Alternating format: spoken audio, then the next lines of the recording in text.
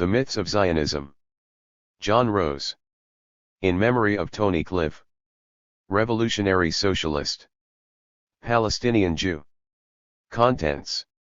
Introduction 1:1 The Bible is our mandate. 7:2 The distinguishing characteristic of the Jews has been their exile. 26:3 18 centuries of Jewish suffering. 43 For us Jews, them Arabs. A message from a Cairo synagogue, 1,000 years ago. 63:5 A land without people. 86 For a people without land. 98:7 Plucky little Israel or great power protege. Britain and the Zionist colony in Palestine. 117:8 The Nazi Holocaust proved the urgency for a Jewish state. 135:9 Plucky little Israel or great power protege. 2. How Israel became the strategic asset for the United States. 154:10 Us Jews, them Arabs. 2. The lost Jewish-Arab symbiosis, in search of the spark of hope in the past. 174 Conclusion, out of the ashes. 201 Acknowledgements. Many people have helped me with this book. First and foremost, my partner Ilaharistami Pavi, who not only read each chapter as soon as it was written, making critical, but always encouraging, comments, but also had to put up with alternating moods of overindulged enthusiasm and doubt. My good friend Michael Rosen also read the book chapter by chapter. A sort of unofficial editor, his email and telephone messages, always thoughtful, sometimes infuriating, usually hilarious, helped steady my nerves. My brother Peter and my Palestinian friend Eham Zekra, as well as other friends, Sabi Sagal, Phil Marflate, and N. Alexander, read specific chapters. I am very grateful for all their comments. The Jewish Studies Department at Southampton University, where I completed an MA in 2000, also helped. Some of the ideas which appear in this book were first tested in their seminars and essays, though the idea for the book came later.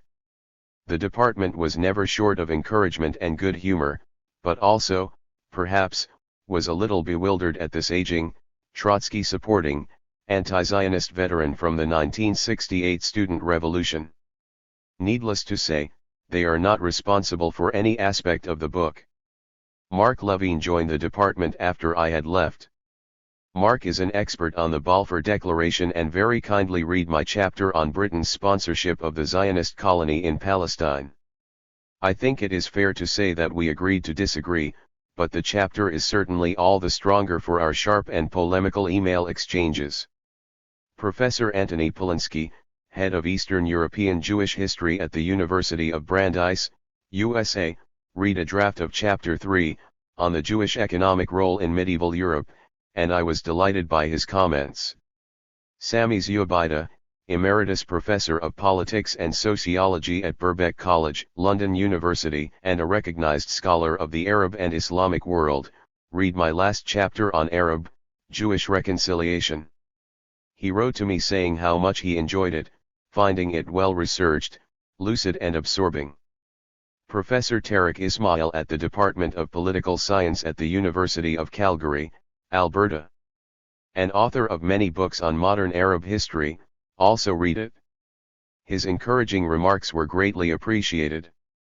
A discussion with Jonathan Tubb, at the Department of Ancient Near East at the British Museum, about the crisis facing Israeli archaeology and its failure to find biblical Israel, proved invaluable. I greatly appreciated Jonathan reading my chapter on this fascinating question. Professor Moshe Machover, Israeli socialist and veteran anti-Zionist dissident, was always ready to respond to my email queries, however difficult or, for that matter, trivial. In addition, his forensic analysis of the final manuscript was absolutely invaluable. A particular thanks to Moshe Machover for that. George Ispazis, Mortaza Sayibzada, and Roland Rance also helped with ideas and suggestions. Roland's many talents, including his encyclopedic knowledge of relevant websites, proved to be an indispensable asset. Finally, I particularly want to thank Sabi Sagal, Afif Saifi, the Palestinian Delegate General to the UK, and Professors Alex Kalinikas, Moshe Machover, and Elon Papp for reading and commenting on the final manuscript. John Rose. September 2003. Paul Foot died 2 months before the publication of my book. He was very much looking forward to it. I just hope it lives up to his expectations. 1. Introduction. The idea for this book first took root in the summer of 2002 following brazenly racist remarks by the former Israeli Labor Prime Minister, Ehud Barak, when he claimed that lying was an intrinsic part of Arab culture, Aruri 2003, 173. This extraordinary outburst reflected very badly on Barak, perhaps suggesting something akin to the psychological process called projection.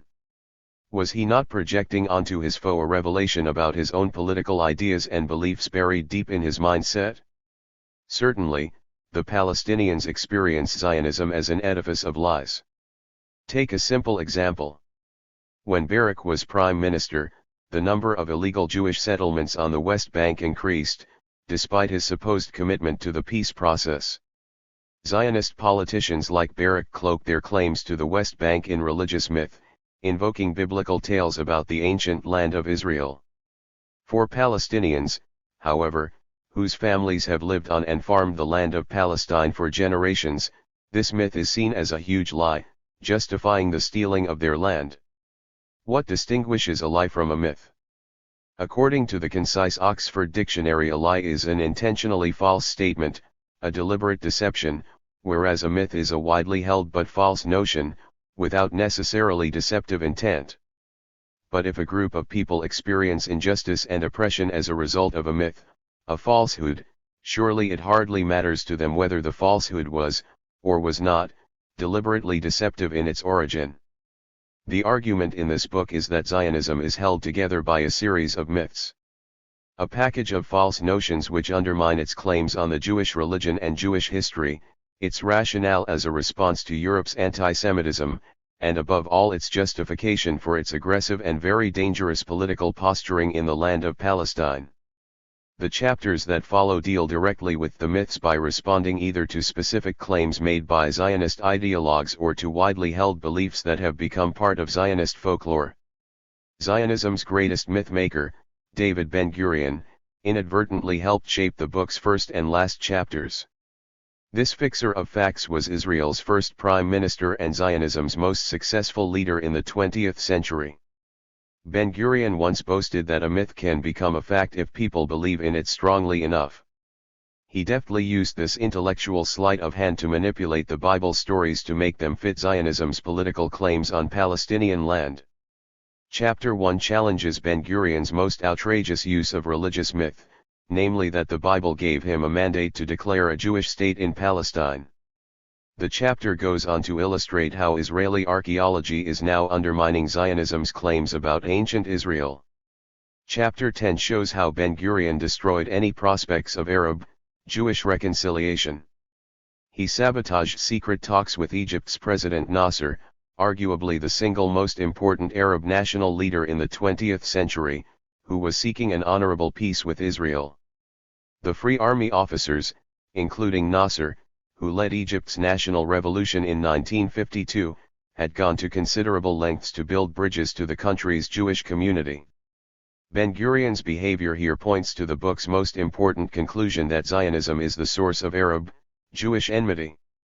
Any prospects of Arab-Jewish reconciliation depend upon its removal. The idea of Arab-Jewish reconciliation begs a vital question about an ignored earlier history.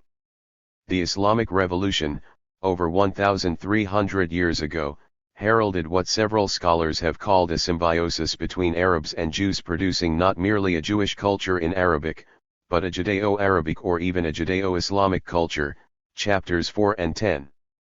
It is even possible that the highly mobile Jewish merchant class, which came to lead Jewish communities in medieval Europe and help secure periods of prosperity and stability for Jews in the early history of Europe, chapter 3, has its roots, at least in part, in this early Islamic Jewish period.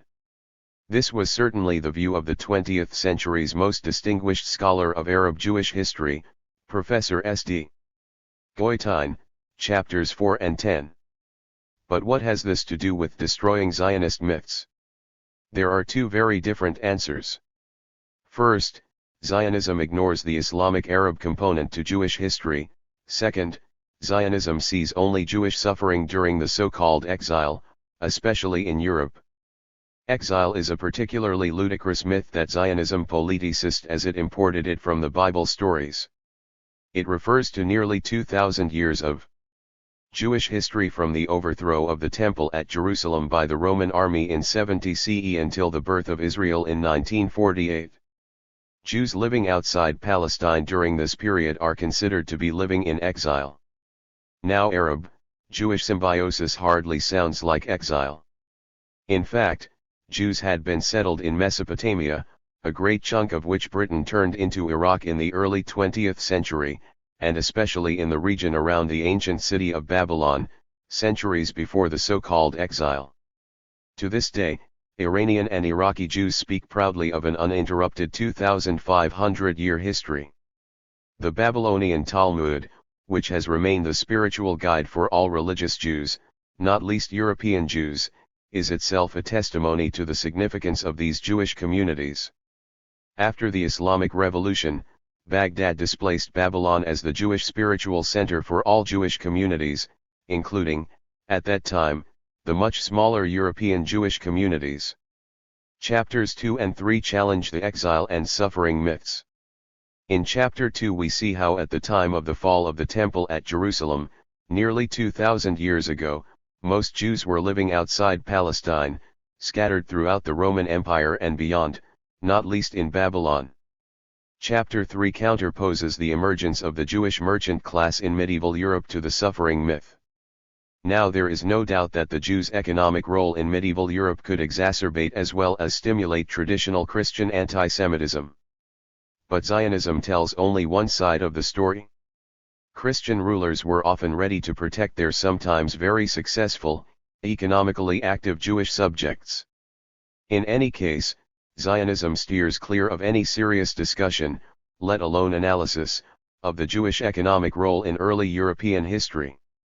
This is sheer hypocrisy. Zionism had to confront the anachronistic image of the Jewish trader and financier that survived the European Enlightenment in just the same way as did the other far more important modern Jewish movements that emerged out of the Enlightenment, the assimilationists and the socialists. Chapter 6.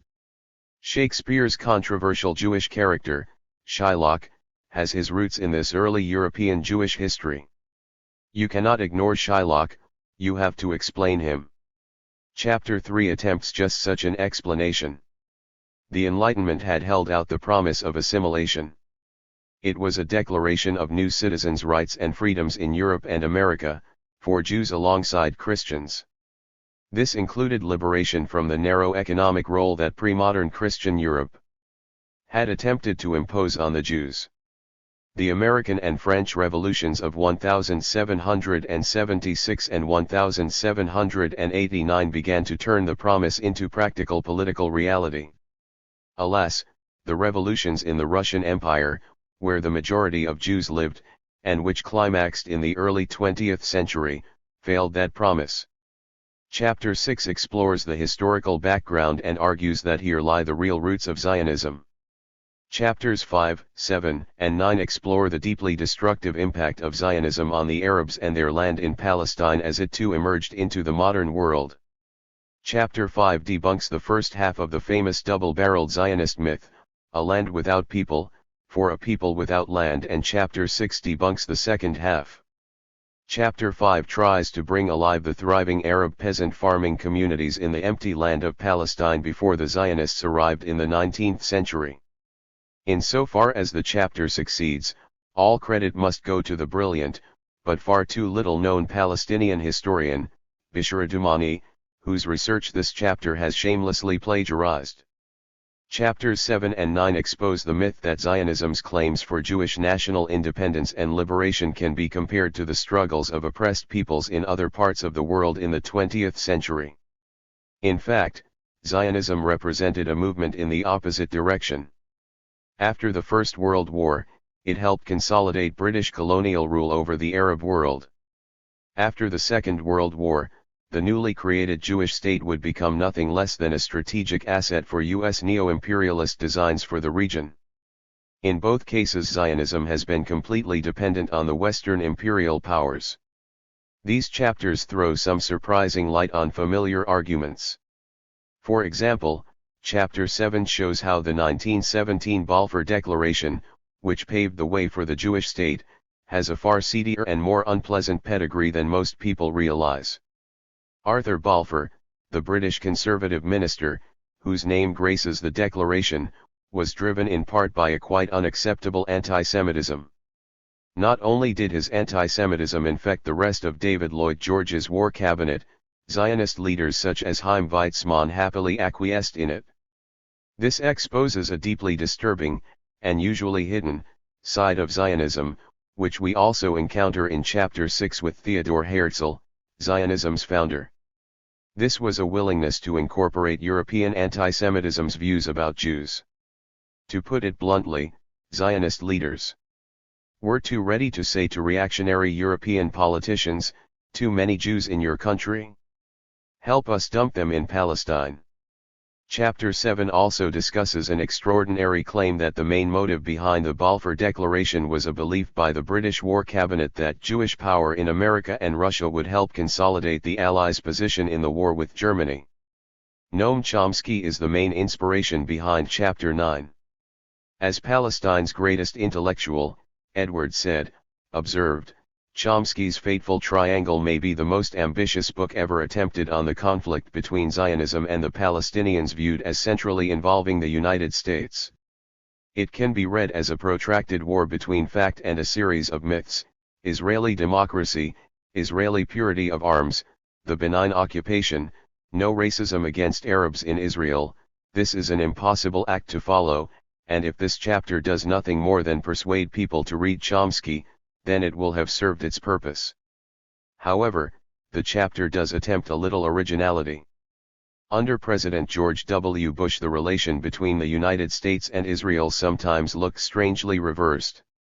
Far from Israel serving U.S. interests in the Middle East, did the U.S. not begin to serve Israeli interests? American Jewish neoconservatives, at the heart of the Bush administration, are thought to have engineered this reversal of policy. Certainly some of these neoconservatives had roots in Israel's fanatical Likud party, the governing party at the time of writing in the summer of 2003. A complicating factor is that this nasty clique has given a new lease of life to an old anti-Semitic accusation of Zionist conspiracy. Chapter 9 attempts carefully to dissect the accusation, and considers to what extent the will of the Bush administration was bent by the neoconservatives. Chapter 8 challenges the myth that the Nazi Holocaust of the Jews provides an unanswerable case in defense of Zionism.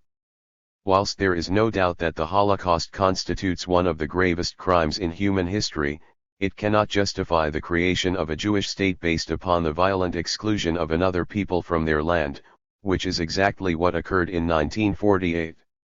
This was a defining moment for both Zionism and the Palestinians, who remember it as Nakba, the catastrophe. Far from this being a legitimate response to the Holocaust properly remembered itself taints the actions, morally debasing those who use it in this way.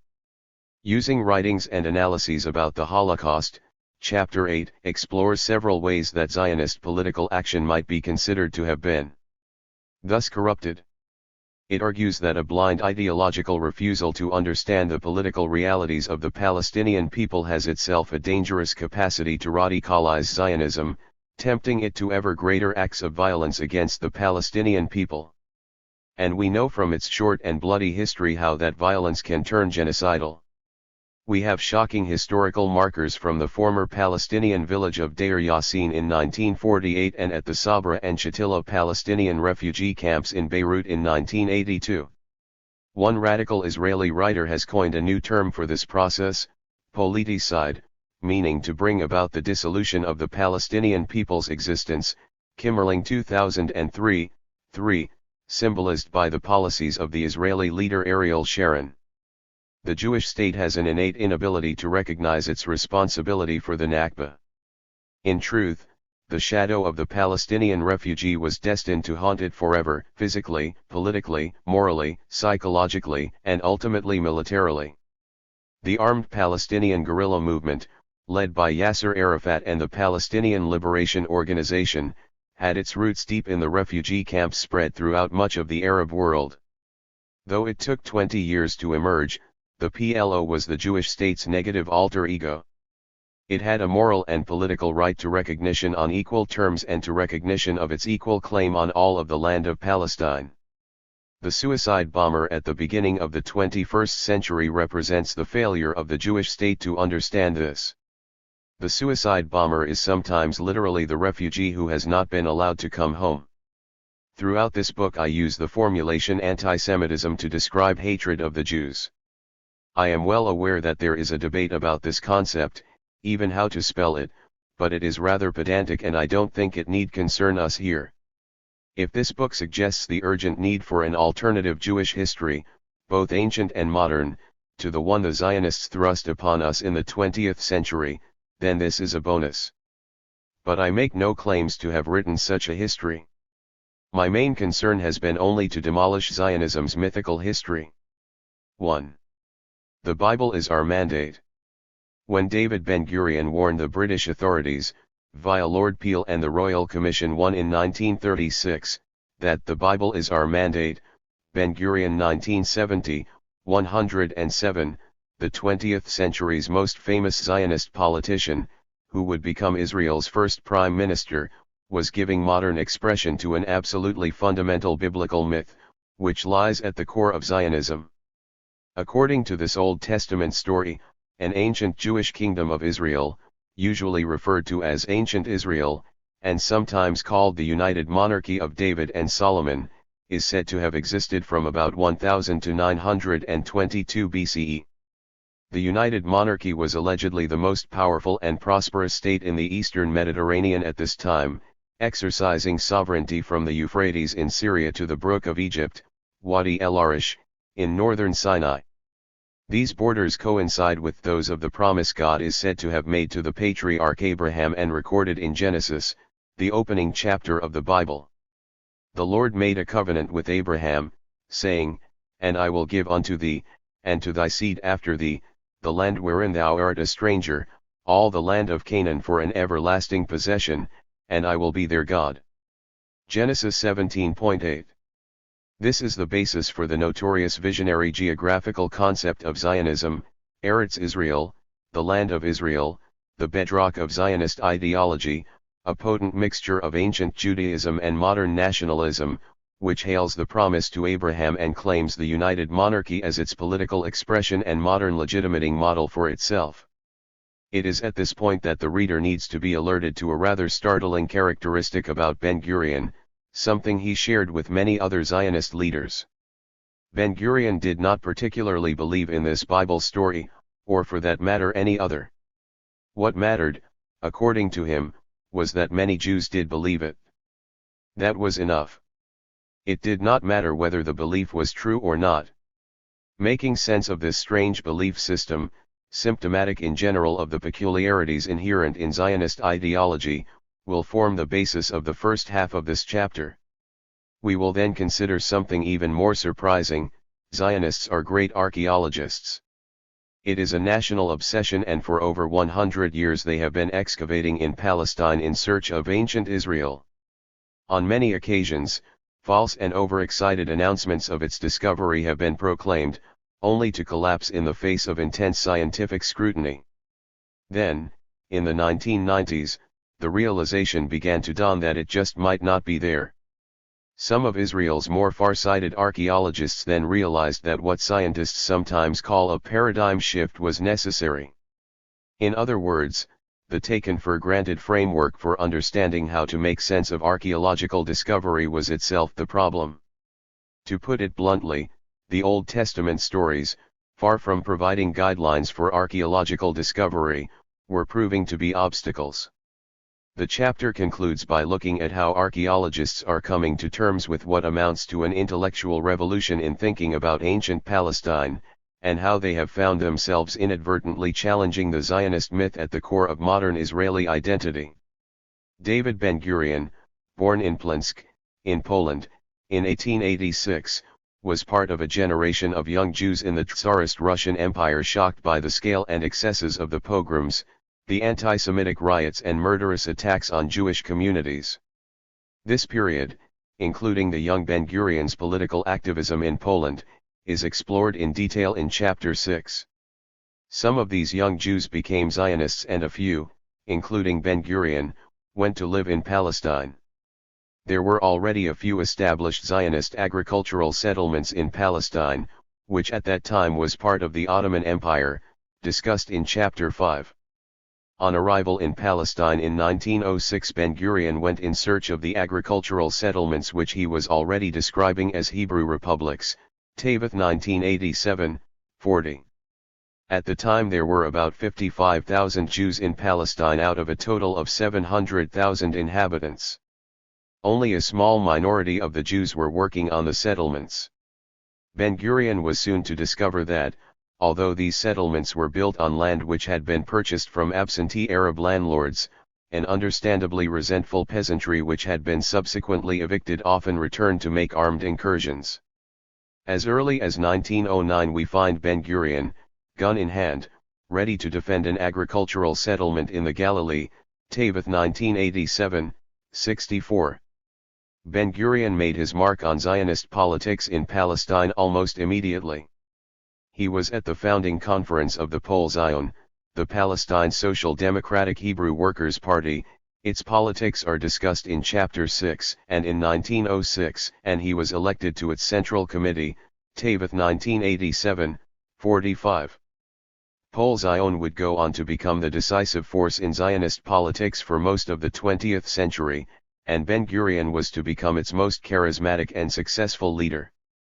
In this chapter we are concerned with trying to understand Ben-Gurion's belief system. It provides an unparalleled insight into Zionist myth-making. Ben-Gurion explains it himself very well. It is not important whether the story is a true record of an event or not. What is of importance is that this is what the Jews believed as far back as the period of the First Temple. Perlman 1965, 227.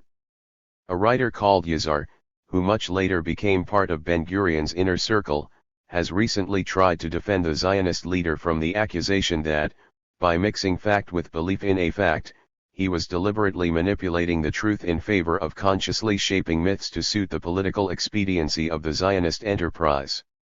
In short, Yazar tries to square the circle between myth and truth. Myth is no less a truth than history, but it is an additional truth, a different truth, a truth that resides alongside the truth, a non-objective human truth, but a truth that makes its way to the historical truth. Wistrich and Ohana 1995, 61.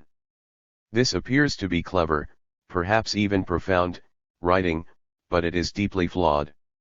It is true that by persuading people to act, and if necessary to act violently, in response to myth, historical fact can be created. But this does not validate the myth by somehow injecting truth into it after the event. This, however, was Ben-Gurion's game. Intense belief in the myth made it a truth, or at least as good as a truth. This is demagogy and, in the early 1960s, it led to Ben-Gurion falling out with some of Israel's most prominent secular and religious intellectuals. The catalyst was the so-called Lavon Affair. What concerns us here is not the Lavon Affair itself, too, but the unexpected way it not only put Ben-Gurion's integrity in question but also exposed the fragility of the ideological character of the Israeli state. The scandal rocked Israel. With tempestuous discord that sapped the young state's foundations, exposed Ben-Gurion and Lavon to private and public travail, and reduced the political arena to utter chaos. Gilbert 1998, 296-7, 3. Ben-Gurion then faced a long showdown with many of Israel's more liberal intellectuals. One of Ben-Gurion's most sensational uses of myth-making, one that would eventually so antagonize his critics, was his play on the messianic theme. At first sight this may seem preposterous. After all, Ben-Gurion denied the centrality of religion as an integrating force in modern Jewish nationalism, Karen 1983, 65, and was a great believer in science and rationality. However, with Ben-Gurion, nothing was that straightforward. He has been described as a crude monist, rather than an atheist, for this seems to mean that he believed in the enhanced spiritual powers of the human mind. The belief in the ability of the human mind stems from its identification with the universe it explores, Karen 1983, 28, and allowed him a backdoor re-entry to religion when it suited him, as well as the flexibility to reinterpret religion to fit in with modern political needs and their ideological justification. In any event, his monism allowed him his own messianic aspirations, apparently available to human genius, with which he seems to have believed he was endowed. God or nature, he wrote, endows the genius with sublime talents, not out of love for him, but from a desire to bestow upon the world sublime creations. He brings into existence an intermediary, Tavith 1987, 10.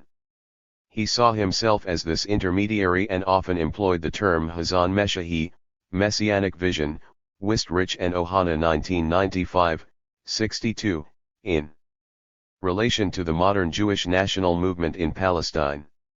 He argued that there were three components to modern Jewish nationalism: the people's link to the homeland, the Hebrew language, and, above all, the messianic link to redemption, Karen 1983, 65.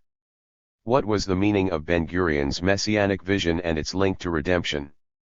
According to both Judaism and Christianity, God will send his representative, an intermediary, the Messiah, to earth in order to transform human society and redeem it of its sins. Redemption means renewal or rebirth and is rooted in a vision of holy goodness for all humanity. In Judaism, the Messiah has yet to arrive. In Christianity, Jesus Christ, the Son of God, was the Messiah and he will return. One of Ben-Gurion's harshest critics, the writer Avraham Avihai, has argued that Ben-Gurion stripped the concept of Messiah of its personification, a concept common to Judaism and Christianity. Ben-Gurion instead substitutes Zionism as a messianic movement for the Messiah as person. Hence the redemption of mankind is to be preceded by the redemption of the Jewish people, restored to their own land, Karen 1983, 65. Ben-Gurion talked about the establishment of a model society which will become a light unto nations, lifting the theme from the Old Testament prophet Isaiah. Through it will come universal redemption, the reign of righteousness and human brotherhood and the elimination of wickedness, Karen 1983, 65. Ben-Gurion's statement here reads as though he is actually quoting Isaiah, but in fact what he is doing is using biblical language himself to justify the creation of the State of Israel, a device commonly employed by Zionists who describe themselves as non-believers. Ben-Gurion often interlaced remarks like this with references to the Jews performing the noble task of settling the ancient homeland as a necessary condition of universal redemption for all on account of the fact that they were, or at least could become, the chosen people. According to the Bible, the Jews are God's chosen people. One cannot but admire the sheer gall of the man. Ben-Gurion had usurped Christianity as well as Judaism. The Jewish people resettled in the ancient land, after 2,000 years, will be a sort of national collective Christ, providing a light unto all other nations of the world. Yet a satirical edge quickly vanishes when it is realized how easily Ben-Gurion could slide his political messianism into place in support of Israel's political and military adventures. The Messianic people could pursue aggressive and nationalist expansionist aims in Palestine and beyond, legitimately, because they alone were entitled to respond to an Old Testament script. Thus he remembered Moses during the Suez Crisis of 1956, the blatantly imperialist military adventure when Israel joined Britain and France in trying to topple Egypt's leader, Colonel Nasser, who had nationalised the Suez Canal. According to Ben-Gurion, the thousands of Israeli soldiers involved in the Battle of the Sinai Desert between Egypt and Israel were likely to have been inspired by memories of how their Jewish ancestors had been led to Mount Sinai by Moses, who had received the Ten Commandments from God. This was no mere battle. The halo of Sinai and all the deep and mystical experiences associated with that name for thousands of years glowed over our soldiers' heads as if their parents were present at the Mount Sinai event. Karen 1983, 69. Biblical quotations peppered all of Ben-Gurion's speeches. Prophetic statements were incorporated into the political language, and his biblical heroes, even when they disagreed with God, pointed ominously to his contemporary attitudes. On one occasion Ben-Gurion praised Jeroboam II, a king of biblical Israel, who did evil in the eyes of the Lord, but who nevertheless enlarged his kingdom by capturing Damascus, Wistrich and Ohana 1995, 69. Blasphemy. The Jewish religion held mistress of secular government. Two very accomplished Jewish religious philosophers, Martin Buber and Yeshayahu Leibowitz, who called themselves Zionists, were nevertheless appalled at the way they saw Ben-Gurion manipulating the Jewish religion for narrow political ends. Ben-Gurion had hijacked the spiritual concept of Zion, Buber argued, which should have no place in nationalist power politics. Zion implies a memory, a demand, a mission. Zion is the foundation stone, the bedrock and basis of the messianic edifice of humanity.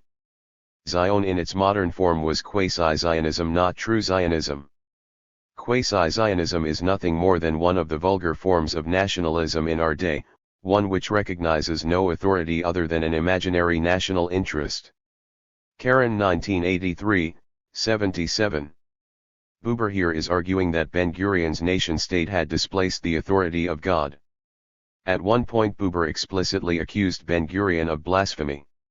He argued that Ben-Gurion's secularization keeps men from hearing the voice of the living God, Karen 1983, 78. Ben-Gurion could not dismiss Buber as a religious obscurantist. First, Buber was highly respected by believers and non-believers alike. Second, Buber was keenly aware of the dilemmas facing Jewish politics in modern Palestine.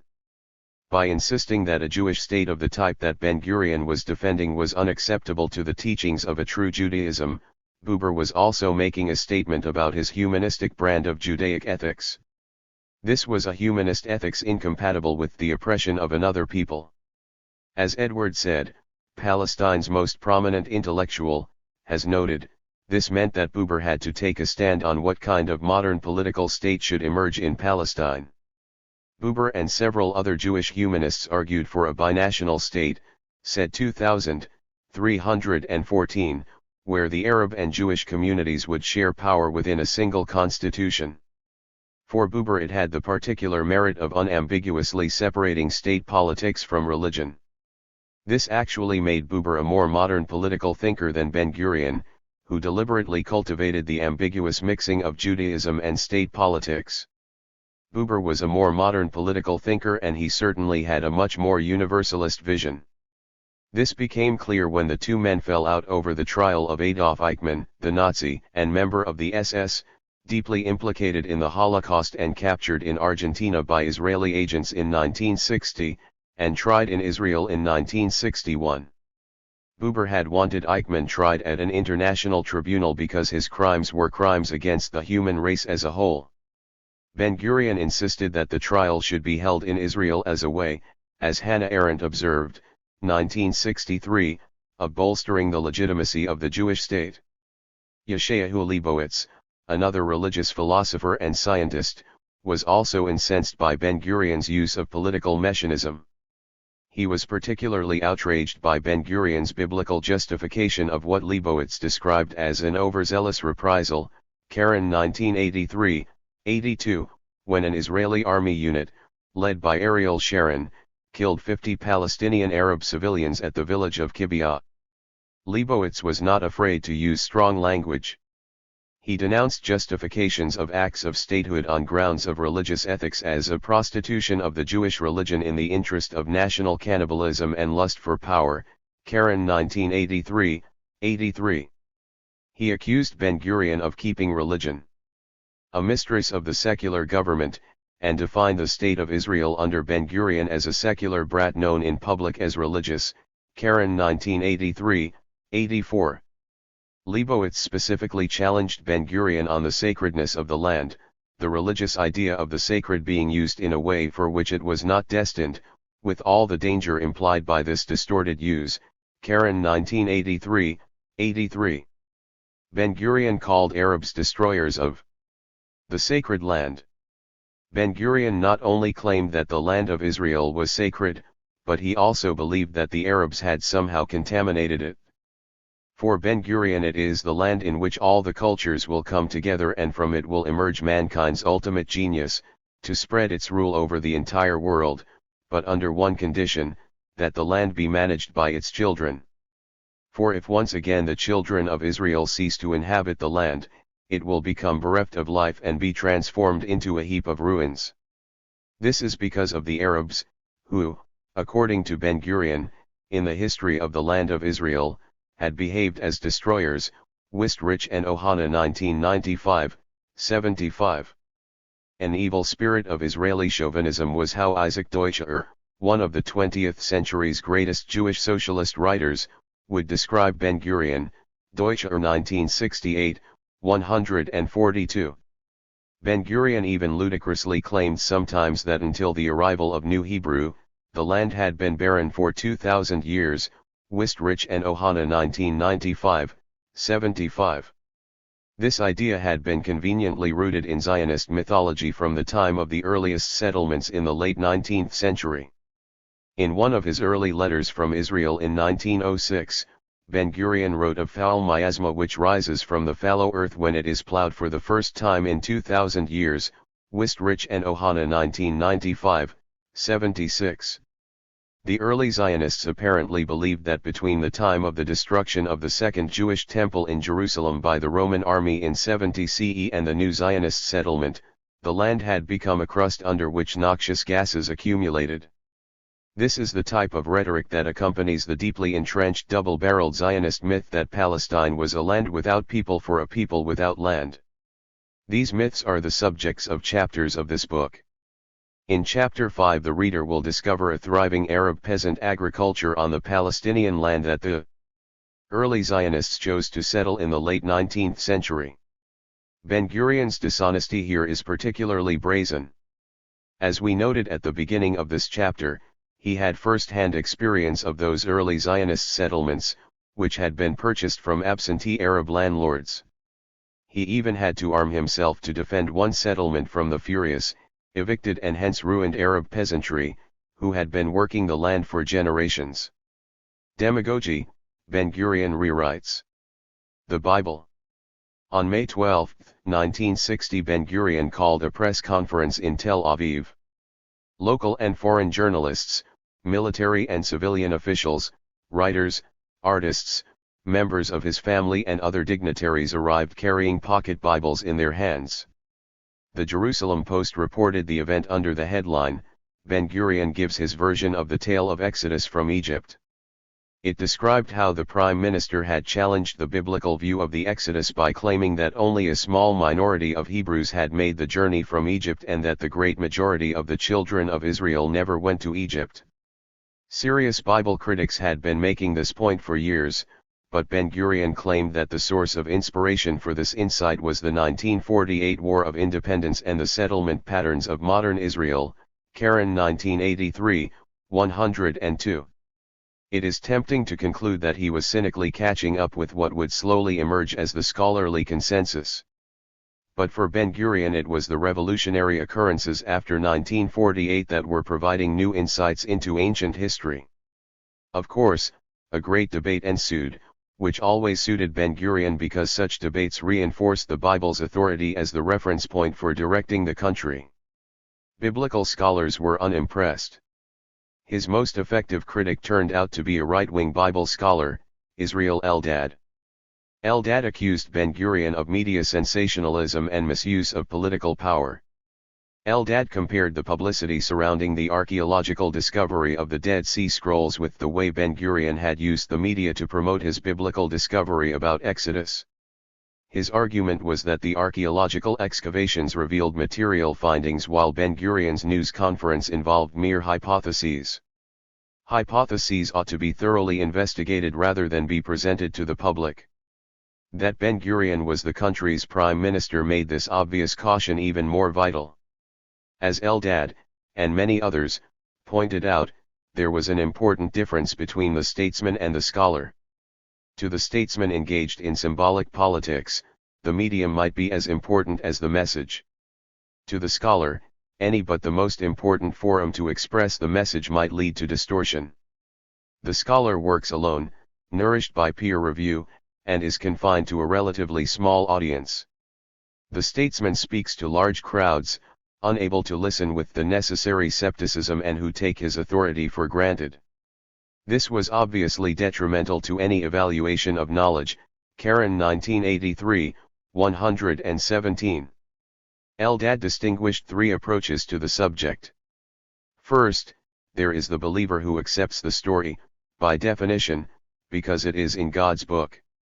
Second, there is the scientist, who has exactly the opposite approach. Nothing in the Bible should be beyond doubt, whether supernatural events or natural ones. Third, there is the interpreter who studies the Bible not for its own sake but as a means of deriving contemporary, or universal, lessons. All three approaches are legitimate provided they are kept distinct. Eldad's complaint was that Ben-Gurion had conflated them. Karen 1983, 114. Eldad had touched Zionism's raw nerve. In the end, science and religion were incompatible. Within Zionism, the tension between the two becomes unbearable when Jewish history is subjected to the rules of evidence-based argument and scholarship, that is, when there is proper adherence to the standards of scientific inquiry. 5. We need now to disentangle three factors: the Zionist misuse of the Bible stories, the Bible stories themselves, and the historical period that the Bible is claiming to describe. This will take us to the argument literally at the cutting edge of Israeli archaeology. But first let us try to set out the background using as our focus ancient Israel. We have an immediate difficulty because there are several ancient Israels in the Bible. We will concentrate on the so-called United Monarchy of David and Solomon from about 1000 to 922 BCE, because this is the ancient Israel upon which Zionism makes its most outrageous claim. Readers with any familiarity with the Bible may recall that the land of the time had another name, Canaan.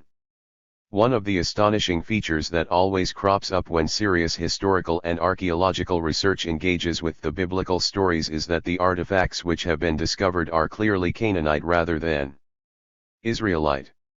In fact, Israelite artifacts have never been discovered from this period. But perhaps that doesn't matter. After all, the Bible stories carry images so powerful that even the most skeptical assume there must be at least grains of historical authenticity. After all, which school child does not know that David, who would become the Israelite king of the United Monarchy, in his warrior days, toppled the Philistine Goliath with a slingshot?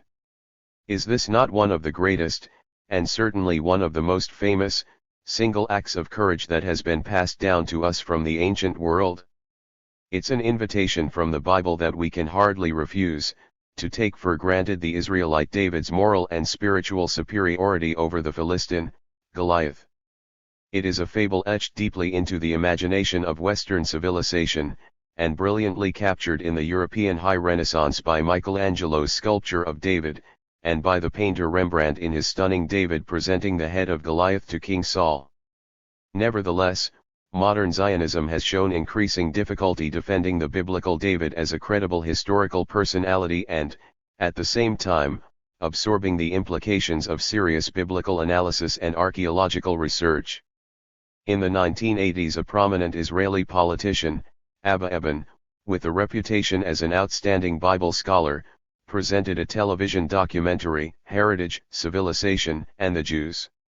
The series, which was accompanied by a best-selling, beautifully illustrated coffee table book, purported to show the history of the Jews from biblical times to the present day.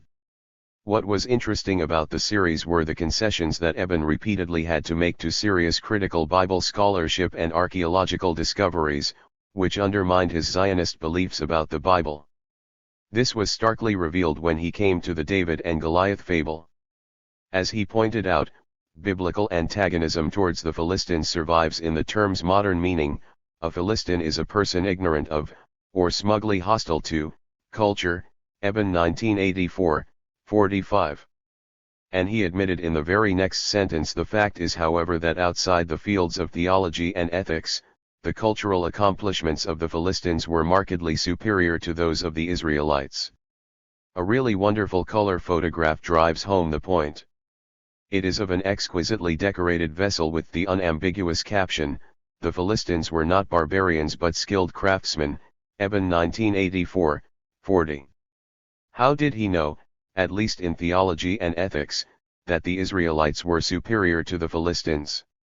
The answer is that he does not. This is what Bible critics call an example of redaction.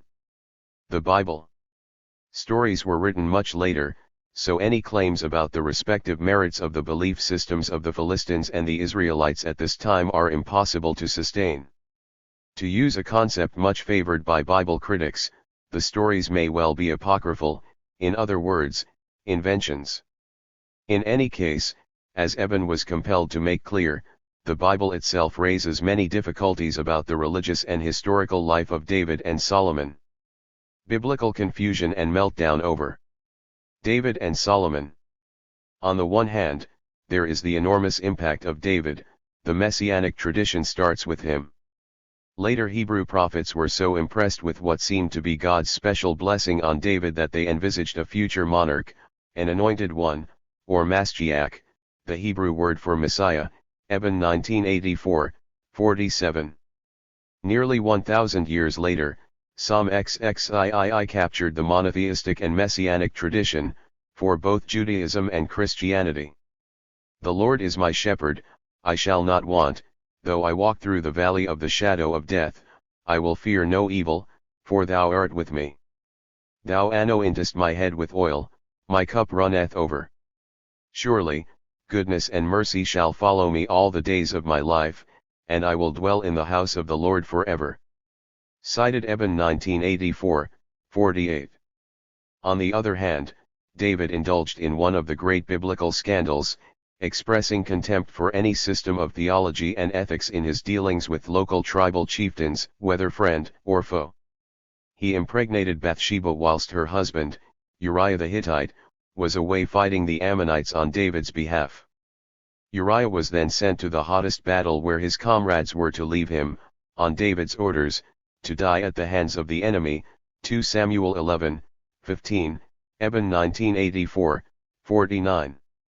According to the highly respected contemporary Bible scholar, Karen Armstrong, David's conduct would have offended even contemporary standards of pagan justice, let alone later standards of Jewish justice, Armstrong 1996, 46. Like Abba Eben, the writer Paul Johnson, in his very popular History of the Jews, is desperately keen to stand by the Bible stories, yet even his reading of the Bible has cast doubt on David's Israelite origins. He was originally a shepherd descended from the humble and enchanting Ruth the Moabitess, Johnson 1993, 55. The problem is even greater with Solomon.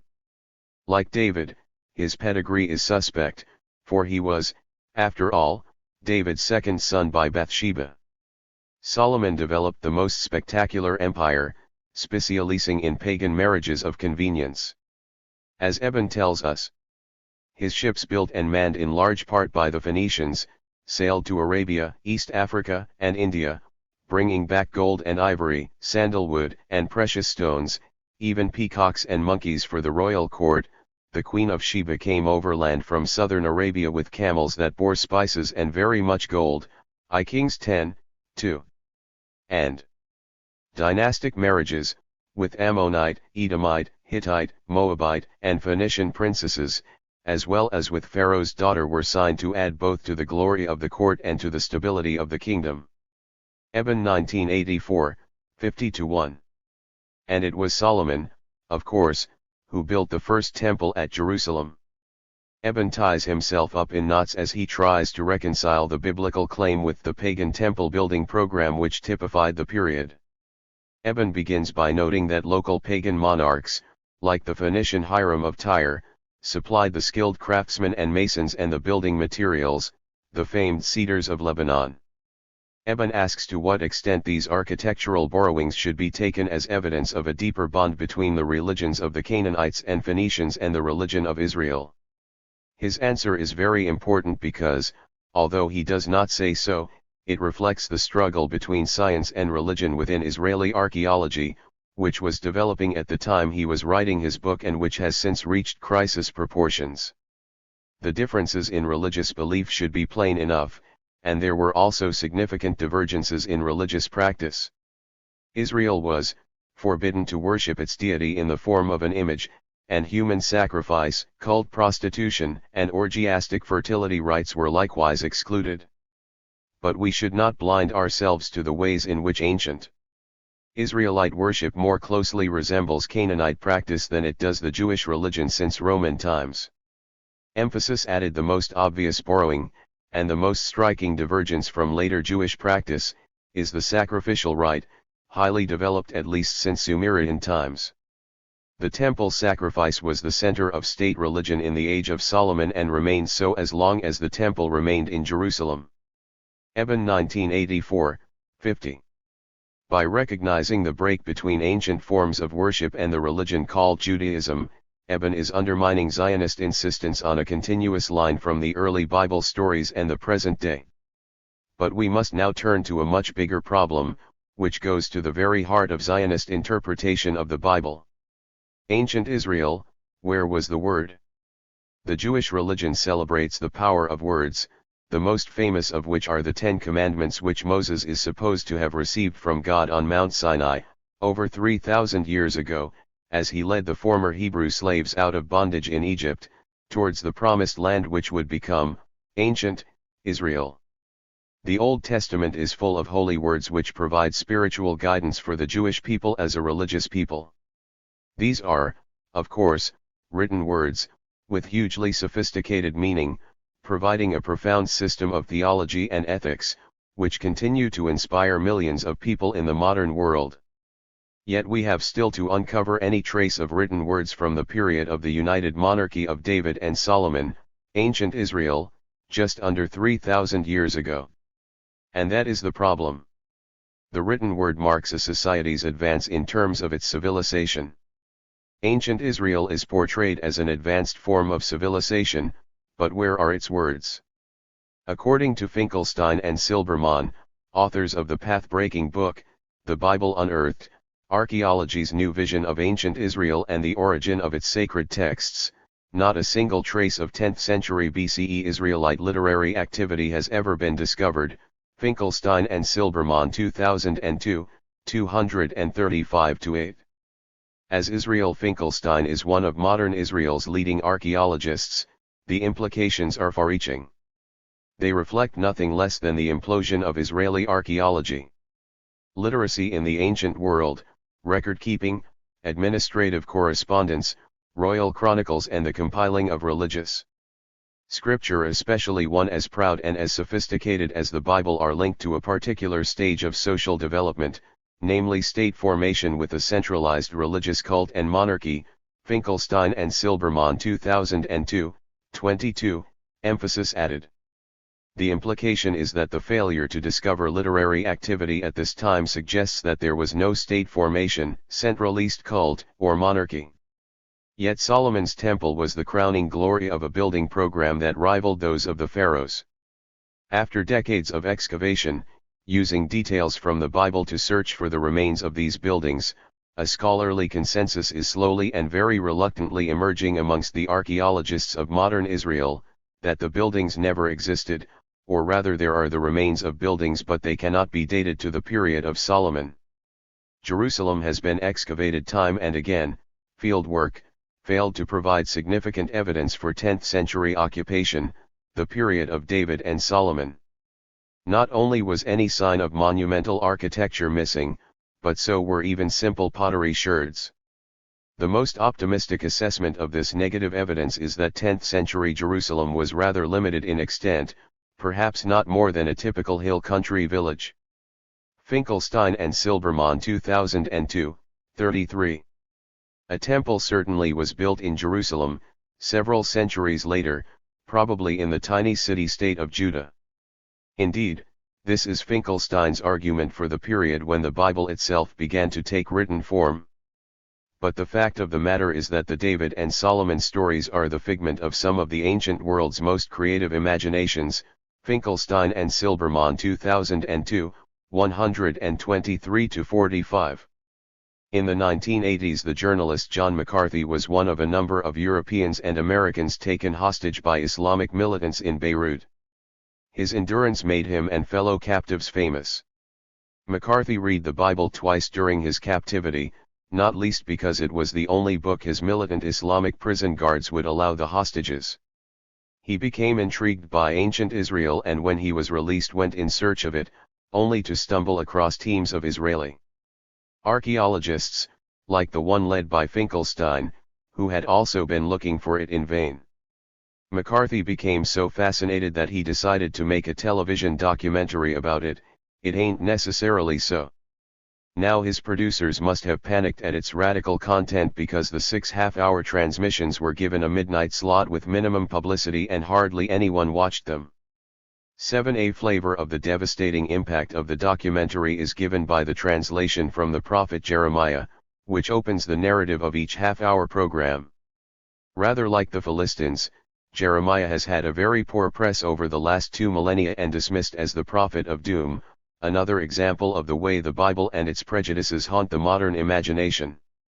Actually, it is possible that Jeremiah may have been a very honest witness in the tiny city-state of Judah, about which more in a moment, at the time when some books of the Bible were possibly taking written form. McCarthy based his series on the work of Israeli archaeologists like Finkelstein and his colleague, Professor Zeev Herzog.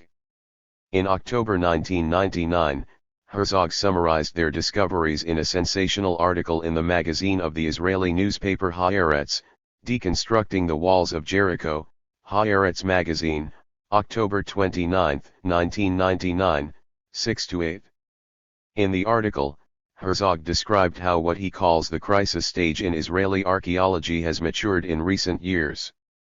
He described it as nothing less than a scientific revolution. It is a process well known to all research scientists familiar with the dynamic of scientific breakthrough. A crisis stage is reached when the theories within the framework of the general thesis are unable to solve an increasingly large number of anomalies.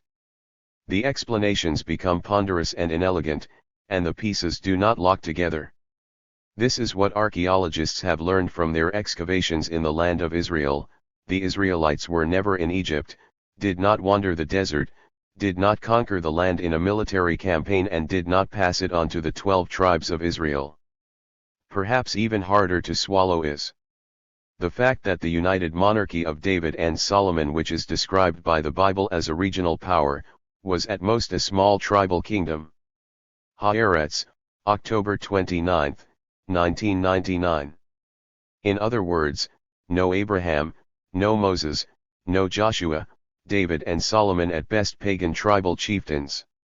He goes on, and it will come as an unpleasant shock to many that the God of Israel, Jehovah, had a female consort.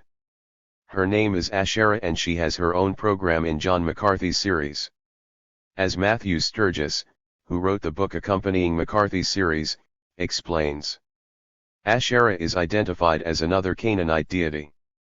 She was a fertility goddess and the recognized consort of the chief god El, and later of Baal. Many small figurines representing her have been found at early Canaanite sites. The statuettes, with their large breasts and well-defined sexual organs, are closely related to those found at the slightly later Israelite sites. It is a relationship that has led scholars to suggest that Israelite fertility figurines may represent Asherah too. Sturgis 2001, 186. Notice how archaeology is now compelled to shake off significant distinctions between Canaanite and Israelite sites.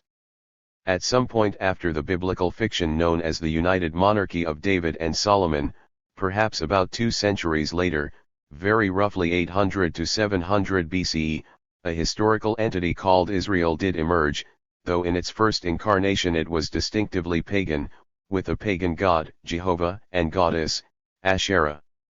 Furthermore, Jerusalem was not its spiritual center. In the late 1960s, the archaeologist Bill Dever discovered Asherah, in inscription form, written in ancient Hebrew, when he was carrying out excavations at Khirbet el-Kham near Hebron. On the wall of a late Iron Age tomb, dating from the mid to late 8th century BCE, he discovered a bold drawing of what appeared to be a hand together with an inscription that ran, "Blessed, by Yahweh Jehovah, and his Asherah." Dever recalls, "When I first discovered it, I didn't really want to publish it, as a young scholar. It was too controversial.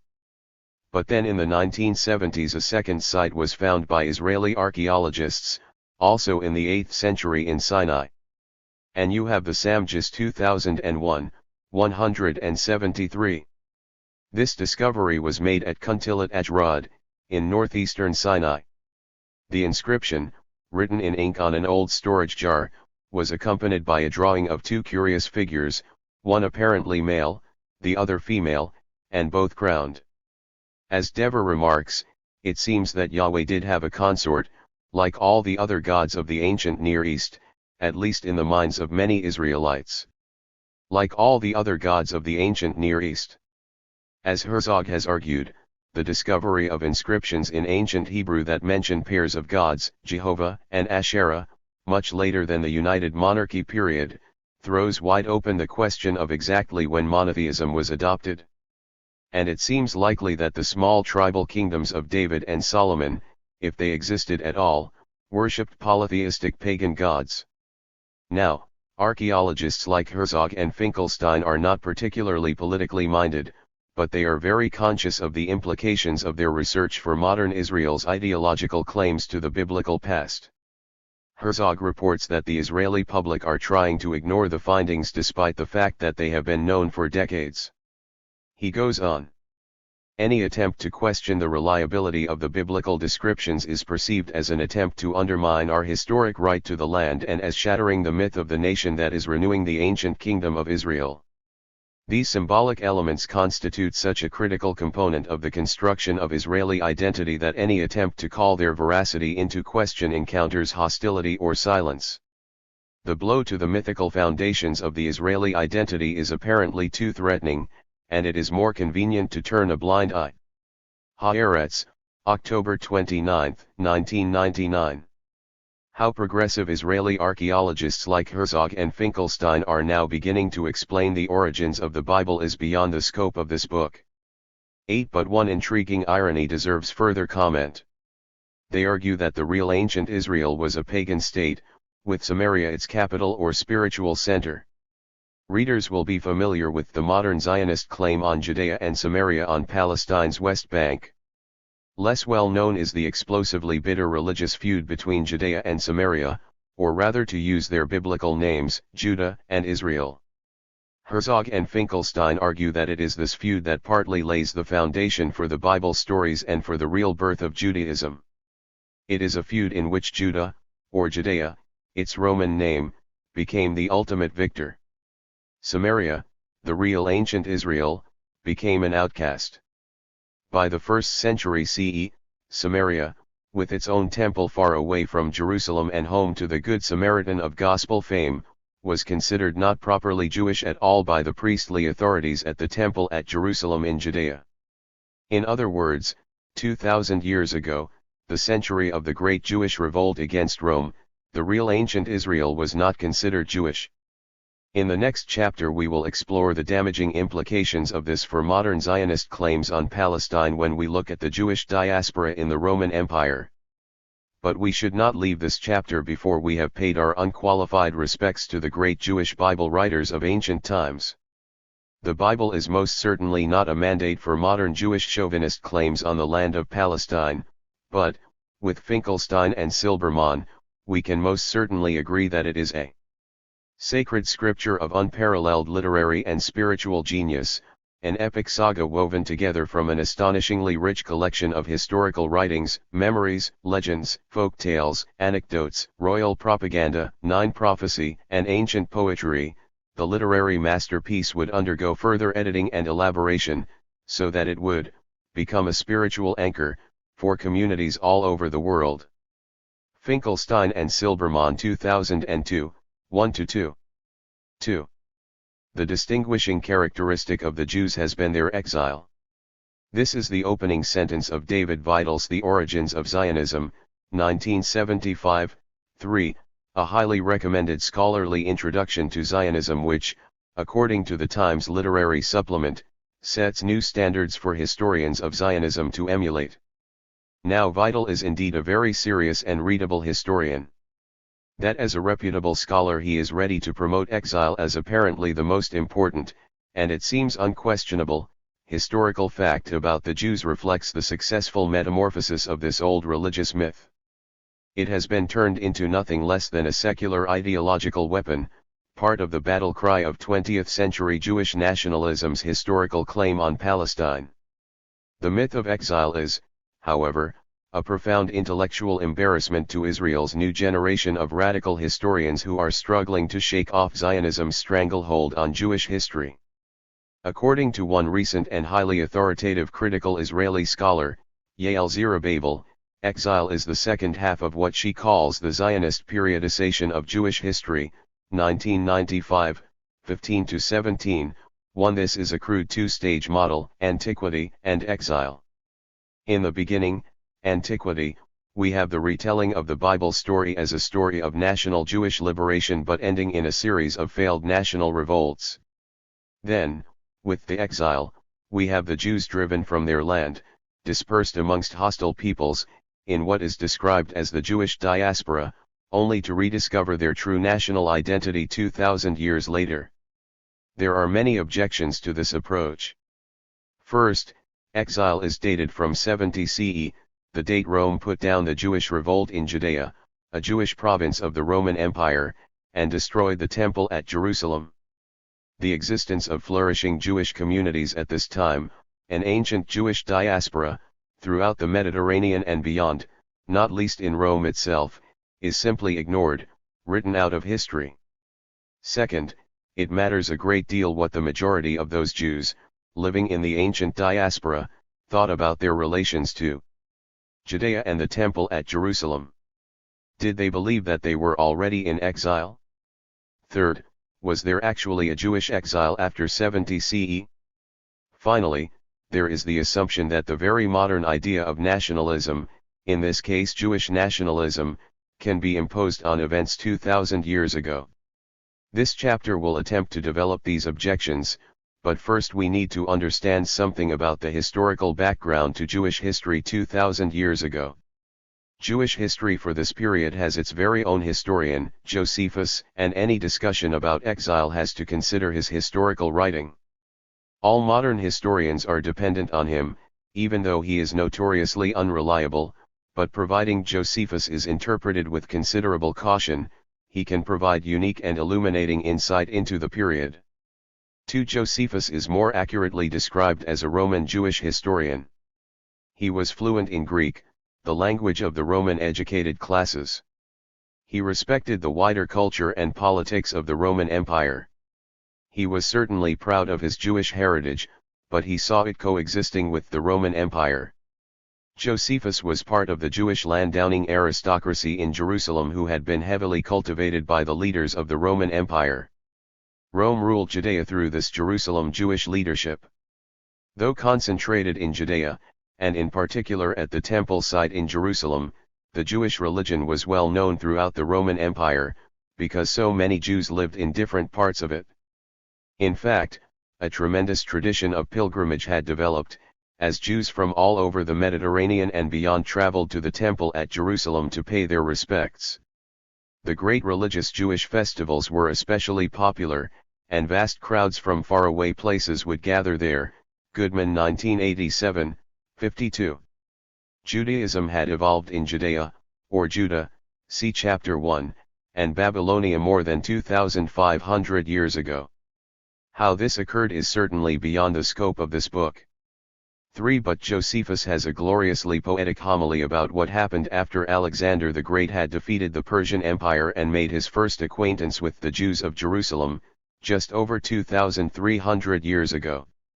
For when Alexander while still far off saw the multitude in white garments, the priests at their head clothed in linen, and the high priest in a robe of hyacinth blue and gold, wearing on his head the mitre with the golden plate on it which was inscribed the name of God, he approached alone and prostrated himself before the name and first greeted the high priest.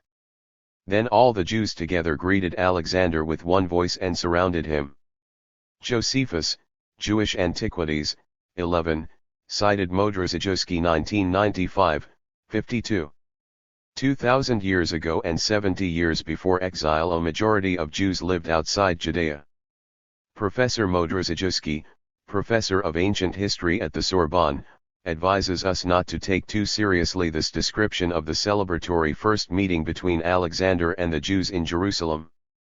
Nevertheless, the victorious campaigns of Alexander the Great, 336 to 323 BCE, marked a turning point. A new era in the history of the Mediterranean region began when Greek rationalism encountered Jewish spirituality. Alexander's conquests laid down the boundaries of a universal empire. It was to serve as a model for the Romans. Modrzejewski 1995, 47.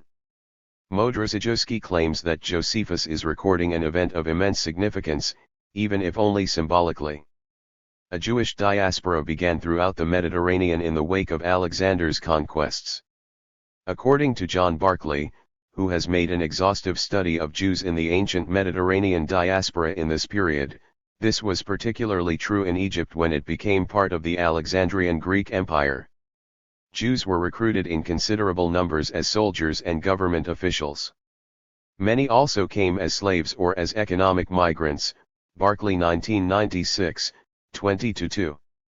In return, Alexander and his successors in Egypt, known as Ptolemaic, agreed to respect and protect Jewish law. Modrzejewski 1995, 55. There is some evidence that Alexander was following a precedent already established by the Persian Empire, where there was also a smaller Jewish diaspora. This was to tolerate Jewish religious independence based on the temple at Jerusalem in return for Jewish services. There are intriguing documents from a much earlier Judean colony in Elephantine in Egypt, servicing the Persian Empire, dating from the period of Persian control. Modrzejewski 1995, 21-44. These precedents seem to have fixed a familiar pattern for relationships between the Jews and the rulers of ancient empires, even stretching forward to the medieval states, 1,000 years later. In Alexandria, the city built to commemorate its founder on Egypt's Mediterranean coast and which became the political and commercial heart of the empire, the Jewish community grew at an extraordinary rate to number no less than a third of the total population of 500,000, Modrzejewski 1995, 73. When Rome took control of the disintegrating Ptolemaic Greek Empire, and certainly by the 1st century of the Common Era, the majority of Jews were living outside Judea. Barclay 1996, 4n.1. The Jews of Egypt 2,000 years ago. One of the Jewish diaspora's most illustrious families in the Roman Empire was headed by Philo of Alexandria. No doubt there were many illustrious families. But our sources are very limited and dependent for their survival after 2,000 years upon accidents of history, like the dry sands of the Egyptian desert which sometimes stored papyri documents, or in this case Christian fascination with this Greek Jewish philosopher. Early Christians were familiar with a Greek saying, either Plato-Philoneses or Philo-Platoneses, according to the Christian monk, Jerome, Barclay 1996, 165. Philo stood at the peak of the Jewish community in Alexandria, at the climax of a Jewish philosophical tradition, deeply engaged with Hellenistic i.e. Greek culture, Barclay 1996, 158. He was a Platonic philosopher but, in Philo's words, in the school of Moses, Barclay 1996, 163. Philo's brother was Alexander the Alabarch, chief inspector of customs duties, collected on the eastern side of the Nile. He was one of the richest men in the city, giving a gift to the temple at Jerusalem of massive gold and silver plate for its 9 gates. Josephus claims he was also an overseer, possibly an advisor, though its meaning is uncertain, to the mother of Claudius, the Roman emperor. Barclay 1996, 158-60. Tiberius Julius Alexander was a nephew of Philo. Appointed by the Emperor Claudius as procurator of Judea, he later helped put down the Jewish revolt in Jerusalem. Josephus tells us that Tiberius had abandoned the customs of his forefathers, Modrzejewski 1995, 186-8. It would be foolish to draw general conclusions from a single family, perhaps, especially this one. But one characteristic does stand out. Though a highly assimilated family, two of its leading members remained firmly committed to Judaism. The third made a clean break with the religion. But even here there is not necessarily an indication of attitude towards the wider pagan Roman Empire. Josephus, who was a commander of the Jewish revolt against the armies of the Roman Empire in the Galilee, infamously changed sides. Yet even with Roman patronage, he swore his continuing commitment to his Jewish faith. There were high levels of assimilation across Jewish society in Egypt. Jews had served in all ranks of the Alexandrian Greek army, in the infantry and cavalry, from humble footmen to officers and paymasters, Barclay 1996, 115. In most cases they served in military units of mixed ethnicity.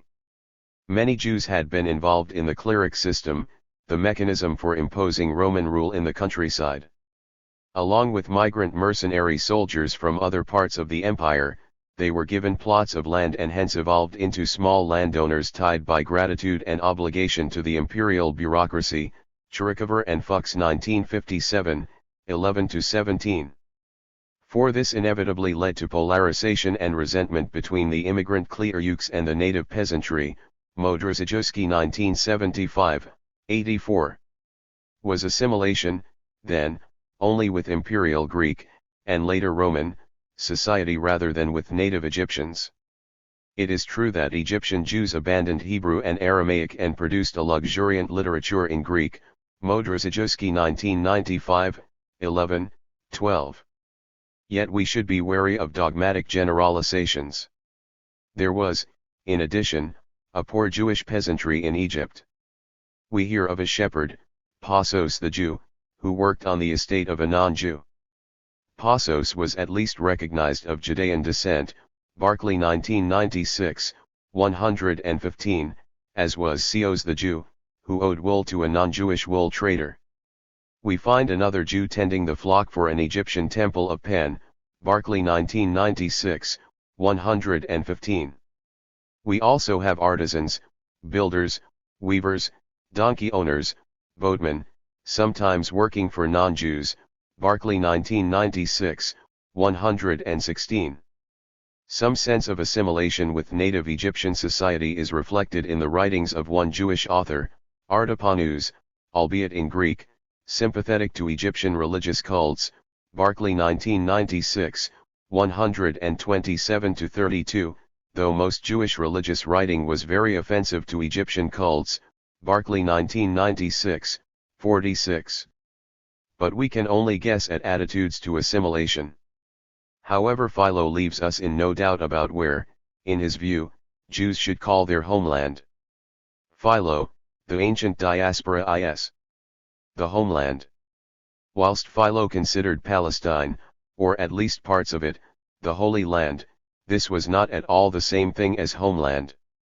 Sarah Peirce has argued that Philo's discussions about the journey towards wisdom stress that the wise person, exemplified by Abraham, should abandon the homeland, often explicitly identified with ignorance or false religion, in favor of the true homeland, that is the realm of God, or virtue.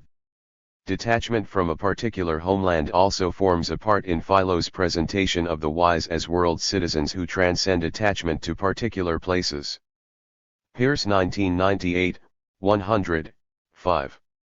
What is so fascinating about Philo's perspective is how it anticipates the modern internationalism that grew out of the medieval European Jewish diaspora and which became such a magnificent part of the Enlightenment Jewish tradition.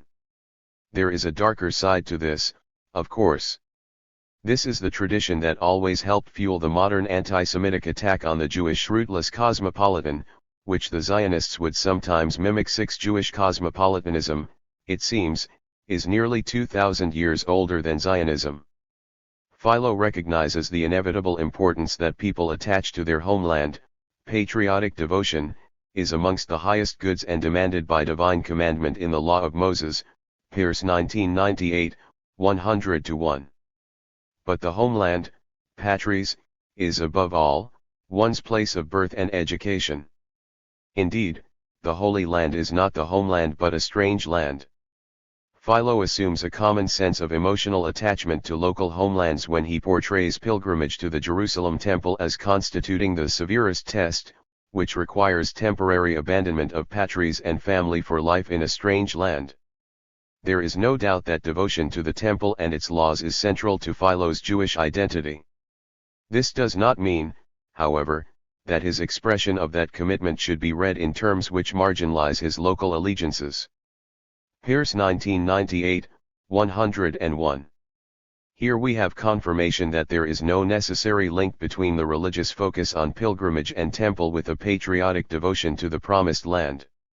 How does Philo's perspective fit with the rest of the Jewish diaspora in the ancient world? Our sources are far more limited. Nevertheless, here is Barclay's conclusion to his assessment of the distinguishing characteristic of the Jews has been their exile. 31.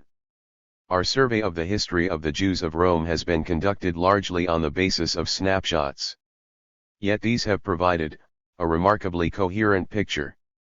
As one among many immigrant minorities in Rome, Jews were subject to the cultural and social snobbery of the Roman elite, even though exceptional Jewish individuals were known in the imperial court.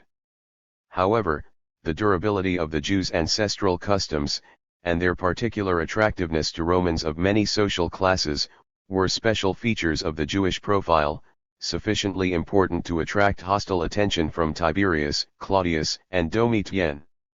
At no point were the Roman Jews so numerous or so threatening to the Roman plebs or the governing classes as to occasion the sort of violence we have witnessed in Syrian, Egyptian, and Cyrenian cities. With their hands clean of the wars in Judea and the diaspora revolt of 116 to 117 CE, the Jewish community in Rome could sustain an unbroken history, which has lasted to the present day. Barclay 1996, 318-19. Jews and non-Jews in the ancient diaspora. It seems reasonable to infer that the Jews of Rome regarded Rome as their homeland. Yet Barclay writes of violence elsewhere in the diaspora. It is impossible to judge its levels of intensity or its impact on local Jewish rootedness. It was sometimes connected to the way imperial rulers played off the different religious cults and ethnic groups against the other. The Alexandrian pogrom in 38 CE, sometimes misleadingly called the first anti-Semitic pogrom, was incited partly by the way Rome was manipulating relations between Greeks, Jews, and Egyptians in the city. Barclay 1996, 48. Undoubtedly, Jews were subjected to particular animosity if they were seen to be enforcing unpopular imperial policies, like the cleric system in Egypt. And in general terms, Jews, known for their self-conscious religious differences, their one invisible God, circumcision, dietary laws, and Sabbath worship, could easily attract hostility. Loyal to each other, they hate all others, according to the Roman historian Tacitus, Goodman 1987, 98. Josephus often refers to the Syrians' deep-seated hatred of the Jews, Barclay 1996, 248. He is usually our only source and we should be cautious, because he has also left us a very tantalizing alternative picture. In the very period when tensions between Jews and non-Jews were rising rapidly, just before the Jewish revolt against Rome, Josephus provides evidence of non-Jews being attracted to the Jews. He writes that every city had its Judaizers, Jewish proselytes seeking converts, and a mixed element neither clearly Jewish nor non-Jewish, Barclay 1996, 248. In Damascus he claims that all but a few wives of Damascenes had submitted to the Jewish religion. And in Antioch, an ancient city in the same region, Judaism was attracting the many ethnic Greeks, Barclay 1996, 254. New Testament sources make the same claims. In Caesarea, Judaism was spreading even amongst the military, according to Cornelius, Acts 10, 1-2, Barclay 1996, 254. Josephus was quite confident that Judaism was ultimately irresistible. The masses have for a long time shown great eagerness for our piety. There is not one city, Greek or barbarian, which the custom of the seventh day, which we keep free of work, has not infiltrated, and where the fasts, and burning of lamps, and where many of our prohibitions with respect to meats are not observed. Without the alluring bait of sensual pleasure, but only because of its intrinsic merit, the law has proven so effective. Josephus 1996, 282. Perhaps, as most modern scholars insist, Josephus is exaggerating. But, at the very least, he is surely reflecting the self-confidence of a community immensely proud of its religiosity. It is hardly a description of a cowed and isolated community living in exile. Indeed, it is at just this intersection between Jew and Gentile that the Jewish Christian cult begins by cutting away some of Judaism's more restrictive prohibitions. That most famous diaspora Jew, Paul of Tarsus, would tour the diaspora communities, preaching in their synagogues, uniting Jew and Gentile sympathizers. The rest, as they say, is history, a hostile history to the Jews, certainly, but still a testimony to the dynamism and creativity of the diaspora Jewish community in the 1st century CE. 7. 2,000 years ago, Jews living in a part of the land of Israel, Samaria, Galilee, and Judea. What about the Jews living in the so-called land of Israel? First, we must recall from chapter 1 that the land of Israel is itself a religious myth. 2,000 years ago there were three very distinctive geographical and political component parts to that area of the land of Israel, on which modern Zionism makes its claim: Samaria, Galilee, and Judea. Each needs to be considered separately. Samaria exposes one of the deepest fault lines for Zionism. To this day, there is a unique Samaritan Jewish identity, with no affiliation to modern Israel or to modern Judaism as it is understood in the West. One historian, Coggins, has rightly pondered the significance of the three Samaritan candidates who took part in the elections to the inaugural Palestinian Legislative Council on the Palestinian West Bank in 1996. As he writes, the distinctiveness of the Samaritans, as neither Arab nor Israeli, was thereby acknowledged. Coggins 1998, 66. The Samaritans insisted they were Jewish, but in the 1st century they were at daggers drawn with Judea. The hatred was fueled by the Samaritans' refusal to recognize the temple at Jerusalem. Instead, they worshipped on their own mountain, Mt. Gerizim. The difficulty here is that there are no surviving documentary references from Samaria. Most of the documentation is Jewish, in the Jerusalem temple sense, and is very hostile. Miller has summarized what little we know about the Samaritans. How they saw themselves is expressed most vividly by two Greek inscriptions from the Greek island of Delos which indicate the existence of a Samaritan diaspora. The Israelites ate, who pay their tithes to sacred holy Argarizi in Mt. Gerizim. The real history, size, and settlement patterns of the Samaritan community in Samaria itself are all extraordinarily little known. In evidence from this period we encounter them only from the outside, for instance in the description in St. John's Gospel of how Jesus talked with a Samaritan woman at the well of Jacob. Our fathers worshipped on this mountain, but you say that in Jerusalem is the place where one should worship. Not long after this dramatic date, Pontius Pilate was to send a detachment of troops to massacre a crowd of Samaritans who had gathered at a village near Mt. Gerizim, in the hope of being shown sacred vessels deposited there by Moses, according to Josephus.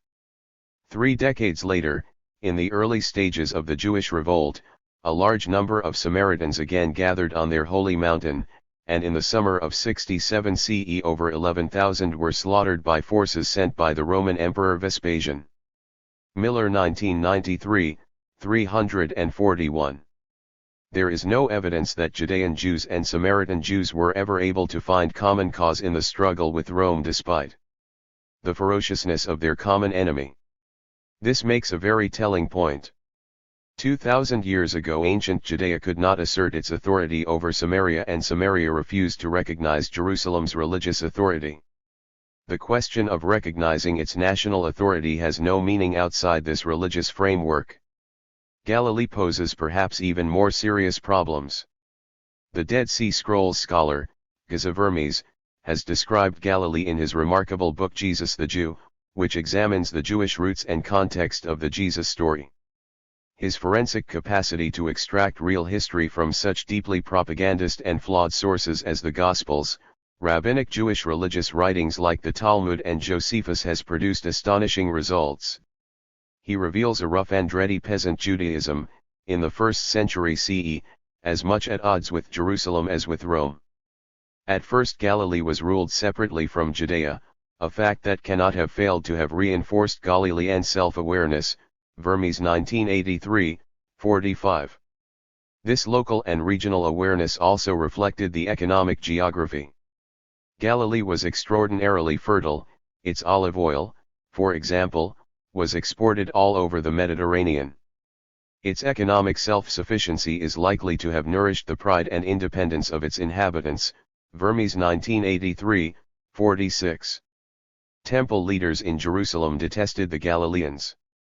They were amhaires, peasants, but the word also carried the stigma of a religiously uneducated person. The following Talmudic quotation reflects the sentiments between the Orthodox Jews of the Temple and the amhaires. No man may marry the daughter of the amhaires, for they are like unclean animals, and their wives like reptiles, and it is concerning their daughters that Scripture says, "Cursed be he who lies with any kind of beast." Vermes 1983, 54-5. A quote from the Talmud also suggests that hatred between Jewish Jerusalem and the Jewish Galilean countryside was more intense than between Jew and Gentile. Greater is the hatred of the amhaires for the learned than the hatred of the Gentiles for Israel, but the hatred of their wives is even greater. Vermes 1983, 55. Vermes finds a remark in one of the Gospels echoing a similar sentiment, "Surely the Messiah is not from the Galilee," Vermes 1983, 55. As with the Samaritans, there is no evidence that Galilee joined with Judea in a common struggle against Rome. Indeed, Rujuk, in her biography of Josephus, called her chapter on Galilee, "The Civil War in Galilee," highlighting the fact that the fighting within the region was more about fighting each other than Rome. She claims the situation was close to total anarchy, Rujuk 1983, 165. Josephus was Jerusalem's chief commander for the Galilee at the start of the Jewish revolt. Rujuk is very revealing about Galilean loyalties to their Jerusalem commander. Josephus tells us, about brigands that he could not disarm, and whom he therefore bound to himself as mercenaries, finds himself the aspirant leader of something like a band of wild men, swollen with homeless peasants and angry villagers. Rujuk 1983, 145. Nevertheless, some Galileans came to Judea, or rather Jerusalem, to fight. What they and the Judeans were fighting for is the question we must now try to answer. The Jewish revolt against Rome 66-70 CE. The Jewish revolt against Rome, 66-70 CE, symbolizes a major turning point in ancient Jewish history. That it was a war for Jewish liberation is not in doubt, whether it serves as a legitimate model for a modern Jewish nationalist movement like Zionism most certainly does raise doubts. Let us begin with the extraordinary revolutionary family dynasty of Judas of Galilee. Born at the beginning of the 1st century CE, Judas led opposition to cooperation with the Roman census, which was a means of avoiding paying taxation. 40 years later, two of his sons, Jacob and Simon, were crucified for revolutionary agitation. A surviving son, Menahem, later became one of the revolutionary leaders in Jerusalem. A nephew of Menahem, Eleazar, was the legendary captain at Masada, where a few hundred Jews, after holding out against the Romans following the fall of Jerusalem, finally committed mass suicide. It may be objected that our only source concerning this family dynasty is Josephus and hence the history is unreliable. But the Zionists are more than happy to use Josephus when it suits them. Masada has become one of modern Israel's greatest tourist attractions, used brazenly as a means of making Zionist propaganda. According to Yugal Yadin, Israel's most famous archaeologist who excavated the site, it is through visits to Masada we can teach our brethren in the diaspora what we today call Zionism, Zerubbabel 1995, 67. Tourist brochures often include excerpts from Eliezer's famous freedom speech on the eve of the mass suicide, Zerubbabel 1995, 134. The speech is an extract from a Josephus history and is generally believed to have been fabricated by him, exposing the supremely unattractive side of Josephus' character. 9. Recourse to Josephus requires great care. The dispassionate scholar, Martin Goodman, has written what is arguably the most brilliant recent account of the Jewish revolt, The Ruling Class of Judea, The Origins of the Jewish Revolt Against Rome 66-70, by skillfully disentangling Josephus the propagandist from Josephus the real historian. The Jewish revolt against Rome was a peasant war against the very wealthy Jewish ruling class in Jerusalem, as well as being a war against the rule of Rome. Indeed, it is Goodman's main contention that Rome turned on the Jewish ruling class because of its inability to control the peasantry.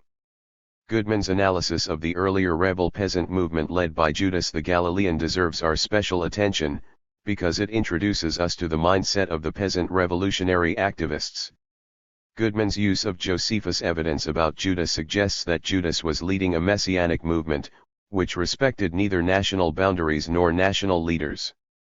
Goodman writes, "What Judas is said to have proposed was not just that subjection to Rome was evil but that acceptance of any human master was wrong, since Jews should be ruled by God alone. The effect of this ideology was anarchy and revolution. The most compelling motive for any Jew to join in violent struggle was a belief that the Messianic age was not just a future hope, but a present actuality.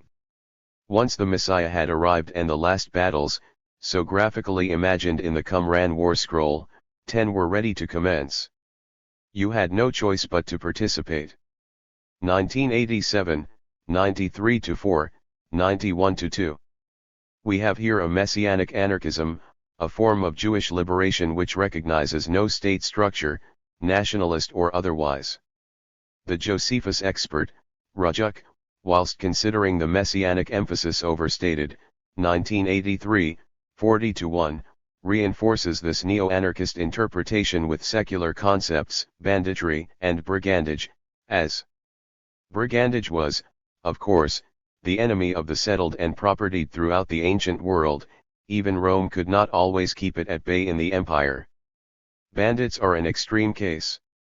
What Josephus scarcely recognizes, is that most of the rebels had grievances of a different order from those of his own class, and some of them at least were driven by a vision, perhaps indistinct, and occasionally messianic, but for all that not devoid of practical content, a better society.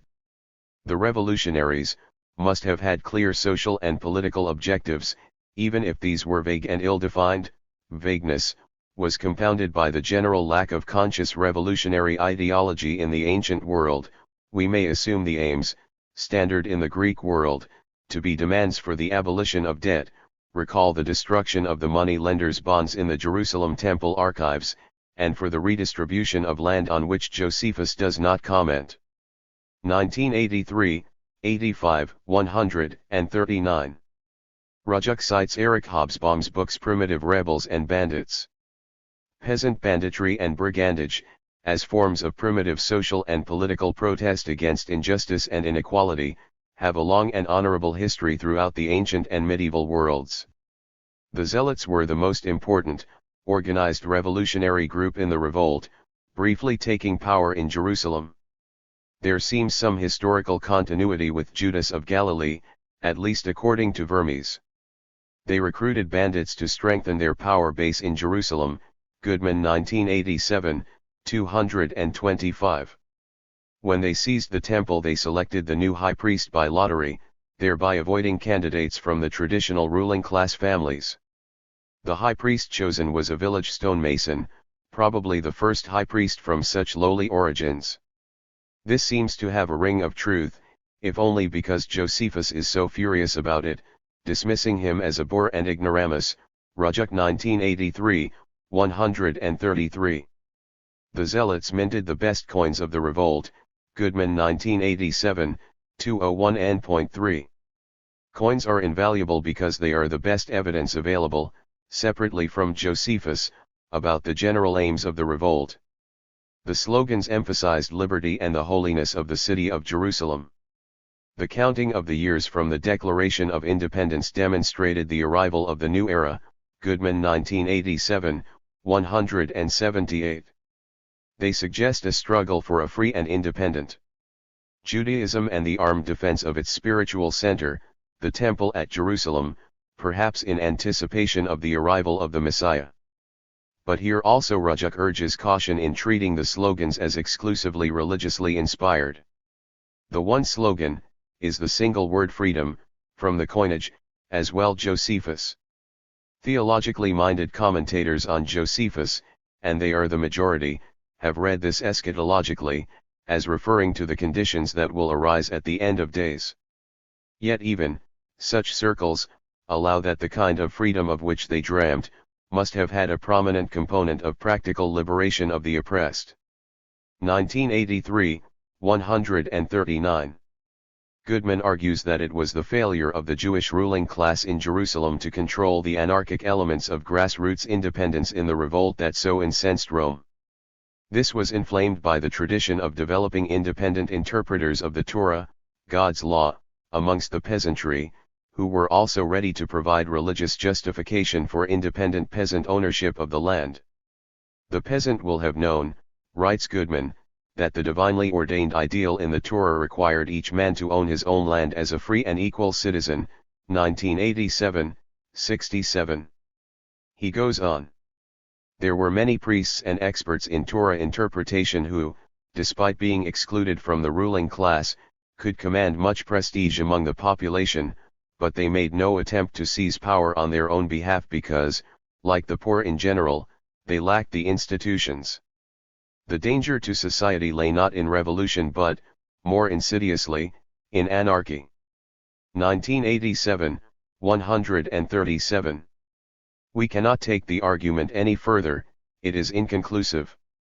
We can see the outline of a bitter revolutionary struggle, but it is shrouded in the mists of time. We can though extract important insights from the scraps of evidence.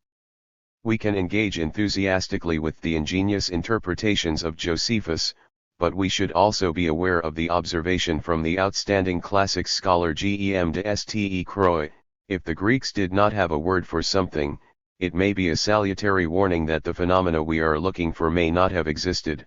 De Ste Croix 1983, 35. Nationalism is a modern idea. It requires the mass participation by a people conscious of themselves as citizens to be in a state structure within a nationally defined territory, Hobsbawm 1990, 19. We simply have no evidence from the Jewish revolt to see it as a struggle for the national liberation of Judea, let alone the national liberation of the land of Israel. Exile to Galilee.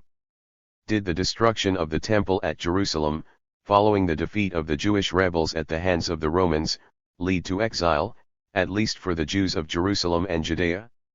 Certainly it seems likely that the Jerusalem area, and following further revolts in the diaspora 11 itself, and in the Judean countryside led by Bar Kokhba, 12, the rest of Judea was forcibly cleared of Jews. No doubt there was migration into the Jewish diaspora, but there was also concentrated migration into Galilee, where the Jewish religion, in a revised rabbinic form, would flourish with Roman approval. Goodman has traced the arrival of exiled Judean rabbis into Galilee at this time, using their own religious sources. The story he tells is the tale of two Judaisms in the immediate aftermath of the Jewish revolt. There is the already existing peasant Judaism of the prosperous villages of Galilee, described earlier by Vermes, and there is the attempt by the artisan 13 immigrant rabbis to introduce a stricter adherence to Jewish law. Rome displayed a spectacular lack of interest in this process, Goodman 1983, 154, at least in its early stages, and was concerned only with the collection of taxes, Goodman 1983, 146. As we record just a few of the highlights of the struggle between these two forms of Judaism, In the shadow of the defeat of the Jewish revolts and the destruction of the temple, what impresses is Jewish continuity as well as relaxed relations with the non-Jews of Galilee. Here we have a glimpse of the give and take with non-Jewish neighbors in the countryside. 14. The Zionist view that now began the pain and the anguish of the long night of exile in a world dominated by hatred of the Jews has no place in Galilee. Goodman writes that we learn of Jews eating together with Gentiles, though not necessarily their food. A Gentile might help water his neighbor's animal on the Sabbath. Jews should travel with Gentiles rather than risk the roads alone, should demonstrate sympathy in times when Gentiles mourned, comforting them and burying their dead. The reason given for the ways of peace suggests that such relationships actually existed and compelled the rabbis to be lenient against their will. Friendly contact would ripen into closer relationships. A Jewish woman might lend her blouse to a Gentile friend, a man might lend his ass, and there are plenty of comments about financial loans in both directions. Cooperation could extend to joint ownership of vineyards and farms. From such activities might grow a considerable trust, so that a Jew might entrust his goods or family to a Gentile guardian to look after his death. A Jew might also be appointed guardian by a Gentile. 1983, 44, emphasis added. The rabbis' writings permitted pictures of possible pagan divine figures to appear on everyday things such as boilers, kettles, pans, basins, but not on precious objects such as jewelry. Goodman 1983, 69. Again, Greek conventions often provided subject matter for decoration, the lion's head, wreaths, eagles, and cherubs of synagogue reliefs. Goodman 1983, 71. Is Galilee exile, the diaspora, the land of Israel, or a Jewish province of the Roman Empire? Galilee is the setting for the production of the Palestinian Talmud, which, alongside the Babylonian Talmud, 15 was destined to become a spiritual guide for Judaism until the Enlightenment, 1,300 years later. Yet here is the ultimate paradox. Galilee is also the setting, on the mosaic floor of an ancient synagogue, for the most fabulous archaeological discovery of late Jewish antiquity, a veritable antique jewel simultaneously celebrating the imageless God and the Sun God, testimonies to Jewish/non-Jewish coexistence. The 4th century CE, synagogue near Tiberias, with the Sun God floor. Perhaps no other product of the period more fully exhibits the confident expression of Jewish tradition and identity within a multilingual context, or combines that with so many elements of Greco-Roman artistic decoration. The mosaic occupying the central aisle of the synagogue is divided into 3 panels. The first is the representation of the Torah shrine flanked by 2 menorahs with burning candles. Then, remarkably, there is a circular representation of the 12 signs of the zodiac, centering on the picture of the chariot of the sun with Helios personified. Each sign is named in Hebrew, for instance Ryh, the lion, or Dgym, fishes, for Pisces. They are grouped into 4 seasons, for which the Hebrew term tqwph is used, and they are represented as young women, also identified in Hebrew by using the Hebrew names of 4 months, Nisan, Tammuz, Tishri, Tevet. The third panel contains, between representation of 2 lions, a series of brief inscriptions in Greek giving the name of benefactors. The name of a further benefactor can be restored from another, parallel Greek inscription, this time accompanied by a blessing in Aramaic. Let there be peace, on anyone who has carried out a commandment in this holy place. Miller 1993, 384. 3. 18 centuries of Jewish suffering.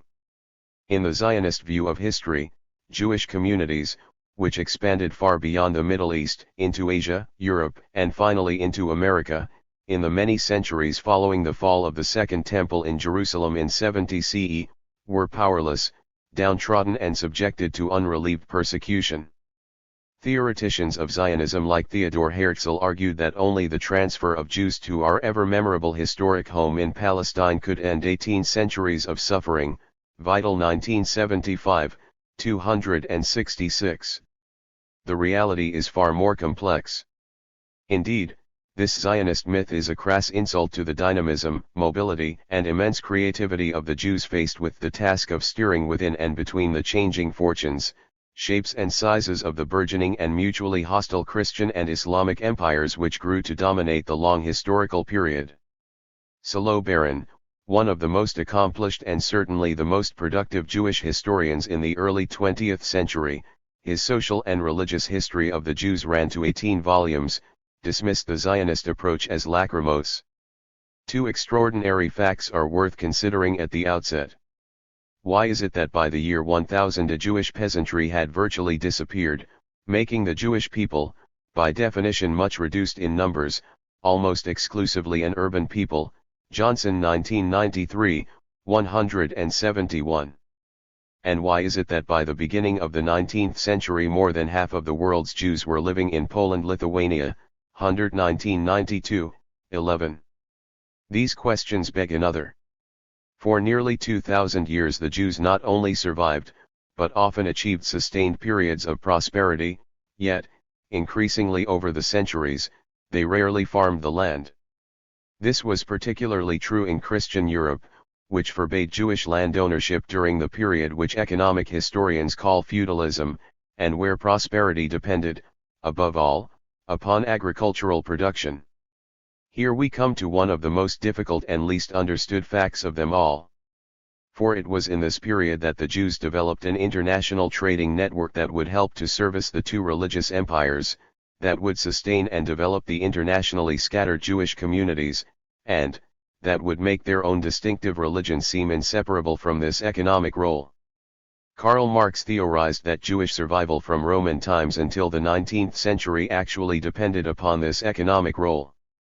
This has infuriated some modern scholars, who dismiss Marx's view, because he was an apostate. Yet it was Edward Gans, one of Marx's Jewish tutors, when he was a student at the University of Berlin in the 1830s, who argued that Jewish unity across the ages had indeed depended upon the Jews becoming, or at least being led by, a social class of merchants. Mendes Flohr and Reinhardt's 1995, 216. Gans cannot so easily be ignored. He was founder of one of 19th century Germany's most enlightened and respected Jewish intellectual pressure groups, Verein, the Society for Culture and Science of the Jews. Modern Jewish studies have finally begun to come to grips with this argument. Scholars of Jewish economic history, like Baron, Kahan, and others, have contributed the astonishing insight that not only was there a Jewish merchant class in late antiquity, but that it may itself have been a trigger for conversions to Judaism, at the same time as the Jewish peasantry was assimilating into a pagan, then increasingly Christian and later Islamic countryside. It seems that large numbers of Phoenicians and Carthaginians became Jewish, bringing their commercial skills into the communities. Baron et al. 1975, 21. In fact, Abram Leon, leader of a tiny revolutionary socialist group in Nazi-occupied Belgium, and who was to perish in Auschwitz, wrote the first pioneering study in this field, even though it remains unrecognized by modern scholarship. Hostility to Jews in the medieval world, but also their success, over the centuries, cannot be understood without taking into account their economic role. Religious harassment almost always became intertwined with it. Of course, for both Christianity and Islam, Judaism was an inferior creed. Yet both religions were always ready to search their holy books to find reasons to pardon and protect the Jews. Jewish usefulness to their societies usually outweighed Jewish blasphemy against Jesus or Mohammed. Their international economic role, cultivated over many generations, embedded unparalleled energy and resourcefulness in Jewish families. It not only made multilinguists of some Jews, with all the additional skills that this implied, not least detailed knowledge of far-flung and exotic parts of the world, it often put them at the forefront of scientific advance. In medieval Islamic countries, Jews were often known as merchants and as medical experts. Some Jews also played a key diplomatic role. Jewish traders served as important mediators in a world divided by Islam and Christianity. By the 9th century Hebrew had become a leading international language. Baron et al. 1975, 28-9. In truth, rulers very much needed their Jewish communities. They were more than just tolerated, they had a recognized place in medieval society, and this meant that they often achieved long periods of stability and a degree of political and legal independence. Of course, when things went wrong, disease, plague, crop failure, exposure of gross courtly corruption or a ruler's need to overtax the peasantry for an unpopular foreign adventure, which could in turn lead to popular unrest, the Jews could become scapegoats. But this was not a permanent condition, even if it was an ever-present possibility. The old Jewish medieval trading network finally began to break up as Western Europe slowly emerged as the economic powerhouse which would lay the foundations for global empire building and industrial capitalism. The new nation-states of Western Europe created massive new markets which produced their own merchants. At first, this was a period of intense anti-Semitism as Jews were ejected from the emerging nations and their markets. Here begins the long Jewish trek to Eastern Europe, and Poland-Lithuania in particular, where Jews were able to continue their important economic role. But then there was also a spectacular Jewish revival, which plunged the Jewish minority in Western Europe headlong into the forefront of modernity. This period is misunderstood and yet it is essential to understanding both the rejection and the final accommodation of Jews in the modern world. The critical moment is the beginning of the 17th century. It is the moment when medieval superstition and religion begin to give way to modern science. It is the moment when Christianity in Western Europe, already fractured by the Reformation, begins its long retreat. It is the dawn of the Enlightenment. It is also the moment of the High Renaissance when two of its greatest artists, the poet and playwright Shakespeare in London and the painter Rembrandt in Amsterdam, make their own contributions to what is sometimes called the Jewish question. To help our understanding of this moment I shall conclude this chapter by calling two vital witnesses, Shakespeare's infamous, fictitious Jew, Shylock, and Rembrandt's little-known but just as important, factual real Jew, who was called Manasseh ben Israel. Shakespeare and Rembrandt illuminate the contradictions Jewish communities faced in a rapidly changing world, as the newly emerging capitalism began to shake the old order to its very foundations. Zionism sees a static, unchanging, and hostile world where Jews can find no peace, except by retreating into their own private, exclusive place, which, of course, also provides no peace. Yet modernity and modern thinking have shown history to be dynamic, where our social and political attitudes, hostile or otherwise, and the circumstances which create them, are always subject to challenge and change. As Marx and Engels famously put it, in the Communist Manifesto of 1848, with a little borrowing from Shakespeare. All that is solid melts into air, all that is holy is profaned, and man is at last compelled to face with sober senses, his real conditions of life, and his relations with his kind.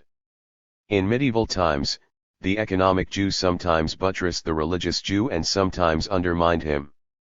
Modernity promised to abolish the first distinction and allow individual conscience the flexibility to determine the meaning, if any, of the second. On this basis, Jews and non-Jews would discover a common humanity. Even if the promise has only been partly fulfilled, we have to go on struggling for it. The medieval Jewish economic role. But first let us look more closely at that earlier Jewish economic role. One of its characteristics, brazenly ignored by both the Zionists and Western European historiography, was that its dynamism was often driven by the immense success of the Islamic Arabian empires from the 8th to the 13th centuries. Here is the carrier of civilization, science, art, technological development, west of, though often interacting with, the civilizations of India and China, from the breakup of the Roman Empire to the Renaissance in Western Europe. Indeed, seen through the eyes of Jews from the Islamic Empire, who traveled into the European heartlands, much of the continent presented a sorry spectacle of shocking backwardness. Ibrahim ibn Jacob was sent by the Caliph, the Islamic Arab leader, of Córdoba to investigate trade and diplomatic prospects in Central Europe in the mid-10th century. They have no bathhouses as such, but they build a stone stove on which, when it is heated, they pour water. They hold a bunch of grass in their hands and waft the steam around. Then their pores open, and all excess matter escapes from their bodies. As Norman Davies notes in his History of Europe, this Jewish diplomat from Muslim Spain is looking on the European interior with all the curiosity of a modern anthropologist surveying the tribes of Papua, 1996, 325. 2 centuries later, another Jew, Benjamin of Tudela, would write his book of travels describing his observations across Europe and the Middle East. It became renowned as the best travel book of the Middle Ages, eventually translated into nearly all European languages to become a primary source book for scholars in the 16th century. Constantinople, at this time the largest city in the world, particularly fascinated him. There were about 2,500 Jews living there. He found craftsmen in silk and merchants of all kinds. Many were rich, but none was allowed to ride a horse except Rabbi Solomon the Egyptian, who was the king's doctor. Jewish courts of law were independent. Anti-Semitic acts were forbidden. Synagogues were legally protected, but no new ones were allowed. The Jewish festival of the Passover had to shift its date so that it always took place after Easter. There was popular hostility towards some of the Jews, but Benjamin was probably surprised by its cause. They are tanners and pour their dirty water outside their houses. As well as the tanners of Constantinople, he found highly skilled Jewish craftsmen everywhere, glass workers in Aleppo, silk weavers in Thebes, dyers in Brindisi, Johnson 1993, 169-70. The testimony of Ibn Herdadbeh, head of the Caliph of Baghdad's postal and intelligence service in the middle of the 9th century, is widely regarded as the best evidence we have for the group of international Jewish merchants known as the Rhodanite Jews. They traded over vast distances from the Frankish lands, roughly today's France, to the Caspian Sea, on the northern coast of today's Iran. They spoke Arabic, Persian, Greek, Frankish, Spanish and the Slav languages. Scattered throughout this well-traveled trading zone were Jewish colonies which organized the exchange of forest products, horses and hides, swords, and slaves of both sexes from the west for luxury goods from the east, as well as impressive quantities of Arabian money, mainly in silver. Jewish trade and craftsmanship in silver was renowned across the continent. The Hungarian Queen Gisela authorized 2 Jewish minters to make her silver coins. 100 years later Jews ran the mint in embryonic Poland, producing bracteates, thin silver plates, with the Polish sovereign's name in Hebrew letters, together with the names of the minters, Abramski et al. 1986, 15-18. Jewish prosperity and political influence at this time impacted on the empire of the Khazars, which had developed along the Caspian coast. Trapped between the Islamic and Byzantine empires, the pagan Khazari elite converted to Judaism late in the 9th century as a means to maintain its political independence and integrate itself into the Jewish trading network, Abramski et al. 1986, 16. 3. Jewish autonomy and rights in medieval society. The American Jewish theology scholar David Bile has comprehensively challenged the view that Jewish communities were powerless in medieval society. He argues that the principle enunciated in late antiquity by the 3rd century Babylonian Rabbi Samuel, close to the Persian court, that in return for recognition of the authority of the Gentile political authorities the Jews would receive internal legal and political autonomy, established an enduring and far-reaching precedent, 1986, 54-6. It meant that Jews, far from becoming a pariah people on the outer margins of society, in both the Christian and Muslim worlds, inhabited an uneasy region close to the centers of power, Bile 1986, 59. Bile argues that the legal status of Jews in Spain, France, Germany, and Poland was considerably better than that of serfs and in many cases approached that of the nobility and the burgher class. The servi-camere concept, a definition of Jews as serfs of the royal chamber, Bile 1986, 66, captures the ambiguity. The Jews paid taxes to the king only, and in return he conferred certain privileges on them. On the other hand, they were dependent upon him and his whims. The Sachsenspiegel, the 13th century German law code, regarded the Jews as a free people.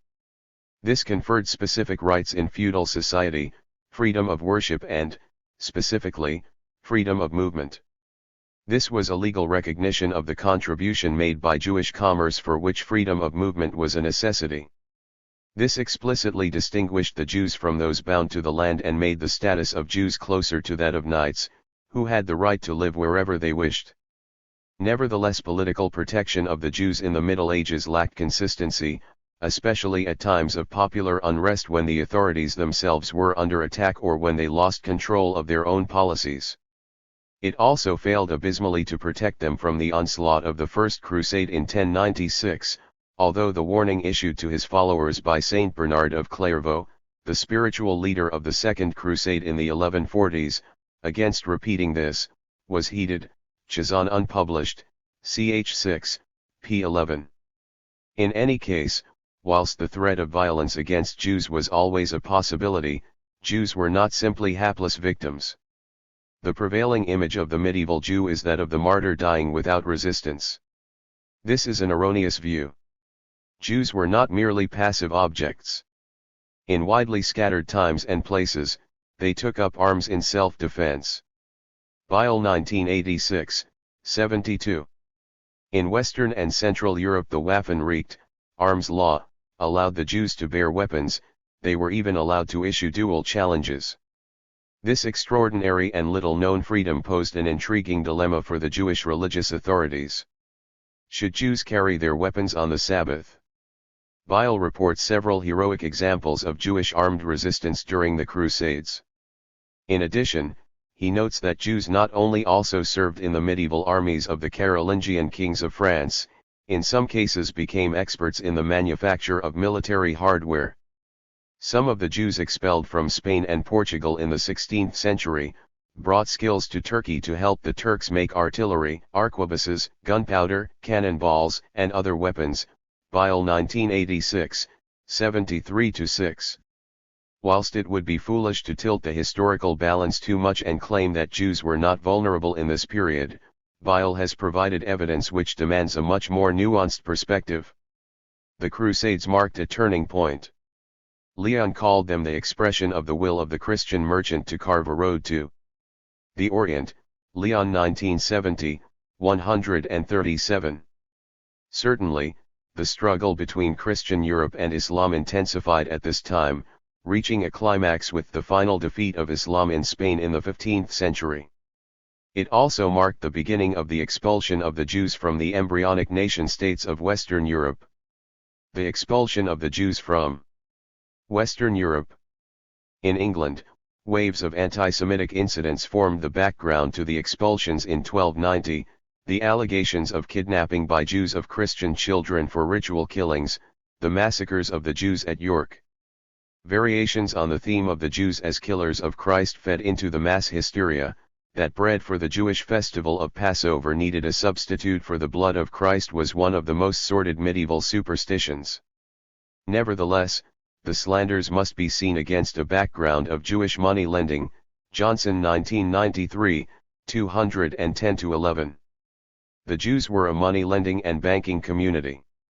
At the highest level, the Jews were official bankers to the king. There was an exchequer of the Jews, a department of the great exchequer of the realm, graced with an impressive Latin motif, Scoccarium Judaeorum, Roth 1949, 30. The Jewish royal bankers were just one of the countless resentments the feudal landowning barons held against the king. At the beginning of the 13th century, the struggle between the barons and the king reached a climax with what would come to be seen as one of the great foundation documents of English democracy, the Magna Carta of 1215. Famous for its clause that no free man could be imprisoned or exiled except by the lawful judgment of his peers, the Magna Carta was in essence an attempt to impose constitutional and embryonic national order on the relations between the king and the barons.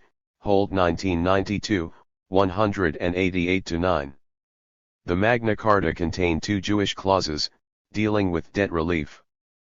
Put very simply, the clauses reduced the amount of money owed by a debtor's family, if the debtor died, by cancelling interest on the debt. This struck at both the Jews and the king, because if the Jewish creditor died the debt accrued to the king. At the same time, of course, the clauses brought some relief to impoverished debtors. As Roth notes, these clauses, with their burning sense of grievance which underlies them, give some idea of the animosity with which the royal Jewish satellites were now regarded. 1949, 36-7. Salo Baron observed the significance of the new national framework within which the religious economic grievances against the Jews were surfacing. Preoccupation with the Jewish problem deeply affected English national thinking. Edward I is rightly considered the monarch under whose regime the Franco-Norman and Anglo-Saxon ethnic strains were finally fused into the new English nation, creating a fairly cohesive national state. Cited Shapiro 1996, 245 n.40. At the same time, the first real Christian bankers, such as the Knights Templar, were taking over the major Jewish financial roles. Johnson 1993, 213. Outstanding research and analysis of the European Jewish economy for this period has been compiled by Jonathan Israel. He points to underlying economic factors that preceded the waves of expulsion of Jews across Western Europe. Jews were being squeezed out economically by the general development of Christian trade, industry, and banking. Christian merchants and craftsmen wanted no Jewish competitors, as and when they became sufficiently powerful, the aim of their guilds was to eradicate Jewry from crafts and trade. Israel 1985, 27. The Spanish Inquisition, at the end of the 15th century, is Western Europe's most notorious and bloodiest symbol of the Jewish expulsion. Again we see the mixture of new national identities, economics, and religious ferocity. The New Spain, which would conquer parts of America with its Christian merchants attempting to dominate the new and flourishing Atlantic trade routes, defines itself by rejecting both its Islamic and Jewish heritage. A general pattern of terror drove most Jews eastwards. At first, the momentum came from the new towns and was led by the lower clergy. In Italy, new Christian civic institutions, Monte di Pieta, replaced the Jewish loan banks. Israel 1985, 7, 9. Then, as the Reformation erupted, Martin Luther, its principal inspiration, at first sympathetic to the Jews, turned against them in blind fury, as he realized they were impervious to his arguments. From now on, the unfolding dynamic of the Reformation fueled religious and economic anti-Semitic hatred across the continent. The traditional Jewish economic role became more and more of a provocation. In 1614-15, Jewish traders in Frankfurt undercut the Lutheran cloth-making guilds by importing cheaper Dutch and English cloth. Lutheran rhetoric whipped up popular fury, scapegoating the Jews for the city's economic misfortunes and leading to the worst riots in the city's history. Israel 1985, 68. Everywhere Jewish economic activities were being curtailed, leaving only restricted money lending to the poor. Israel 1985, 23. The Counter-Reformation would prove just as ferocious in its anti-Semitism. The Reformation had opened a fundamental debate about the meaning of both the Old and New Testaments. At first, especially in Italy, the spirit of the Renaissance infused the debate with an openness and allowed the participation of Jewish scholars. Even popes and cardinals began to take an interest in Hebrew literature. But mainly it was taken for granted that the Jews would lose the argument and that conversion would follow. Panic erupted when a Franciscan friar began agreeing with the Jews, denying Christ, and espousing Jewish arguments. Israel 1985, 18. He was burned at the stake in Rome. Word of his martyrdom spread through all the Jewish communities in Europe. Immediately afterwards, in 1553, the Pope banned the Talmud, the basis of post-biblical Jewish tradition and law. The general burning of Jewish books was ordered. A policy of ghettoization was imposed, followed by expulsion. Marranos, Portuguese Jews who had been forced to convert to Christianity and who had subsequently reverted to Judaism, were rounded up, tortured and burned alive. Israel 1985, 18-19. In the same way that the emerging nations seemed to be defining themselves by their exclusion of the Jews, the deep-rooted theological insecurities exposed by the Reformation made both sides of the divide in Christianity entrench anti-Jewish sentiment. However devastating this was for Western Europe's Jewish communities, and the mass exodus eastwards was the only feasible response, this phase proved to be remarkably short-lived. An astonishing Jewish religious and economic revival was pending, as the crisis of the Reformation found no satisfactory conclusion as the meaning of modernity in Western Europe began to take clearer shape. But before exploring this, we need to look at the new Jewish refuge in Poland. The Jews of Poland. In 1500 there were roughly 30,000 Jews living in Poland. By 1575 the figure had multiplied 4 or 5 times to between 100,000 and 150,000, probably slightly more than Spanish Jewry on the eve of its expulsion. The Jews gravitated to the east of the country, which was much less developed and where the landed magnates wielded undisputed control. The ability to manage estates and tolls and handle long-distance trade was especially in demand. The region was beginning to benefit from Western Europe's appetite for cheap Polish grain, well served by Eastern Poland's river network. Most of the new Jewish migrants began to settle in the numerous small towns and villages belonging to these great landlords, creating thousands of small Jewish communities, Israel 1985, 27-9, and giving rise to what became known as the Aranda system. Essentially the system described arrangements whereby the Polish nobles leased their estates to Jewish management. This extraordinary development meant that Jews literally ran estates, mills, and distilleries. Jews were thus the main agents of a vast traffic encompassing the whole of Europe, for just as they sold the produce of the land for shipment to Holland and beyond, it was they who distributed the Western cloth, salt, wine, and luxuries, such as spices and jewelry. There was also widespread Jewish involvement in crafts such as soap making, tanning, glazery and fur processing. Israel 1985, 30. This distinctive economic role led to a unique political Jewish development, echoing an earlier phase of Jewish political life in Europe. An annually convened assembly, known as the Council of the Four Lands, was allowed to supervise the entire network of Jewish communities throughout Poland. It dealt with education and religious matters, collected taxes, dealt with poor relief, and administered relations with Polish town councils and the Catholic Church. At first there was a tremendous sense of Jewish emancipation. Nowhere else in Europe was there anything to compare with what amounted to internal Jewish political autonomy or self-rule. Indeed, such was the prestige of the Council of the Four Lands that it sometimes intervened in the affairs of Jewish communities outside Poland, Israel 1985, 185-8. However, there was an ominous side to this development. There is a curious pattern in Jewish relations with the rulers of the lands on which they settled, and it is one that would have to be broken to achieve the final emancipation of the Jews. It is a pattern which traces its origins to the time of Alexander the Great, and continues to this day with the Zionist settlement in Palestine. Jews sell their highly valued skills and services to a ruler in return for a degree of autonomy, traditionally, protection of their religion. However, the services provided sometimes involved oppressive means of exploiting the poor. There are intriguing parallels between the cleric system in Ptolemaic Egypt, see Chapter 2, and the Aranda system of medieval Poland. Indeed, there is also a parallel with the Zionist system which protects U.S. economic and political interests in the Middle East in return for support for the independence of the Jewish state, which in turn is rooted in the Zionist colonization of Palestinian land. We will return to this argument in later chapters, but meanwhile we should note that Jewish freedom has always been compromised by the institutionalist Jewish middleman role.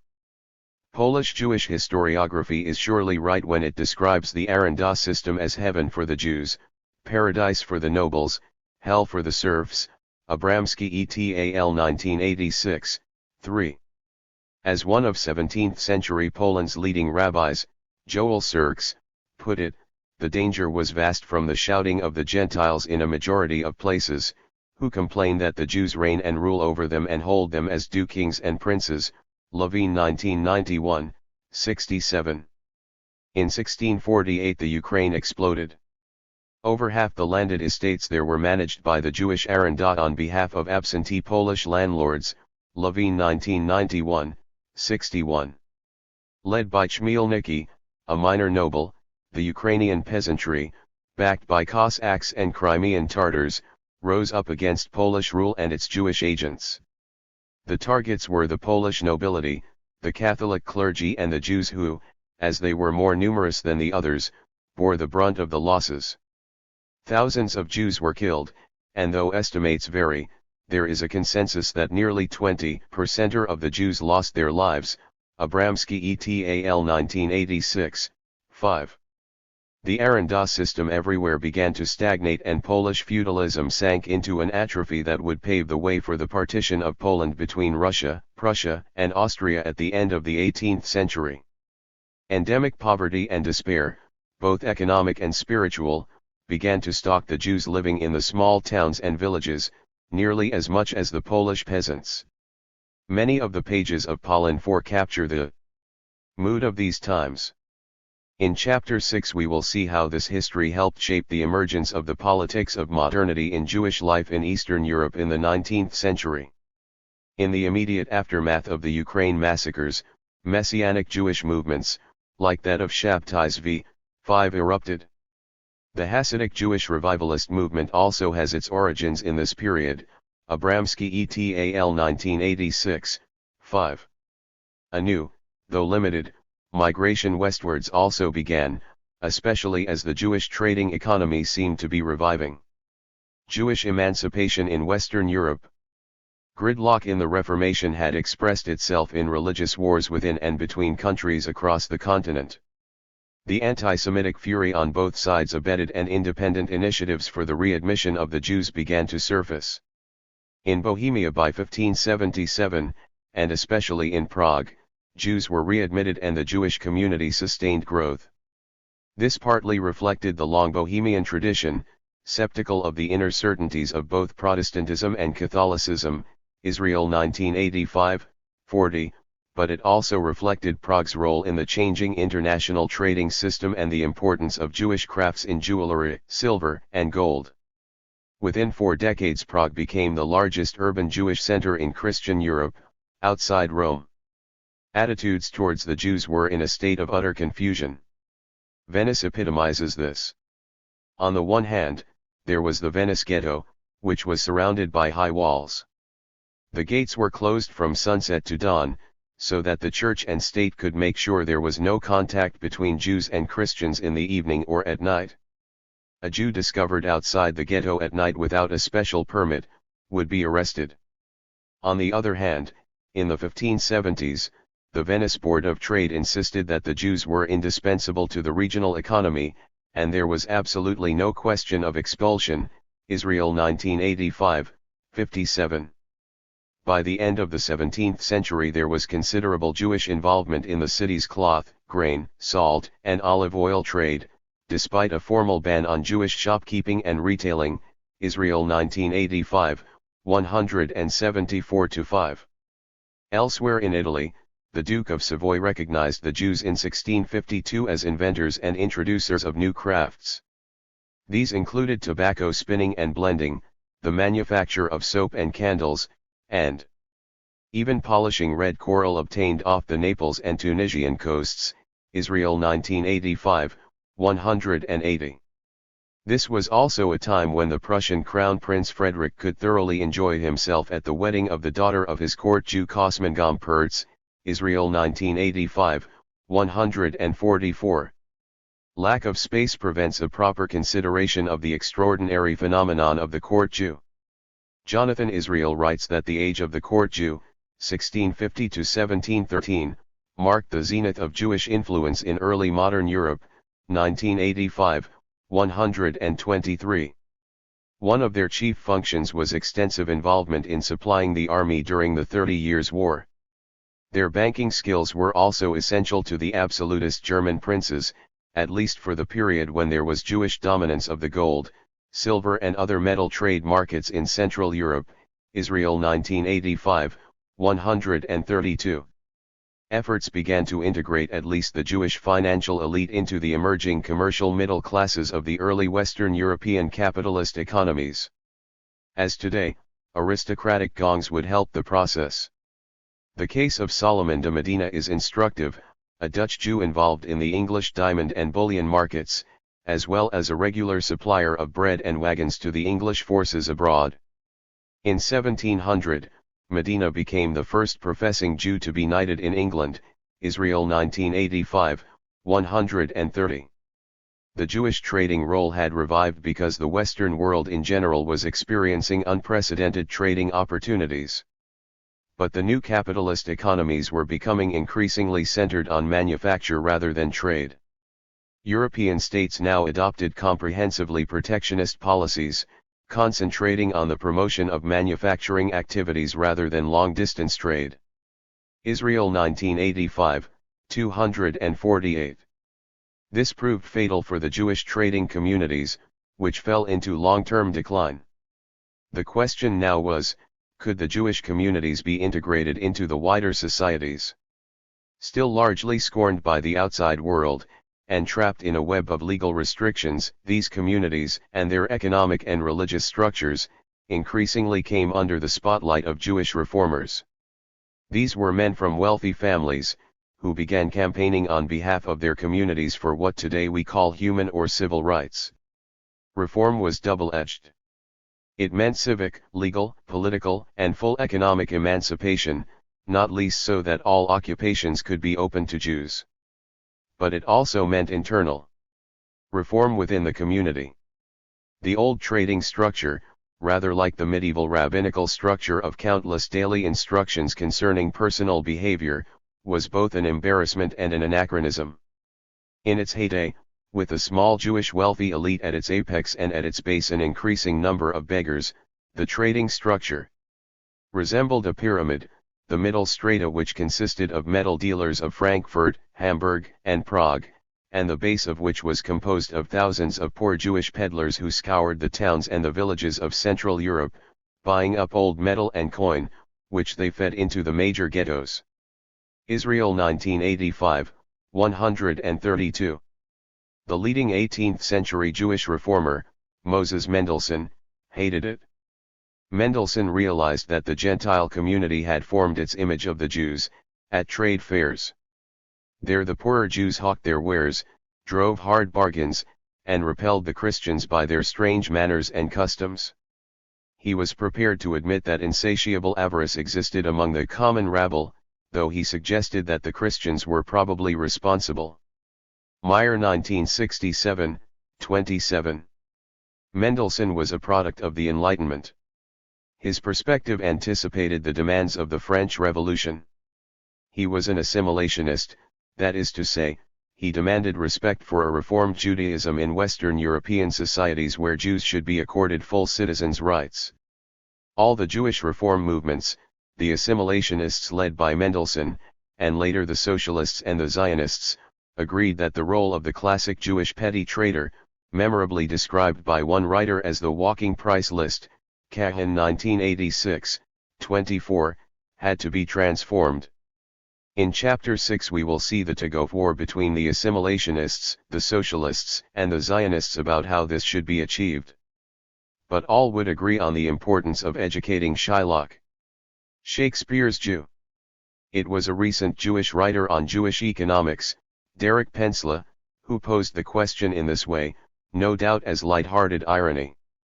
But if there was ever a troubling legacy from one of the greatest writers in world art and literature to our understanding of the Jewish question, then it is surely Shakespeare's Shylock.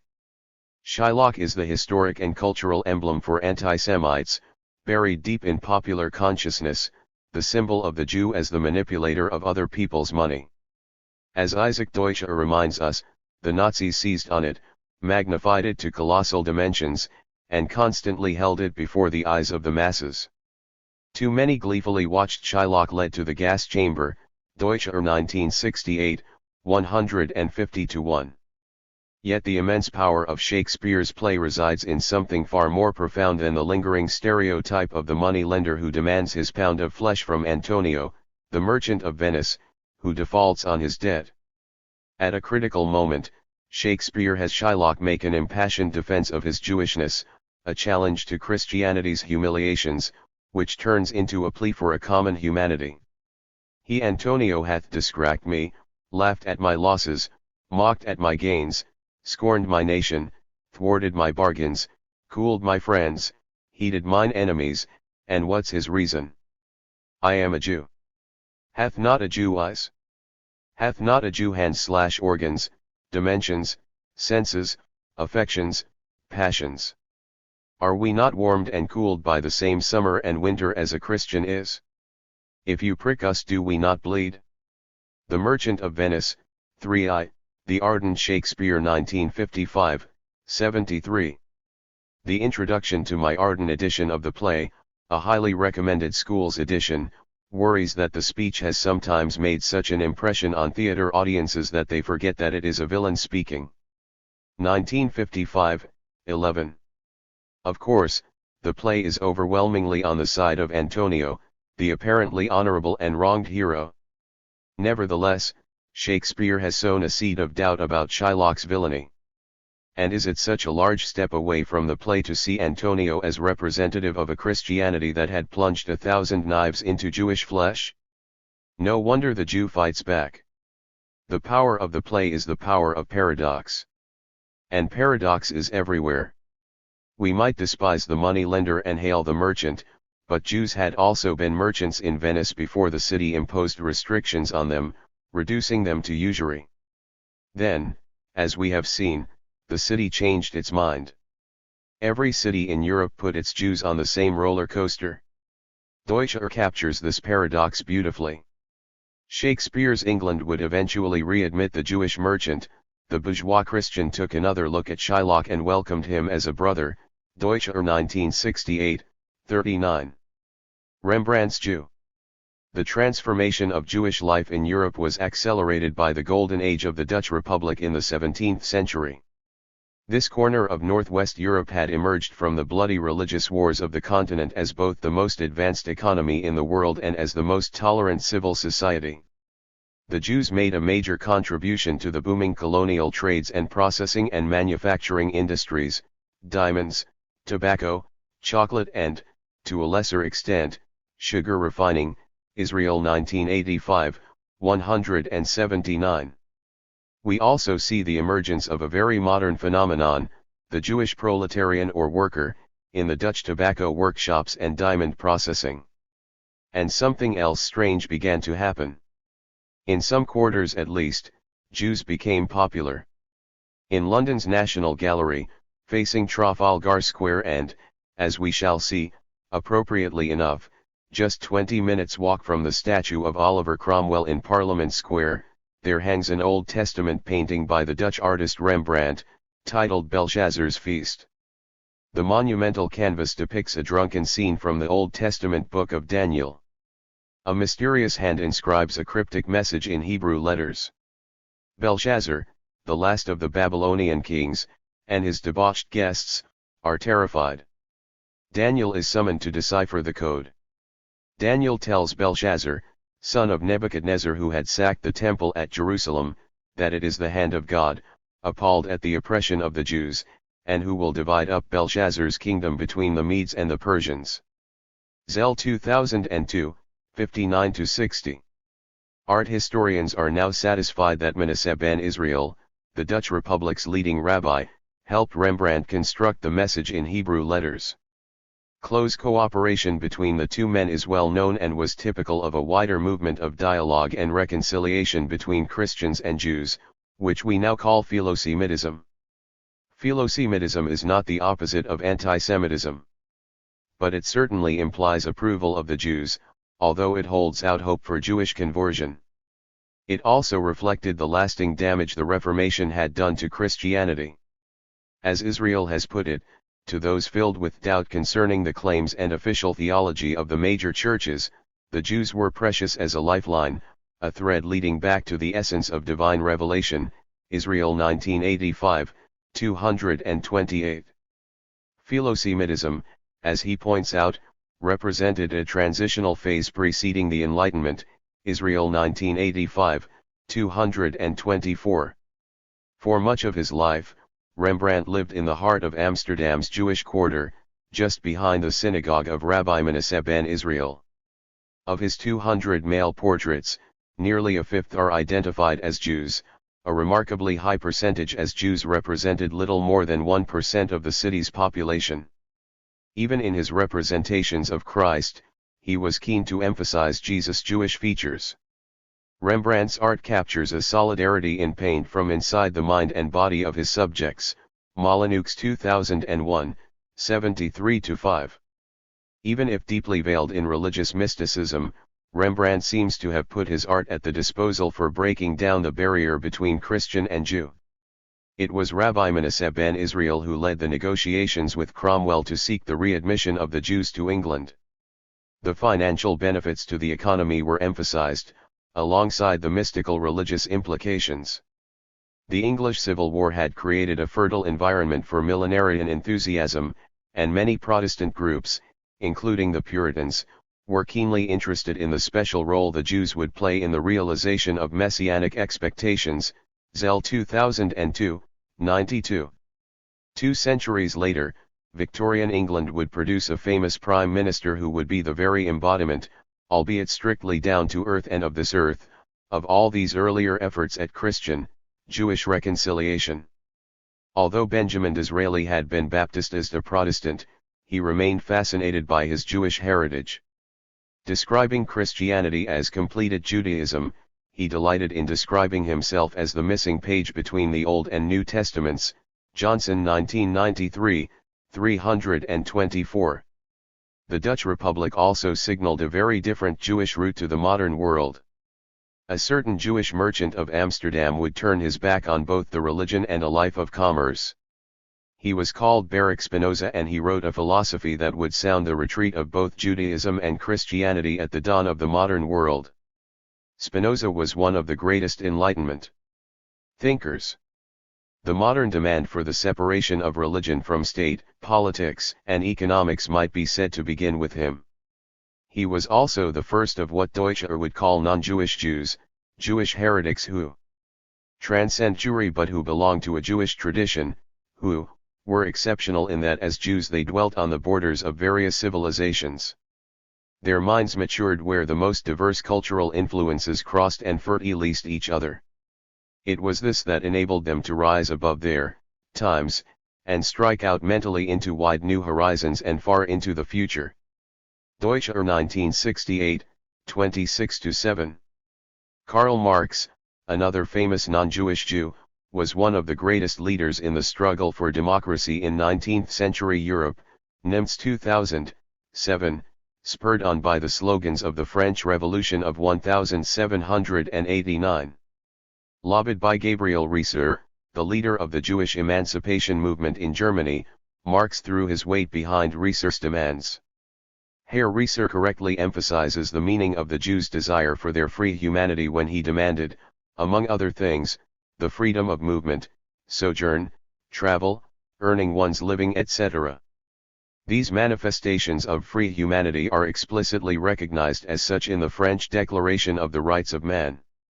Draper 1977, 127. The emergence of democracy in Western Europe and North America has guaranteed these rights to Jews in modern times. The West, especially America, which today hosts the largest Jewish population in the world, proved to be a magnet for millions of Jews who migrated, at the turn of the 19th century, often from conditions of extreme poverty in Eastern Europe. These Jews have proved themselves to be the most successful of ethnic minorities in terms of any measure of equal opportunities and social mobility. A majority of Jews might today reasonably describe themselves as belonging to the professional middle classes and be rightly proud of their many outstanding contributions to the arts, sciences, education, medicine, journalism, politics and, not least, commerce. This success story has proved possible not only because of the resilience needed to protect their religious independence, but also because of the commercial and artisan character of Judaism, heritage of a long historical past, Leon 1970, 236, that developed in the urban context of the civilizations of the Middle East and Europe. Yes, there was suffering, but this tells us only part of the story about the extraordinary economic and intellectual ingenuity, developed over the many centuries. Hopefully, this chapter has done a little to redress the balance. Finally, an undeniable objection might be lodged that where democracy has broken down, as in Nazi Germany, anti-Semitism has returned with an unimagined and terrible vengeance.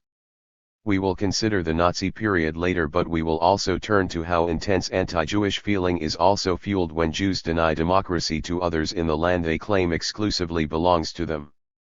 4. Us Jews, them Arabs. A message from a Cairo synagogue, 1,000 years ago. Zionism has forced Arabs and Jews apart in a way that runs against the grain of the long history of Islamic Arab civilization. This is such an important and misunderstood aspect of the argument against Zionism that it will be taken up again in Chapter 10. This chapter will examine Arab-Jewish relations at the height of Islamic civilization, approximately between the 10th and 13th centuries. The final chapter will examine these relations in the modern period, as the backcloth to understanding how Arab-Jewish reconciliation might be achieved. Both chapters challenge the fundamentalist Zionist myth that Arabs and Jews are so different, which usually implies that Arabs are inferior, that they cannot live together. The majority of Jews lived in Arab countries until 500 years ago. In Israel today, over 1 million of its Jewish citizens originate from the Muslim countries of the Middle East and North Africa. A small but significant number of these Jews, some of whom describe themselves as Arab Jews, are determined to set the record straight. Here is part of a particularly eloquent testimony. My personal narrative questions the Eurocentric opposition of Arab and Jew, particularly the denial of Arab Jewish, Sephardic, voices. I am an Arab Jew. Or, more specifically, an Iraqi-Israeli woman living, writing, and teaching in the U.S. Most members of my family were born and raised in Baghdad. When my grandmother first encountered Israeli society in the 50s, she was convinced that the people who looked, spoke, and ate so differently, the European Jews, were actually European Christians. For her generation was inextricably associated with Middle Easternness. My grandmother, who still lives in Israel and still communicates largely in Arabic, had to be taught to speak of us as Jews and them as Arabs.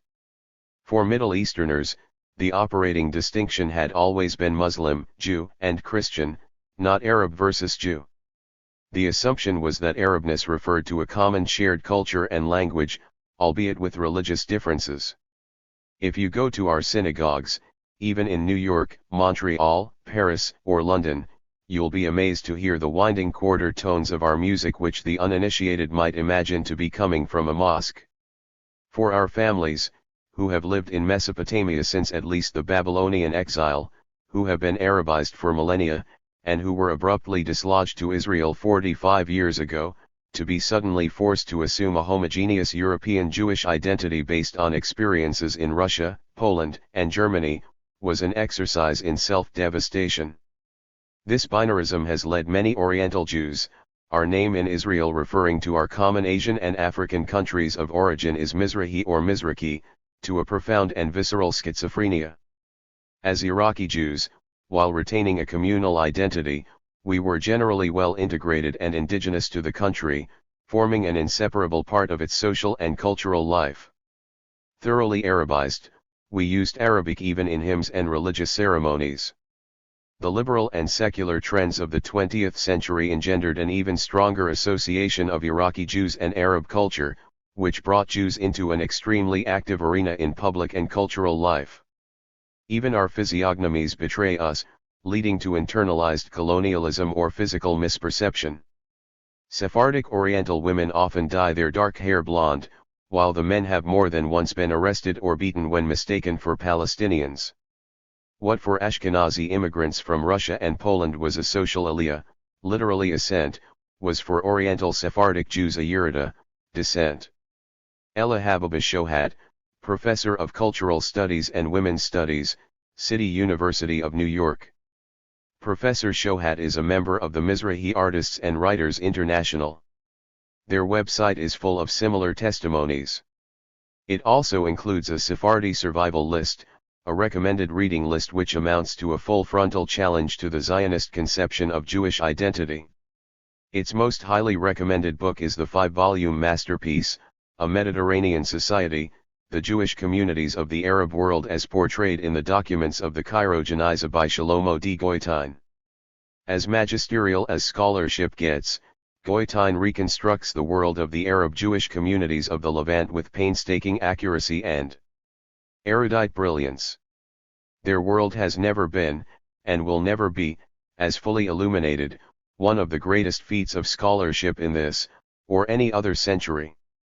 http://www.ivri-nasawi.org. Introducing the Geniza. The rest of this chapter will be devoted to Professor Goitein's studies, but first some introductory remarks and an outline of the historical context. The Cairo Geniza was a room or storage space, full of documents, in an 11th century Cairo synagogue. Geniza is a Hebrew word, similar to the Arabic janaza, burial, and both derive from the Persian ganje, meaning a storehouse or treasure. For hundreds of years, the documents were forgotten, left in a room, sealed from view, until their discovery in the late 19th century. Goitein describes them as a repository of discarded writings, deposited by Jewish merchants, scholars, craftsmen, and others. However serious, however trivial, they wrote God's name on them. This meant that in the minds of the people, after having served their purpose, they should not be destroyed. Goitein 1999 I. 1. Thus the Geniza preserved a unique historical record. Alongside carefully worded and magnificently executed deeds, one finds hastily written notes, accounts, or letters, jotted down in nearly illegible script and in sloppy or faulty language. The very shortcomings of the Geniza, however, constitute its uniqueness and its glory. It is a true mirror of life, often cracked and blotchy, but very wide in scope and reflecting each and every aspect of the society that originated it. Goitein 1999 I. 9. Jewish communities in this period were an integral part of an Islamic culture in an empire which achieved extraordinary prosperity and influence. As the modern Arab historian Albert Hourani has noted, it extended across the two great sea basins of the civilized world, the Mediterranean and the Indian Ocean. The movement of armies, merchants, scholars, pilgrims between them became easier, and also that of their ideas, styles, and techniques, strong governments, large cities, international trade and a flourishing countryside maintaining the conditions for each other's existence. Hourani 1991, 43. Bernard Lewis, a modern writer on Islam, and an intellectual sometimes criticized for viewing Islam through the distorted prism of Western culture, too has provided powerful confirmation of what he calls the symbiosis of Arabs and Jews at this period in Islamic history. He describes a highly successful Islamic Jewish tradition, a shared cultural frame of reference, that made possible a degree of cooperation that is comparatively rare in the history of the Jewish diaspora. Lewis 1984, 78. Lewis cites a possible explanation from Goitein for the decline in Islamic tolerance, a rolling backwards from embryonic bourgeois society to a form of military feudalism. Lewis 1984, 57. A wonderful introduction, part subversive history, part travel writing, part detective story, to the Geniza, is provided by the Indian writer Amitabh Ghosh. In an Antique Land, Ghosh goes in search of an Indian slave of a Tunisian Jewish merchant, Ben Abraham Ben Uju, who lived in Mangalore, a port on the southwestern coast of India, nearly 1,000 years ago. The Geniza letter, which fired Ghosh's investigative imagination, was written by a Muslim merchant friend of Ben Uju, Caliph ibn Ishaq, who was based in Aden, that port which sits like a fly on a funnel, on the precise point where the narrow spout of the Red Sea opens into the Indian Ocean, Ghosh 1992, 13. Ghosh's book faithfully reflects the spirit of the Janizah in that nothing is quite as it first appears. Ben Uju is not just a merchant, he is also a distinguished calligrapher, scholar, and poet, Ghosh 1992, 19, and, according to another letter from Caliph, Ben Uju's Indian slave, whom Ghosh calls Bama, turns out to be Ben Uju's business agent and a respected member of his household, Ghosh 1992, 18. This is a strange combination to our modern eyes, made stranger by the probability that Bama converted to Judaism and that Bama, Ben Uju, and perhaps Caliph too shared a common fascination with the Sufi traditions of Islam. Ghosh's exploration of these themes, 1992, 259-63, is beyond the scope of this chapter, although, as we will see, the Janizah throws a surprising light on the impact of Sufism on medieval Judaism in Cairo. There is clearly a very special history about this period still to be uncovered. Meanwhile, the Janizah has begun to inspire the novelist's imagination, with both Salman Rushdie and Tariq Ali, among others, soaking up its atmosphere. Goitine's penetrating study of the Janizah turned him inadvertently into an authority on the wider Islamic Arab economy. Janet Abou-Lughod, in her award-winning book, Before European Hegemony, The World System AD 1250-1350, quotes his observations about a potentially highly sensitive area, the modalities connecting Islam itself to the booming merchants' economy at the heart of empire. Islam had raised the status of the merchants of Arabia, morally endorsing their contribution to society. The income of the honest merchant, wrote Goitine, is regarded in Muslim religious literature as a typical example of halal, as earnings free of religious objections. In addition, the merchant was particularly able to fulfill all the duties incumbent on a Muslim: prayer, study of religious books, Abou-Lughod 1989, 217.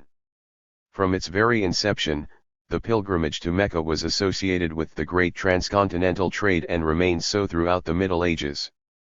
The standing wish for a Muslim pilgrim was, "May your Hajj be accepted, your sin be forgiven and your merchandise not remain unsold," Goitine 1999 I, 55. This is also the period when Sharia law developed as a progressive approach to justice and rules governing business and personal conduct. As Harman has noted, it is almost impossible to recognize this now, given the abuse heaped on the Sharia today in the West. But the Sharia system was well in advance of the value systems of the Christian agrarian feudal empires which competed with it. Harman quotes one scholarly study of Islam which recognizes its egalitarian expectations of relative mobility, which maintained its autonomy as against the agrarian empires, Harman 1999, 130. The Middle East and Far East trading economy required and developed a highly sophisticated warehousing, banking, and credit system characterized by all kinds of business partnerships, Abou-Lughod 1989, 222-30, as confirmed by documentation lodged in the Janizah. It required transcontinental, that is, universally agreed, values and rules for its operation. To take just one of many examples cited by Abou-Lughod, European bankers did not develop a proper bill of exchange until the 14th century. Yet its Persian precursor, the suftija, had been in use for several centuries in the Middle East. As a rule, writes Goitine, suftijas were issued and drawn up by well-known bankers or representatives of merchants, a fee was charged for their issue, and after presentation a daily penalty had to be paid for any delay in payment, Abou-Lughod 1989, 223-4. A fascinating question, which forms the basis of Abou-Lughod's book, is why this mercantile system did not develop into a fully fledged capitalist system, and thus preempt Western Europe. Tempting though it is, we cannot travel down that road here, though let us at least endorse her thesis that its influence on Western Europe's economic development has been conspicuously understated and under-researched. In fact, although large-scale investment was rare, there was nevertheless an impressive array of manufactured goods in Egypt, produced not in large factories but small workshops. Abu Lugad 1989, 230-1. Here workers owned their own tools and often combined the activities of manufacture and sales, which incidentally could blur the distinction between artisan and merchant. Among the industries of Cairo, Goitain lists are workshops for metallurgy and metal objects, including military hardware, glass and pottery, leather tanning and the fabrication of leather objects, parchment, paper, bookbinding, construction, stone cutting, furniture manufacture, and food preparation and processing. In addition, there were large plants, mathabaks, literally kitchens, in which sugar was refined or paper made. These were usually owned by the sultans and employed relatively large numbers of workers. Textile manufacture and distribution was the dominant industry. Little wonder that Al-Muqaddasi, the first ruler of the Fatimid dynasty in the 10th century, who built Al-Qahira, later Europeans to Cairo, could proclaim the city as the glory of Islam and the center of world commerce. It has effaced Baghdad, the fruits of Syria and Al-Maghrib North Africa, reach it in all seasons, and travelers are ever coming to it, from the eastern countries, and the ships of the peninsular and of the countries of Rum Byzantium/Europe. Abu Lugad 1989, 225. Little wonder too that the invading European Crusader armies should eye it so enviously. Saladin and the Crusades. The period of the Janiza is divided roughly between two dynasties, the Fatimids, founded 969, and Saladin's Ayyubids, concluded roughly 1250. A critical date is 1168, when Saladin helped rescue Cairo from the Crusaders. Goitain describes Saladin, the epoc's greatest leader, as a genius. The Jews at the time famously hailed him as their savior, the new Cyrus, Armstrong 1996, 298. When the Crusaders captured Jerusalem, they slaughtered all the Jews and the Muslims in the city. Saladin drove the Crusaders out, liberated Jerusalem and invited Jews to return there.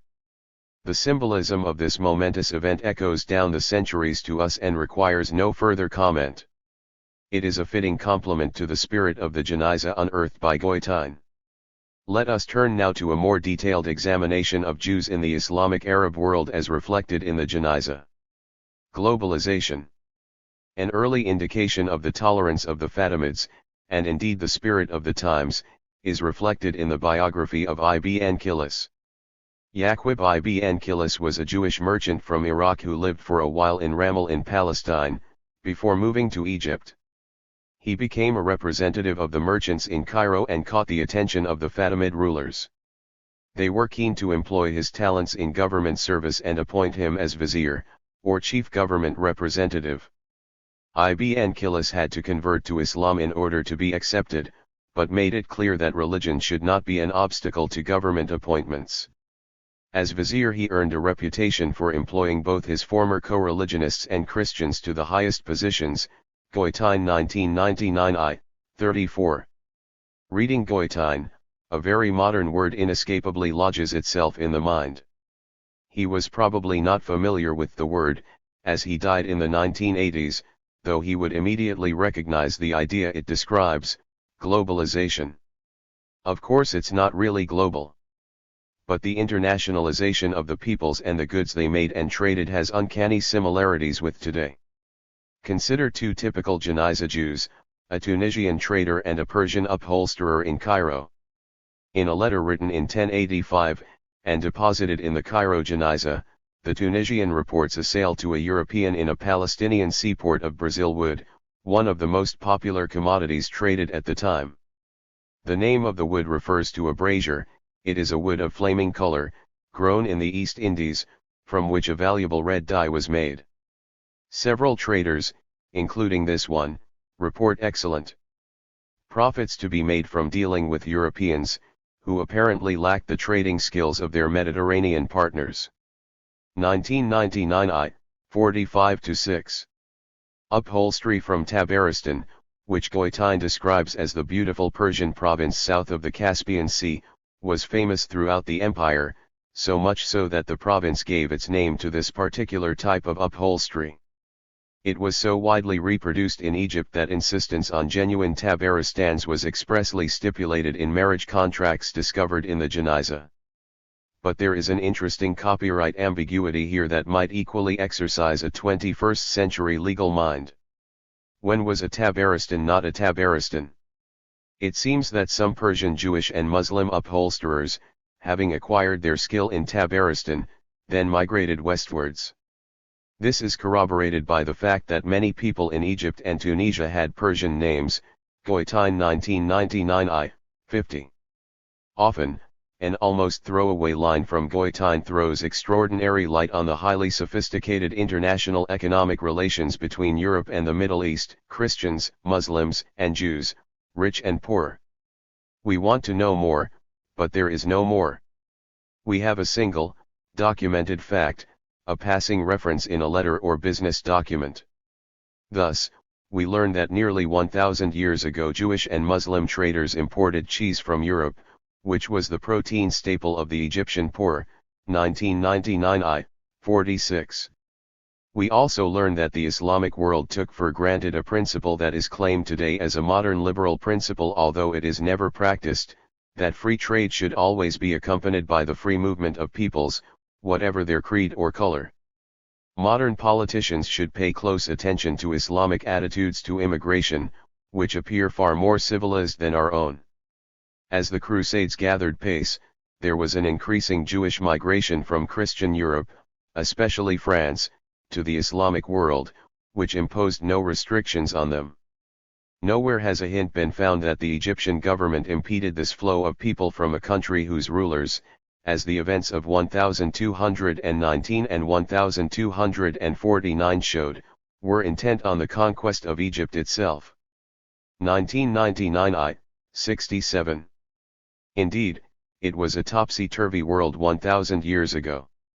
This was also the case in the Jewish community itself. The Jewish European poor migrant needed financial help from the Jewish community in Cairo. According to the Geniza records. By contrast, the Yemenite Jewish merchants, craftsmen, and scholars in the city are listed as contributors to the public purse, 1999 I, 57. Unfortunately, the ironies that captivate the attention of the modern critical Jewish reader cannot be explored here.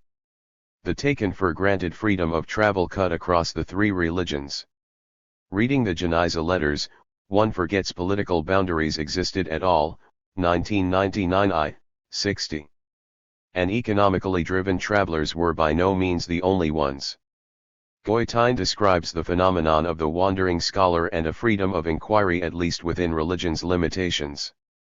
Thus we hear of a Jewish judge from Sicily who traveled in Egypt, Palestine, and finally to Baghdad, where he studied the Psalms with the Jewish community's most respected scholar. One psalm puzzled both of them, so they approached the head of the Nestorian Church. Goitain remarks how unexpected it was to discover such cooperation, in Baghdad 950 years ago, 1999 I, 52. It seems books, ideas, erudition, and tastes traveled widely too. In Mayence, the ancient Roman town on the banks of the Rhine, it was possible, in the 10th century, to find not only all the more important spices of India and the Far East, but also a man able to translate a book of instructions for Bible cantillation from Arabic into Hebrew, and this fact is by no means stated as something extraordinary. 1999 I, 64. Such an exchange of ideas can also incite fear and intolerance. Thus we read that French Jews burned books written by the Islamic world's most famous Jewish philosopher, Maimonides, 1999 I, 64. Jewish religious scholars traveled widely to take up appointments, whether in renowned centers of learning at Cairo, Jerusalem, or Baghdad, or as teachers, judges, and religious leaders in towns and villages throughout the empire. Not a single instance has been found of government interference, 1999 I, 66. Of course calamities, war, especially the Crusades, and upheavals created by Muslim dynasties, which harassed Muslims from different tendencies as well as non-Muslims, and we will return to this matter later, also drove the movements of peoples. In general, such mobility was taken for granted, a way of resolving problems, a change in domicile brings good luck. We read in the Janazah of the blind singer who preferred begging en route to somewhere rather than staying at home. Finally, there was always another reason to leave home, albeit one that carries the risk of an accusation of sexism. But I hope that Goitine's humor here will be accepted as a reason not to censor this rather unusual example of symbiosis between Muslim and Jewish men. Indelicate as it might sound, it must be conceded that running away as far as possible from one's wife was practiced as vigorously by the people represented in the Janazah, as by the husbands in the stories of the Arabian Nights. 1999 I. 58. However, despite all these examples of what Goitine describes as cosmopolitanism, he is at pains to insist that what he calls local patriotism, 1999 I. 64, was just as important to the people of the Janazah. Homeland. Here we come to the one of the most fascinating issues of all in the Janazah documents. It is clear, beyond a shadow of doubt, that the Jewish people of the Islamic Arab civilization, as represented in the Janazah, the Jewish majority at the time, the people, let us remember, who carried the Jewish religious tradition from biblical times to the present day, had their own, very definite conception of homeland, which contrasts sharply with the debates of modern times. One senses that Goitine is aware of the controversy. Although he does not bring a modern political critique to the surface, he is preoccupied with the relationship between the Jewish communities in Islamic Arab lands and homeland. He returns to the issue on 3 occasions in the 5 volumes.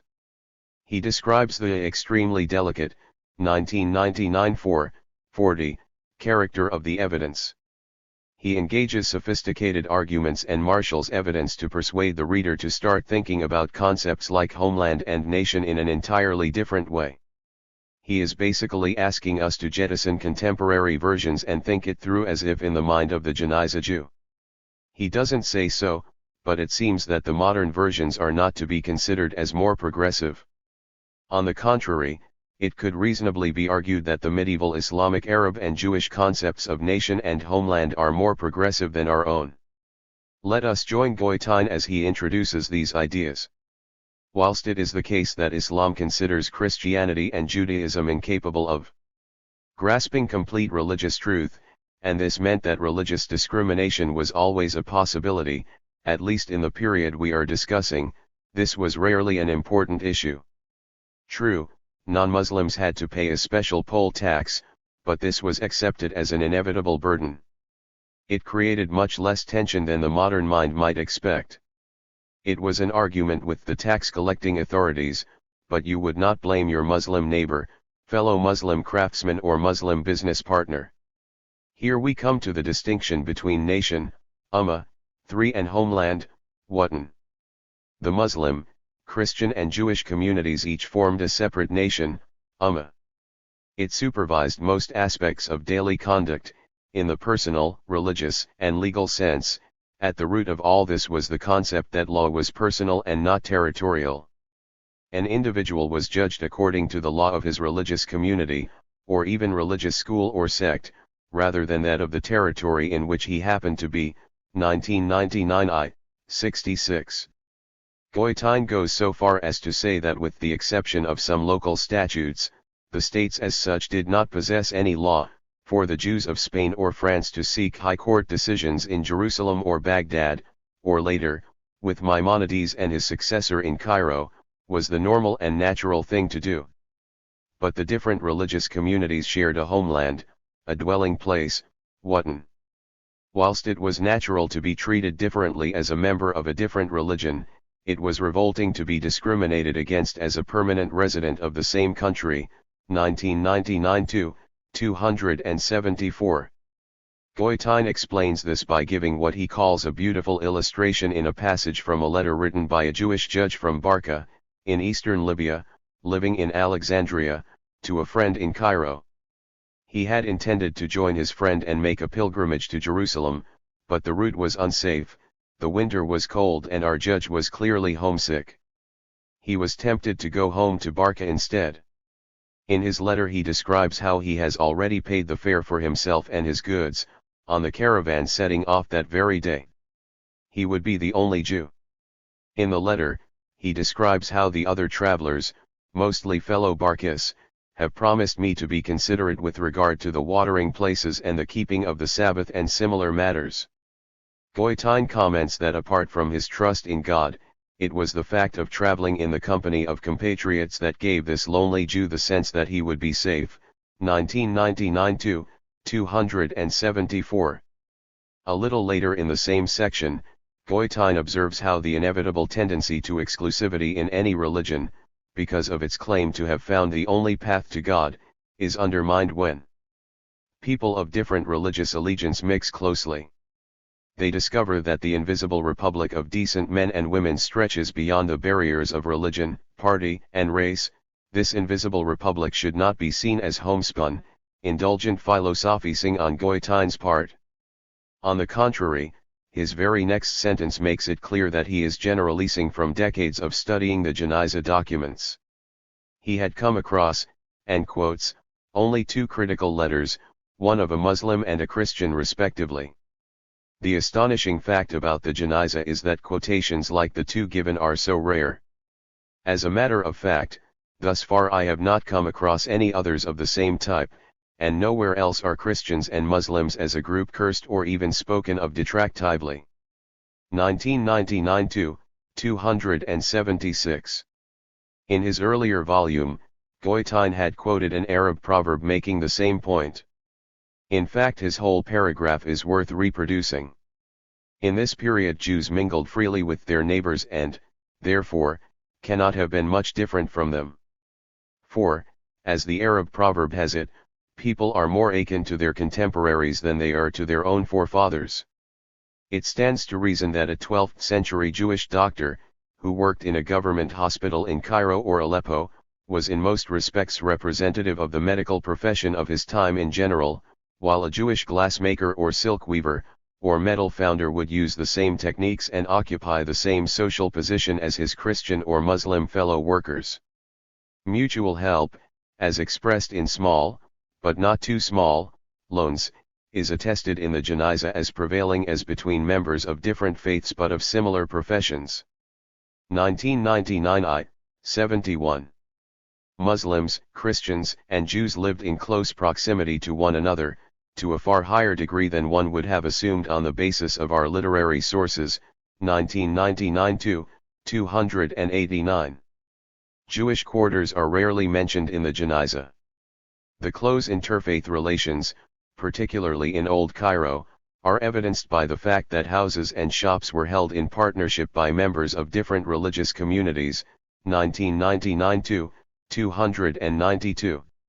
In Jerusalem too we read about a house or compound, in about 1040, where some rooms belonged to a Muslim and others to a Jew. Of course, doubts and difficulties could easily arise. Can you share the same well? Muslim women were secluded in a way that Jewish women were not. Special privacy arrangements had to be put in place. No doubt, countless informal arrangements were made. But when in doubt, you could appeal to the appropriate religious authorities. Maimonides legally approved the following query concerning Muslim/Jewish partnerships in workshops, in one case a goldsmith's, the other glassmakers. What does our master say? They have agreed amongst themselves, that gains made on a Friday should go to the Jews and those on a Saturday to the Muslims. 1999-296. Indeed, the Jewish authorities threatened a Jewish carpenter with a flogging when he tried to make a profit from his Muslim workmen making doors on a Saturday. 1999-297. Returning to the idea of Watan in a later volume, Goitin describes it as meaning hometown or city as much as homeland. This seems a better translation. He offers the following interesting distinction. Homeland implied a country, and countries were political complexes often changing their borders and characters, Cities were units of life, 1999 4:42. Clearly nationalism, including Jewish nationalism, had yet to be conceived. What Goitein is describing is the emotional attachment to one's birthplace and / or a place where you have lived for many years and / or immediate and extended family and / or networks of friends / neighbors / working colleagues of whatever faith. But this has religious implications which cut across the Ummah / Watan dichotomy. These are religious people and they needed God's blessing in all the areas of their lives. There is a biblical phrase, "May the Most High establish her forever," to be used exclusively for the holy city of Jerusalem. But Goitein came across a Geniza letter where the writer had applied the same blessing to Cairo. That other biblical phrase, "the inheritance of my fathers," one might imagine was reserved for the holy city of Jerusalem. On the contrary, Goitein came across letter-writing Jewish pilgrims, temporarily resident in Jerusalem, yet pining for that inheritance in an unexpected way. "May the Creator of the world presently let us meet together in joy, when I return under His guidance to my homeland and the inheritance of my fathers," writes a pilgrim in Jerusalem to a friend or relative in his native Morocco, 1999 I. 63. Goitein describes other blessings attached to towns and cities. He then develops the argument that in later centuries it became common practice for Jewish letter writers to attach blessings to the congregation rather than the city. The change reflected a deterioration of relations between the various religious communities, 1999 4:42. The implication is clear and is something that can stir the emotions in even the most modern and secular minds. In the period of the Geniza, many Jews were ready to ask God to bless their Muslim and Christian neighbors. Goitein describes how yearning after one's home, al-Hanin ila el-Watan, was a great topic too in ancient Arabic poetry.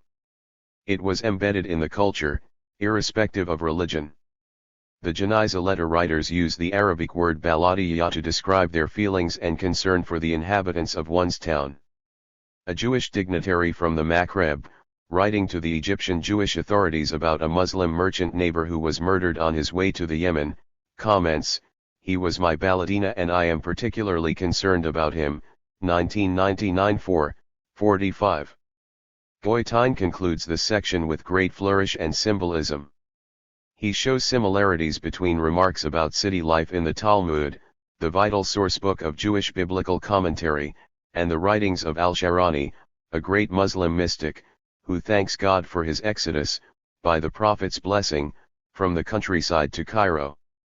Geniza man was an eminently social being, who would sign up to the ancient Near Eastern maxim, "Good company or death," 1999 4:47.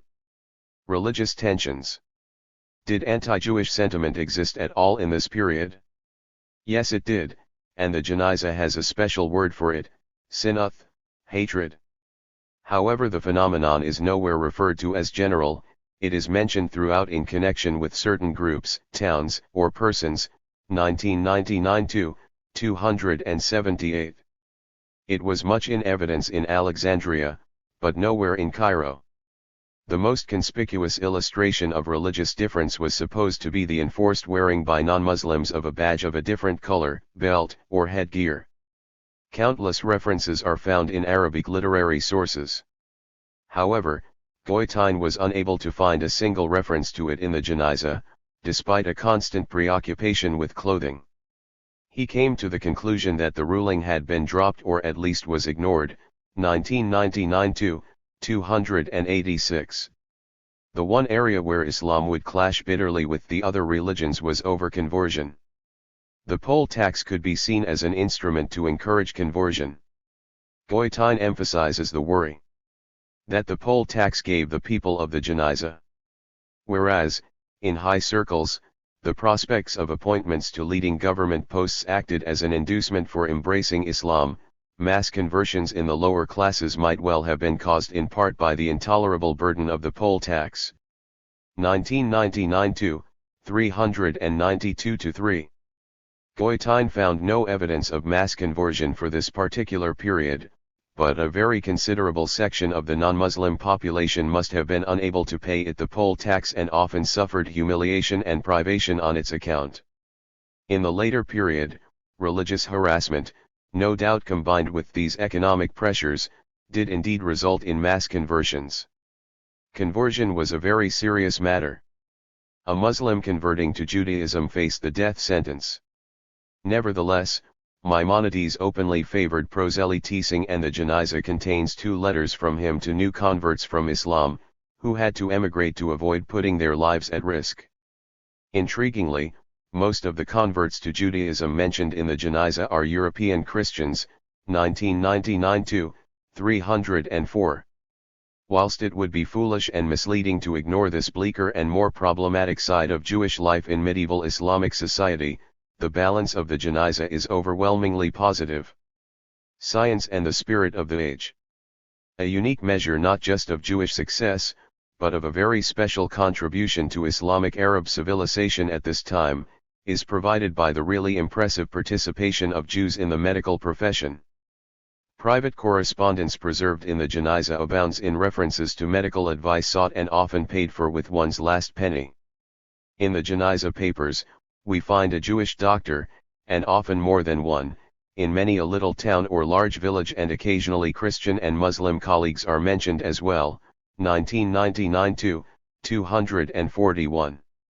13th century police records complain that many towns had only Christian or Jewish physicians. And the Christian and Jewish contributions to Arabic medical texts were out of all proportion to their numbers. The first Fatimid caliph to rule Egypt and the neighboring countries had a Jewish physician, Moses b. Eleazar.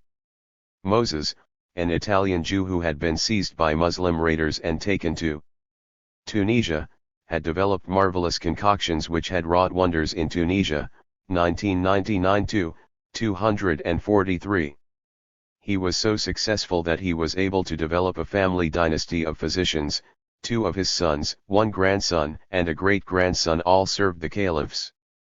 Goitein describes how the Jewish communities themselves invariably had physicians as their leaders.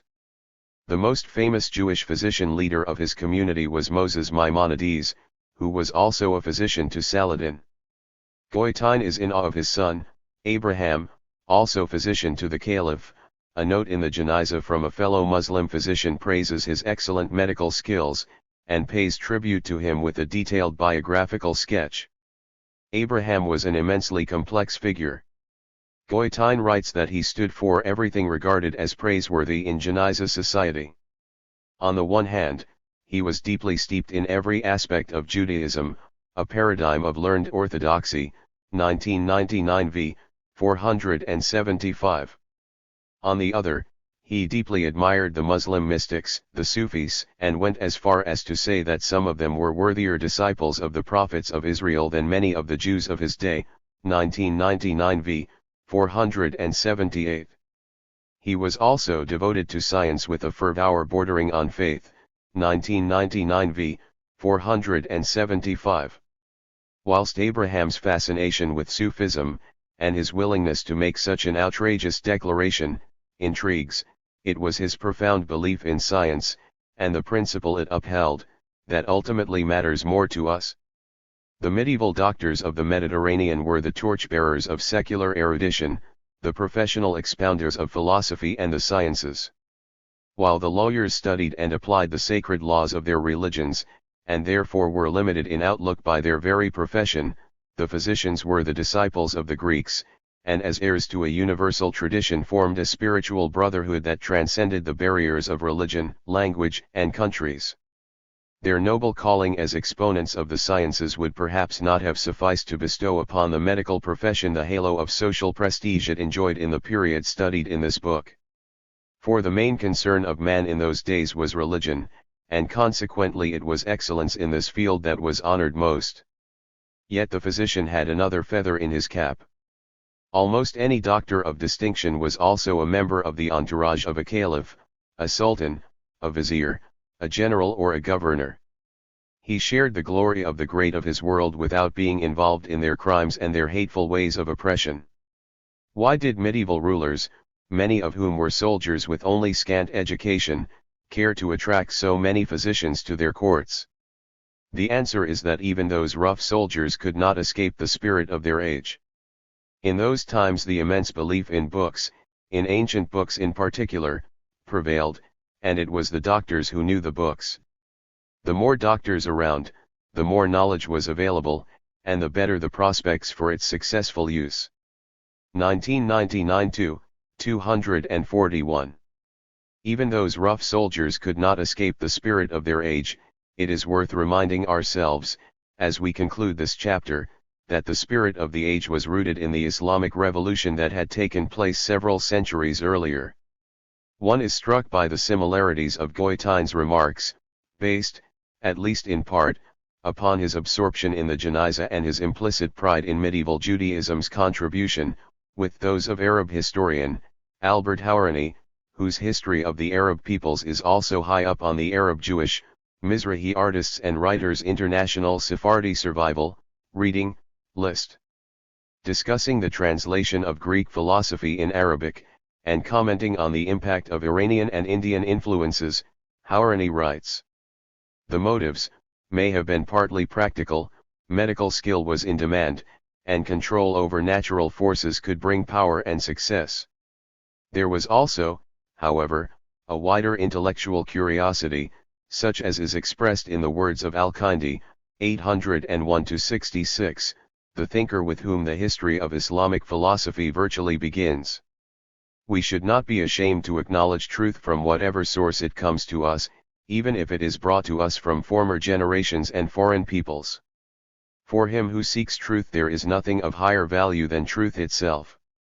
Hourani 1991, 76-7. 5. A land without people. According to a powerful Zionist myth, Palestine was a land without people, and hence was particularly suitable for a people without land, especially when they could claim it as the land of their forefathers. Whether the Jews were really a people without land will be addressed in the next chapter. This chapter is about Palestinian peasants who, for centuries, had lived in that empty land. How can that be? Were the Zionists simply lying? Somehow people were there and not there at the same time. Here is Israel's Labor Prime Minister, Shimon Peres, in 1986. The land to which the Jewish settlers came, while indeed the Holy Land, was desolate and uninviting, a land that had been laid waste, thirsty for water, filled with swamps and malaria, lacking in natural resources. And in the land itself there lived another people, a people who neglected the land, but who lived on it. Indeed, the return to Zion was accompanied by ceaseless violent clashes with the small Arab population. Said 1988, 5. Well, yes, there were people there, though a people without a name, a small number, who had in any case neglected the land. The Second Zionist Congress, held in 1898 in Basli, had heard a rather different story, that there were 650,000 Arabs living on the most fertile parts of our land, Gilbert 1998, 17. In fact, in recent years there have been some rather more honest accounts from a small number of mainstream Zionists. One of the most interesting is the former deputy mayor of Jerusalem, Meron Benvenisti, whose book, Sacred Landscape, The Buried History of the Holy Land Since 1948, 2000, exposes the ruthless ideological manipulation of the Zionist map-makers and their role in concealing Palestinian peasant villages. His father was one of them and, as a boy, Benvenisti accompanied him on his map-making expeditions. The experience continues to haunt him and is well captured in his book.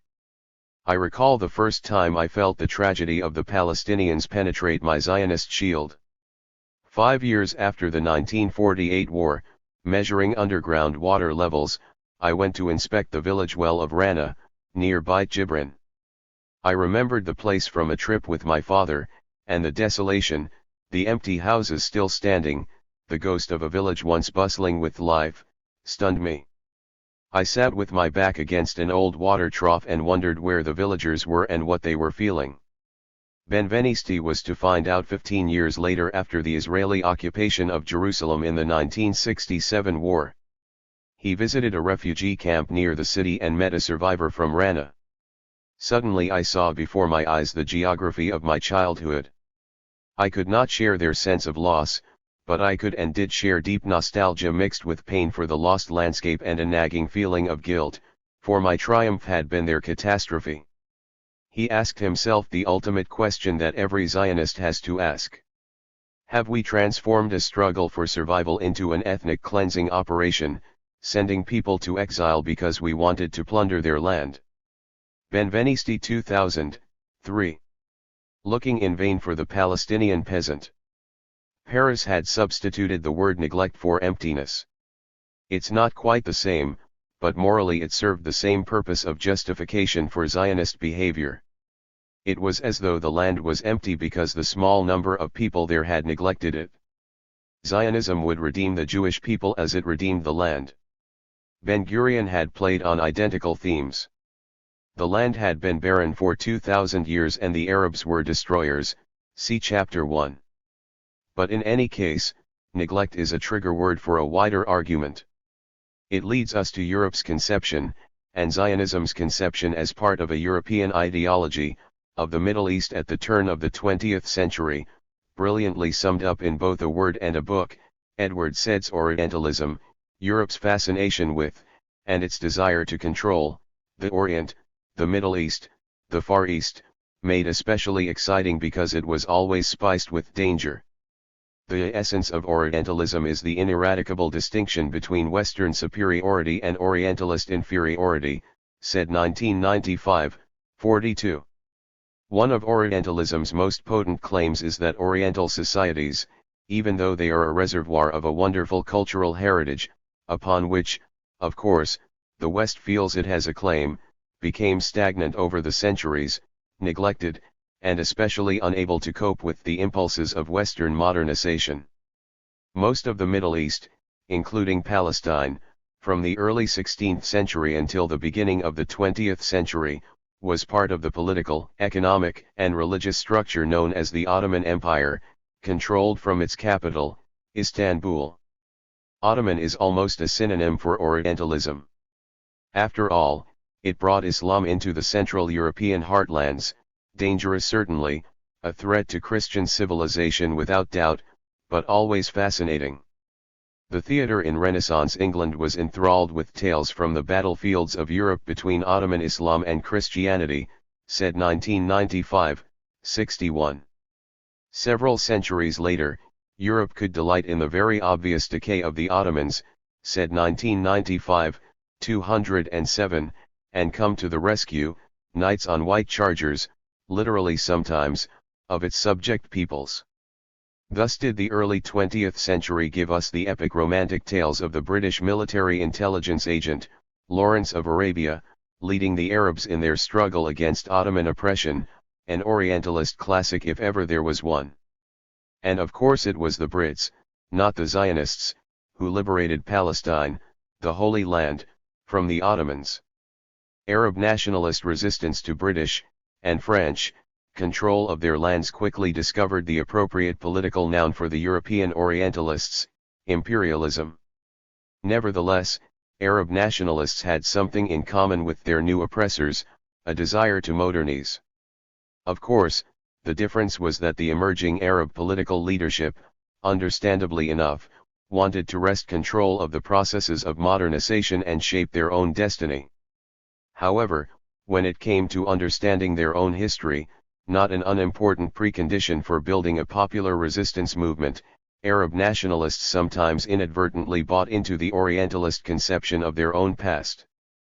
Their understandable hostility to centuries of Ottoman rule sometimes persuaded them to acknowledge the Orientalists' picture of neglect and stagnation, and to see themselves, or rather the generations who had preceded them, as passive victims trapped in Ottoman decay, Pap 1999, 18. 1. This could give unwitting credibility to the Zionist neglect of land thesis, which can seem similar to the decay under the Ottomans thesis. Certainly, despite a century of Palestinian peasant resistance to Zionism, we still know far too little of the history of the Palestinian peasant as a strong, indeed impressive, actor in his or her own interests in the region before the Zionists arrived. We still know far too little of just how successfully the peasants farmed the land and just how ready they were to engage with the pressures of modernization. However, in recent years, all of this has begun to change. A new generation of Palestinian historians has finally begun to get to grips with the problem. There is one particularly outstanding contribution, Bishara Dumani's Rediscovering Palestine, 1995, which forms the core of this chapter. This remarkable Palestinian historian has found a voice for 19th-century Palestinian peasants and allowed them to emerge after a century of insults which has blotted them out of history. 2. Rediscovering Palestine's Peasants. Dumani's book is subtitled Merchants and Peasants in Jabal Nablus, 1700 to 1900. As a single unit, the old city of Nablus and its hinterland constituted a discrete unit known for centuries as Jabal Nablus. It formed a powerful infrastructure in what would become known as modern Palestine. Dumani convincingly argues that tracing historical Palestine in the period prior to the Zionist settlements through Jabal Nablus is far more effective than trying to see it through the eyes of Jerusalem, though we will need to consider Jerusalem later in the chapter. During the 18th and most of the 19th centuries, the city of Nablus was Palestine's principal trade and manufacturing center. It also anchored dozens of villages located in the middle of the hill regions which stretched north-south from the Galilee to Hebron and were home to the largest and most stable peasant settlements since ancient times. Dumani 1995, 1. In a looser sense, by the middle of the 19th century, up to 300 villages, a considerable area, were oriented on Nablus. These villages stretched along the coastal plains from Haifa to Jaffa in the west, to the Ajalon and Balka regions beyond the River Jordan in the east, as well as the north-south axis from Galilee to the hills of Ramallah and Al-Bayra, Dumani 1995, 30. This included Marj ibn Amir, known in Israel as the Valley of Yisrael. The most fertile plain in all of Palestine, in the hinterland of Jenin, famous for its plentiful grain harvests, as well as the quality of its tobacco, watermelons, and cotton. This wide plain also had a strategic importance. It constituted the broadest expanse connecting the coast with the interior, and astride it ran one of the main trade routes to Damascus. On its soil numerous famous battles were fought, from the time of the pharaohs to Salah al-Din, Saladin, and his decisive blow to the Crusader armies. Dumani 1995, 31. In the 18th century the plain, and its ancient market town of Nazareth, became the focus of armed conflict between the ruling clans of Jabal Nablus and Galilee, Dumani 1995, 31, 41-2. In the 19th century, it became concentrated in the hands of large landowners who produced vast quantities of grain for the world market. The pressures on small land-holding Palestinian peasant farmers to allow this process to occur will be closely scrutinized in this chapter. One particularly large land purchase on the plain, by a Lebanese Greek Christian merchant family, the Sauruks, proved to be an unmitigated disaster for all social classes of Palestinians, for later, the land was resold to Zionist settlers, Dumani 1995, 270.54. The idea of the city anchoring villages, the Jabal in Jabal Nablus, helps us understand a tough, enduring, regionally based merchant, peasant society nurturing the productive capacity of the land. It also turned out to be a remarkably successful launchpad to lead the response to the challenges to the market for peasant agricultural produce posed by Western European intervention. The signing of the 1838 Free Trade Anglo-Turkish Commercial Convention, followed by the Tanzimat, the political, administrative and fiscal reform program of the Ottoman Empire, accelerated the impact of Western European pressures, Dumani 1995, 106. But the Palestinian peasants were to prove that they had nothing to fear from free trade. In the third quarter of the 19th century, large agricultural surpluses were generated as Palestinian wheat, barley, sesame, olive oil, soap, cotton were sold on the world market.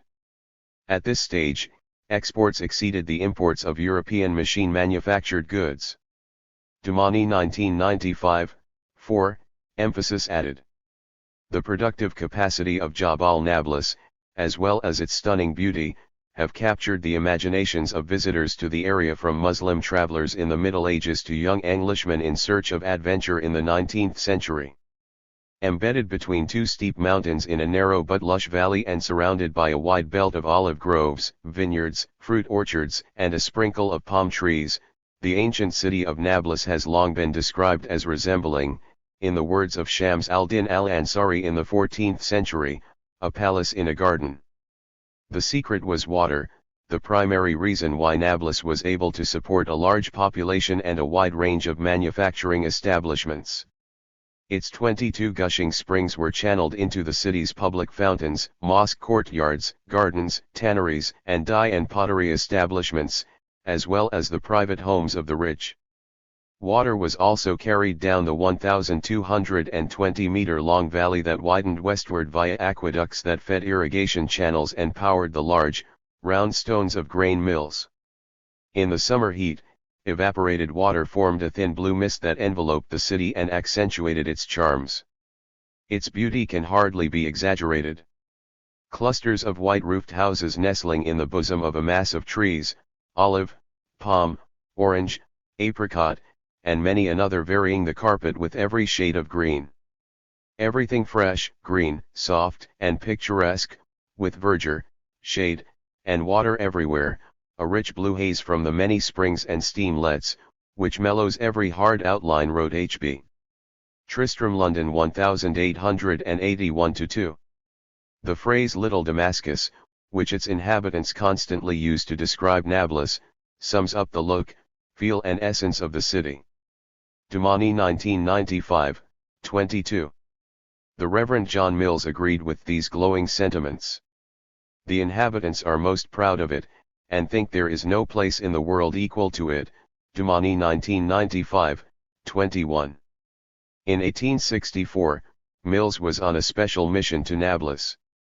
He had come to investigate the tiny community of the Samaritans, virtually the only survivors of the people claiming ancestry with the biblical Samaritans. One of the steep mountains overlooking Nablus, whose biblical name was Shechem, Benvenisti 2013, is Mt. Gerizim, the spiritual center of the Samaritans. It seems that the Samaritans had remained part of the community of Nablus for over 2,000 years. In the 19th century, they had their own quarter there. A few worked as scribes or accountants to the governors, one or two were rich merchants, but mostly they were relatively poor retailers or artisans. Dumani 1995, 23. There was also a small Christian community, and there had also been a small Jewish community in the past, as evidenced by the small stairway near the middle of the central marketplace referred to as the Jew Stairs, Daraj al-Yayid, Dumani 1995, 267n.22. Is not a little, albeit reverse, Orientalist indulgence justified here? For there is surely an irony in that the heart of late medieval and early modern Palestine lay in Nablus, in the shadow of the great Samaritan mountain, 2,000 years ago the spiritual center of dissident Israelites, excommunicated by the Jerusalem priests, see chapters 1 and 2. There is at least poetic, if not historical, symmetry here. And how appropriate Ottoman rule, much less the need to protect the empire or the glory of serving the Sultan. Dumani 1995, 17. Sheikh Jarrah was a member of one of those local ruling families. The Ottomans had to rely on them to maintain their rule, but it also meant that tensions with the wider power structures of empire were never far from the surface. The poem illustrates the assumption that the ruling families could mobilize local peasant militias. Although, over time, these ties would loosen, peasant traditions of regional armed defense, if anything, would deepen, with serious implications for the ruling powers of the 20th century, Britain and Israel. The Mountain of Fire played a leading role in 1834 against invading Egyptian forces, in the 1936-39 rebellion against British rule, and in the Palestinian Intifada against Israeli occupation that exploded in 1987. Domani 1995, 22. Getting the crop to market, peasants and merchants. Nablus was a city, but it was a peasant city. Its rhythms of life reflected the agricultural calendar of the peasant community. The hustle and bustle of tons of oil being deposited in the underground wells of huge soap factory buildings after the olive harvest in the fall, for instance, were perhaps only surpassed by the commotion of raw cotton arriving in the city to be ginned and spun in the summer. There was no sharp dividing line between city and country. Nablus was in some ways akin to a very large village.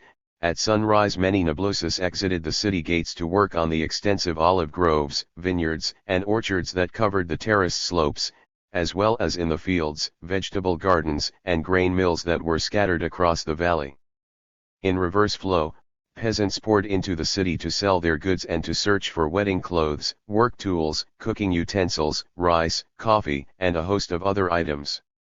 Many remained in the city for a few days, to become further acquainted with the hundreds of shops, the covered markets of the textile merchants, the 5 central mosques, the large fortress-like compounds of the ruling urban families, the Nimrs, Tukans, Abd al-Hadis. Domani 1995, 26-7. In the hinterland of Nablus, peasants had learned over the millennia to utilize every topographical feature. Fields were sown with grain, legumes, and vegetables, hills were terraced and planted with trees, and higher stony land was used for grazing. Until the last decades of Ottoman rule, most peasants were small landholders, though their legal rights to the land remained ambiguous. For the peasants of the hill regions lived in close-knit village communities which varied in size from a few dozen to a few hundred inhabitants. Most had an average of 2 to 4 constituent clans and some extended families. The basis of collective solidarity was the organization of peasant society into clans, hamulas, patrilineal descent groups believed to be derived from a common ancestor. The clan system provided a safety net which supported individual families in times of difficulty, and it was well suited to the vagaries of rain-fed agriculture and the thin soil of hilly regions. Domani 1995, 27, 28. Codes of behavior were determined by a deep-rooted system of customary practice, known as urf, which spelled out rights and responsibilities. Reflecting Bedouin roots, these differed significantly from Islamic Sharia law, prevalent in the urban centers. In other words, even by the 19th century, there was a substantial degree of peasant autonomy in legal, moral, personal, and financial matters that were clan-based. Yet, however proud of their independence they might be, the peasants and their clans needed urban merchants to get their produce beyond the local markets. Chapter 4 illustrated the centuries-old practice of Arab merchant activities throughout the Mediterranean. In the 19th century a powerful new and rapidly expanding market came on stream in Europe. The merchants had the know-how that the peasants needed, and of course the peasants had the produce that the merchants required. Merchant-peasant relations were carefully cultivated. The merchant had to build trust, and here religious values were important. These networks were informal, they were not sanctioned by the Ottoman state, and merchants often provided credit. Honor, reinforced as an Islamic value, would be built into attitudes towards debt repayment. Both sides could maneuver around debt, and often did. But a merchant could not afford to fall foul of a rural clan with whom he and his family had spent years, perhaps generations, developing good relationships. Domani illustrates this with his discussion of peasant weddings. Weddings were, and are, incredibly important in peasant village life. And the purchase of the wedding wardrobe and other presents was the occasion for a special visit to the city. The wedding celebration seemed to have begun with the visit, as the peasants arrived in great style, singing, dancing, and bearing gifts. Domani 1995, 84. They stayed for several days in the house of the merchant with whom they intended to do the most business. It was a point of moral principle, as well as sound commercial practice, for the merchant and his family to show generosity and friendship. Dependent on the timing of the wedding in relation to the harvest, credit would be extended. Ritual surrounding the collection of the debt was embedded in the local culture. Disputes about the level of the debt were common. The debt collector, often a peasant hired by the merchant, was sent into the countryside. It was a point of honor for the debt collector to be treated with respect. Traditions of peasant hospitality meant that he might stay in a special room in the village square and be provided with food and drink.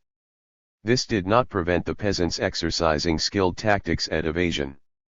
Whilst ultimately the merchant had more power, the peasant and his clan were past masters at applying pressures for debt rescheduling.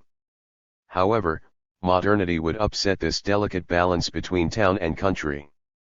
The olive is the physical document of history. So wrote an astute British observer in the middle of the 19th century, Dumani 1995, 178. The ancient olive tree came to serve symbolically not only as a national icon for the Palestinians, reminiscent of a time when they were not refugees or oppressed under colonial rule, but free peasants who lived off the fruits of the land, but also literally as a financial icon. The noble fruit did nothing less than bankroll the arrival of capitalism, and modern social class relations, into the 19th century Palestinian village. 5. Here is an extract from a letter written by Mahmoud Bikbd al-Hadi, leader of the Nablus Advisory Council, to the Ottoman governor of Jerusalem in 1851. I have relayed to the council your noble order containing the petition of the people of Jabba village, in which they accuse the sheikhs of their own village of forcing them to sign promissory notes for this year worth 1,200 jars of oil and for next year 1,400 jars. Dumani 1995, 146. Explaining the promissory notes to the governor, Abd al-Hadi pointed out that it was usual practice among people of the villages, to sell their future crop of olive oil in advance for reduced prices through a salam contract for the amount of taxes due from their village, Dumani 1995, 147. Now Dumani exhibits ingenious forensic skills in breaking down these extraordinary documents which arrived in the Islamic courts of Ottoman Palestine. He also made himself expert in both the use, and the changing character, of the salam money-lending contracts which dominated relations between peasants and merchants and sometimes between entire peasant villages and the tax-collecting authorities in this period.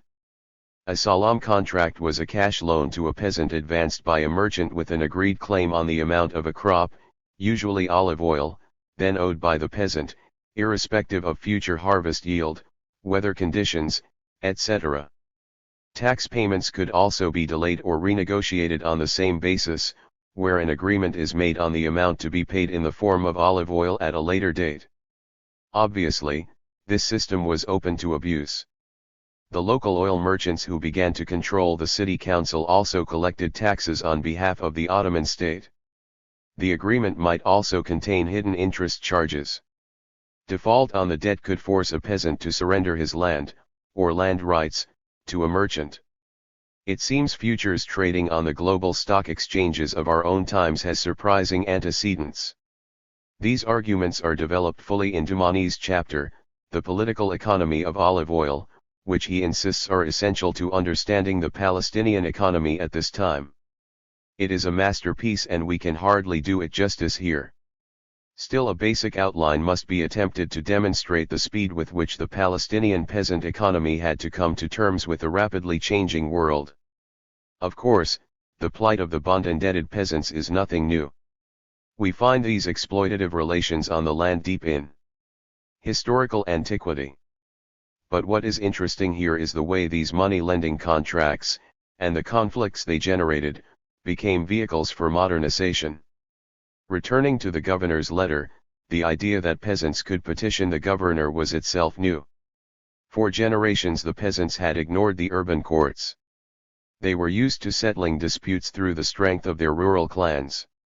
Now they ignored their clans, bypassed the local Nablus council and its leader, an oil merchant, Abd al-Hadi, who was leaning on the village sheikhs to collect the taxes, and went to Jerusalem in search of justice. The new economics also split the clans.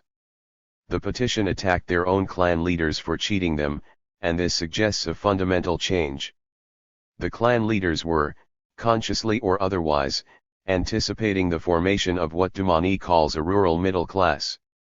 They were following the urban merchants in seeing the money-lending contracts as a mechanism for generating funds for personal profit as well as for investment. At the same time, the village peasants were having to organize independently to protect their interests, peaceful petitioning first to be followed if necessary, as we shall see, by more aggressive tactics. The villages also produced would-be entrepreneurs who were not clan leaders. In other words, social class differentiation at several levels was evolving in the countryside. The story of Abd al-Rahman, a Nablus peasant from Akraba village, brings together many of these themes. He signed a salam contract with a Christian merchant from Jaffa in 1851, who had access to the expanding European market for Palestinian sesame. The peasant entrepreneur traveled to Jaffa to make the deal with the merchant, bypassing village elders and Nablus merchants alike. This development was far from unique, and it undermines much scholarship which continues to view Palestinian peasants during the Ottoman period living in isolated villages and engaged solely in subsistence agriculture. Many Palestinian peasants were sharply attuned to the fickle changes of international demand and acted accordingly. Dumani 1995, 141. Other examples include peasant business partnerships, cutting across village, clan, and even, as here, religious lines, and setting up salam money lending facilities for other local peasants. Dumani 1995, 167. Abd al-Rahman's contract is particularly interesting because of its contradictory features. It contained two incentives: it covered transport costs from the village to the Mediterranean port, and I included a profit-sharing arrangement. The salam contract could encourage trade, help meet needs for local capital, increase investment in agricultural production, promote economic growth, and even benefit both parties. Dumani 1995, 142. On the other hand, these contracts, including this one, always had the potential to destroy the peasant's livelihood to the advantage of the merchant in the wake of debt default. This is exactly what happened to Abd al-Rahman, who was forced to sell his land to the Christian merchant when he was unable to fulfill his side of the contract. Dumani 1995, 163. Thus, the contracts facilitated capitalism in a classical manner. Merchants could gain access to local crops for the expanding overseas market with the bonus that a debt default could give them control of prime agricultural land in the Palestinian interior. A minority of peasants could play the game too and wouldn't always be the losers. For it is clear that the new export trade brought tangible wealth to some Palestinian villages, which seems to have irritated the British consul in Jerusalem. In 1856 he reported to London that the villagers were exporting grain and greedily grasped the coin in return. 2 years later, it seems that profits were enabling the peasants to purchase arms and decorate their women. Skalch 1982, 19. Class conflict.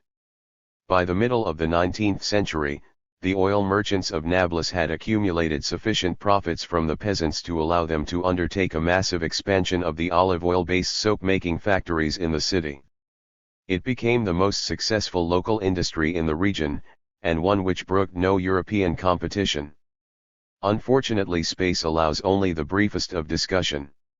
Nablus soap had a reputation throughout the Mediterranean, going back as far as the 14th century. Several decades into the 20th century, Palestinians would discover, as with their Jaffa orange, a new way in which the reputation of its produce would be recommended to a wider world when Jewish businessmen marketed their own settlement-made soap as being of Nablus quality. Dumani 1995, 185. Dumani includes graphic descriptions of the soap-making factories in Nablus. One striking characteristic undermines the classic Orientalist stereotype of the Bedouin as marauders and remote desert nomads.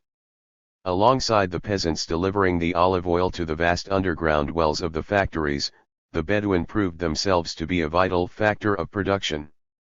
Every year they would gather the barilla plant, burn it and then transport 3,000 camel loads of barilla ashes, the kilo, to Nablus. In return they received money, rice, tobacco, sugar, soap, and coffee. Dumani 1995, 204. Bitter struggles developed over control of the soap factories as the oil merchants, newly rich on the basis of their salam contracts, displaced the traditional ruling families. At the same time, Ottoman officials insisted on imposing a much harsher tax regime. The soap factory owners rebelled. Using their base on the Nablus City Council, which they dominated, in 1853 they organized a tax strike. What these merchants objected to the most was the Ottoman government's attempt to cut into their material base without providing any real protection against European hegemony. Dumani 1995, 231. An embryonic Palestinian bourgeoisie was flexing its muscles against outside interference. We do not know whether the peasants supported the tax strike, for they hugely resented the oil merchants becoming rich at their expense by means of the salam contracts. A year before the tax strike, Nablus Council had to explain to the Ottoman authorities in Jerusalem why they had imprisoned some people in the village of Asari who had pelted a representative of an oil merchant with stones and broken his sword and a pistol. Dumani 1995, 173. Politically, the heightened tensions acquired, dare one say, some characteristics of class struggle. Dumani 1995, 180. The peasants of Talazah village summed it all up with a satirical song. God is great when the Fez's merchants gather on the village grounds, and the voices of the debt collectors raised. The money lenders listen for the sounds of the returning sheep, then they jump with their friend the police, looking for a victim to fleece. God is great when the people of the villages gre. Articulating Palestinian identity. Jerusalem's first mayor. At what point did Palestine crystallize as a national identity in the minds of the people who lived there? Until now we have been discussing the modernization of a society which was a part of the Ottoman Empire. In the latter half of the 19th century, independently minded urban Palestinian intellectuals from traditionalist backgrounds began to emerge in the empire's political and administrative structure. In this regard the career of Yusuf Dia is instructive. Khalidi 1997, 69–76. Born in 1842, one of 5 sons of a senior local official at the Islamic Sharia court in Jerusalem, Yusuf Dia was of that generation of Arabs fascinated and infuriated in equal measure at the seemingly unstoppable advance of all things European. The only way to resist the European was first to understand him, Yusuf concluded. He embarked on a program of European education, learning French, English and German. He completed his education in Istanbul where he came to the attention of reformist Tanzimat Turkish statesmen, who encouraged his political ambitions. Ottoman reorganization included the promotion of local municipal government. This meant that, in time, Yusuf was able successfully to seek appointment as Jerusalem's first mayor. In this post, he amply demonstrated his modernizing credentials by helping to initiate the construction of the first carriage road from Jerusalem to Jaffa, as well as improving the city's water supply. In 1877, he was elected to the Ottoman Parliament. This was to be only a brief flowering of democracy in the Ottoman Empire. In 1878, the Sultan suspended parliament and imposed direct autocratic rule. Nevertheless, Yusuf had made his mark as a radical democratic statesman. One American diplomat described him as the finest orator and ablest debater in the chamber. Another likened him to a French Republican. And he had certainly antagonized the Sultan. Yusuf was one of several Arab deputies banned for a short period from Istanbul and considered most dangerous. The Ottoman authorities now kept him under close surveillance and he embarked on an academic career, becoming a professor of Arabic in Vienna, publishing pre-Islamic Arabic poetry and writing a Kurdish, Arabic dictionary. His political ambitions were now thwarted, but it is clear that he had fully grasped what was to become the Palestinian political agenda for the 20th century. Yusuf compensated for the ban on his political activities with an extensive correspondence with European and Middle Eastern scholarly and public figures. In 1899, via the chief rabbi in France, he communicated with Theodor Herzl, Zionism's chief theoretician. He warned Herzl that Palestine was heavily populated by non-Jews and was venerated by 390 million Christians and 300 million Muslims. He asked, by what right do the Jews demand it for themselves? Wealth cannot purchase Palestine, which can only be taken over by the force of cannons and warships. The Peasant War on the Zionist Settlers. In Palestine, Yusuf Dia would have known that peasant clashes with Zionist settlers had already begun. At the battle at Petach, which occurred as early as 1886, Ottoman troops intervened and arrested many peasants, after a Jewish settler had been killed and several others wounded in an attack from the neighboring Arab village of Yahudiya. The peasants were aggrieved because land they had considered their own had been sold to the settlers after they had forfeited it to Jaffa moneylenders and local authorities. For Palestinians, the 20th century began at Petach, Khalidi 1997, 96-115. It is telling that Herzl never once mentions Arabs in his most famous work, The Jewish State, as though they did not exist. Yet one famous Jewish writer, Ahad Hayam, admitted after a 3-month visit to Palestine in 1891 that it was difficult to find fields that were not sown by Arab peasants. He added that there was unclaimed land, sand dunes, and stony mountains, that would grow fruit trees, but it needed hard labor, clearing, and reclamation, Khalidi 1997, 96-115. Which brings us to the story the famous Jaffa orange. The Zionists have long claimed the Jaffa orange as their own, a result of land reclamation turning the desert green. The facts tell a different story. It was Arab hard labor which transformed the sandy soil on the coastal plain, from north of Gaza to about halfway to Haifa, preparing it for citrus, in the second half of the 19th century. Marshlands and swamps too were drained. The results were staggering and helped shift the economic focus away from Jabal Nablus. The introduction of steam navigation brought this export crop, which by 1880 was being grown in about 500 orange groves in the Jaffa region, to the world market. Further expansion ensured that, by 1913, no fewer than 1.6 million cases of oranges were being exported from Jaffa, making it Palestine's most valuable export crop. Meanwhile, a sinister development was occurring on the Zionist settlements in the Galilee area. In 1907, the Ottoman authorities allowed the settlers to arm and defend themselves against increasing attacks by dispossessed peasants. A secret Jewish organization, Bar Jorah, was formed which exhorted the slogan Hebrew labor and gave rise to a paramilitary organization, the Hashomer.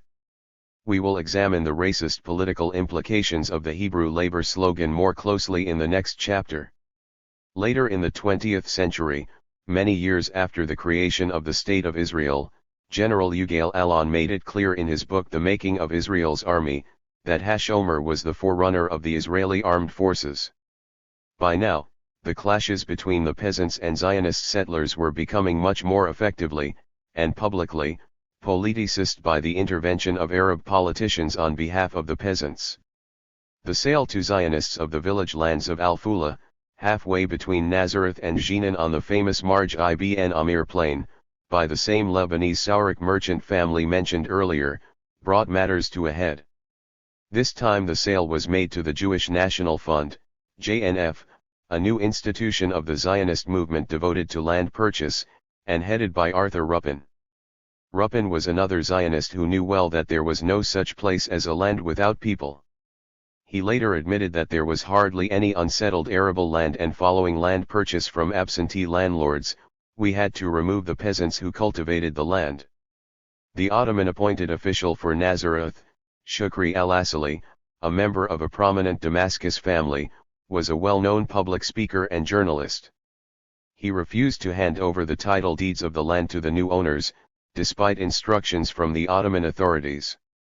Al-Asali took advantage of the greater freedom now permitted by the renewed phase of constitutional reforms and attacked the sale, and Zionism generally, in a Damascus newspaper under the pseudonym Saladin. His articles were reprinted in Beirut and Haifa newspapers. When Hashomer sent 30 armed men to occupy the land, Al-Asali ordered troops to drive them away. However, his superiors quickly countermanded his order and the sale was enforced. Nevertheless, the stakes had been dramatically raised and raids by the dispossessed peasants on the land were frequent and sometimes bloody. A much more political atmosphere was developing. Al-Asali stood as a candidate in Damascus for the reconvened Ottoman Parliament, on a program to fight Zionism to his last drop of blood. He won the seat and his victory galvanized both other Arab deputies and the Arab press to hail peasant resistance to Zionism as a cause célèbre for the Arab people. Thus a new type of political liberation movement was in the making when the British seized Palestine after the First World War. It was a movement which united peasants, who tried desperately to cling to their land, or retaliated against the Zionist settlers in a violent fashion if they lost it, with the urban intellectuals and notables.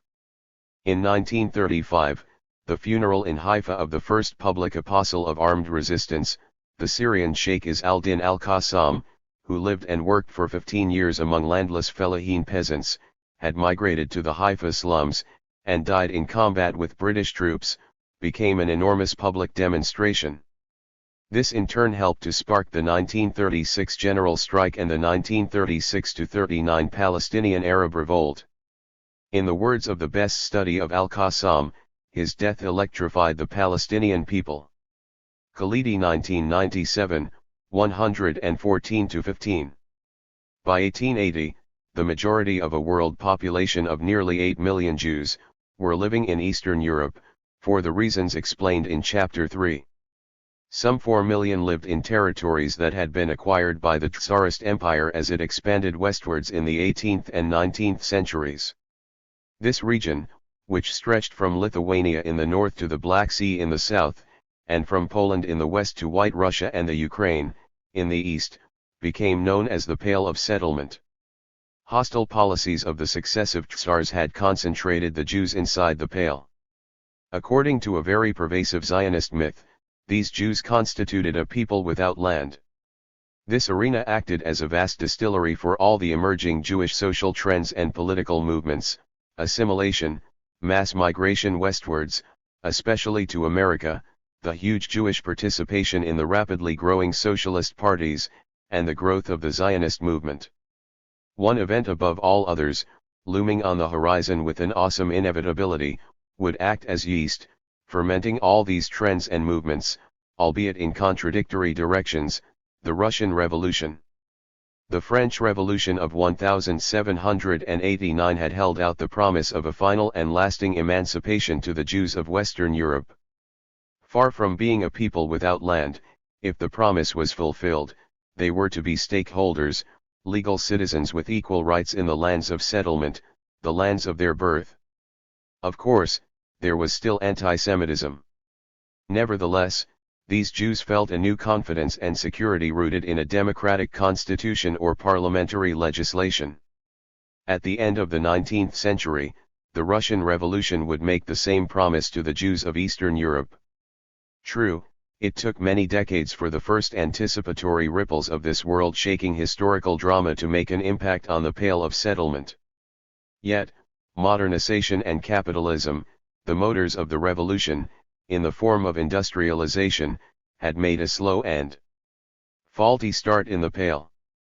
Thousands of impoverished rural Jews, redundant artisans, former tavern keepers, petty merchants, peddlers, paupers, the Luftmenschen of Yiddish folklore, Deutsche 1968, 62, one flocked to the new towns and cities.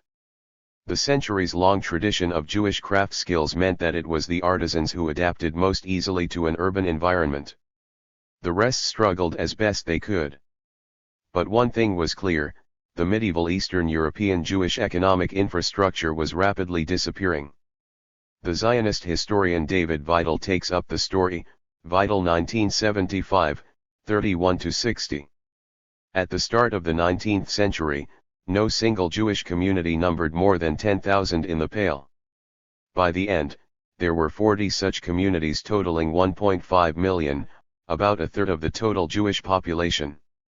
In itself, this process of internal migration would not necessarily have radicalized the population. These compact, self-contained communities, where Yiddish was the mother tongue for 98% or could more or again less re-establish themselves in an urban environment. But the Tsars imposed one specific and hateful policy which burned deep into the social and political consciousness: conscription. Jews had to provide 10 youngsters per 1,000 Jewish inhabitants for military service in the empire, compared to 7 per 1,000 for the non-Jewish population. And for Jews the age limit was lowered from 18 to 12. The child and adolescent conscripts were placed in special preparatory establishments for military training where they were subject to special education, which for the Jewish youngsters included a disciplinary regime designed to impel them to accept the Christian faith. The policy had one unintended consequence, however. It prepared a minority of Jews for armed struggle against the regime itself. Conscription was detested throughout empire. It was like death. To think about the soldier at home was to tear one's heart out uselessly, wrote the great Russian novelist, Leo Tolstoy. Hatred of conscription fueled a general discontent with the Tsars. Across the empire, for all peoples, nationalities, and social classes, apart from the most entrenched elements of the aristocracy, it combined with a growing awareness of the freedoms achieved in Western Europe in the wake of the French Revolution. Great hope rested on the reforming Tsar Alexander II in the 1860s. The ideals of the Jewish emancipation movement in Western Europe began to capture the imagination of Jews in the Pale. One minor but representative literary figure in the Pale was moved to write, "Awake, Israel, and Judah, arise. Shake off the dust, open wide thine eyes. Justice sprouteth, righteousness is here. Thy sin is forgot, thou hast naught to fear." Vital 1975, 43. It is interesting that this early secular adaptation of biblical prose, which would soon become the hallmark of Zionist propaganda, was at first put in the service of the assimilationist movement modeled on Western Europe. Sir Moses Montefiore, a leader of British Jewry, confidently predicted successful democratic reform would free his co-religionists in the Russian Empire. It was not to be. Tsarist enthusiasm for reforming Russia's medieval land-owning empire proved far too slow and inconsistent for its burgeoning revolutionary democratic movement. In 1881 Tsar Alexander was assassinated by the Narodniks. The assassination was a turning point in Russia in every sense. It symbolized the view of Russia's growing intelligentsia that revolution was indeed the only means of transforming the Tsarist system. The great writers of the period, Tolstoy, Chekhov, Dostoevsky, captured the mood of anticipation, both menacing and exciting. The Tsarist rulers sensed the game was up and prepared the ground for the most massive reaction, in a word, counter-revolution. Pogroms. 1881 was also the year in which the long-term social effects of the mismanaged emancipation of the serfs, famine, agricultural and industrial unemployment, had all combined to swell the growing barefoot army of pauperized peasants and lumpen proletariat, particularly in southern Russia. The regime wanted to channel the explosive energy latent in the barely controllable mass of restless and impoverished peasantry away from themselves. At the same time, fear of the peasantry was increasingly combined with a tendency to view them, the Narod, the quintessential people, in highly sentimental terms, which were similar to the revolutionary populists. Vital 1975, 49-50. The revolutionary populists, the Narodniks, were the first to challenge the autocracy. Drawing their cadre mainly from students, they complemented a strategy of assassinating government targets with the perspective of going to the peasantry, hoping to mobilize them for the revolution. The regime, based as it was upon the peasant's principal antagonist, the landlord aristocracy, saw a way of outflanking the Narodniks, as well as drawing fire away from themselves, target the anger and the energy against the Jews. The Narodniks, too, had seen the Jews as a legitimate target of peasant hostility, but quickly changed their stand to one of principled condemnation. Frankel 1981, 120. The Jews were admirably suited to the role. They were loathed not only by the peasants, with whom their relations were mostly on the basis of the Jews' function in the economy at large as petty traders, middlemen, innkeepers, estate agents, and money lenders, but loathed overwhelmingly by the men of position in Russia, the bureaucrats, the military, the church, the Tsar himself. Vital 1975, 51. Here, then, was that degenerate political culture of the Tsar regime in its death throes. A culture which set the Black Hundred pogromist gangs on the Jews, and which would later forge a document, a favorite of Hitler incidentally, the Protocols of the Elders of Zion, the fabled Tsarist fantasy which alleged a Jewish conspiracy to rule the world. By the end of 1881 over 200 Jewish communities had been attacked by gangs of peasants and petty criminals, with the police and the army turning a blind eye. The pogroms generally unfolded according to a common pattern. The Paris newspaper Le Temps recorded a particularly bloody one which took place at the South Russian town of Balta during Passover, April 1882. The riot began in the afternoon.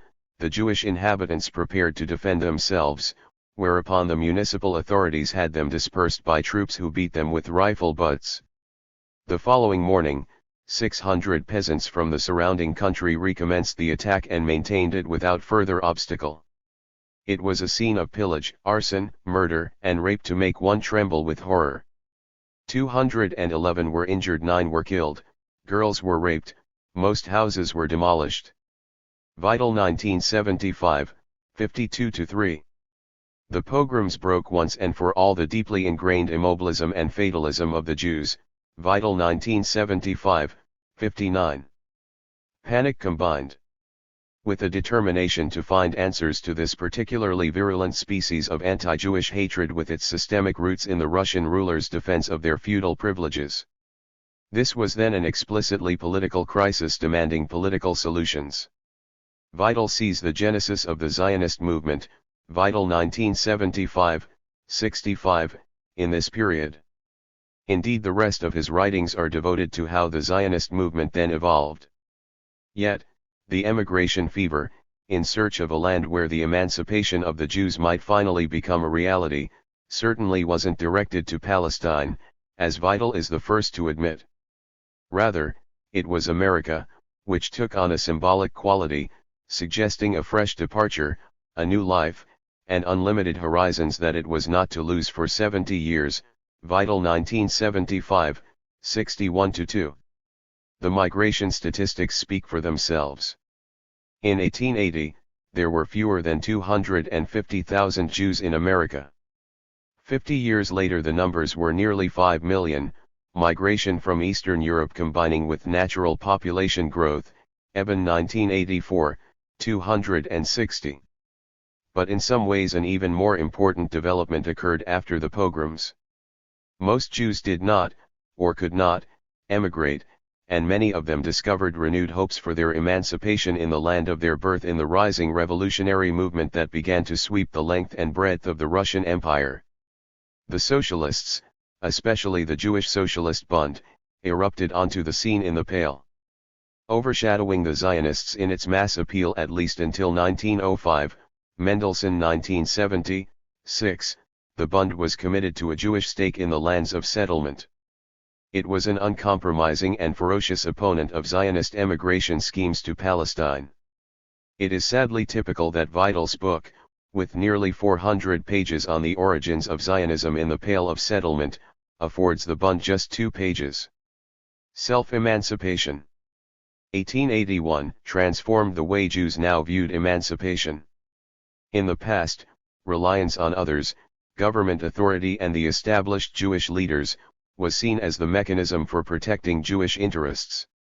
1881 changed all that. Ordinary Jews now became directly involved, and active, in their own interests. Jewish politics should strive to become autonomous. The most influential slogan to emerge from the crisis was made famous by Pinsker, self-emancipation. The goal should no longer be adaptation to the environment but rather the creation of an environment radically new. The concept of mass organization took hold. Party politics, nationalist on the one hand, socialist on the other emerged as a permanent aspect of Russian Jewish life. Frankel 1981, 51, 2. This idea took root in the mass involvement and organization required to defend beleaguered Jewish communities against the pogromists. But it also reflected the way the wider Russian revolutionary movement now began to permeate the Jewish communities. Far from Jewish self-emancipation being a purely Jewish affair, its evolution was intimately bound up with the deepening expectation of self-emancipation in the wider society. The carrier of the revolutionary idea to the poor Jewish communities was the assimilated middle-class Russian Jewish student. This was a conscious adaptation of the going-to-the-people perspective of the Narodniks. One of the students, the Jewish writer later known as Ben Ami, recorded the impact they had on synagogue congregations in Odessa. The mere idea that here were educated persons, whom the masses regarded with pride, but also as beyond their reach, were thinking of them, this alone raised their fallen spirits, raised their feelings of human dignity. Everywhere, absolutely everywhere, the youth met only with the most profound gratitude and, more important, absolute trust and the promise to do everything that the youth would propose. To this day I see before me the picture of a venerable, almost 70-year-old man who, laid his hands on my head to bless me, and burst into tears. Frankel 1981, 54. These students pulled no punches. They provided training and guns for the newly formed self-defense committees. From now on the Jewish intelligentsia would have not just a large audience amongst poor Jews, but one ready to take action in response to its ideas for emancipation. The youth in the poor communities also threw up new leaders ready to challenge the old ways. However, it wasn't just the pogroms that induced mass activity. Urbanization itself had made a dramatic impact on the Jewish communities. It fostered an unexpected spirit of revolt amongst the new generation of Jewish manual workers in the Pale of Settlement. There was a real irony here. Jewish emancipation political circles identified the roots of peasant anti-Semitism in the middleman role Jews had played in the medieval economy. Thus Pavel Axelrod, a Jewish political leader who would play a major role in the Russian Revolutionary Political Party, the Mensheviks, identified a link between the intensity of the pogroms in areas where there was a disproportionate number of Jews in non-productive occupations. Even a starving innkeeper, such as his father, was regarded as an exploiter of peasants, however great the poverty suffered by the Jewish masses. Axelrod noted, the fact remains that taken overall, the non-productive sit astride the neck of the lower classes in Russia. Frankel 1981, 105. One answer was to persuade the non-productive elements to become manual workers. This was turned into a communist ideal, and indeed some Jewish émigrés set off for America in order to establish agricultural communes. Frankel 1981, 55. The colonization of Palestine with the specific intention of establishing such communes, the kibbutzim, has its origins in this period. But thousands of Jews became manual workers, including incidentally former starving innkeepers, and even those unpopular walking price lists. Chapter 3, finding themselves without goods to sell, not through intellectual choice or political idealism but through bare necessity. It was the only way to avoid starvation. Not that manual work could guarantee much more than bare subsistence. Brief employment was often followed by prolonged periods of unemployment. From 10 weeks' work we must live 52 weeks, was echoed by thousands. Mendelssohn 1970, 13. Jewish workers described the conditions in the new cities of Belorussia-Lithuania at the end of the 19th century. The majority lived in the semi-darkness of cellars or similar hovels that had wet walls and halls and were crammed together in an oppressive and stupefying atmosphere. 10 people living in a room, when a worker's family had a room to themselves, it was a luxury. Mendelssohn 1970, 13-14. Urban conditions in the Pale were thus appalling. Furthermore, technological innovation was painfully slow. Most workplaces were tiny, not employing more than 50 people and often just a handful. Thus the textile industry hired weavers for their aging wooden handlooms, working 16 to 18 hours a day in cramped, airless spaces. Jews were rarely employed in the mechanized firms which had better conditions. Jews were also employed as manual workers in carpentry, locksmithing, hosiery, tanning, cigarette and matches factories, which hired large numbers of women and children as young as 6, and bristle-making, industries hardly destined to be the core of the new economy and society of the Russian Empire. Yet these Jewish workers were to make an outstanding attempt at economic, social, and political emancipation, for themselves and for the rest of their communities. They proved themselves ready to take collective action against their appalling conditions and helped spread the idea, far beyond their own ranks, of the mass strike as a political weapon of liberation. 3. The Jewish workers' strike movement. Why were Jews not hired in the more mechanized factories? Anti-Semitism played a part, of course, but the main reason is quite astonishing. Most employers, Jewish and non-Jewish, preferred Christian to Jewish workers because the former were more reliable. The Jewish strike movement in the Pale struck terror in the hearts of the employers. In Smorgon, a Jewish factory owner explained, "The Jews are good workers but they are capable of organizing revolts against the employer, the regime, the Tsar himself." Socialist and non-socialist observers alike agreed that the Bialystok employers' fear of the Jewish workers' revolutionary potential led them to prefer the relative stability of the non-Jewish labor force. Mendelssohn 1970, 22. The Jewish workers' strike movement across the Pale, and especially Belorussia-Lithuania, fully deserved its reputation. Artisans formed the first cadres of worker agitators. Gradually, as the movement proliferated, the more backward workers of the large cigarette and matches factories were drawn into the wave of protest. The cultural level here was very low, the majority in the enormous factory in Grodno were illiterate. In Vilna the first strike by factory workers occurred in 1895, 3 years after the artisans had begun their organized attack. A strike by several hundred workers at the cigarette plant, the largest establishment in Vilna, marked a new stage in the development of the city's labor movement. It was in fact the first time a major industrialist, rather than the owner of a small shop, had been challenged. In Bialystok, girls employed at the cigarette factory were organized by an agitator from Vilna, a veteran of the Minsk Circle movement. The strike wave spread from the shops to the factories, and from the large centers to the smaller towns. Generally the labor movement in the small communities was sparked by the arrival of workers from the nearby cities, experienced in the techniques of agitation. In Disna, a town in Vilna province, the idea of class struggle was introduced by several bristle workers. The labor movement in Ihuman was sparked by an agitator from Minsk, who came equipped with a suitcase full of illegal literature, and in Drohizhyn the first strikes broke out after several members of the Bund in Pinsk had a meeting in the local synagogue. Mendelssohn 1970, 82-4. The movement's agitators and leaders were invariably members of the Bund, which expanded rapidly during this period into a mass revolutionary political party.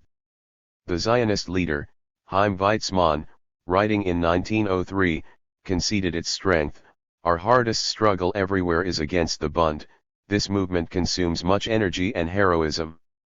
Children are in open revolt against their parents." Frankel 1981, 141. The strike movement earned the Bund a special, albeit controversial, place alongside the main revolutionary parties challenging the Russian Empire, the Social Revolutionaries, heirs of the Narodniks, the Mensheviks and the Bolsheviks, as well as the nationalist parties. The Bund produced a large number of working-class socialist cadres, many of whom took their ideas abroad as migrants and would make impressive contributions to the spread of socialist movements throughout the industrializing world. The Bund regarded socialist education as important as staging strikes for better pay and conditions. The bristle workers in the town of Mezrich, Meads Rizek, one of the most militant groups, were asked by their weary employer what they would do with their leisure time, after they had forced him to reduce the number of working hours to a 12-hour day. They showed him socialist literature issued by the Bund and replied, "This is our Torah, we shall study it in our free time." Mendelssohn 1970, 86. This remark was not made tongue-in-cheek. And it wasn't just the Jewish employers who were perturbed by it. The rabbis were increasingly worried about the Communist Manifesto replacing the Torah. And sometimes in the most unlikely places. Many hundreds of young men left the yeshiva, Jewish religious schools, and plunged into the exhilarating secular world. The process involved a wrenching break with many of the values inherited from the world of their fathers, such as the decided preference for the life of religious study. The acuteness of the rupture with the past was most vividly illustrated when, yeshiva students, consciously shifted from the study bench to the work bench, there to be exposed to the eye-heart and mind-opening message of social emancipation expounded by the Bund. Medem 1979, 217n.1. This passage is from the memoir of Vladimir Medem, one of the Bund's leaders in the Pale of Settlement. Introducing the memoir, Professor Sam Portnoy explains the psychology of the new Jewish worker, having waged and won the struggle with himself, with his own passivity and fears. He now emerged as a revolutionary ready to repudiate the system of institutionalized timidity that dominated the old Jewish congregational leadership. Medem 1979, 14. Fellow Bundist Abe Kahan has left us a vivid portrait of the young Medem himself, the Jewish Narodnik, a brave Russian aristocratic student from a family which had converted to Christianity, ever ready to face death as a deportee in Siberia, learning Yiddish beautifully, the language of the Jewish poor, routinely dismissed as jargon by the assimilated Russian Jew. Medem 1979, XXXIII, XXXV. We join Medem on the Berzha, the street in every city designated as the site where the agitators would come together with the crowd. The crowd offered a cover from police surveillance as ties were established with a fresh contact with some workshop or other. The Berzha literally teemed with hundreds of persons every night, all of them youthful worker types, the familiar faces of the activists, the new zestful people at the initial stage of imbibing the fresh wonderful teachings. Medem 1979, 159. Medem also shows the way the revolutionary movement was beginning to overturn anti-Semitism. He had studied at the University of Minsk. Shocked by the intervention of a lone anti-Semite, the revolutionary students seized the anti-Semite, put him on trial for 2 days, when a mass meeting of the whole university was convened. Medem 1979, 108. He describes a remarkable event in the city of Riga in 1905 when the revolution finally erupted. Its fate depended upon the strategically vital, and most definitely non-Jewish, railway workers there joining the general strike. They had shouted Zhid, Kike, an offensive term for a Jew, at speakers, even those who were not Jewish, yet Maxim, the Bund speaker, pale, thin, with a dark beard, hardly the horny-handed Gentile proletarian, won them round. Medem 1979, 430n.6. The Bund's expectations seemed about to come true in the 1905 revolution. Briefly, it looked as though the ideals of the French Revolution were to be carried by a multi-ethnic, co-religious socialist workers' movement, bringing emancipation for everyone as the Tsarist Empire came tumbling down, even if the price was great sacrifice. On June 5 in Lodz, Poland's second largest city, a demonstration, in which the supporters of the Bund and the Polish Socialist parties merged, was fired upon, and 2 days later some 50,000 people marched in the funeral procession. A general strike was called, and that night barricades were raised in the Jewish quarter and elsewhere in the city. Pitched battles were fought with the cavalry and all during the night and into the next day. Hundreds were killed, the majority were Jews.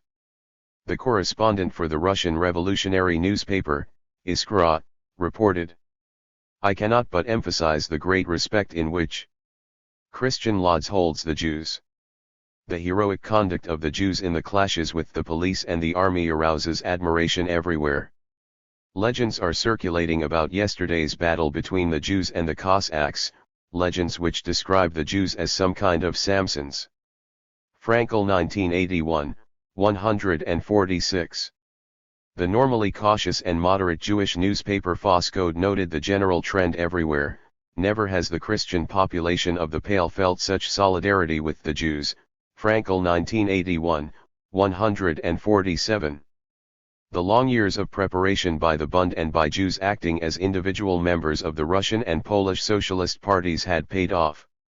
It meant that when the revolution came, it was seen by large sections of the Jewish people as part of the natural order of things, revenge for 25 years of humiliation and victimization, and the long overdue entry of Russia into Europe.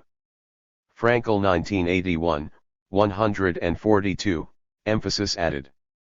Revolution defeated, the struggle for the soul of Jewish labor. However, the revolution failed, and a new wave of pogroms launched in October 1905 threw the movement massively onto the defensive. Leon Trotsky, for the leader of the Soviet, the Workers' Revolutionary Council in Petersburg, dominated by the militant metal workers, spelled out their significance. 100 Russian towns and townlets were transformed into hells. A veil of smoke was drawn across the sun. Fires devoured entire streets with their houses and inhabitants. This was the old order's revenge for its humiliation. Trotsky 1972, 131. The Bund was thrown into crisis. On its right, Zionist leaders like Vladimir Jabotinsky baited it for its preoccupation with Jewish workers, for refusing to take seriously the need to unite all social classes in the Jewish community, for refusing to see the Jewish nation. Frankel 1981, 253. On its left, the demand came from rank-and-file Jewish workers to unite the Bund in a single party with the Bolsheviks and Mensheviks. Frankel 1981, 256. 5. This was an old argument. Much to Lenin's fury, it had split away from a united revolutionary party in 1903 on the grounds that it alone could and should represent Jewish workers. The Bund demanded national cultural autonomy for the Jewish people within the context of the revolution. But what did this really mean? Recognition of Yiddish as a language was readily conceded by the Bolsheviks, much more willingly than the Zionists conceded it. But recognition of a Jewish nation? This would make the Bund seasick Zionists, according to the veteran revolutionary, Georgy Plekhanov, Frankel 1981, 255. Lenin's view was that Jewish workers were potentially so advanced that they could overcome the limitations of national consciousness. He pointed to New York, where Jewish worker migrants were heavily involved with building multi-ethnic trade unions and the International Socialist Movement, Lenin 1972, 20, 27-33. In 1903 this argument had split the Bund Congress down the middle. The leadership was so embarrassed that it expunged the debate from the minutes, Medem 1979, 281. There was a further factor noted by the Zionist Marxist Ben Borokov. The Jewish workers could not fight alone forever. On the one hand, in terms of numbers of strikes, the Jewish strike movement of the Pale showed a greater intensity than anywhere in the world. On the other hand, the strike statistics were highly misleading. Mostly they took place in tiny workplaces, so that a strike by 3 tailors in Minsk counted as the equivalent of a strike by 3,000 steel workers in Pittsburgh. Mendelssohn 1970, 85. Borokov's conclusion was to emigrate to Palestine, Lenin's was to integrate the Jewish workers' movement into the wider workers' movement and to make the fight for Jewish equal rights, and unequivocal hostility to all forms of anti-Semitism, an integral part of the revolutionary program. It is interesting that even Ben-Gurion was forced to admit that Lenin and the Bolsheviks were absolutely uncompromising in their determination to destroy anti-Semitism. Only Lenin's administration can summon the strength to defend the Jews from their enemies, he was to write after the 1917 revolution, Taveth 1987, 232. After 1905, battle had been joined between the Bund and the Zionists, as one writer put it, for the hearts and minds of every Jewish youth and maid in every city and every shtetl Jewish village. Frankel 1981, 156. A measure of the impact of Marxist politics, and the centrality of the Jewish worker as revolutionary fighter, Bundist or non-Bundist, was the way the Zionist movement itself was forced to accommodate it. Ben-Gurion was a unique witness. When the 1905 revolution broke out, Ben-Gurion was living in Warsaw, 60 kilometers from his hometown of Plinsk. According to Shabtai Taveth, his sympathetic biographer, Ben-Gurion regarded those Jews, whom he saw in its vanguard, as wasting their lives for a hopeless cause. Jewish salvation would only be found in Eretz Israel, i.e. Palestine. The revolution might liberate Russia and Poland, but not the Jewish people. Taveth 1987, 25-6.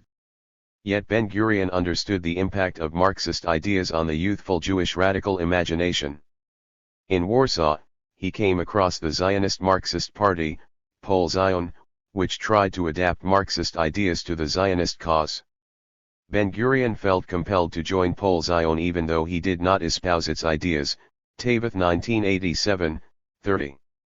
The Zionists could compete with the revolutionary parties only by playing them at their own game, and Pol Zion was their chosen instrument. Ben-Gurion had first-hand experience of what this meant. Whilst in Warsaw, the Bund had organized defense squads against anticipated pogrom attacks in Plinsk, which Ben-Gurion knew of and was very impressed by. Ben-Gurion returned home determined to defeat the Bund. Taveth's description of what happened next could have been of any shtetl, town, or city in the Pale. Ben-Gurion and Pol Zion challenged the Bund to a public debate in the town's great synagogue. The Bund sent a leading orator. Shops were closed for the occasion, and out of respect for the synagogue, their handguns were placed on the table. Taveth 1987, 32. Taveth assures us that Ben-Gurion easily won the argument, but the Bund press seems to have regarded it as something of a Pyrrhic victory when they reported him threatening to turn his guns on Bund members. It is also interesting that Ben-Gurion felt compelled to consolidate his base in the town by organizing trade unions there. Taveth 1987, 33. Cracked reflection, the impact of 1905 on the Zionist movement in Palestine. Ben-Gurion's generation of young Zionists in the Pale of Settlement were deeply affected by the experience of the 1905 revolution. It provided a very special cadre for Zionism's mission to Palestine. It is even argued that a Jewish state could not have been created without their intrusion into the Yishuv. The hardcore within the immigrant youth, perhaps no more than 200 or 300, were charged with an exceptional degree with political energy, an energy drawing its force from the Russian revolutionary experience, on the one hand, and from Jewish messianism, on the other. They were anti-clerical, often atheist, but their vision of the world remained largely messianic, shaped by heder youth education and yeshiva, by the Hasidic upbringing, or by their deeply emotional involvement with Herzl, as the harbinger of the long-awaited redemption, the end of days. Those of the immigrant youth whose attachment to Zionism was rooted in socio-revolutionary concepts alone without the admixture of national myth rarely stayed in the country. Ben-Gurion put the figure as low as 10% remaining in the country. Frankel 1981, 366-8, an attempt was made to create a coherent socialist ideology out of this peculiar way. The Russian Revolution energized what we might call the religious nostalgia of a minority of Jewish youth, as the basis for a modern Jewish nationalism in Palestine. Although, as for the Bund, Jewish workers were cast as the social agency for transformation of Jewish national life, this argument took on a completely different meaning when it was grounded in the realities of the Arab world. Socialist ideas constantly surrendered to the Jewish nationalism inherent in an ideological focus on Jewish labor. At the Congress of Pol Zion in Jaffa in 1906, Ben-Gurion vigorously opposed the more orthodox Marxist minority, who naively believed that Jewish socialists should support and even help Arab workers to organize trade unions, instead of struggling for exclusive Jewish labor. This argument was soon to be put to a severe test during a strike against starvation wages by Arab Orange Grove workers from the village of Petachtiva. The same Marxist minority attempted to organize solidarity with those whom they believed to be their Arab brothers in struggle. The Ottoman administration, the Jewish settlers and the Zionist labor leaders immediately closed ranks against the Orange Grove workers. The strikers were arrested and tortured but refused to betray their Jewish comrades. Weinstock 1979, 87. 6. From the Zionist viewpoint, the problem with the Petachtiva Arab workers wasn't just that they went on strike, it was that they had jobs at all in the Jewish economy. An ominous new slogan appeared. It appeared to be socialist, but in practice was the very antithesis of socialism in that it exposed the virulent anti-Arab sentiment which was to be the hallmark of the Zionist trade union movement, the Histadroth. The slogan was the conquest of labor, Weinstock 1979, 133, for which read the conquest by Jews of jobs from Arabs. The Histadroth was always more than just a trade union. In the early days under the British mandate it was the largest employer after the government. This policy tended to equip the developing Jewish working class in Palestine with an indispensable economic infrastructure. Its producer cooperatives created jobs for Jewish immigrants and its sales companies ensured the marketing of Zionist production. The counterpart of the trade union watchword Jewish labor was the slogan Jewish produce. Zionist economic apartheid was inherent in the Histadroth.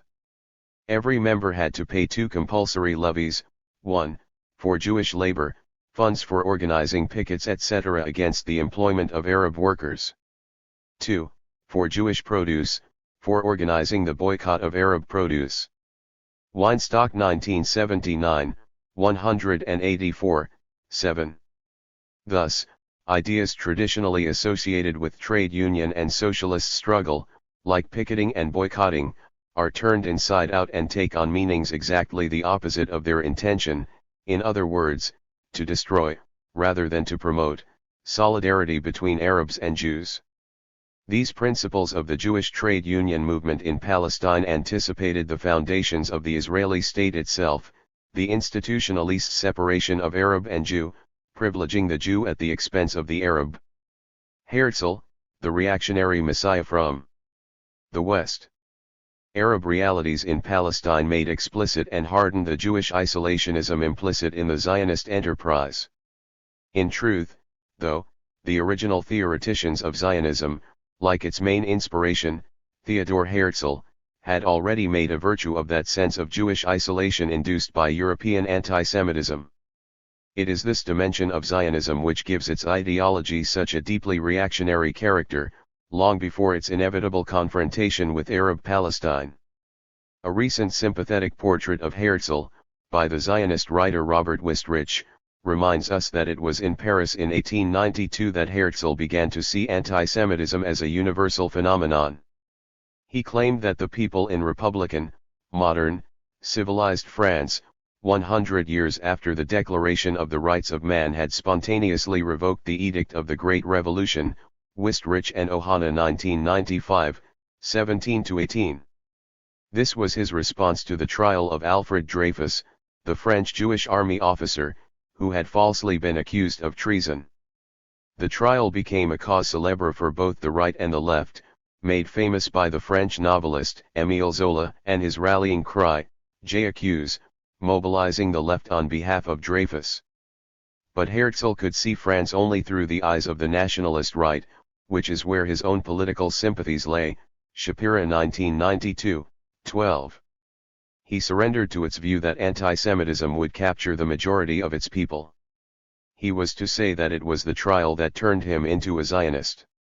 Wistrich, retelling this story, ignores the way the Dreyfus trial was also a watershed for the left. It acted as a wake-up call, in the words of French socialist leader, Jean Jaurès, to take sides in the conflicts among various bourgeois factions, to save political liberty, as in the Dreyfus affair, to defend humanity, Jacobs 1992, 15. As in Russia, the growing socialist movement now had to carry forward the ideals inscribed on the banner of the French Revolution. And from now on the left would see anti-Semitism as its most dangerous opponent. 8. Jacobs 1992, 12. The left committed itself to challenging the prejudices amongst its growing working class supporters. Interestingly enough, Dreyfus himself would side with the socialists, rejecting Zionism as an anachronism, Burns 1992, 302. Herzl now developed a frankly shocking attitude to anti-Semitism. He wrote that he was ready to understand and pardon it, Wistrich and Ohana 1995, 11.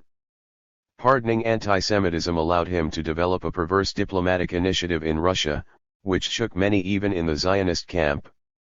Several months after one of the most bloody pogroms ever, at Kishinev in 1903, when nearly 50 Jews were killed, Herzl held a meeting with Syacheslav Konstantovich Plave, the Tsarist minister held responsible for the Black Hundred pogromists. Far from being on the defensive, Plave and his fellow ministers told Herzl that the problem was the Jews threatening revolution.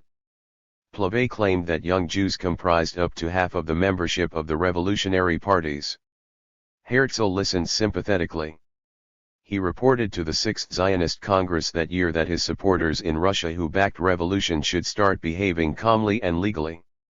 Socialist-inclined youth at the Congress regarded his remarks as virtually treasonable, producing a rebellious pamphlet Neither Calmly Nor Legally, Frankel 1981, 279. The Bund hardened the accusation of treason. It was direct collaboration, to have the regime disgorge its unwanted Jews, Medem 1979, 15. Still, we should not underestimate Herzl's appeal in the Pale. After his visit to Plave he was able to draw vast crowds, even in the Bundist heartland of Vilna, Frankel 1981, 179. His messianic appeal, he picked up the epithet King of the Jews in the Pale, offered a momentary, comforting and, above all, a very clever illusion. Here was a famous European aesthete, as a playwright and journalist he had been the darling of the Jewish bourgeoisie in Vienna, playing upon ancient Judaic themes and emotions, for a people struggling in the here and now against stifling and hateful conditions. Here was a dream ticket back to the future. He was saying, look at me, I'm a Jew who has made it in the modern world, you can too if you follow me to Palestine, to build a modern nation in our ancient homeland. He forgot to tell them about the Arab people who were already living there. Herzl had a unique talent for weaving the illusion of power, for creating the mood then forcing the will for nationhood on a demoralized and dispersed people, Wistrich and Ohana 1995, 16. Herzl had been ready to help protect the Tsarist status quo because he wanted the Tsar to put pressure on the Sultan, the head of the Ottoman Empire, to let more Russian Jews into Palestine. He had already made a highly offensive and demagogic appeal to the Sultan where, aiding and abetting those voices already gleefully exaggerating and raising allegations about Jewish financial power, Herzl had offered Jewish regulation of the Sultan's finances in return for letting the Jews into Palestine. The Sultan had politely refused. Herzl's appeal to the Sultan was revealing in another regard. It would set the seal on Zionist strategy for the rest of the 20th century, to be explored in detail in the rest of this book, as the instrument for great power domination of the Arab world. We would form a portion of a rampart of Europe against Asia, an outpost of civilization against barbarism, Vital 1975, 266. A people without land? 100 years later we are able to make a full assessment of this myth, perhaps the only one with a genuine resonance in reality. This is because all three possible routes to emancipation facing Jews in the Pale of Settlement at the beginning of the 20th century, emigration to America, emigration to Palestine or emancipation through struggle to overthrow the Tsarist Empire, were to be put to the severest of tests. Though a successful implementation of the Bolshevik program, following the Second Revolution in 1917 in Russia, would have brought about far-reaching Jewish emancipation, it was not to be. The long years of Stalinism periodically revived and manipulated anti-Semitic sentiment to such an extent, that as the Soviet Union disintegrated at the end of the 1980s, there was a massive exodus of over 1 million Soviet Jews. But here was the test. Would they choose America or Israel? In overwhelming numbers, they chose America, where possible, using the Israeli visas they had obtained. In 1989 this was stopped. Beit Halami 1992, 198. 9. The right-wing Israeli leader, Yitzhak Shamir, had panicked. Here was the Zionist theory of Jewish history being overturned before the eyes of the world. Shamir approached President Reagan for a deal: "Help us redirect these Jewish migrants to Israel and we will be even more your friend and pursue your policies in the Middle East with even greater vigor." Reagan obligingly agreed. A later chapter will explore in much greater detail U.S.-Israeli relations at this time. Here we need conclude only that the U.S. was playing the Zionist game to serve its own interests. As for the Soviet Jews, their conception of emancipation was well and truly thwarted as they found themselves pawns of U.S. foreign policy in the Middle East and forced to live in the least safe place for Jews anywhere in the world. 117. 7. Plucky little Israel or Great Power Protégé. I. Britain and the Zionist colony in Palestine. Zionist propaganda has often portrayed the struggle for a Jewish state in Palestine with the Old Testament's David and Goliath fable hovering as metaphor in the background, a heroic, downtrodden, and isolated people battling against overwhelming odds for a national home of their own. Success would depend exclusively upon the Jews, on their initiative and moral and physical courage. Such an outcome would be nothing less than a modern miracle. Jewish independence and freedom would be realized at last. It is a powerful and persuasive myth, but at root it is fundamentally flawed. The processes set in train, which took thousands of Jewish settlers to Palestine, reproduced a modern version of Jewish dependency upon autocracy, as well as producing a modern autocratic Jewish ideology, so characteristic of medieval and even ancient times. In the past, Jews sold their services to rulers in return for the protection of their religion. Now they would serve the interests of the great powers in return for the protection of their right to occupy the land belonging to another people. Zionist ideology would develop as distinctively autocratic, at least as far as its responses to the native population of Palestine were concerned. This chapter explores in detail how Britain became the first great power officially to endorse and implement a Jewish claim on Palestine and how it expected to benefit in return.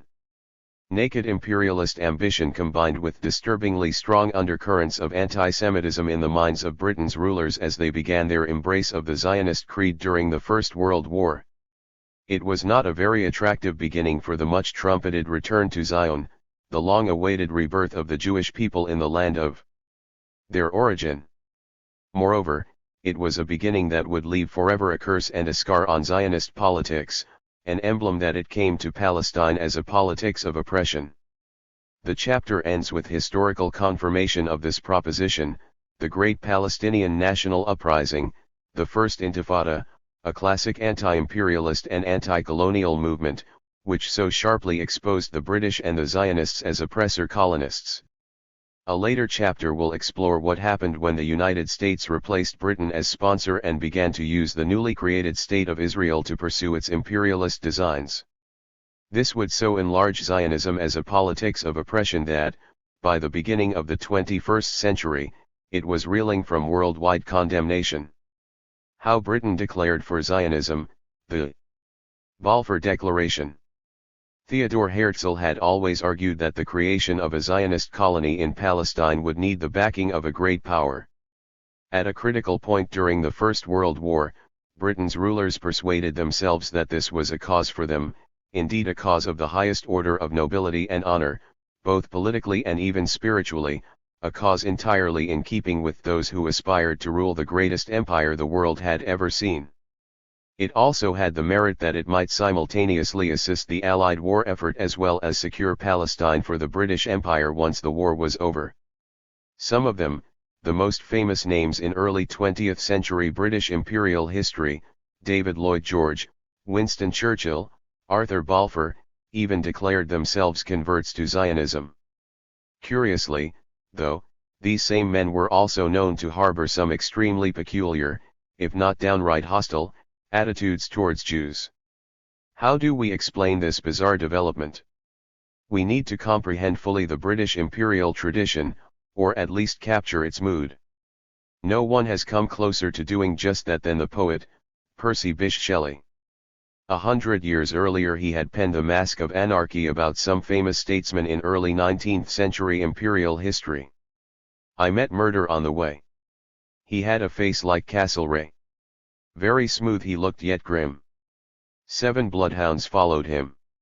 Next came Fraud, and he had on, like Eldon, an ermined gown. His big tears, for he wept well, turned to millstones as they fell. Clothed with the Bible, as with light, and the shadows of the night, like Sidmouth next, Hypocrisy on a crocodile rode by, and many more destructions played in this ghastly masquerade, all disguised, even to the eyes, like bishops, lawyers, peers or spies. Abridged, 1. One of the most notorious minor imperial players, a destruction if ever there was one, during the First World War was Mark Sykes, aristocrat, high Tory, Roman Catholic, roving diplomat, vulgar anti-Semite. Together with Georges Picot, his opposite number in France, Great Britain's principal ally in the machine for massacre, Eric Hobsbawm's, 1994, apt description of the First World War, he had cast his greedy eyes on the Levant, the Middle East, including, of course, Palestine. The Ottoman Empire was crumbling, soon it would be up for grabs. In 1916, on behalf of their respective imperial masters, Sykes and Picot met to reflect on its downfall and to consider the distribution of the spoils of war. As Sykes put it, it was clear that an Arab rising was sooner or later to take place, and that the French and ourselves ought to be on better terms if the rising was not to be a curse instead of a blessing. Said 1995, 221. Sykes also became a Zionist sympathizer. Within a year the entire Imperial War Cabinet would commit itself to Zionism and publish the famous Balfour Declaration, Arthur Balfour's statement, on behalf of the British government, which guaranteed a national home for the Jewish people in Palestine. We have one very special witness to this strange metamorphosis, Chaim Weizmann. Weizmann was de facto Herzl's successor, at least as far as the promotion of the Zionist cause in Britain was concerned. A Jewish migrant from Russia and trained scientist, when war broke out Weizmann was working as an explosives expert for the British government. Is it not highly appropriate that the man who would help convert the Imperial War Cabinet to Zionism was also hired to improve the efficiency of its death machine? Indeed, Lloyd George once quipped that the Balfour Declaration was his gift to Weizmann in return for his services to the war effort, Segev 2000, 43-4. Weizmann's most effective role, though, was to pander to the prejudices of the Imperial War Cabinet and the ugly way it judged what is sometimes called the Jewish question. What a gang! The British Imperial Zionists. Number 1 David Lloyd George. When Lloyd George became Prime Minister at the end of 1916 he reaffirmed the dismantling of the Ottoman Empire as a major war aim, Vital 1987, 209. He also insisted that the British occupy Palestine. This was in flagrant breach of the Sykes-Picot Agreement, which had promised France a major stake in Palestine. He had the backing of C.P. Scott, editor of the Manchester Guardian and one of Lloyd George's staunchest supporters. Just before Lloyd George took office, the paper's military correspondent had written that the whole future of the British Empire as a sea empire depended upon Palestine becoming a buffer state inhabited by an intensely patriotic race, Fromkin 1989, 271. This concurred with Weizmann's view, a Jewish Palestine would be a safeguard to England, in particular in respect to the Suez Canal, Weinstock 1979, 96. Scott had learned about Zionism and its alleged possibilities from Weizmann. Sentimental accounts of Lloyd George's Zionism always stress his biblical affiliations. It was said that he was a true believer in restoring Jews to Zion, Fromkin 1989, 268, in that curious tradition of Protestant philo-Semitism. Yet there was also a darker and more ominous attitude. He had a grotesquely inflated view of Jewish power, to such an extent that it led him to the view that the Jews of Russia could prevent that country breaking ranks with the Allied war effort in the year of the Russian Revolution, 1917. There is a plausible argument, which we will examine later, that this determined the timing, if not the fact, of the Balfour Declaration. Lloyd George referred to the Jewish race, world Jewry and the Zionists as if they were the same thing, and Weizmann worked hard to encourage such a view, Segev 2000, 42. Herbert Asquith, British Prime Minister immediately prior to Lloyd George, had probably the truest view of his successor. Lloyd George, Asquith had noted, does not care a damn for the Jews or their past or their future. But he did care about Palestine, Vital 1987, 233. Number 2 Arthur Balfour. Balfour, the statesman who signed the famous declaration, was also Prime Minister at the time of the infamous Aliens Act of 1905. This legislation had slammed the door in the face of Eastern European Jewish migrants fleeing the waves of pogroms in the Russian Empire. Balfour had personally piloted the bill through the House of Commons. He insisted, nevertheless, that he was a vigorous opponent of anti-Semitism.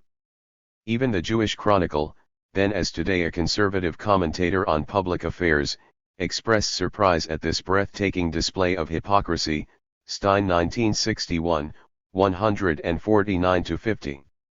2. That splendid acronym, NIMBY, not in my backyard, had yet to be coined, but it fits perfectly with Balfour's attitude. Jews were not welcome in Britain's backyard, but Britain would welcome them in the front garden of the Palestinian Arabs, with or without the Arabs' approval. In fact, Balfour had admitted anti-Semitic sympathies to no lesser a personage than Weizmann himself. He had told Weizmann of conversations he had had with Cosima Wagner, widow of the notoriously anti-Semitic German composer, Richard Wagner. But the Zionists also subscribed to cultural anti-Semitism, Weizmann reassured Balfour. Zionists also believed that those German Jews who had identified themselves as Germans of the Mosaic faith, i.e. Germans in terms of nationality and Jewish in terms of religion, were an undesirable, demoralizing phenomenon, Segev 2000, 41. Balfour epitomized this anti-Semitic strand in British imperial thought now allied to Zionism. It didn't like the real Jews that it saw, and in many ways neither did the Zionist leaders. British imperialism subscribed to the Zionist conception of reordering Jewish life to fit a crude blueprint of reviving the Old Testament Jew in modern guise. Here was a really exciting, romantic experiment for the British Empire to revive continuity in Western civilization, which was after all rooted in the Judeo-Christian tradition, and at the same time strengthen its presence in the Arab world. It had about it a unique moral and spiritual quality on a plane simply not accessible to the Arab mentality.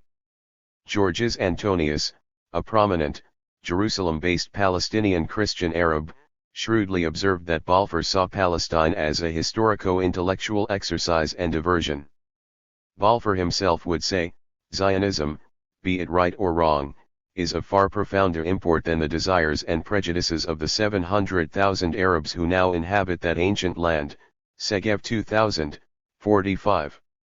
Number 3 Winston Churchill.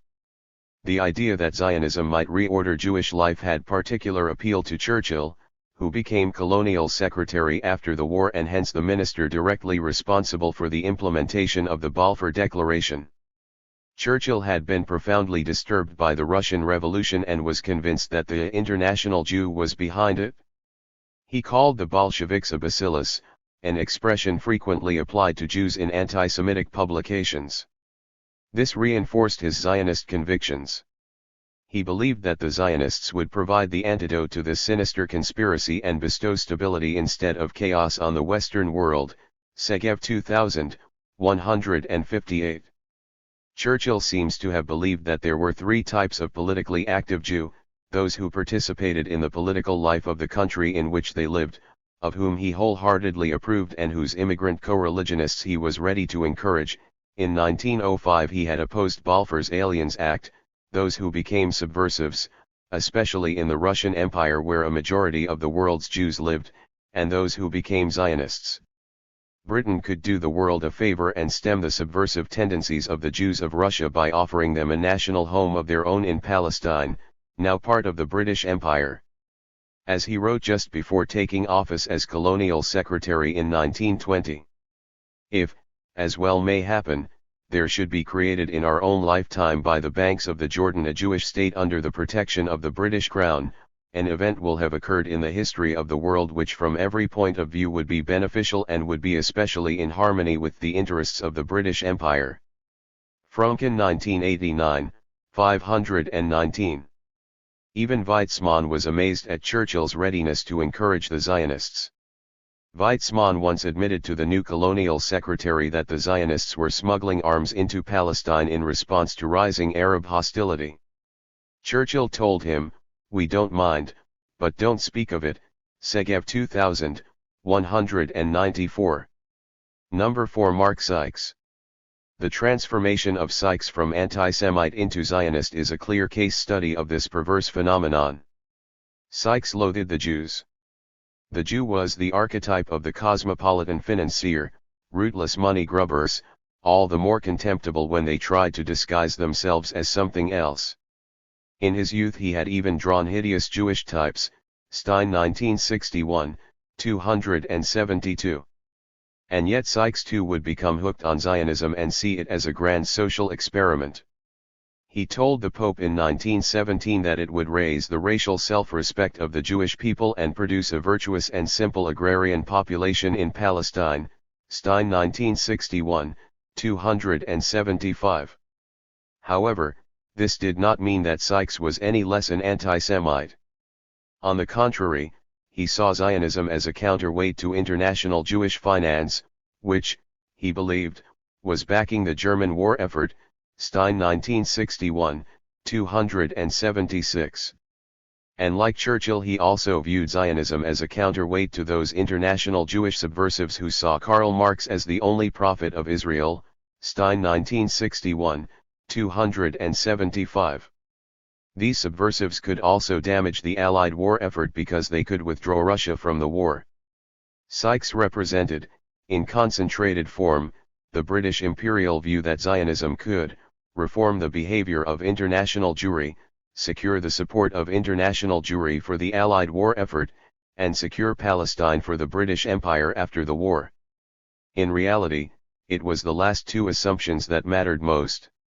It was upon these assumptions that Lloyd George would encourage Sykes to sabotage the agreement he had reached with Georges-Picot. Sykes would play the Zionist card to intimidate the French into dropping their claims on Palestine. But before turning to the despicable antics of Lloyd George and Sykes we must first briefly give voice to a rather more honorable and forgotten view, that of British Jewish anti-Zionism. The anti-Semitism of the present government. This was the title of a cabinet paper, written by Edwin Montagu in August 1917, Vital 1987, 282. Newly appointed Secretary of State for India, Montagu could hardly be accused of not having the interests of the British Empire at heart. However, though he was the only Jew in the British cabinet and hence his views had to be taken rather seriously, by an odd quirk of fate, his cousin Herbert Samuel, the first professing Jew ever to serve in a British cabinet, was only recently out of office. Samuel was a staunch Zionist and so undermined any claims that Montagu might make that he, rather than the Zionists, represented the true interests of Britain's Jewish community. 3. Nevertheless, the force of Montagu's argument touched a raw nerve. Wouldn't Zionism create two national identities for Jews? Wouldn't this encourage anti-Semites everywhere to call for Jews to be deported to Palestine? Didn't this mean that Palestine would become a modern Jewish ghetto? Wouldn't Zionism itself, far from alleviating anti-Semitism, inadvertently promote it? For as Segev has noted, this is precisely what the Zionists wanted. The anti-Semites will become our most loyal friends, the anti-Semitic nations will become our allies, Herzl had written in his diary, Segev 2000, 47. What is remarkable is how sophisticated was the response of the War Cabinet, now fully committed to the Zionist cause. They went to great lengths to convince Montagu that he was mistaken. A Foreign Office paper was specially commissioned to refute Montagu point by point. Balfour, of all people, led the War Cabinet discussions, insisting that the assimilation of Jews in Britain or elsewhere would not be affected. It was a measure of just how committed the War Cabinet now was to Zionism, and Montagu's challenge was seen off, Vital 1987, 280-6. Keeping France out of Palestine, the Lloyd George, Sykes Zionist plot. That the Zionists might be useful allies in the effort to overturn the Anglo-French agreement was certainly the chief cause of the reappearance of the Palestine idea on the government's agenda in the early months of 1917, Vital 1987, 213. Vital, who has paid scrupulous attention to this phase of the war cabinet's attachment to Zionism, chooses his words with care. To employ the Zionists in this way made good sense to people, among them Curzon, who had no particular sympathy for their cause or for Jews in general, Vital 1987, 214, 5. Here we see the precise relation between the rulers of the British Empire and Zionism. Shorn of sentimentality, Zionism was to be a useful and worthy tool, Vital 1987, 222, to enhance British interests. Indeed, as the Zionist leaders were drawn into the plot to break up the Anglo-French agreement, they were kept in the dark about its true intentions. The agreement was, after all, a wartime secret, to divide the spoils of war long before the war had actually been won. In any case, Zionist considerations had not figured in it all, Vital 1987, 202. This was not something that Sykes or Lloyd George would care to let the Zionists realize. But now the situation was completely different. Not only were Zionist aspirations suddenly useful, they were to be actively encouraged. Sykes had Lloyd George's full support as he began, in his words, to get the Zionists fired up, Vital 1987, 224. This was a critical moment for the Zionists in Britain. Overnight their status was transformed. Now they were the favored ones in the eyes of the government. The traditional leaders of the Anglo Jewry, skeptical to say the least about the Zionists' plans, had to take a back seat. The Zionists were now, according to Weizmann, closer to the heart of the matter than ever before, Vital 1987, 238. They were called to special meeting where Sykes lectured the Zionists on French policy. He expressed his sympathies for the idea of a Jewish Palestine, but said the French were putting obstacles in the way. They needed to be convinced about the merits of Zionism. Who better to do that than the Zionists themselves, Vital 1987, 238-40. It was agreed that Nahum Sokolov, a Zionist leader from Russia, should put the case to the French. Thus the trap was laid for the French, without the Zionists fully understanding its true intent. The French were impressed with the Zionists' case. Sokolov met Picot and other high-ranking French officials over a period of weeks. But when the French made the obvious offer that they, the French, might be ready to sponsor a Zionist colony in the event of France occupying Palestine, Sokolov explained that British sponsorship was preferred. In other words, it began to dawn on the French that Zionism came as part of a larger package, with its British sponsors already in place. Given that it would be the British rather than the French that would seize Palestine militarily, the French were in a weak position. Sykes then again met Picot to stress the importance of meeting Jewish demands and to realize the implications of the Zionists favoring British suzerainty, Vital 1987, 243. Sykes was understandably well pleased with himself. He wrote to Balfour, as regards Zionism, the French are beginning to realize they are up against a big thing and they cannot close their eyes to it, Vital 1987, 244. Yet why did both the British and the French see Zionism as a big thing? At one point in the discussions between Picot and Sokolov, Picot had urged that it would be of great use to their cause if the Jews would make their devotion to the Entente between France and Britain more evident, Vital 1987, 241. It seems that Zionism carried something rather more in the eyes of the Allies than just its claim on Palestine. Zionism, the big thing. In his war memoirs, Lloyd George wrote, Russian Jews had become the chief agents of German pacifist propaganda in Russia. By 1917, the Russian Jews had done much in preparing for the general disintegration of Russian society. It was believed that if Great Britain declared for the fulfillment of Zionist aims in Palestine, the effect would be to bring Russian Jewry to the cause of the Entente. Levine 1992b, 70. The fall of Tsar Nicholas in February 1917 had indeed raised the possibility that Russia might pull out of the Allied war effort. But the idea that Russia's Jews were ultimately responsible and that they might be persuaded to keep Russia in the war if Zionist aims were conceded is perverse in the extreme. Yet we have already seen that some of these sentiments were being voiced by Lloyd George's war colleagues. It was also a view endorsed by sections of the British military establishment.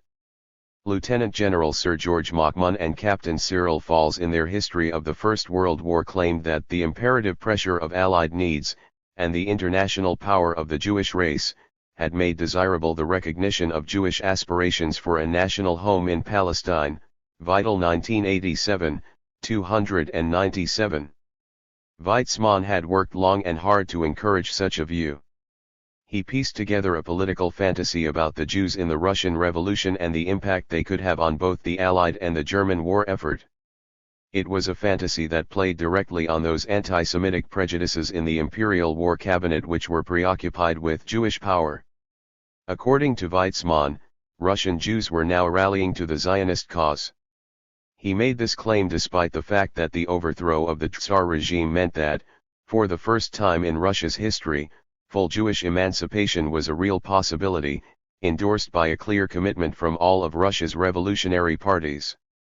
Again, Weizmann claimed that Russia's Zionists had the power to marshal Russia's Jews behind the Allied war efforts, despite admitting privately the difficulty he was having persuading Russia's Zionists to give up their policy of neutrality towards the war. Levine 1992b, 74.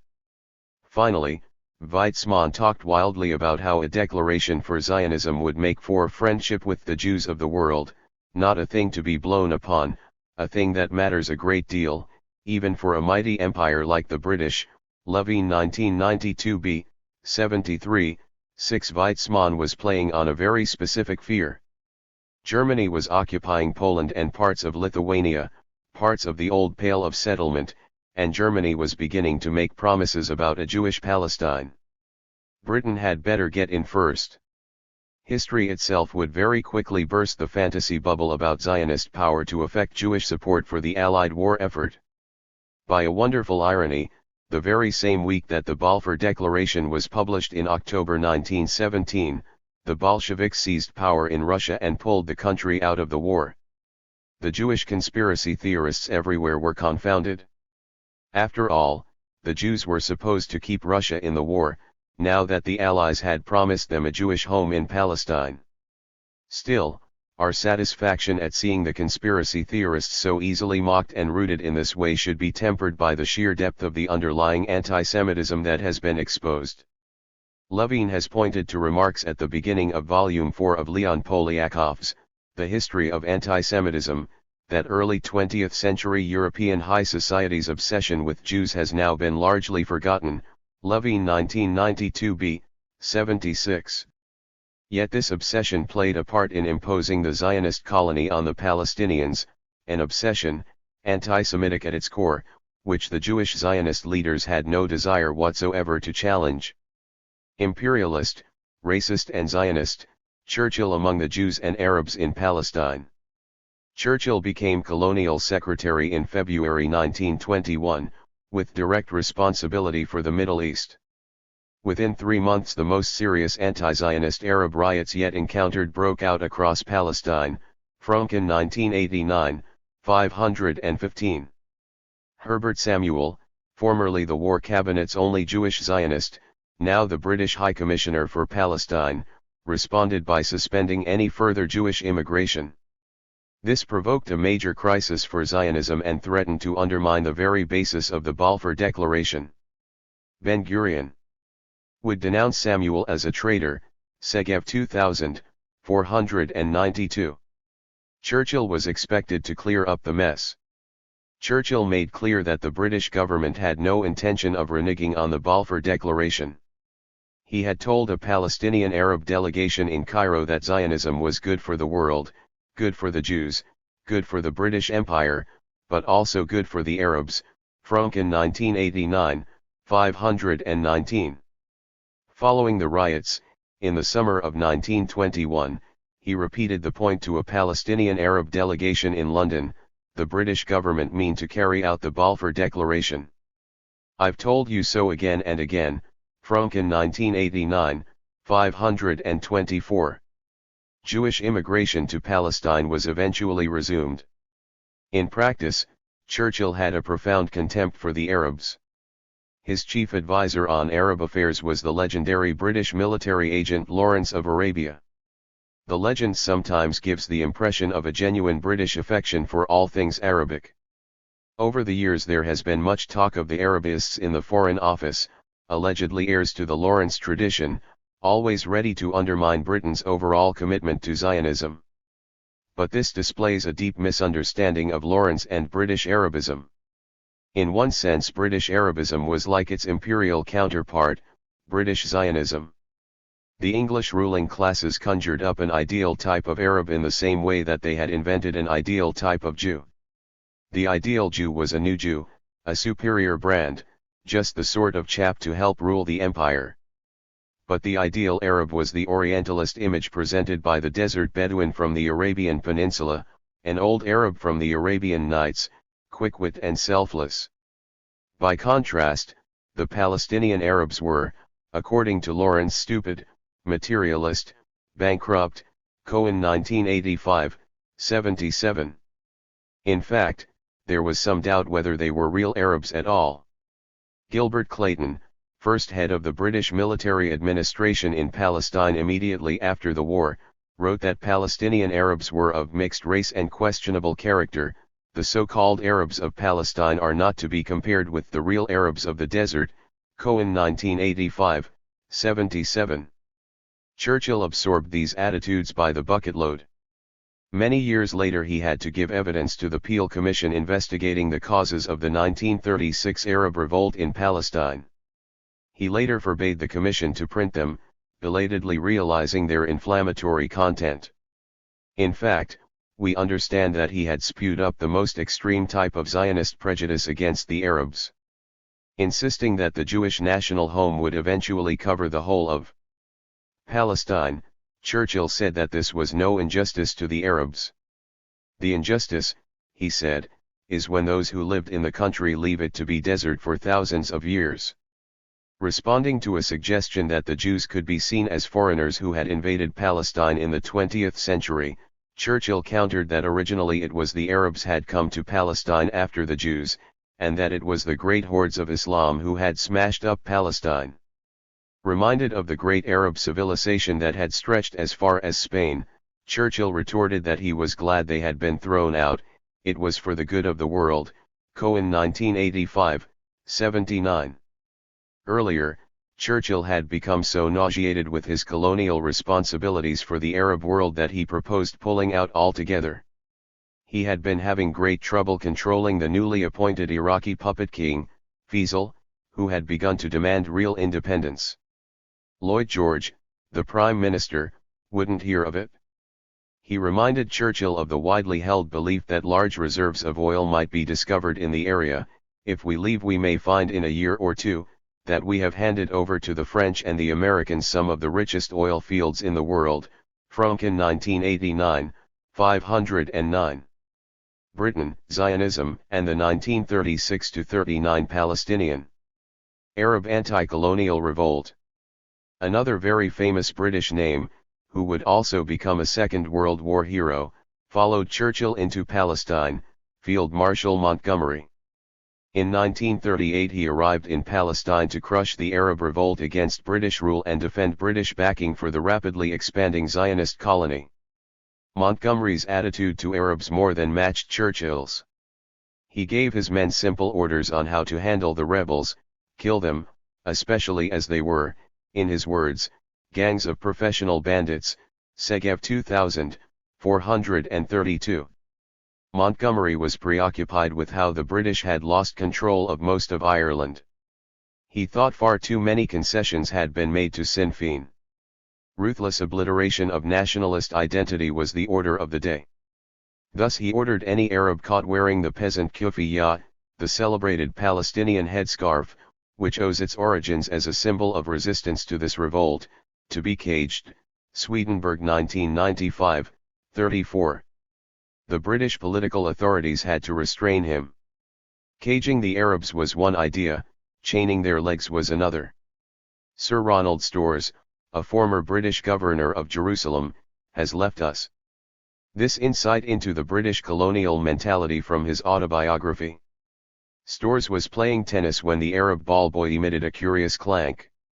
Looking closer, I discovered that he and his colleagues at the other end of the court were long-term criminals, heavily chained by the ankles, whom the local police officer had sent up from the jail to act as ball boys. Storrs 1939, 446.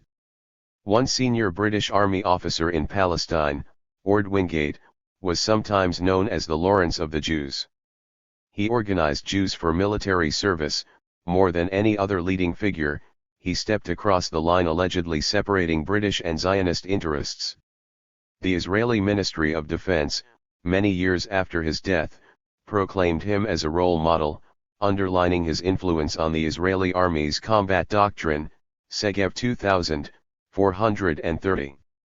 He had set up what was virtually a private army, mostly of Jews, which pursued terrorists at night. These special night squads had one absolutely vital and highly symbolic duty, protecting the railways and the oil pipeline, which ran from Kirkuk in Iraq to the Palestinian port of Haifa. Wingate was unambiguous about his wider political aims. He was, he said, establishing the foundations of the Army of Zion, Marshall 1989, 42. There are many appalling stories about the special night squads which do indeed read like the activities of the Israeli army today on the West Bank and Gaza. Random killings and beatings in Arab villages suddenly entered without warning. Phony trials and courts set up at whim in the villages, followed by executions. Many of Wingate's own troops thought he was mad. It's not difficult to see why. He had a penchant for crackpot schemes of provocation. On one occasion he wanted his Jewish soldiers to dress up as Arabs, go to the Arab market in Haifa and start shooting. Segev 2000, 431. However, it is difficult to separate Wingate's excesses from the wider British apparatus of repression of the revolt. Torture of suspected rebels was routine. Thousands were held in administrative detention without trial in overcrowded camps with inadequate sanitation. Between 1938 and 1939 at least one Arab was sentenced to death every week. Segev 2000, 417. Furthermore, the principle of collective punishment imposed on entire villages, so beloved by the Israeli army, was pioneered by the British. A British doctor named Elliot Forster documented in his diary an operation in Hal Hal, a village near Hebron, in May 1939. Villagers had been herded into open-air pens, one for men and one for women, during a heat wave, and deprived of food and drink. The women were allowed to leave the pen after 2 days, but many of the men were kept for much longer and at least 10 died. Forster concluded that the British could probably teach Hitler a thing or two about running concentration camps. Segev 2000, 421-2. Nor should we see Wingate as exceptional in the way he integrated the British soldiers and armed Zionist settlers in the same military units. The British authorities were compelled by the Arab revolt to expand the colonial police force. Thousands of Jewish settlers enlisted. The Zionist leader Moshe Shertok was not slow to draw the conclusion that the future Jewish army would be dependent on their success. Segev 2000, 427. In fact, the British even asked the Zionist leaders to share the burden of the policemen's salaries and pay for the uniforms. The construction company Solel Bona, specifically set up by the Histadrut to facilitate Zionist colonization, was commissioned to put up a barbed wire fence along the northern border as well as build new police stations. Segev 2000, 428-9. The Revolt. Zionist histories gloss over the Palestinian Arab Revolt. They echo Montgomery's contemptuous dismissal of the rebel nationalists as murderous bandits. But privately they knew the truth and occasionally were ready to admit it.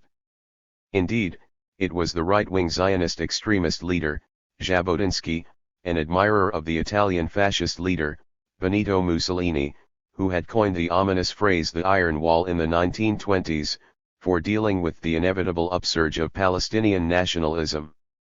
The Iron Wall was a metaphor for the overwhelming military force the Zionists would need to impose their nationalism on Palestine and break the will of Palestinian nationalism. Jabotinsky also reaffirmed Herzl's principle that the European Jewish settlers should understand themselves as culturally superior to the natives, an outpost of European civilization. Avi Shlaim, the dissident Israeli historian, in his brilliant book The Iron Wall, has shown conclusively how nearly all the Zionist leaders, especially the so-called left-wing leaders like Ben-Gurion and, much later, the peacemaker, Rabin, signed up to Jabotinsky's Iron Wall philosophy. Ben-Gurion witnessed the 1936-39 revolt. He had no doubt that it was a legitimate nationalist movement. But that conclusion only hardened his resolve. It prepared him for measures to enforce the compulsory transfer of Arabs from a future Jewish state, Swedenborg 1995, 14. Nevertheless, Zionism's official position was and remains in denial over the revolt. It hardly features in the history taught in Israeli schools. And this applies wherever Israel has controlled the teaching of history to Palestinian school children. Since 1967 Israel has banned literally thousands of books on the West Bank and Gaza. Yet Israel has been unable to eradicate the Palestinian memory. In recent years the relation between history and memory has come to form virtually a new dimension in scholarship. And despite Israel's best efforts, the Palestinian memory has also been a beneficiary of this innovatory form of research. Swedenborg's book of outstanding interviews with surviving participants of the revolt published in the 1980s, is a superb example of the genre. And whilst we cannot do it justice here, we can at least confirm that the Al-Thawra al-Kubra, the Great Revolt, was the most significant anti-colonial insurgency in the Arab East in the interwar period, Swedenborg 1995, 19. The revolt was inevitable and its ultimate cause lay with British protection for the expansion of Jewish immigration which had increased almost six-fold from the date of the Balfour Declaration, growing particularly rapidly in the 1930s. Jews were almost a third of the total Palestinian population at the outbreak of the revolt, 65,000 Jews in 1917, 384,078 in 1936, Gilbert 1998, 47, 80. The Palestinian peasants could not understand why their land should be used as a refuge for European Jews fleeing anti-Semitism in Europe. These were not the Jews of Arab lands who had been their neighbors for centuries. The peasants saw exactly what Jabotinsky saw, a European colonizer, moreover one protected by the armed might of the British Empire. The peasants had the nerve to declare war on the British Empire in order to protect their land, in that great tradition that we met earlier with the Mountain of Fire. Through Palestinian eyes. It took Swedenborg a long time to persuade Ali Hussein Bidem to talk to him, Swedenborg 1995, 107-9. The old fighter placed a condition on the interview. Swedenborg would have to publish the names of his comrades killed by the British after 9 soldiers had been blown up in a landmine planted by a peasant militia. Ali then described the massacre as the British Army took revenge on an entire village. Ali had kept the list of names for 40 years. He had waited all that time to achieve recognition for unknown fallen martyrs. It was a principle and a mood that Swedenborg encountered time after time amongst the old peasant fighters. They knew something really important had happened. But somehow it had missed its official place in that means of memorizing called written history. Ali described himself as both a Muslim and a communist and insisted that there was no contradiction. Moreover, whilst Ali was one of the most sophisticated of the former local peasant leaders Swedenborg interviewed, his insistence that the villages formed the backbone of the resistance, with improvised and daring military initiative and leadership, overwhelms all the accounts. The untold story is that the British, let alone the Zionists, were in danger of losing control of the Palestinian countryside. At the least a very violent military stalemate ensued, which could be broken only by serious political concessions from the ruling power. As an official British archive put it, the heavily booted British soldiers are no match for lightly clad natives who, at any moment, can drop their weapons and become peaceful ploughmen and goatherds. Swedenborg 1995, 126. Remarkably, Swedenborg reports on a virtual peasant Palestinian state in waiting. Perhaps this is an exaggeration, and it certainly begs all kinds of questions about the palpable tensions, etched very deep in the old peasant mind, even after 40 years, between the rebel villages and the deeply divided upper-class Palestinian leadership in the towns and cities. That subject is way beyond the remit of this book. Still, there are too many examples of a court and justice system emerging, as well as printed stamps, receipts on taxes collected, for this notion to be readily dismissed. In any case, there are one or two independent witnesses. Dr. Forster, whom we met earlier, observed the rebel courts and recorded, "Their justice and common sense does not appear to me to be inferior, and their expedition is demonstrably superior to that of HMG."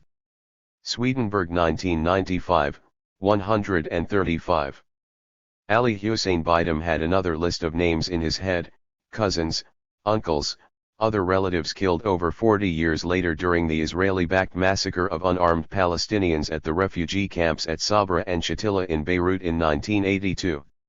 Swedenborg reports how he and a Palestinian colleague felt in awe of the fierce spirit burning so brightly in the diminutive man who repeated the names of the dead, as if that act could arrest the storm of progress.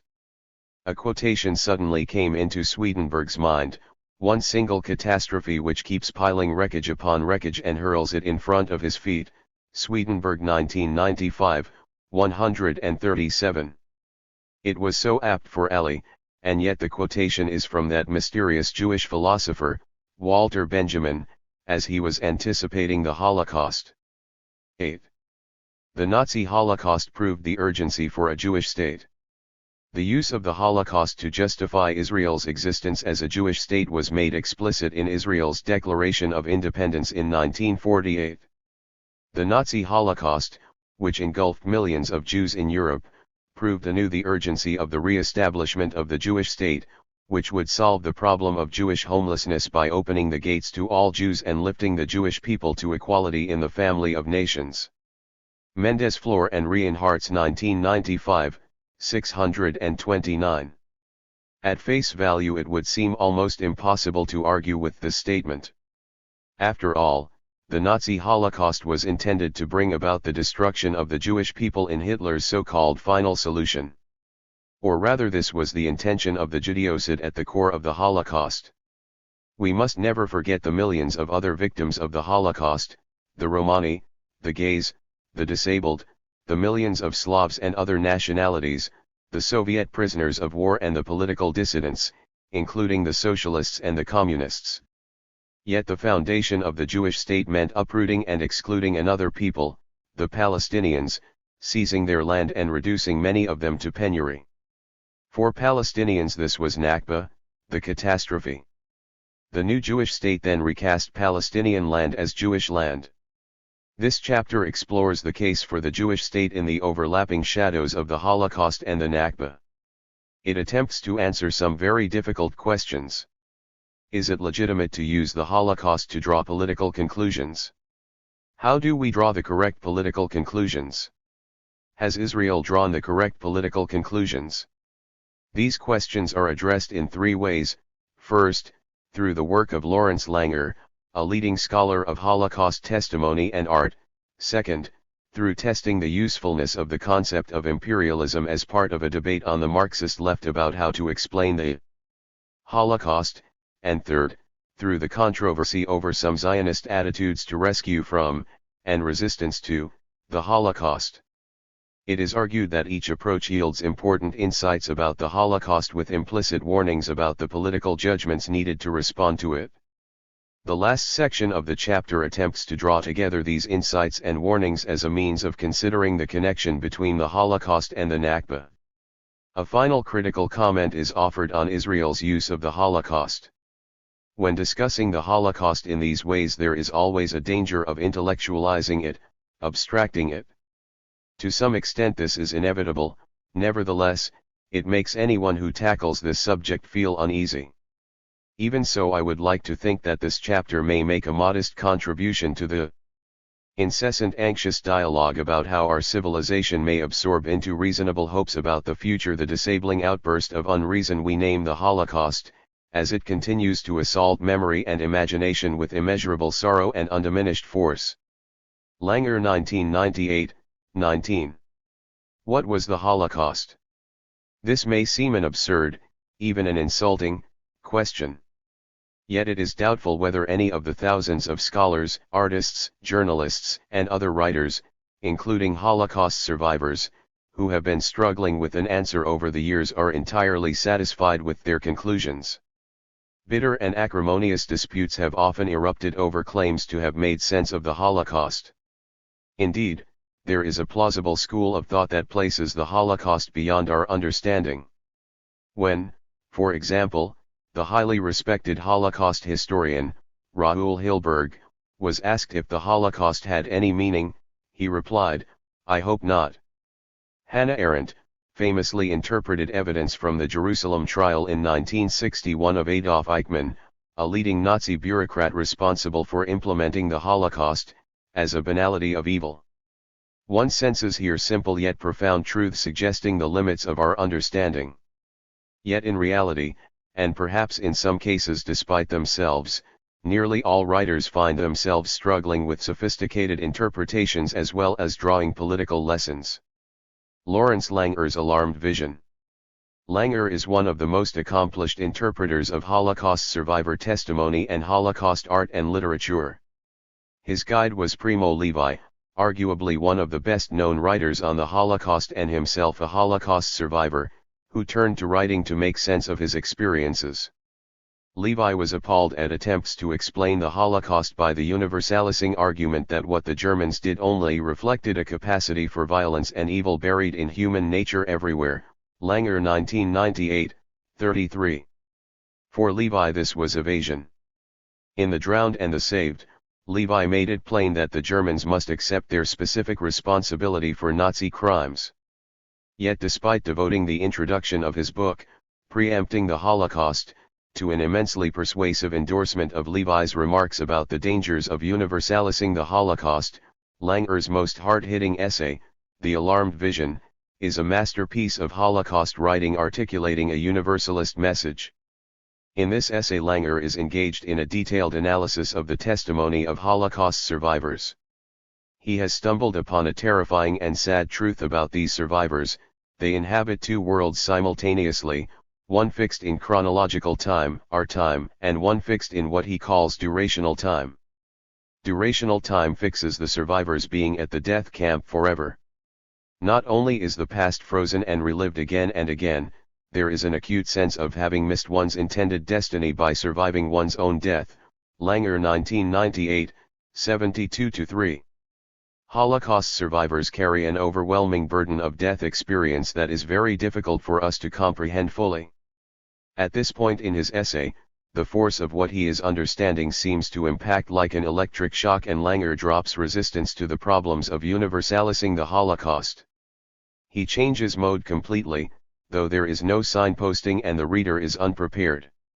Narratives like hers threaten our dependence on coherence, reason, order, the moral and psychological balance that constitutes for us civilized being. Testimony like this should summon us not to the healing victims but to a revision of the myth of the civilized being. Human nature can no longer be set in opposition to inhuman nature, as if one were the norm and the other a correctable aberration. Atrocity in the form of violence that maims and kills others has become a normal rather than a pathological expression of self. Langer 1998, 74. Langer concludes that we do indeed live in an age of atrocity. This is at the core of his alarmed vision. Earlier in the essay, he generalizes from the Holocaust, where the Jew died so that the German could live, to suggest what seems to be a principle in the age of atrocity. He writes that we are living in a world where the goal of life so often appears to be the death of others.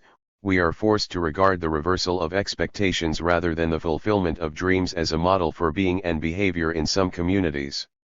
Langer 1998, 68. Now Langer's vision is bleak indeed. He offers neither an explanatory framework nor a solution and indeed implies that they may not be available at all. Langer 1998, 202 n.7. Nevertheless, his deduction that in the age of atrocity life sometimes depends upon the death of others, casts a ghastly glow across the contemporary global political landscape. We have here a truly alarming insight and surely a warning about the need to take action to respond urgently. This idea of a life based on death principle is precisely the subtext for a key argument in Hobsbawm's widely acclaimed history of the short 20th century, the age of extremes. The Second World War, which had Auschwitz at its core, had Hiroshima at its conclusion. The dropping of the atom bomb was not justified as indispensable for victory, but as a means of saving American lives. Hobsbawm 1994, 27. In other words, live Americans depended upon dead Japanese. It comes as no surprise that Levi is one of Hobsbawm's first witnesses in the age of extremes. Hobsbawm 1994, 1. 1. If this is true, if this life for death principle really is a feature of our age, the age of atrocity, then Zionism and Zionists need to think very carefully about the lessons they are drawing from the Holocaust.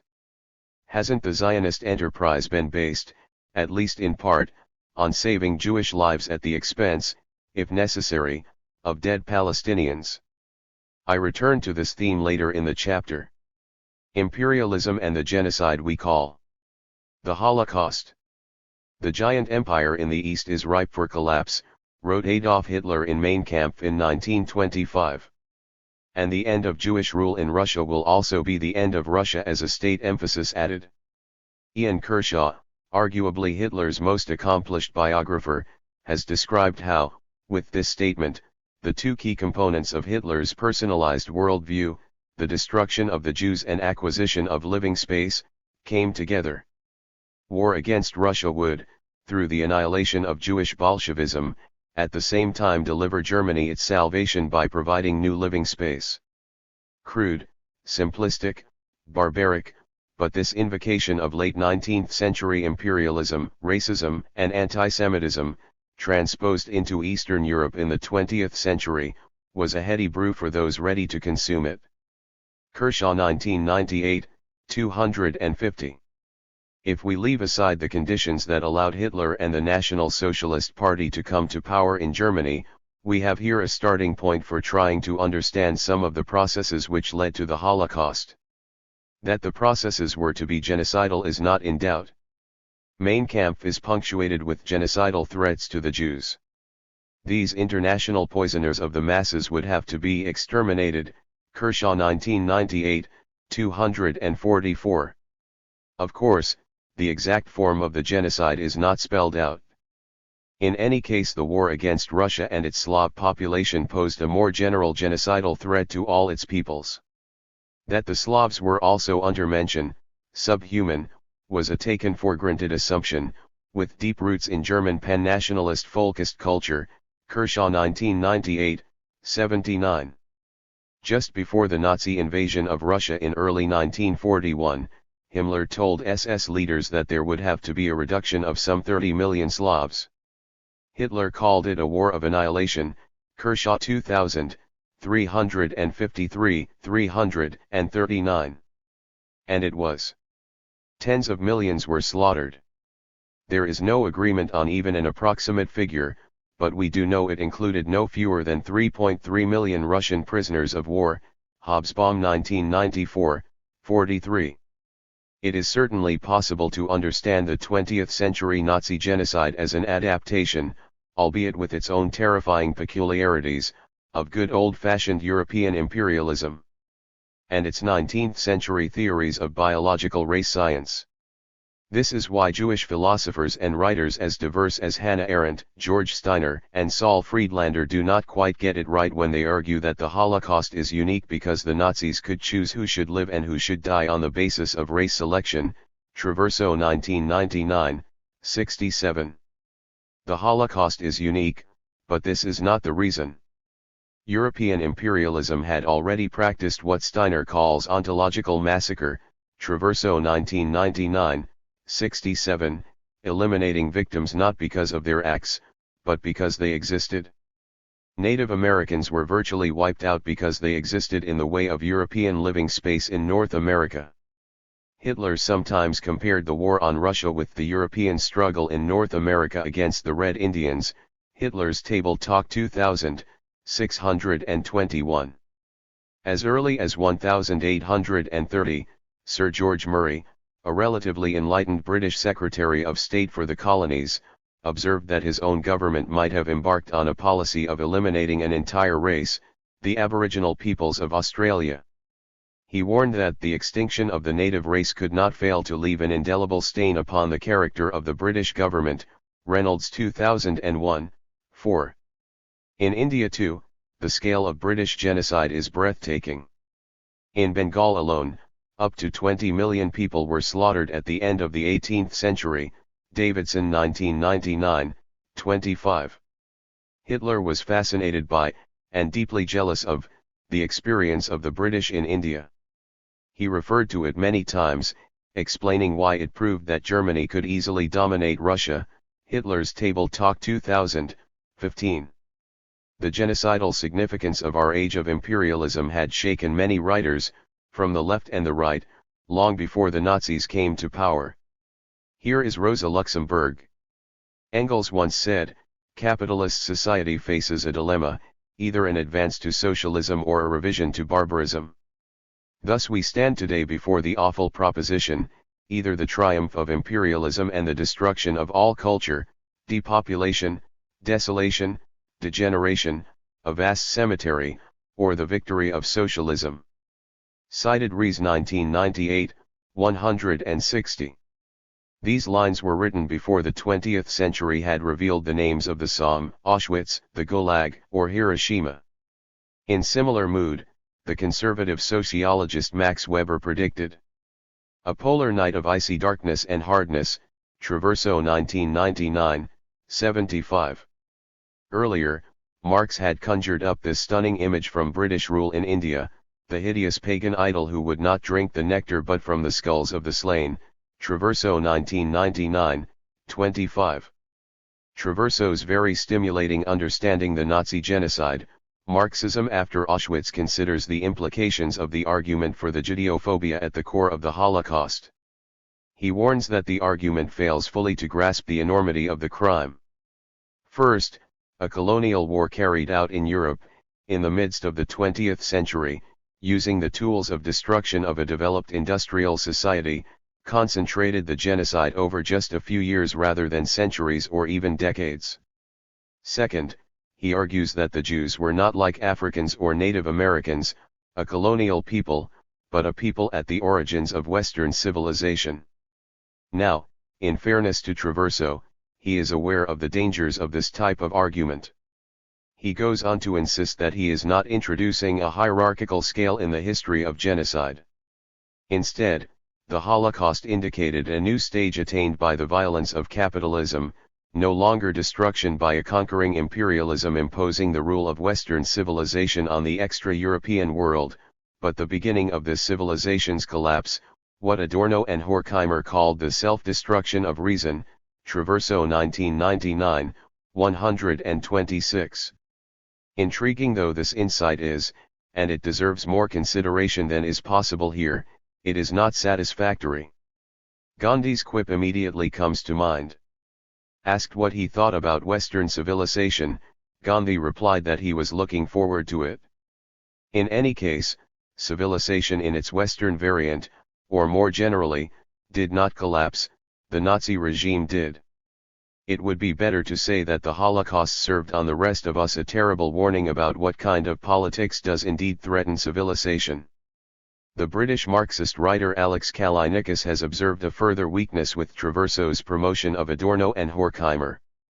By treating the Holocaust only as a symptom of a more general civilizational disorder which destroys the age of reason, the specific causes of the Nazi genocide are ignored. Kallinicus 2001, 387. There is an irony here because Traverso, along with another Marxist writer, Norman Garros, have charged that Marxism itself is too prone to these kind of generalizations and is not capable of analyzing the specific causes of the Nazi barbarity. This argument echoes Levi's thesis discussed earlier. In Plumbing the Depths, Marxism and the Holocaust, Kallinicus seeks to demonstrate that Marxism can indeed rise to the challenge. Two very different aspects of Kallinicos's essay deserve our attention here and attempt to grapple with the really terrifyingly specific and unique components of the Holocaust. The first is the centrality of biological race science and the Nazi obsession with the Jews. Kallinicus sees Hitler's remark to Himmler in 1942 as particularly poignant. The discovery of the Jewish virus is one of the greatest revolutions that have taken place in the world. The battle in which we are engaged is of the same sort as the battle waged, during the last century, by Pasteur and Koch. How many diseases have their origin in the Jewish virus? We shall regain our health only by eliminating the Jew.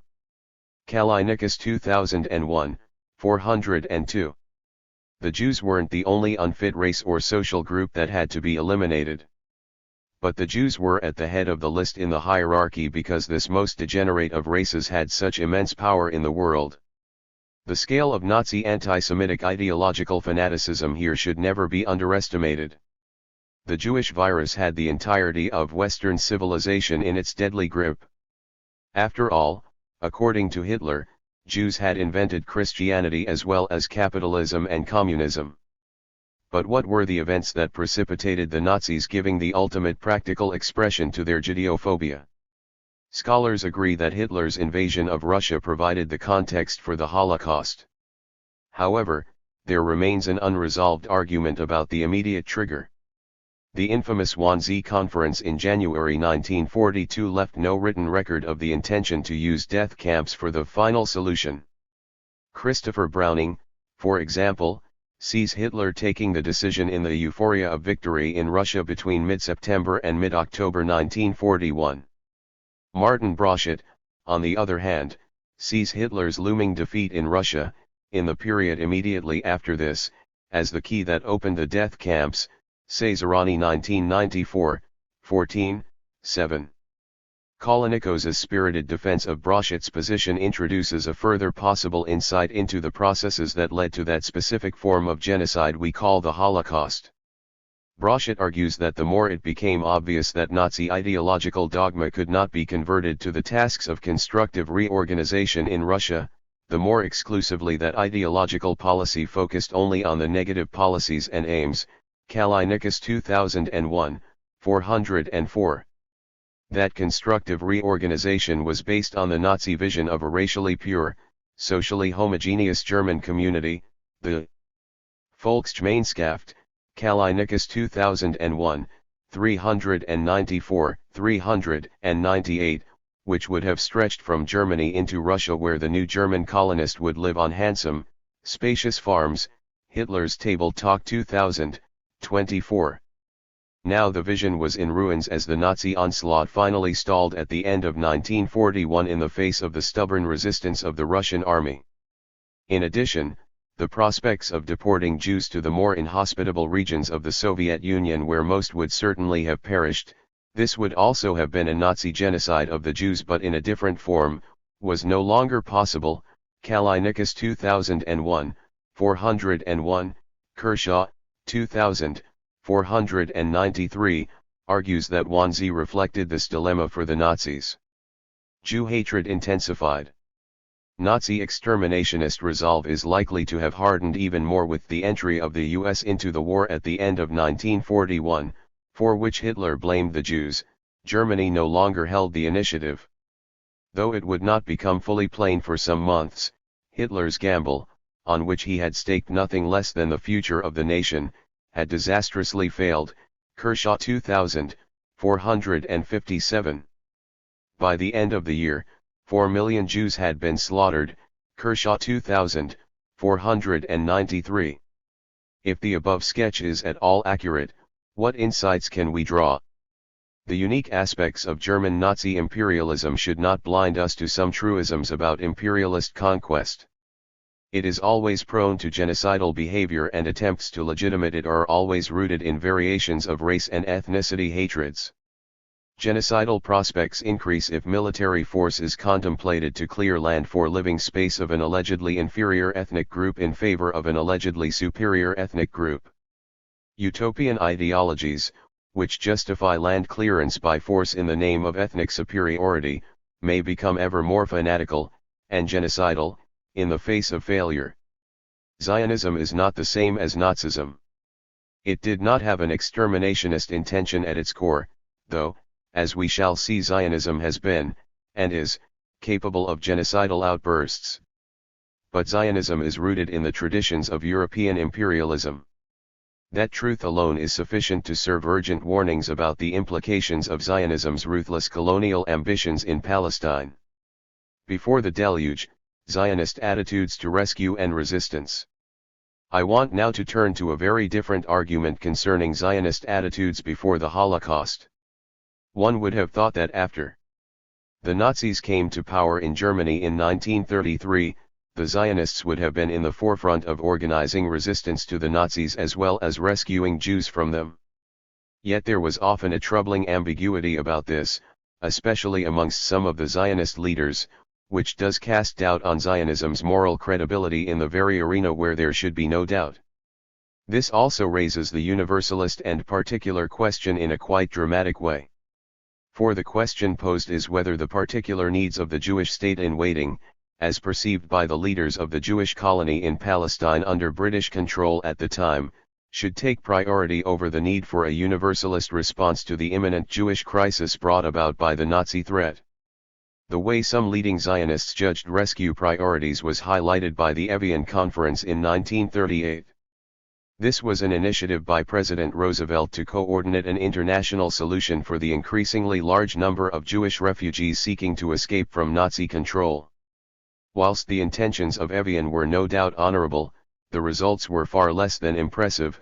Wasserstein 1988, 8-9. However, this was not at all obvious to many of the participants, who took the conference's intentions very seriously indeed. This was particularly true of the Zionist delegates, some of whom were worried that the outcome of conference might be very successful. This strange and disturbing attitude was articulated with great passion by none other than Ben-Gurion. At a meeting of Jewish leaders, Zionist and non-Zionist, drawn from Jewish communities in different parts of the world, he warned of damage, danger, and disaster that could be expected from the Evian Conference. It could remove Palestine from the international agenda as a factor in the solution of the Jewish question. The reason was, he went on, that in the eyes of the world, Palestine now resembles Spain, where a civil war raging, there are riots, every day bombs are thrown. Here he was quite correct. The Palestinians had indeed declared a national liberation war on the British occupiers and their Zionist allies. There was no way Britain could now open Palestine to Jewish refugees. An alternative solution was urgently required. As Ben-Gurion himself noted, Roosevelt had drawn the same conclusion. Ben-Gurion reported that Roosevelt had said that Palestine could not solve the Jewish question and that a different way had to be sought. In other words, Jewish refugees should be absorbed elsewhere. But for Ben-Gurion this was a disaster. He wanted Evian to fail. As he put it, we must see to it that this dangerous tendency does not find expression at the conference. Bides v 1991, 228, 2. Ben-Gurion wasn't a crank. On the contrary, as we have noted several times, he was Zionism's most outstanding leader in the 20th century. We are entitled to make judgments about Zionism from this man's attitudes and behavior. Yet these attitudes displayed a narrow, and surely a debased, nationalism at the heart of the Zionist enterprise, which was ready to put Jewish lives at risk on the eve of the Holocaust. This is not an overstatement. Nor was it an aberration on Ben-Gurion's behalf. He repeated such sentiments in even more abhorrent form. In a letter to the Zionist executive, in the same year as the Evian Conference, he wrote, "If Jews will have to choose between the refugees, saving Jews from concentration camps, and assisting a national museum in Palestine, mercy will have the upper hand and the whole energy of the people will be channeled into saving Jews from various countries. Zionism will be struck off the agenda. If we allow a separation between the refugee problem and the Palestine problem, we are risking the existence of Zionism." Bober 1972, 171, 3. Ben-Gurion's attitude had real life and death implications. Again in the same year, he opposed a British plan to allow migration to the UK of several thousand German Jewish children. "If I knew that it would be possible to save all the children in Germany by bringing them over to England, and only half of them to Eretz Israel-Palestine, then I would opt for the second alternative. For we must weigh not only the lives of those children but also the history of the people of Israel." Brenner 1983, 149. The assertion of the alleged needs of the Jewish state in waiting over the priority of rescue was paralleled in the ways this attitude could not only compromise resistance to the Nazis, but even suggest collaboration. When Hitler took power in 1933, the Zionist Federation of Germany sent him a memorandum, which 70 years later has not lost its power to shock. May we therefore be permitted to present our views, which, in our opinion, make possible a solution in keeping with the principles of the new German state of national awakening, and which at the same time. The Nazi Holocaust proved the urgency for a Jewish state. 145. TMMZ_CH08.QXD October 8, 04, 1:06 p.m. page 145. Might signify for Jews a new ordering of the conditions of their existence, which consists above all in an abnormal occupational pattern, and in the fault of an intellectual and moral posture not rooted in one's own tradition. Brenner 2002, 42-3. The memorandum goes on to reassure Hitler that the Zionists would oppose the worldwide anti-Nazi campaign demanding a boycott of German goods. A later justification for this extraordinary behavior was the notorious pre-war transfer agreement. Here German Jews and some of their belongings were allowed to leave Germany for Palestine. At the same time German goods would be sold to Jews in Palestine. Non-Zionist Jews as well as some Zionist Jews were appalled at such collaboration.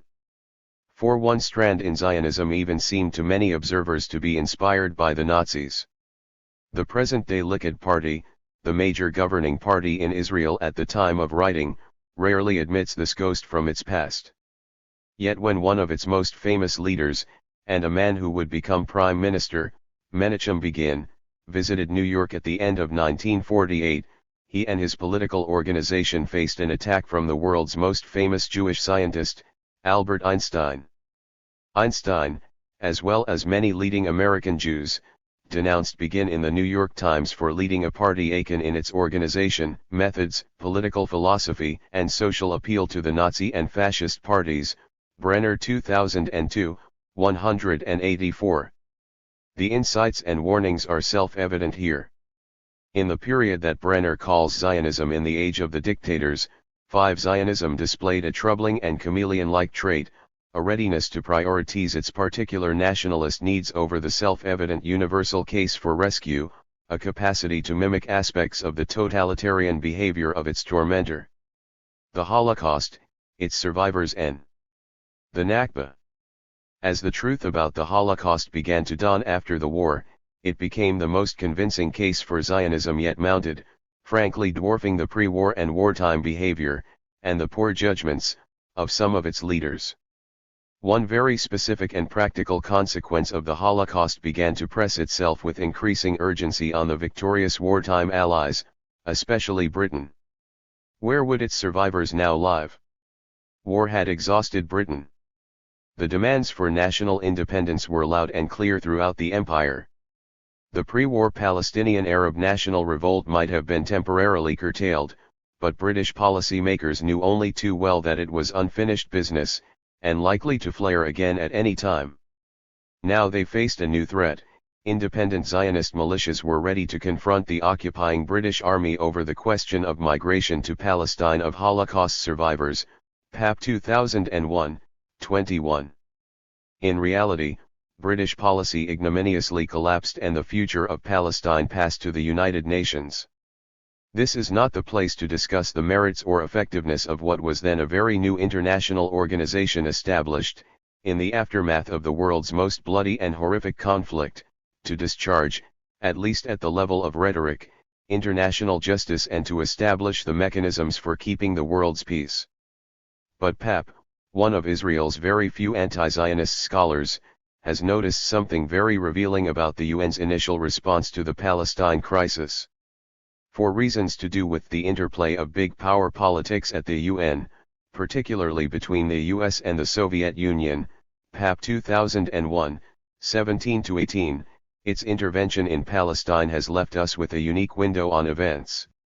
A United Nations Special Committee on Palestine, UNSCOP, was established to investigate the situation in Palestine and report back. The US, in an effort to minimize Soviet influence on UNSCOP, to some extent, allowed the composition of the committee to slip out of the hands of the main powers. This gave representatives from smaller countries, including those from the developing world, a greater say than perhaps otherwise they might have had. Many of the committee members had no prior knowledge of the conflict. This gave UNSCOP a freshness, a naivete even, in the way it came to understand the situation in Palestine.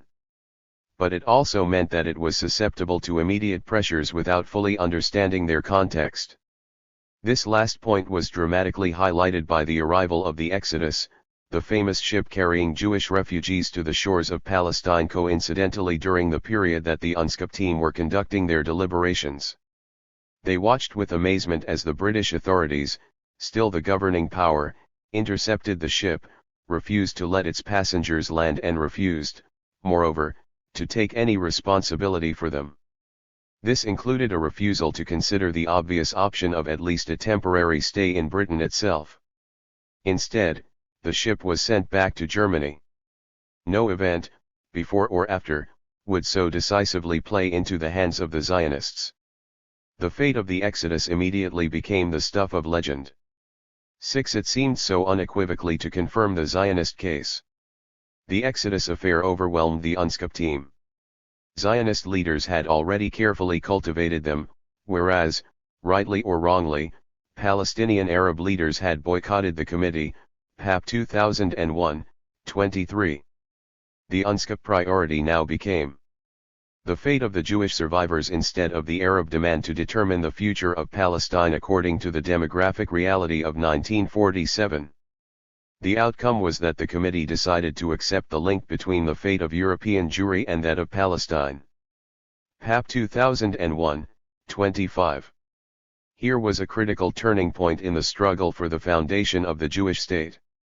The Zionists had won the propaganda war long before the first bullet was fired in the real war for control of Palestine, a year later, in 1948. 7. UNSCOM's role as honest broker to worldwide public opinion, de facto now a conduit for the Zionist case, was sealed by the Exodus affair. The two principal victorious wartime allies, Britain and the US, were responsible for this situation. Whilst they did absorb many survivors, they were certainly not prepared to offer the rest permission to settle in their own countries, PAP 2001, 276 and 32. They were not even ready to build on the intentions of the pre-war International Conference at Evian and use the United Nations as the obvious post-war vehicle for an honorable international response to the Jewish refugee crisis. Suddenly the Zionist case looked like an admirable means of solving the problem. This was a rerun of the very low moral standards of international behavior personified by the British politician Balfour, described in the last chapter, dump the unwanted Jews in Palestine. Possibly some far-sighted American politicians already recognized just how much a new Jewish state might come to serve U.S. interests. Certainly we know that U.S. military chiefs of staff were impressed by Israel's victory in 1948 in the so-called War of Independence against the Arabs. They were to describe the new state as the major regional power after Turkey, offering the U.S. the means to gain strategic advantage in the Middle East that would offset the effects of the decline of British power in the region. Chomsky 1996, 204. But this is to anticipate the argument of the next chapter. Where did the Holocaust survivors themselves want to settle? General Clay, the U.S. military governor of Germany, told the UNSCOP team that in his experience camp survivors were choosing to go to Palestine, but he added, "Of course I do not know how this would stand up against the opening up of other countries for immigration." PAP 2001, 27. And that is the problem. We do not know because it was never put to the test. We do know, however, how successfully the Zionists operated in the displaced persons camps, the camps set up for the survivors. They were able to coordinate the testimony of survivors before the UNSCOP committee. Refugees chosen at random by the committee for interview were well versed in Zionist propaganda and terminology. By the end of 1949, just 1 year after the foundation of the Jewish state, there were almost 350,000 Holocaust survivors living in Israel, almost a third of the population. Segev 1993, 154. In the 1948 war, almost a third of the soldiers were Holocaust survivors. Segev 1993, 176. The moral justification for the foundation of Israel appeared to be reinforced by this living remnant of the Holocaust. And yet on the scales of morality, we must immediately contrast this immensely important fact with another. In early 1947, Jews owned 7% of the land in Palestine. 3 years later, they had seized 92% of land within the new state, including Arab homes and buildings of every kind. Kimmerling 1983, 143. As Anderson has noted, this constituted a colonial occupation on a scale, and with a speed, without precedence in colonial history. Anderson 2001, 12. In a sense that is very difficult to define, there is a connection between the enormity of the crime of the Holocaust perpetrated on its principal victims and the intensity of colonial occupation that was carried out in the name of those victims. There was also a ferocity, with genocidal implications, at the heart of the colonial drive that similarly disturbs. Deir Yassin and the Nakba.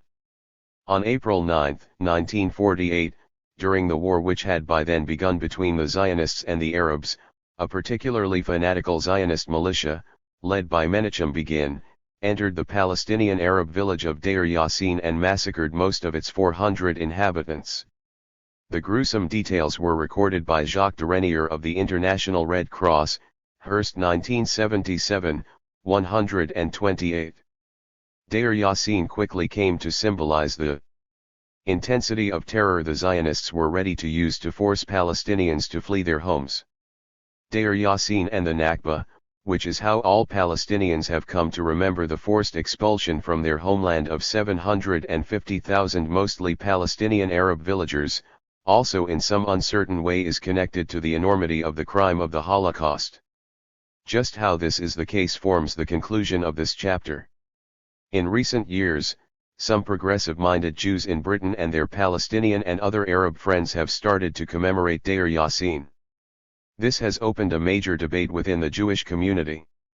Afif Saifi, the Palestinian delegate general in the UK, effectively the Palestinian ambassador, found himself embroiled in the debate in the letters pages of the Jewish Chronicle, with a little-known British rabbi who was unwilling to accept the interpretation of Deir Yassin outlined above. Afif Saifi's response is extremely pertinent here. London, April 10, 2001. Rabbi Dr. Sidney Brichto, Letters, March 30, seems annoyed at Chaim Weizmann's being quoted in the pamphlet on Deir Yassin remembered as saying it was a miraculous clearing of the land. But he does not dispute the authenticity or the accuracy of the quotation. On the massive flight of the Palestinians in 1948, Ben-Gurion also said it was a miraculous simplification of the problem. I would hope one day to know Dr. Brichto's reaction, as a spiritual leader, on the frequent use of the word miraculous. As for myself, I have always considered God to be innocent. Palestinian historians have now documented 537 villages leveled to the ground in 1948 by the Israeli authorities so as to prevent any possible return of Palestinian refugees. As for Deir Yassin, the late Menachem Begin boasted in his 1952 memoirs, La Revolte, that, without Deir Yassin, there wouldn't have been an Israel, and that, after Deir Yassin, the Zionist forces could advance like a hot knife in butter. He was later advised to remove this from subsequent editions of his memoirs. The Israeli political establishment inflicted on Palestinians 4 types of denial. First came the denial of our very existence. Then followed the denial of our rights. All this was accompanied by the denial of our sufferings and the denial of their moral and historical responsibility for this suffering. Dr. Brichto's Nakba, catastrophe, denial is equally disturbing. I have never likened the Nakba to the Holocaust. My conviction has always been that there is no need for comparisons and historical analogies. No one people has a monopoly on human suffering, and every ethnic tragedy stands on its own. If I were a Jew or a Gypsy, Nazi barbarity would be the most atrocious events in history. If I were a black African, it would be slavery and apartheid. If I were a Native American, it would be the discovery of the New World by European explorers and settlers that resulted in near total extermination. If I were an Armenian, it would be the Ottoman massacres. I happen to be a Palestinian, and for me it is the Nakba. Humanity should consider all the above repugnant. I do not consider it advisable to debate hierarchies of suffering. I do not know how to quantify pain or measure suffering. I do know that we are not children of a lesser God. Afif Saifi. Launching a personal memoir of the Nakba 8 at a packed meeting at the Egyptian Cultural Center in London in early 2003, the radical writer and broadcaster Tariq Ali described the victims of the Nakba as additional victims of the Holocaust. The insights and warnings we have been discussing in this chapter confirm the truth of this proposition. Insights and warnings from the Holocaust and the Nakba. In the age of atrocity, Palestinian lives have been sacrificed to create space for Jewish lives on Palestinian land renamed Jewish land. For a generation, the attempt to construct a Zionist Jewish identity explicitly denied Palestinian identity. The long confrontation with the Palestinians has fostered those not infrequent Zionist outbursts that have parallels with the genocidal racism and the unbridled use of violence of the Nazi era. Dr. Barak Goldstein, the American-born Zionist settler who opened fire with a Galil assault rifle issued to him by the Israeli army, Shlaim 2524, killing 29 Muslim worshippers in the Tomb of the Patriarchs in Hebron on the West Bank, is hailed as a visionary in some Zionist settler circles. Writing in the aftermath of the assassination of Israeli Prime Minister, Yitzhak Rabin, by another right-wing fanatical Zionist, the Israeli novelist David Grossman warned his fellow countrymen that they would continue to ignore, at their peril, the depth of the internal poison that our huge use of violence causes us. Jewish Chronicle, November 10, 1995. Sometimes Holocaust survivors themselves are compelled to draw the parallels. Dr. Shlomo Shmulzman went on hunger strike during the Israeli invasion of West Beirut in Lebanon in 1982. In his letter of explanation, he wrote, "In my childhood I have suffered fear, hunger, and humiliation when I passed from the Warsaw Ghetto to Buchenwald. I hear too many familiar sounds today. I hear dirty Arabs and I remember dirty Jews. I hear about closed areas and I remember ghettos and camps. I hear two-legged beasts and I remember Untermenschen, subhumans. Too many things in Israel remind me of my childhood." Chomsky 1999, 257. It was during the Israeli siege of Beirut that a Christian fascist Falangist militia, supported by the Israeli Defense Forces which had sealed off the 2 Palestinian refugee camps at Sabra and Shatila, entered the camps and methodically slaughtered the inhabitants, under the observation of the Israeli military a few hundred yards away. Chomsky 1999, 364-5. The massacres at Sabra and Shatila shocked the world. It was described as a war crime. The very concept war crime is itself an outcome of attempts to define a new legal system of international justice in the shadow of the Nazi era. We are dealing here with insights and warnings from the Holocaust. We are not discussing equivalence between Nazism and Zionism, but a blind ideological refusal to realize that Zionism and the legitimate aspirations of the Palestinian people are incompatible could continue to radicalize Zionism and release even greater displays of genocidal violence. A vortex could open up where the civilizational norms, which still exercise some restraint, could finally collapse. We don't fully understand just what triggers such an ultimate degeneration into barbarism. Fortunately, there is still time to avoid it. The apartheid regime in South Africa pulled back from the brink, disbanded itself, and isolated and confronted its own homegrown-born Nazis. Whether the development of post-Zionism in Israel suggests the possibility of a similar honorable retreat will be considered briefly in the conclusion. This chapter has tried to challenge the way the Israeli state has used the Holocaust for its own political legitimation. It has been suggested that the insights and warnings that issue from exploring the tensions between universal and particular aspects of the Holocaust point in a very different direction. In a sense, these insights and warnings are well understood. They coincide with, and have contributed to, what is now a well-founded universalist or international discourse on justice, human rights, and citizens' rights, with its unconditional objection to colonial occupation, racism in all its forms, and its defense of the universal rights of refugees.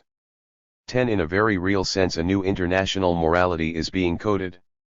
This underpins the hostile response of international public opinion to the way contemporary Israeli governments conceive of their narrowly defined particularistic needs in the face of the needs of the Palestinian people. The wider implications will be considered in the final chapter. Don't let the scar do the work of the wound. Peter Novick has left us with a final insight and warning on the use of memory about deep grievances. He cites a passage from a writer, and the son of a Holocaust survivor, called Leon Wieseltier, who warns that the collective memory of oppression can instill an isolating sense of apartness. It transforms experiences into traditions. Because it abolishes time and dissolves place, collective memory leaves the individual and the group too skeptical about change, does not ready them for discontinuity. Don't be fooled, it teaches, there is only repetition. In the memory of oppression, oppression outlives itself. The scar does the work of the wound. Injustice retains the power to distort long after it has ceased to be real. It is a posthumous victory for the oppressors, when pain becomes a tradition. Novick 1999, 281, 11. Plucky little Israel or great power. Protégé. 2. How Israel became the strategic asset for the United States. This chapter unashamedly owes its origins to arguably the most important book written about Israel in the latter half of the 20th century, Noam Chomsky's The Fateful Triangle, the United States, Israel, and the Palestinians. As said wrote in the introduction to the book's most recent edition. Fateful Triangle may be the most ambitious book ever attempted on the conflict between Zionism and the Palestinians viewed as centrally involving the United States. It is a dogged exposure of human corruption, greed, and intellectual dishonesty. It can be read as a protracted war between fact and a series of myths: Israeli democracy, Israeli purity of arms, the benign occupation, no racism against Arabs in Israel, Palestinian terrorism. Having rehearsed the official narrative, he then blows it away with vast amounts of counter-evidence. Chomsky 1999, 7, 1. There was a very simple reason why the United States might need a strategic asset, Chomsky 1999, 20, in the Middle East in the years following the Second World War. This was the region, according to a U.S. State Department analysis in 1945, that contained one of the greatest material prizes in world history, Chomsky 1999, 17 oil. Israel could play its part in helping encase the region in a military structure, which would protect Western oil supplies. In time Israel would be in receipt of more military and civilian aid than any other client state of the United States, which by the end of the 20th century totaled nearly $100 billion. American presidents rarely admit the real reasons for so much aid. But President Reagan broke diplomatic cover when, in 1981, he blurted out, "With a combat-experienced military, Israel is a force in the Middle East that actually is a benefit to us. If there were not Israel with that force, we'd have to supply that with our own, so this isn't just altruism on our part." Aruri 2003, 39. But it is important to realize that Israel had both to earn and learn this role. Previous chapters have described how Zionism, from its earliest days, understood that its success would be entirely dependent upon great power sponsorship. Within just 3 years of its foundation, its ideologues were ready to tie Israel's survival to the predatory intentions of the Western powers. Gershom Schocken, editor and publisher of Haaretz, arguably Israel's most serious newspaper, wrote in 1951 what would effectively become Israel's mission statement. Strengthening Israel helps the Western powers to maintain equilibrium and stability in the Middle East. Israel is to become the watchdog. There is no fear that Israel will undertake any aggressive policy towards the Arab states when this would explicitly contradict the wishes of US and Britain. But if for any reasons the Western powers should sometimes wish to close their eyes, Israel could be relied upon to punish one or several neighboring states whose discourtesy to the West went beyond the bounds of the permissible. Haaretz, September 30, 1951, cited Bober 1972, 16-17. 1951 also just happened to be the year that Dr. Mossadegh, Iran's new radical nationalist leader, nationalist British oil interests. Radical nationalism was poised to sweep across the Middle East. Israel's statement of intent could hardly have been more prescient. Israel would indeed become the watchdog. Israel's part in the Suez Adventure and its threat to Algeria's liberation. Within 8 years of its foundation, in 1956, the Jewish state was taking part in a military and imperialist adventure, alongside Britain and France, in an effort to overthrow President Nasser, Egypt's radical nationalist leader. In 1956 Nasser nationalized the Suez Canal, that great symbolic and global artery for oil tankers bound for the West, an immensely popular act throughout the Middle East and beyond. When Britain, France, and Israel declared war on Egypt, they provoked worldwide outrage that forced even the United States to call for restraint. These basic facts are well known. Less well known is how in these early days it was France that had become Israel's military sponsor. At the time, France was engaged in one of the most bitter anti-colonial wars of the 20th century. It was determined to hold on to its North African colonies, especially Algeria, whatever the cost. The rebels led by the Front de Libération Nationale, FLN, came to symbolize the demand of the developing world, or the Third World, that colonial oppression must be overthrown once and for all.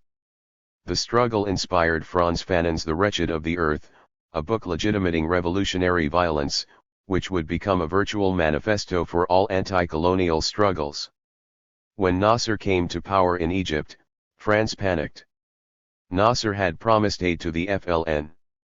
France now became obsessed with Nasser and began to conspire with Israel to seek his removal.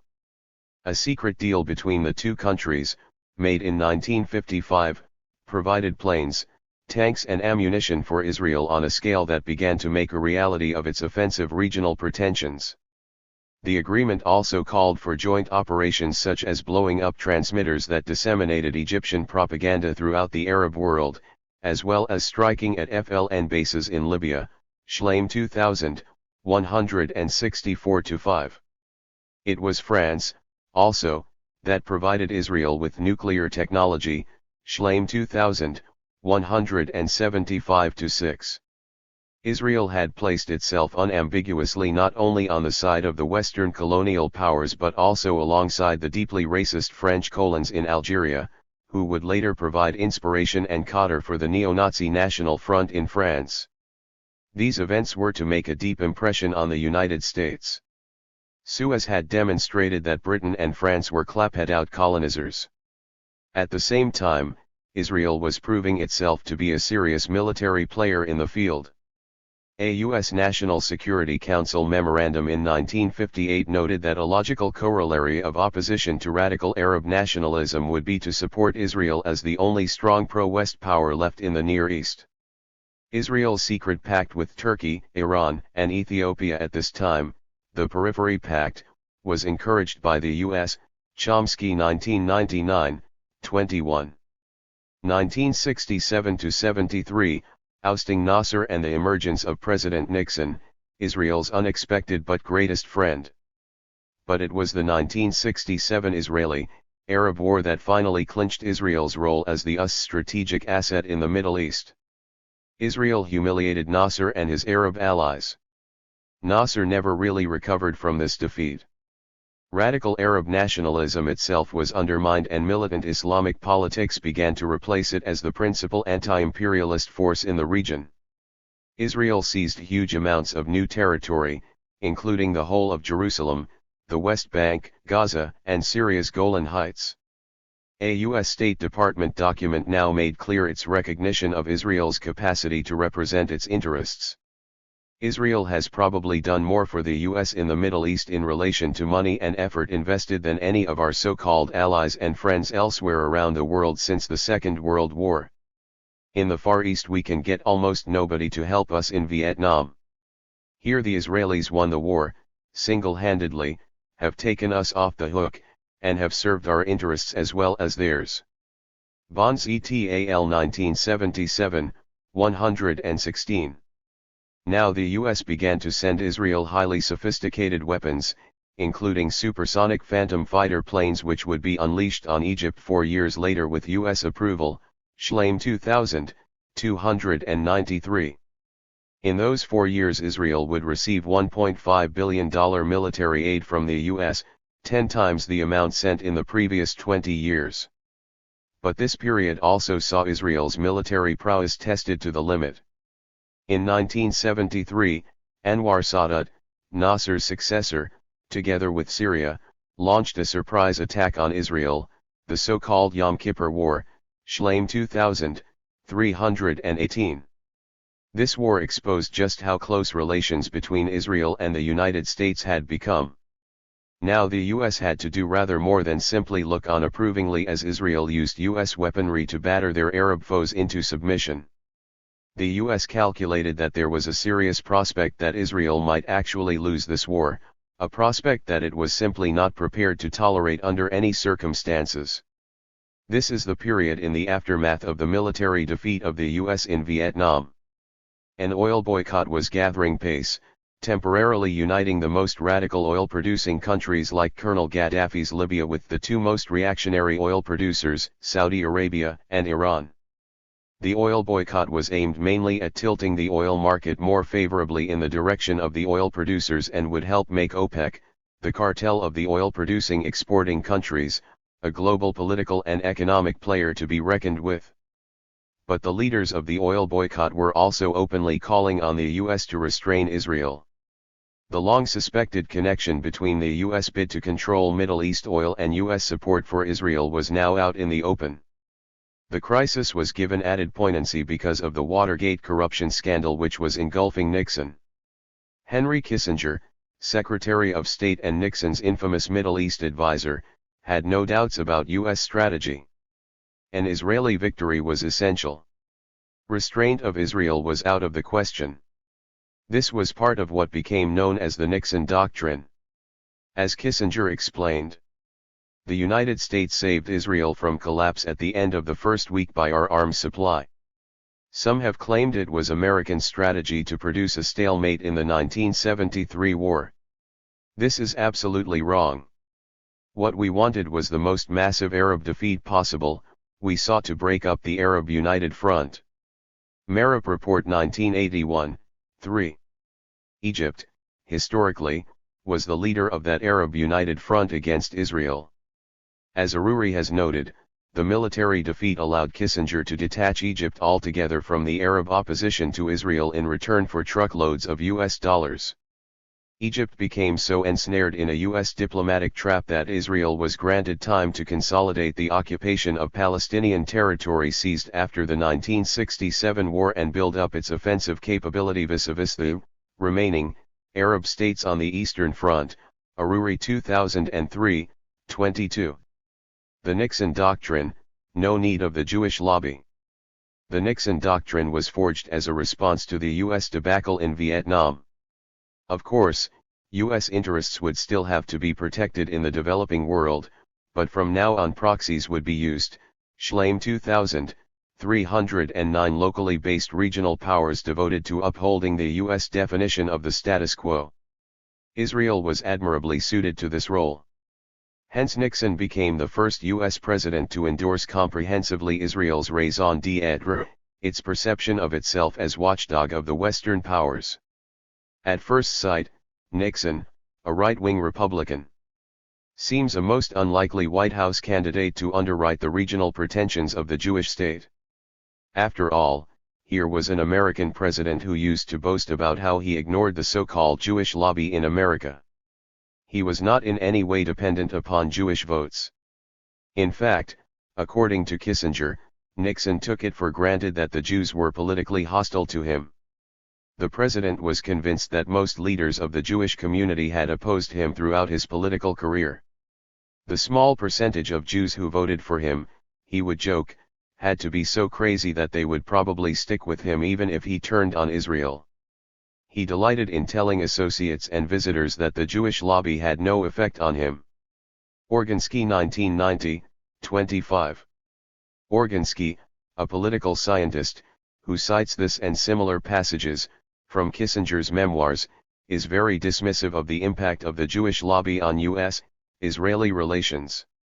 His careful empirical investigations show how Jewish votes and financial campaign contributions have made little difference to the political behavior of American senators and congressmen and congresswomen over the years. He focuses attention upon the majority of American politicians who are in no way indebted to Jewish support. He discovers that they support Israel in a not dissimilar way to those politicians who might be considered to be influenced by Jewish votes or campaign contributions. What matters to them is their perception of Israel's behavior in the region. And they see a bargain. Unlike aid to many other countries, economic aid does at least some good for Israel's people while military aid does a lot of good for America's technological and power image. Organski 1990, 82. The title of Organski's study is The $36 Billion Bargain. American politicians see an aid package to Israel, in the fashionable jargon of neoliberalism, that's both value for money and good for America. Crushing the PLO, how the U.S. supported Israel's invasion of Lebanon in 1982. At the beginning of the early 1980s, the Palestine Liberation Organization, PLO, had its headquarters in West Beirut. Armed Palestinian fighters were on the streets of the city. Palestinian welfare services attempted to bring aid to the thousands of Palestinian refugees living in Lebanon. It was as though an embryonic, albeit displaced, Palestinian state had emerged inside Lebanon's southern border with Israel. Israel was waiting for the opportunity to crush it. Both the United States and Israel agreed that destroying the PLO, or at least severely damaging it, was a precondition for the U.S.-Israeli version of how peace might come to the Middle East. Here was the direct application of the Iron Wall perspective, pioneered by the right-wing Zionist Jabotinsky in the 1920s and applied by successive Israeli governments. Schleim 2000. Now the United States was Israel's willing partner in the need to break the will of Palestinian nationalism. Immediately prior to the Israeli invasion, Sharon visited Washington where, he claims, he warned the U.S. administration that Israel would have to act in Lebanon. Pentagon figures reveal a massive surge of military supplies from the United States to Israel in the first 3 months of 1982, as Israel was planning the invasion. These deliveries continued through June and included so-called smart bombs, one of which caused the destruction of an entire building, killing 100 people in an apparent effort to kill the PLO leader Yasser Arafat, who was thought to be there. Chomsky 1999, 214. The figures for U.S. military and civilian aid to Israel at this time are staggering. For the fiscal years 1978 through 1982, Israel received 48% of all U.S. military aid and 35% of U.S. economic aid worldwide. For 1983, the Reagan administration requested almost $2.5 billion for Israel out of a total aid budget of $8.1 billion, Chomsky 1999, 10. Israel killed tens of thousands of Lebanese and Palestinians during its invasion. Not only had Israel been armed by the U.S., Prime Minister Begin boasted that Israel was testing secret weapons made in Israel, on behalf of the U.S.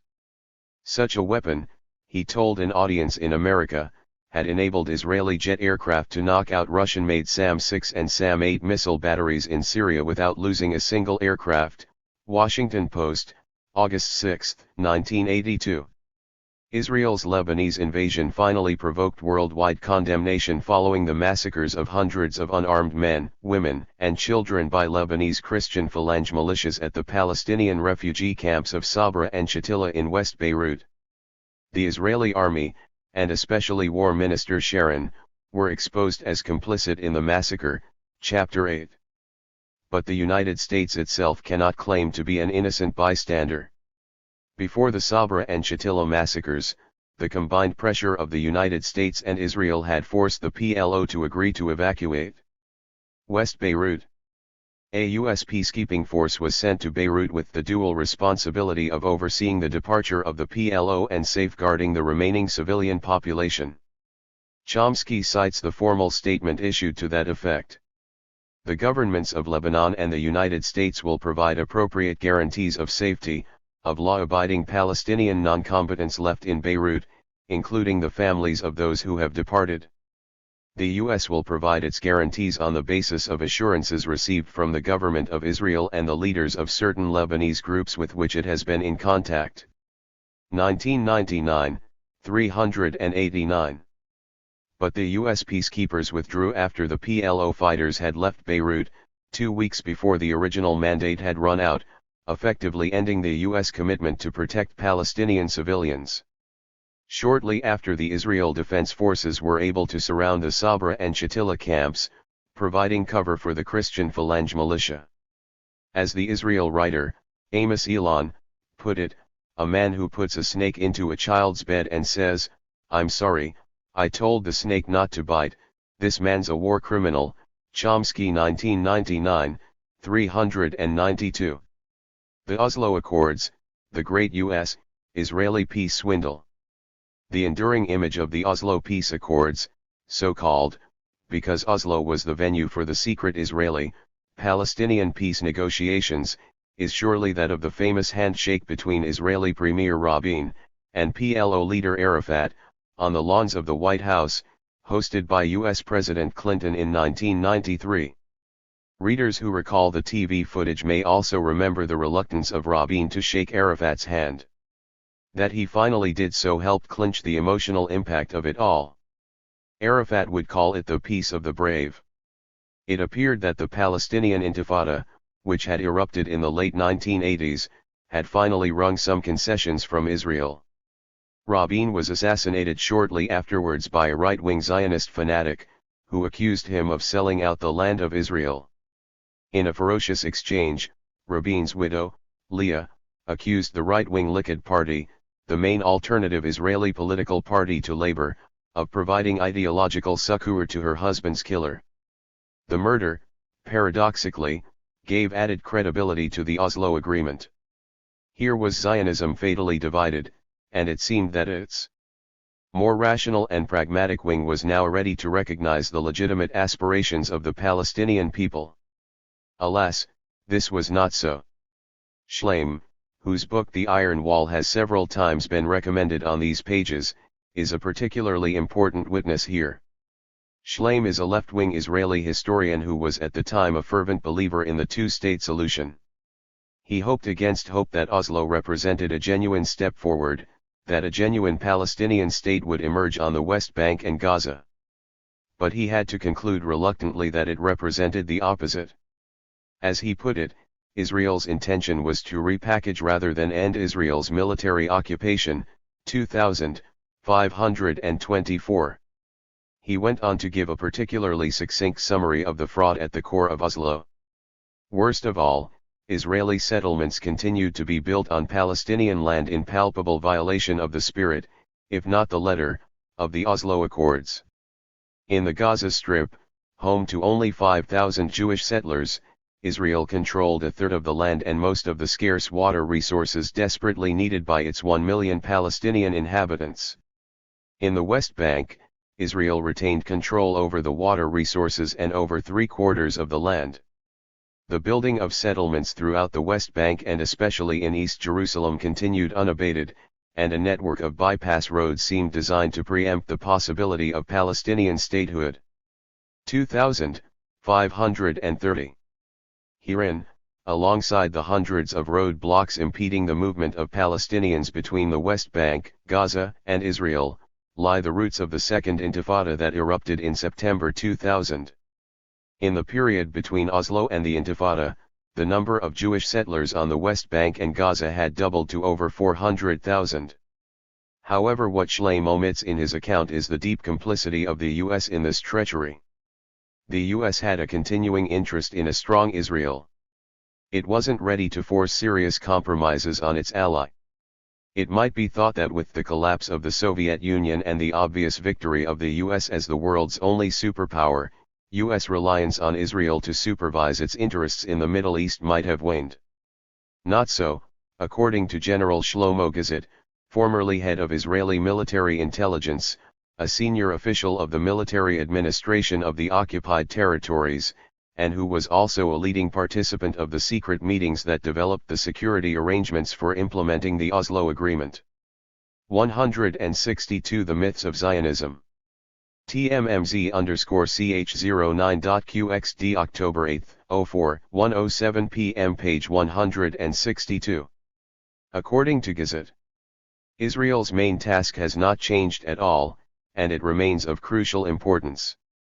Its location at the center of the Arab-Muslim East predestines Israel to be a devoted guardian of stability in all the countries surrounding it, to protect the existing regimes, halt the processes of radicalization and block the expansion of fundamentalist religious bigotry.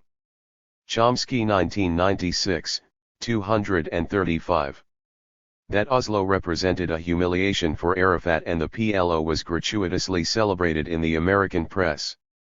Typically, Thomas Friedman, veteran Middle East correspondent for the New York Times, described Arafat's letter to Rabin recognizing Israel as not simply a statement of recognition. It is a letter of surrender, a typewritten white flag in which the PLO chairman renounced every political position on Israel he has held since the PLO's foundation in 1964, Chomsky 1996, 265. U.S. contempt for Arafat was palpable. It was made very plain in the earlier Reagan administration, which had paved the way for the peace process. George Shultz, Reagan's Secretary of State, delighted in mocking Arafat in his memoir, Turmoil and Triumph. Shultz describes Arafat jumping through hoops to learn just who was boss, by making him utter what Shultz called the magic words. He reports that he told Reagan in December 1988 that Arafat was saying in one place UNC, UNC, UNC, and in another he was saying Kli, Kli, Kli, but nowhere will he yet bring himself to say uncle, Chomsky 1996, 228. The Israeli journalist Danny Rubenstein had all too accurately predicted what the autonomy, which the US and Israel were ready to accept for the Palestinians, really meant. It was the autonomy of a POW camp, where the prisoners are autonomous to cook their meals without interference and to organize cultural events, Chomsky 1996, 223. Within just a few months of the Oslo Agreement, the Israeli press was reporting secret government plans to extend the integration of Greater Jerusalem virtually to Jericho, with vast construction projects, plans for tourist sites along the northern shore of the Dead Sea, some $700 million of investment in new roads to connect settlements with Israel, bypassing Palestinian villages and towns. Chomsky 1996, 264. The U.S. turned a proverbial blind eye. U.S.-Israeli links tightened. Water has remained a dominant factor in the Israeli seizure of Palestinian land. One of Israel's leading specialists on the topic, Professor Chaim Weizmann, also happened to be a consultant for the U.S. Defense Department. He has described how the patterns of settlements on the West Bank have been determined by access to water. Commenting before Oslo on water resources, he warned that any peace deal must safeguard the 500 million out of the 600 million cubic meters of water taken annually from Judea and Samaria, the words he used to describe the West Bank, apparently without embarrassment. This is theft on a breathtaking scale, Palestinian water pumped to Israel from the subterranean aquifer under the occupied territories. Water from the West Bank satisfies about a third of the water requirements of citizens of Israel, for urban communities, irrigation, etc. It was Weizmann's view that the autonomy authorities must never be given any power over the water resources of their areas, Chomsky 1996, 210. Even the Financial Times joked on the grotesque unfairness of it all when Oslo reinforced these patterns of water seizure. Nothing symbolizes the inequality of water consumption more than the fresh green lawns, irrigated flower beds, blooming gardens, and swimming pools of Jewish settlements in the West Bank, August 8, 1995. Meanwhile, nearby Palestinian villages were denied the right to drill wells. The refugee question also exposed just how compromised the United States was by the Oslo Agreement. The refugee question was shelved by Oslo until so-called final status talks. Now it is common knowledge that Israel has absolutely no intention of conceding the Palestinian refugee right of return. President Clinton lent support to this Israeli position by cynically manipulating the Oslo Accord. Because the issue would be talked about, here was a fig leaf to try to undermine 50 years of Union policy on the matter. Clinton reversed long-standing U.S. support for UN Resolution 194 of December 11, 1948, which affirms the right of Palestinian refugees who had fled or had been expelled during the fighting to return to their homes. For the first time, the U.S. joined Israel in opposing the resolution, reaffirmed by a vote of 127 to 2. Resolution 194 was a direct application of Article 13 of the Universal Declaration of Human Rights, adopted unanimously by the United Nations the day before, December 10, 1948. Article 13 states that everyone has the right to leave any country, including his own, and return to his country. The Universal Declaration is recognized in U.S. courts and elsewhere as customary international law and the authoritative definition of human rights. The Clinton administration's argument at the UN in 1993 was that, following Oslo, past resolutions were obsolete and anachronistic. Washington even called for the abolition of the UN Special Committee on Palestinian Rights, which it termed biased, superfluous and unnecessary, Chomsky 1996, 219. A Zionist conspiracy? The Second Intifada, 9/11 and President George Bush's U.S. War on Terror. There is a widely held view that the right-wing Republican administration of President George Bush developed much closer links with Israel, at the beginning of the 21st century, than any previous U.S. government. Indeed, there is even a view that, far from the U.S. directing Israeli policy, the relationship was reversed and Israel began to direct U.S. policy in the Middle East. Certainly, there was a perception of an overbearing Zionist influence in Washington. In much of the Arab and Islamic world, this, in turn, was seen as a Zionist conspiracy. Now the phrase Zionist conspiracy is emotionally and historically loaded, especially in Europe and America. It resonates with memories of European anti-Semitism's classical handbook, the infamous forgery The Protocols of the Elders of Zion, see Chapter 6, which accused the Jews of secretly conspiring to control the world. Only, this was not what was meant. Here, the accusation was that an Israeli government was conspiring with the U.S. to seize even more Palestinian land and at the same time overthrow most of the Arab and Islamic regimes in the region. Of course, if you were not careful, there was a slippery slope from one position to the other. Because Israeli governments claim to speak on behalf of all Jews, and because the US is the world's only superpower, it could be argued, from this perspective, that the Jews were using the US to weaken Israel's enemies and to increase their power in the world. Add to this the Zionist claim that all Palestinian land truly belongs to the Jews, and you have a highly combustible mixture. It was why the Arabic translation of the Protocols of Zion found an audience. For, of course, the argument is rotten to the core, just as it. Myth is no less a truth than history, but it is an additional truth, a different truth, a truth that resides alongside the truth, a non-objective human truth, but a truth that makes its way to the historical truth. Wistrich and Ohana 1995, 61, always was. There is not, and never was, a unified Jewish global bloc. Israel's power is contingent on America's, and certainly not on some imagined world Jewish power. In addition, a large and growing minority of Jews across the world have been nauseated by Israel's behavior. To give just one example, a quarter of the supporters of the International Solidarity Movement are Jewish. This is a radical pacifist American-European Israeli group, whose members have been killed by the Israeli army for demonstrating their support for the Palestinians in the occupied territories. Whether Jewish community leaders around the world have done enough to articulate this discontent is another matter, which will be discussed in the concluding chapter, and whether there was a Zionist conspiracy in the more restricted sense of a joint U.S.-Israeli plan, led by committed Zionists, to increase joint U.S.-Israeli power in the Middle East remains a legitimate question.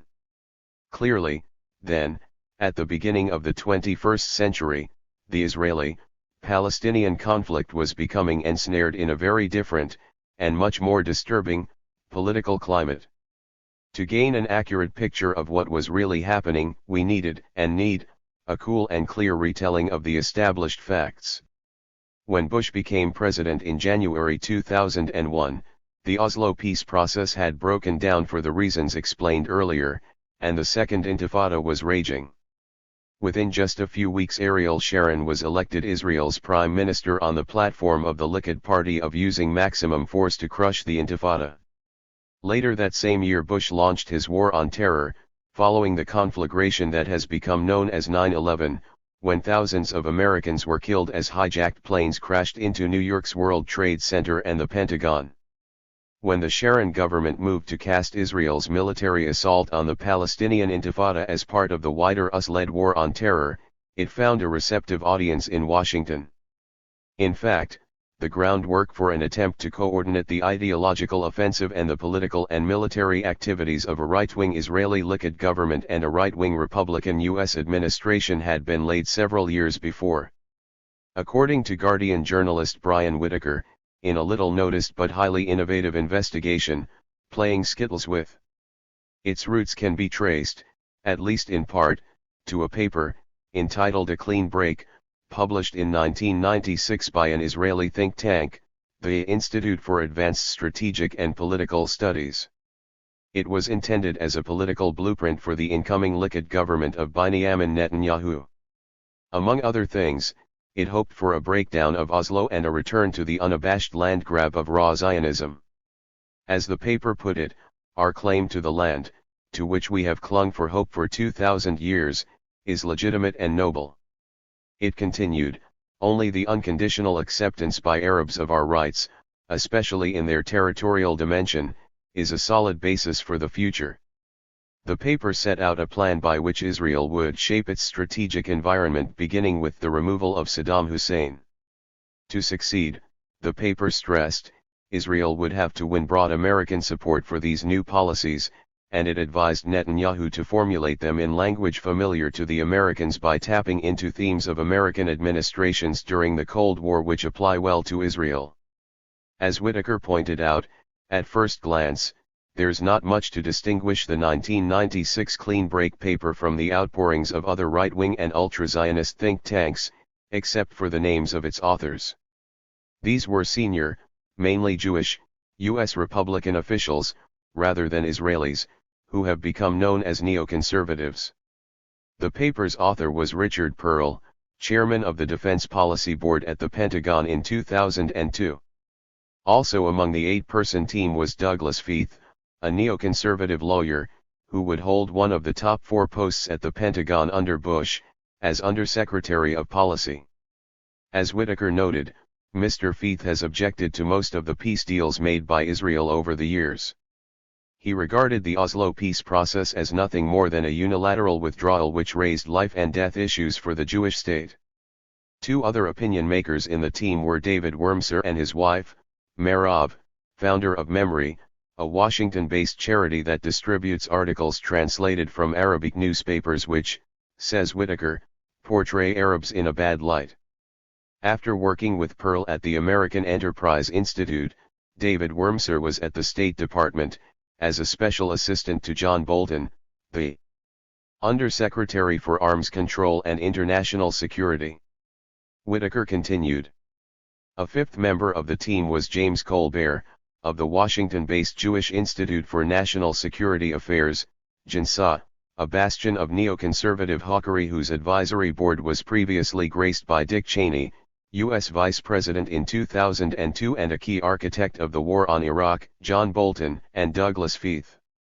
With several of the Clean Break Papers authors holding key positions in Washington in the Bush administration, the plan for Israel to reshape the Middle East looks a good deal more achievable today than it did in 1996.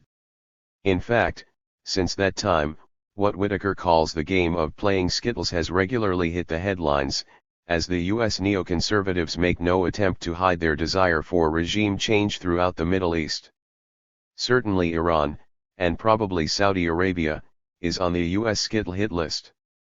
2 weeks before Whitaker published his article, and many months before the US/UK war on Iraq, Tom Newman, executive director of JNSA, spelled out the plan, in the Washington Times, in clear, cold terms. Jordan will likely survive the coming war with US assistance, so will some of the sheikdoms. The current Saudi regime will likely not. The Iran dissident movement would be helped enormously by the demise of Saddam, and the Palestinians would have to know that the future lies with the West. Syria's Ba'athist dictatorship will likely fall unmourned, liberating Lebanon as well.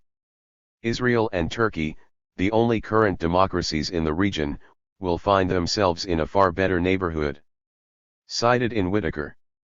Thus it seemed that the Zionist conspiracy theorists had a case.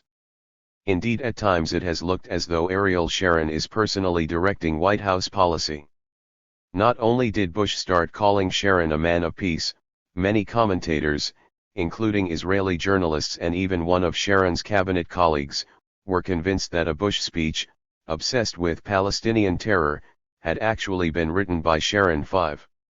Although I shall argue that the neoconservatives are not as successful as many people think they are, nevertheless, we do need to pause and comment on their breathtakingly arrogant abuse of power. They have indeed attempted to impose an even more fanatical version of Zionism on U.S. Israeli policy in order to bring about the total and complete destruction and humiliation of the Palestinian people. They have real influence in the corridors of the world's only superpower as well as influence in the most powerful state in the Middle East. They do indeed represent a serious threat to the Arab world. But they also represent a threat to Jews because they speak so loudly with a Zionist voice. Consider an imaginary anti-Semitic tract which denounced the sinister clique of rich and powerful dual-loyalty Zionist American Jews which is conspiring to complete the theft of every last acre of Palestinian land and every last drop of Palestinian water, and then ask yourself what it is in the allegation that you disagree with. The answer is that there is nothing to disagree with. Of course, their appalling behavior most certainly is not in the interests of most Jews, which is where the anti-Semitic allegation falls apart. But this crucial factor can appear to be a subtlety that is missed or at least misunderstood. What this all means is that the neoconservatives are a contributing factor to anti-Semitism in the Middle East and other parts of the world, and that the sooner their clique is isolated and broken up the better. As it happens, they have not found it easy to implement the central plank of the Likud perspective. This was, it should be recalled, the abandonment of Israeli-Palestinian peacemaking activities which would lead to any talk of a Palestinian state. Yet George W. Bush began talking about a viable Palestinian state. Indeed, that section of the Bush administration's national security strategy, dealing with Israel/Palestine, issued in the shadow of 9/11, steers well clear of liquid Zionism. Instead, it extols a rhetoric that could easily have come from the pen of a Clinton or even a UN policy paper. This, it should be remembered, was the administration's most important statement of intent, its anti-terror manifesto, with strong hints of its impending the war on Iraq. Yet on Israel/Palestinian the tone is different. There can be no peace for either side without freedom for both sides. America stands committed to an independent and democratic Palestine, living beside Israel in peace and security. Like all other people, Palestinians deserve a government that serves their interests and listens to their voices. If Palestinians embrace democracy and the rule of law, confront corruption, and firmly reject terror, they can count on American support for the creation of a Palestinian state. Israel also has a large stake in the success of a democratic Palestine. Permanent occupation threatens Israel's identity and democracy. So the United States continues to challenge Israeli leaders to take concrete steps to support the emergence of a viable, credible Palestinian state.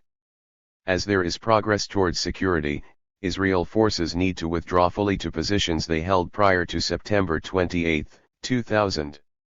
Israeli settlement activity in the occupied territories must stop. As violence subsides, freedom of movement should be restored, permitting innocent Palestinians to resume work and normal life. www.whitehouse.gov/nsc/nsol.html. Of course, there was no commitment here to force Israel to abandon the settlements on the West Bank and Gaza, let alone any mention of Jerusalem or the refugees. Nevertheless, this was most certainly not the clean break demanded by the Likud neoconservatives at the heart of the Bush administration. In fact, it takes us back to precisely that point at which Oslo broke down. Undeniably, however, there was agreement about some of the aims in the wider Middle East context. But the starting point was the global United States interest, rather than Israeli regional interest. One Jewish neoconservative, Paul Wolfowitz, one of the authors of the National Security Strategy Statement and deputy to U.S. Defense Secretary, Donald Rumsfeld, in the Bush administration, had sketched out a global overview for a Republican administration, in an essay, before Bush came to power. Comparing the start of the 21st century with the beginning of the 20th, Wolfowitz argued that China had the potential to pose the kind of threat to global stability, red U.S. hegemony, that Germany posed to Britain's hegemony 100 years earlier. Conclusion: reinforce U.S. superpower status.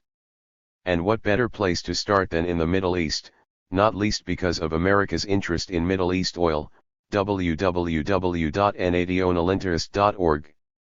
6. This was the second factor shaping U.S. global policy, its determination to control and expand its oil supplies. In May 2001, the Bush administration published its National Energy Plan prepared by a team headed by Dick Cheney. It called on oil-producing governments around the world, not least in the Persian Gulf, for a much greater opening up of their oil industries to U.S. oil company involvement. 7. Oil was a major factor that drove both the US-led wars against Iraq, in 1991 and 2003, in the Gulf.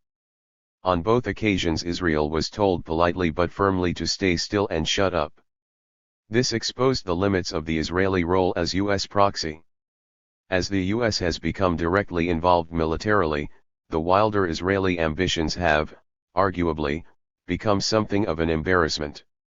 Yes, there was undoubtedly a liquid cuckoo in the Bush nest. But did it control the nest? In early 2003, the Bush administration published its roadmap for an Israeli-Palestinian peace. This was the operational expression of the national security strategy. Its reception in America revealed both the strengths and limitations of the Likud master plan. One immediate strength of Likud scheming had been the proliferation of very well-endowed hardline Zionist think tanks. Whitaker explored this in a separate Guardian article, U.S. think tanks give lessons in foreign policy, August 19, 2002, Guardian Online. 8. Its ideologues had been very successful in capturing column space on the op-ed pages, i.e. opposite the editorial pages, of the mainstream U.S. press. And it certainly seemed in the summer of 2003 that they had one very prestigious scalp, the domination of the opinion columns of the Wall Street Journal, WSJ. In June 2003 these columnists were apoplectic after Bush criticized Sharon for trying to assassinate Abdelaziz Rantisi, one of the political leaders of the Islamic group Hamas. It was obvious to all sides that the assassination attempt was a brazen bid to wreck the roadmap, obvious, not least because Hamas had been signaling for months that it was ready to consider a ceasefire. The only question was whether the roadmap should be wrecked. The WSJ gave space to Ruth Wissa, a Harvard professor, to explain a few home truths to the president. The White House still tends to treat the regional crisis as a conflict of two people over one land that can be resolved by the creation of a Palestinian state. Unfortunately, the Arab war against Israel is no more a territorial conflict than was Al-Qaeda's strike against America, and it can no more be resolved by the roadmap than anti-Americanism could be appeased by ceding part of the U.S. to an Islamic enclave. Jews and Anti-Jews, June 16, 2003. We were then subjected to what can only be described as a rant or stream of consciousness, from which the reader will be spared. Concerning her view of the depths of Nazi-style anti-Semitism that now afflicts the entire Arab and Islamic world. Still, Wissa was a model of restraint compared to the columnist who followed her a few days later. Ms. Cynthia Ozick, a novelist, apparently identified the Palestinians' real crime: they consider themselves a nation. In order to deprive Jews of their patrimony, Palestinians have fabricated a sectarian narrative alien to commonplace knowledge. Claiming to be descendants of civilizations that have lived in this land since the Stone Age. By replacing history with fantasy, the Palestinians have invented a society unlike any other, where hatred trumps bread. They have reared children, unlike any other children, removed from ordinary norms and behaviors. Recruited, to blow themselves up with the aim of destroying as many Jews as possible. We now live with an anti-history wherein cause and effect are reversed, protection against attack is equated with the brutality of attack, existential issues are demoted or ignored, cycle of violence obfuscations all zealously embraced by the State Department and the European Union. Where hate trumps bread, June 30, 2003. Just in case the eloquence of Ms. Ozick has passed over the head of the reader, it should be explained that her remarks concerning the cycle of violence and protection against attack etc., were about her joining in the general fury that Sharon had not been allowed to assassinate Rantisi. However, the liquid crazies weren't only dabbling in some U.S. newspaper columns, they had embedded themselves, albeit incompetently, as we will see, in a much more menacing arena of U.S. politics. At the time of writing, in the summer of 2003, the fate of the roadmap was far from clear. 9. But the Bush presidency itself was in trouble as more and more Americans were asking why he had dragged the country into war with Iraq.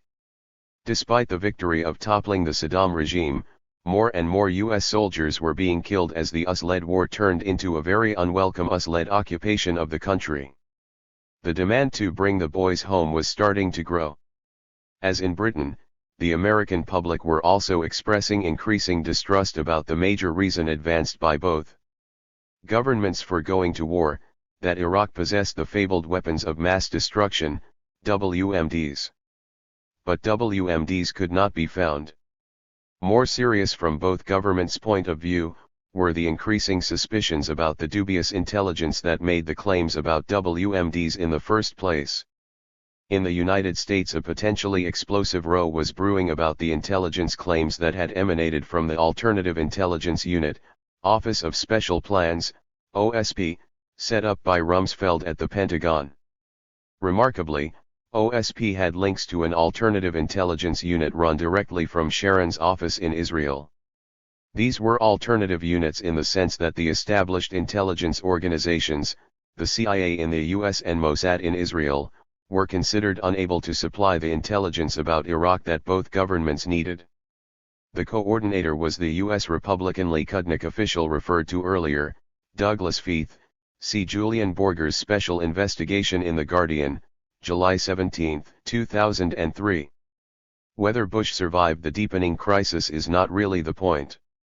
The argument has been that, despite the much closer links between his administration and that of Sharon in Israel, and despite much of the wilder rhetoric, as well as Likud's conspiratorial fun and games, the specific U.S. policy on Israel, Palestine has remained remarkably consistent with previous U.S. governments. Not that the Palestinians can draw much comfort from that. If, as suggested earlier, the road map is nothing more than a map with a road that leads back to that point where Oslo broke down, then none of the real problems, the Jewish settlements on the West Bank and Gaza, the status of Jerusalem, the right of return of the refugees, were going to be addressed. Us Jews, them Arabs too, the lost Jewish-Arab symbiosis, in search of the spark of hope in the past. Within just a few years of the emergence of the Jewish state in 1948, the long and uninterrupted 2,500-year-old history of Jews in lands that had become known as Arab and Islamic came more or less to a close. In 1948, there were roughly 800,000 Jews living in Arab countries, about 6% of the world's total.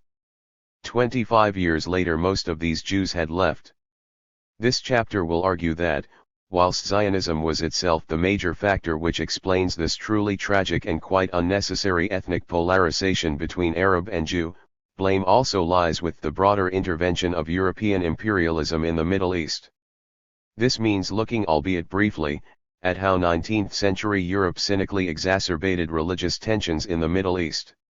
It also means looking, again far too briefly, at how Europe's 20th-century crisis of imperialism, which led to Hitler's Nazism and Stalin's communism, further compounded the polarization between Arab and Jew. Brief histories of the struggles for Arab national independence in Iraq and Egypt provide case studies to explore how these different pressures worked themselves out. It will be argued that 20th-century politics failed both Arabs and Jews. The chapter concludes by considering some unusual voices seeking routes to Arab-Jewish reconciliation in the 21st century. Two Zionist scholars, Bernard Lewis and Norman Stillman, prove to be rather useful sources.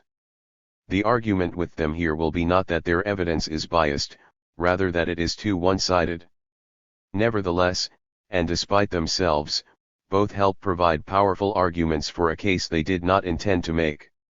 European imperialism doomed the Jewish communities in Arab countries.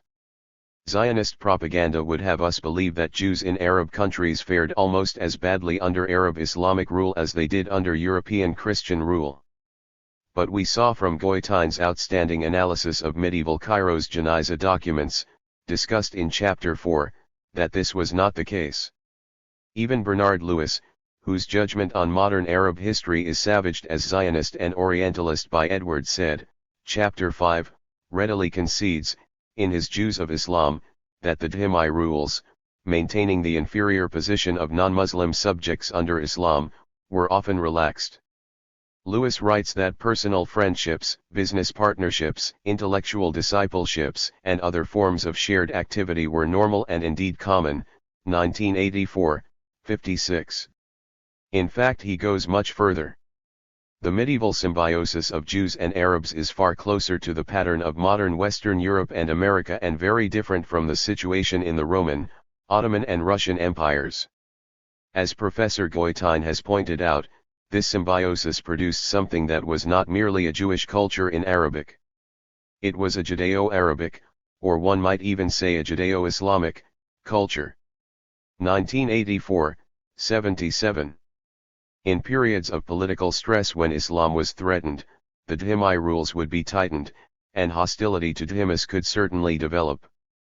One British Jewish exile from Arab lands, Lucien Gubbe, captures the duality of this Jewish experience of Islam with the compelling title of his book Sunlight and Shadow, Gubbe 1999. One wonders whether Britain's Muslims and some other ethnic minorities would be so generous about their experience with the ups and downs of racism in modern enlightened Britain. Unfortunately, Lewis tells us only of the shadow overhanging Arab-Muslim, Jewish relations in the modern period. Zionism, too, sees only the shadow, and it has claimed the role of savior for those Jews from Arab and Islamic countries, from which, it claims, they were forced to flee. This is a cynical reversal of cause and effect. Zionism was itself a major factor that undermined the position of the Jews in Arab and Islamic countries. As Norman Stillman puts it in The Jews of Arab Lands in Modern Times, the most recent authoritative reference for Jewish scholarship on these matters. By the late 1930s, tensions between Jews and the surrounding population were mounting everywhere in the Arab world. During the last 2 years leading up to the Second World War, there was a rash of sabotage incidents aimed at Jewish private and communal property in Iraq, Syria, Lebanon, and, for the first time, Egypt. The primary factor was the conflict in Palestine, which between 1936 and 1939 had degenerated into an open rebellion against the British Mandate and the Zionist enterprise.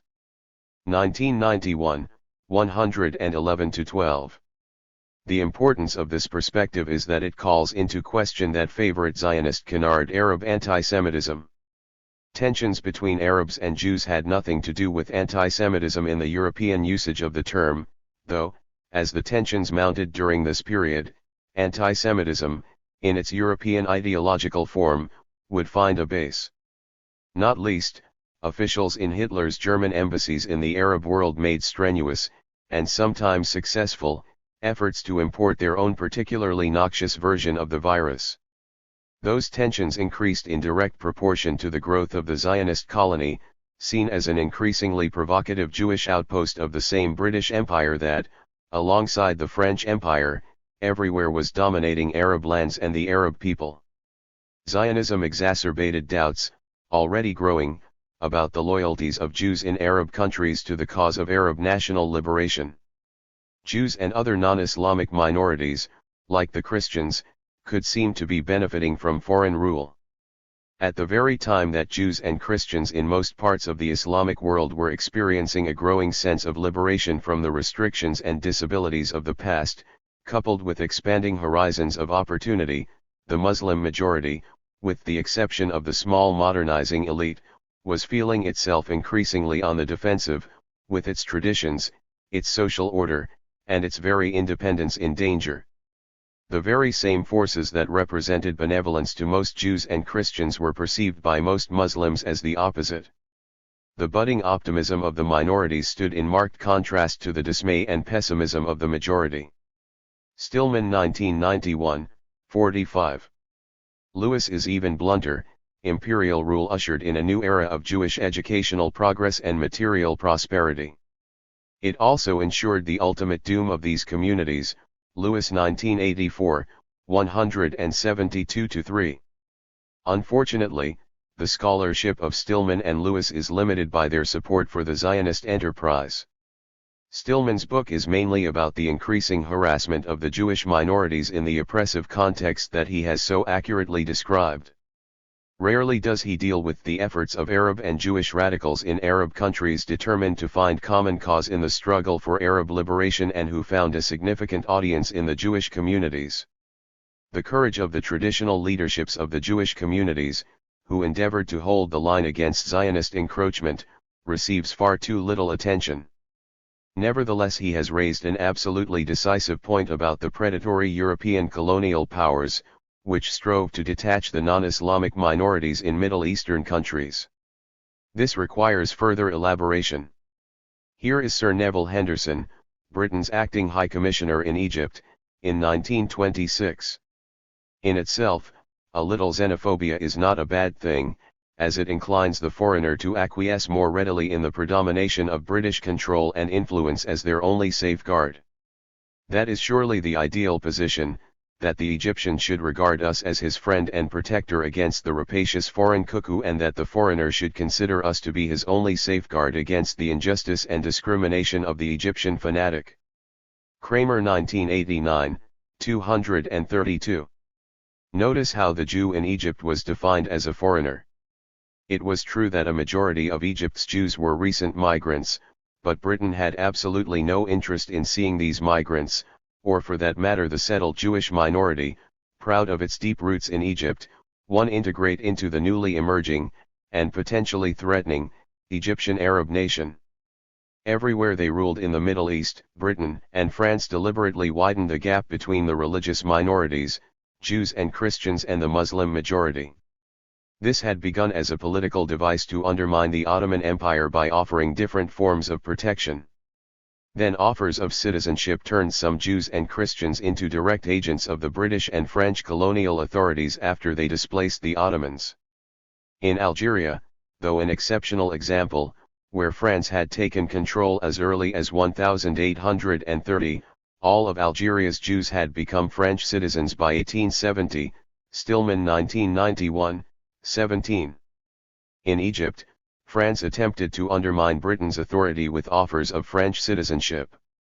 Other European countries, like Italy, were also playing the game. Between the wars, over a quarter of the Jews in Egypt either had foreign citizenship or foreign protection, Kramer 1989, 31-2.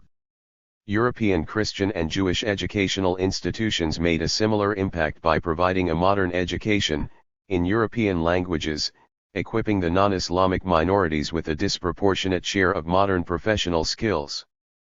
Amongst the Jews, the Paris-based Alliance Israelite Universelle was hugely successful.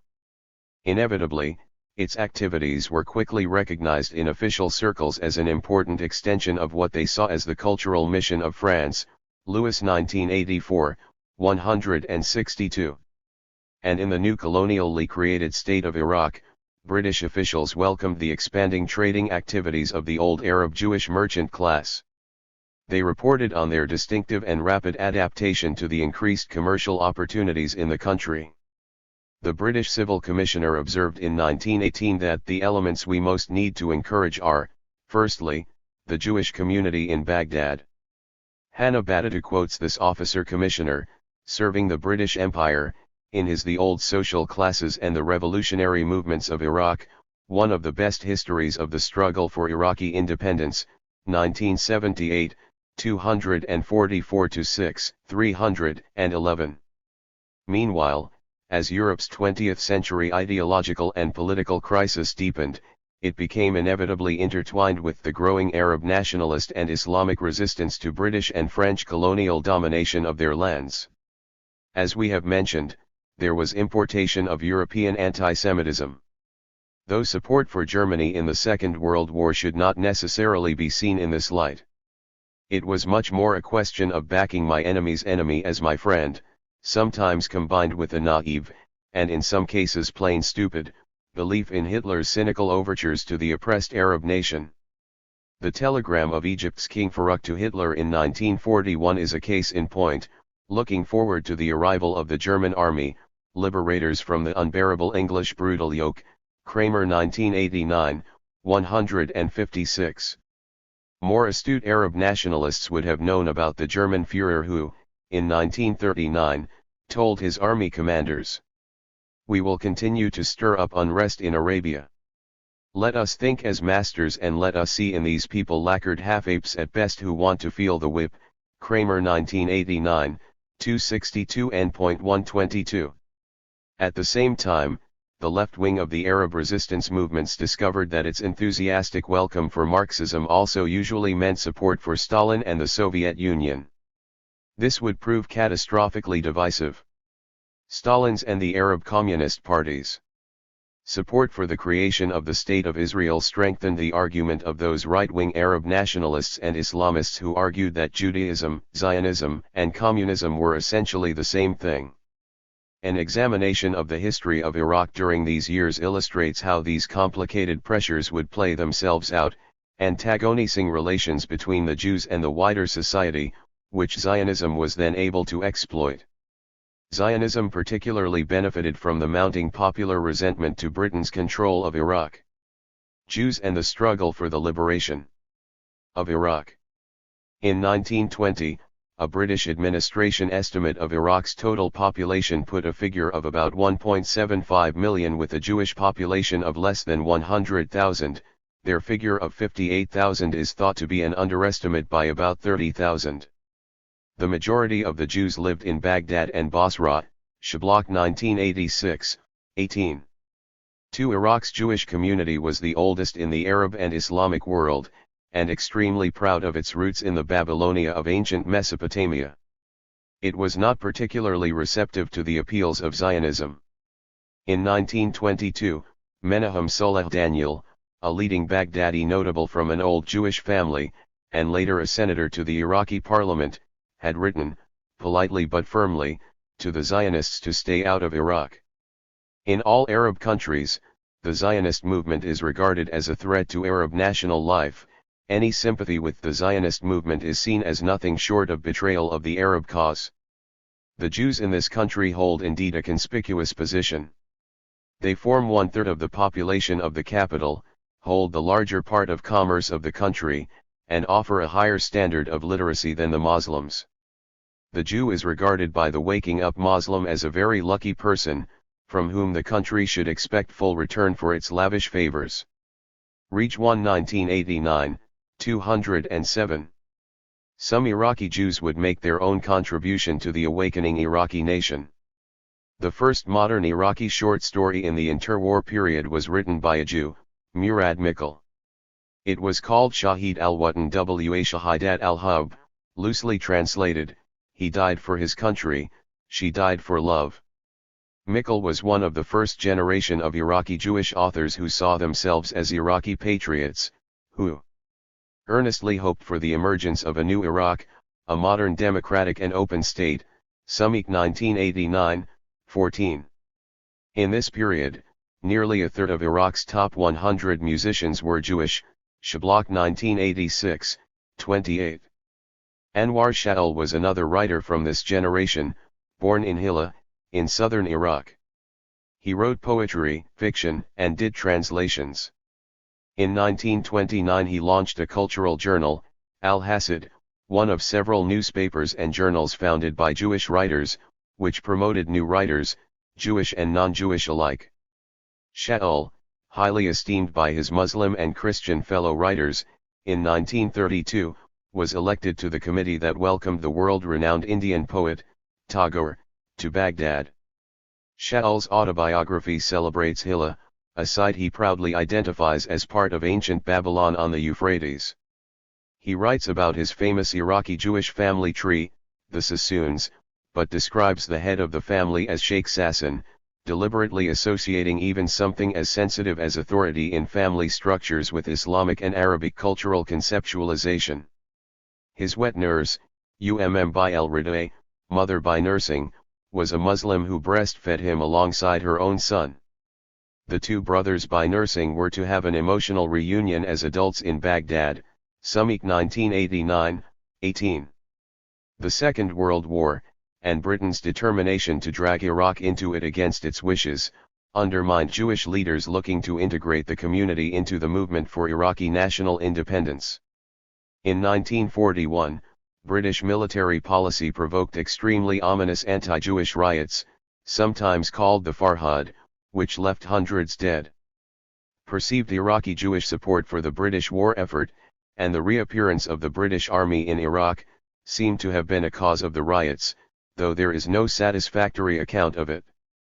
Stillman points to a particularly mendacious British role, which is still in need of an investigation, as well as the circulation of openly Nazi propaganda, 1991, 119, 413-16. Support for Jews from Muslim neighbors in mixed localities, sometimes at the risk to their own lives, and the progressive position adopted by the spiritual leader of the Islamic Shiite community in Baghdad, may have helped to steady the nerves of Iraq's Jews, Reach 1 1989, 223-4. The Zionists were able to report few short-term gains, Shablock 1986, 54. Though there is no doubt that the Farhad was shocking and that it left a deep scar. Al-Wutba, the Leap, the most formidable insurrection in the history of the monarchy, Batatu 1978, 545, immediately after the war, was aimed in part at continuing British involvement in the country. It had the potential to heal the wounds left by the Farhad. Al-Wutba aroused the whole country, including many of its Jewish citizens. But the Wutba's gains were compromised by the Arab defeat in the war with the Zionists in Palestine in 1948 and by the behavior of the Iraqi Communist Party. During the Wutba, even the Zionist underground movement had to admit that it was an era of brotherhood when the idea of emigrating to the Jewish state in Palestine looked so remote. Shablock 1986, 55. The antics of the right-wing pan-Arab Iraqi Istiqlal Party reflect the shifting political attitudes towards the Jews at this time. When a Jewish youth, Shamran Olwan, was killed by the police during the Wutba, the newspaper Al-Yaqta, which supported the Istiqlal Party, described him as the martyr of the Iraqi people in their fight for freedom, February 5, 1948. During the following 2 months Al-Yaqta frequently published the names of Jewish contributors to the Arab war effort in Palestine, Shablock 1986, 55-6. And yet just 3 months later, May 3, 1948, Al-Yaqta was denouncing the three evils: the Communists, the Zionists, and the Jews, Shablock 1986, 65. The Palestine War had tipped the balance. It gave the Iraqi authorities the excuse to impose martial law and crack down on the radical wing of the Wutba, especially the Communists. 3 of its leaders were hanged in public. The Communists themselves handed a propaganda coup to the right wing by supporting the newly formed State of Israel. They forfeited real, possibly decisive, influence over the direction of the independence movement. The potential guarantor of Iraqi nationalism resisting anti-Semitism had failed in all important test, uncompromising opposition to Zionism. The decision gravely compromised the Communists in the eyes of the popular mass, deepened the gulf between them and nationalists of all shades, and brought terrible confusion into the party's own ranks. Batatu 1978, 566. Meanwhile, the Istiqlal Party was incorporated into government.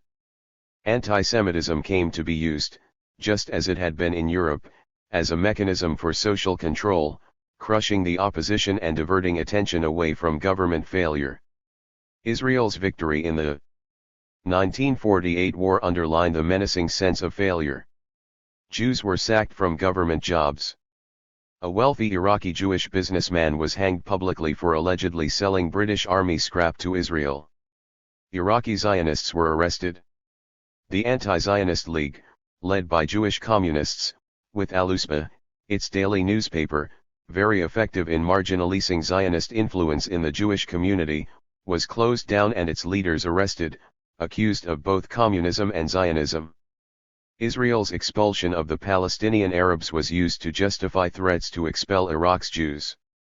Inevitably, the Israeli government and their friends in the West had a field day denouncing the posthumous victory of the shadow of Hitler now said to be stalking the Iraqi nation. And Iraqi Zionists, determined to destroy the traditional leadership of the Iraqi Jews, got the scalp of the Iraqi Jewish community's chief rabbi, Sassoon Kaduri, by forcing his resignation. Kaduri was a key figure, confident that whatever the machinations of the Iraqi government, the deep historical ties between Iraq's Jews and the rest of the Iraqi people would withstand the present crisis. As an outstanding comment in the UK-based Jewish Chronicle noted, Sassoon and those Baghdadi Jews with anything to lose dislike Zionism because it has brought them misery. They know that there were anti-Jewish outbreaks in Baghdad before Zionism, but on the whole, Islamic tolerance has enabled Baghdadi Jews to flourish as a center of learning and commerce. They and their kind would like to stay. They are attached to their homes, traditions, and the shrines of the prophets, and would not like to leave them in order to begin life once more in an immigrants' camp in Israel, where they believe people are not particularly friendly to Oriental Jews. December 30, 1949, cited Shablock 1986, 77. These prescient remarks accurately captured the pivotal moment in the fate of Iraq's 2,500-year-old Jewish community. The chief rabbi had complained bitterly about the denigration of Iraq in the Western press, which exaggerated out of all proportion the level of anti-Semitism in the country. He later recalled sardonically how American dollars were going to save Iraqi Jews, whether Iraqi Jews needed saving or not. There were daily pogroms in the New York Times under datelines which few noticed were from Tel Aviv's. The former chief rabbi's contempt for the claims of the Zionists reflected his confidence that the wave of anti-Jewish feeling would fade. However, this was an unprecedented crisis, intensified to breaking point by the outside interference of the British, Americans and Zionists. It also just happens to be a crisis about which there is no satisfactory historical account, despite it effectively destroying the Iraqi Jewish community. What follows are just a few of the basic, albeit quite mind-boggling, facts. The Festival of Reaction, how Britain, the US and Israel helped the Iraqi government destroy Iraq's Jewish community.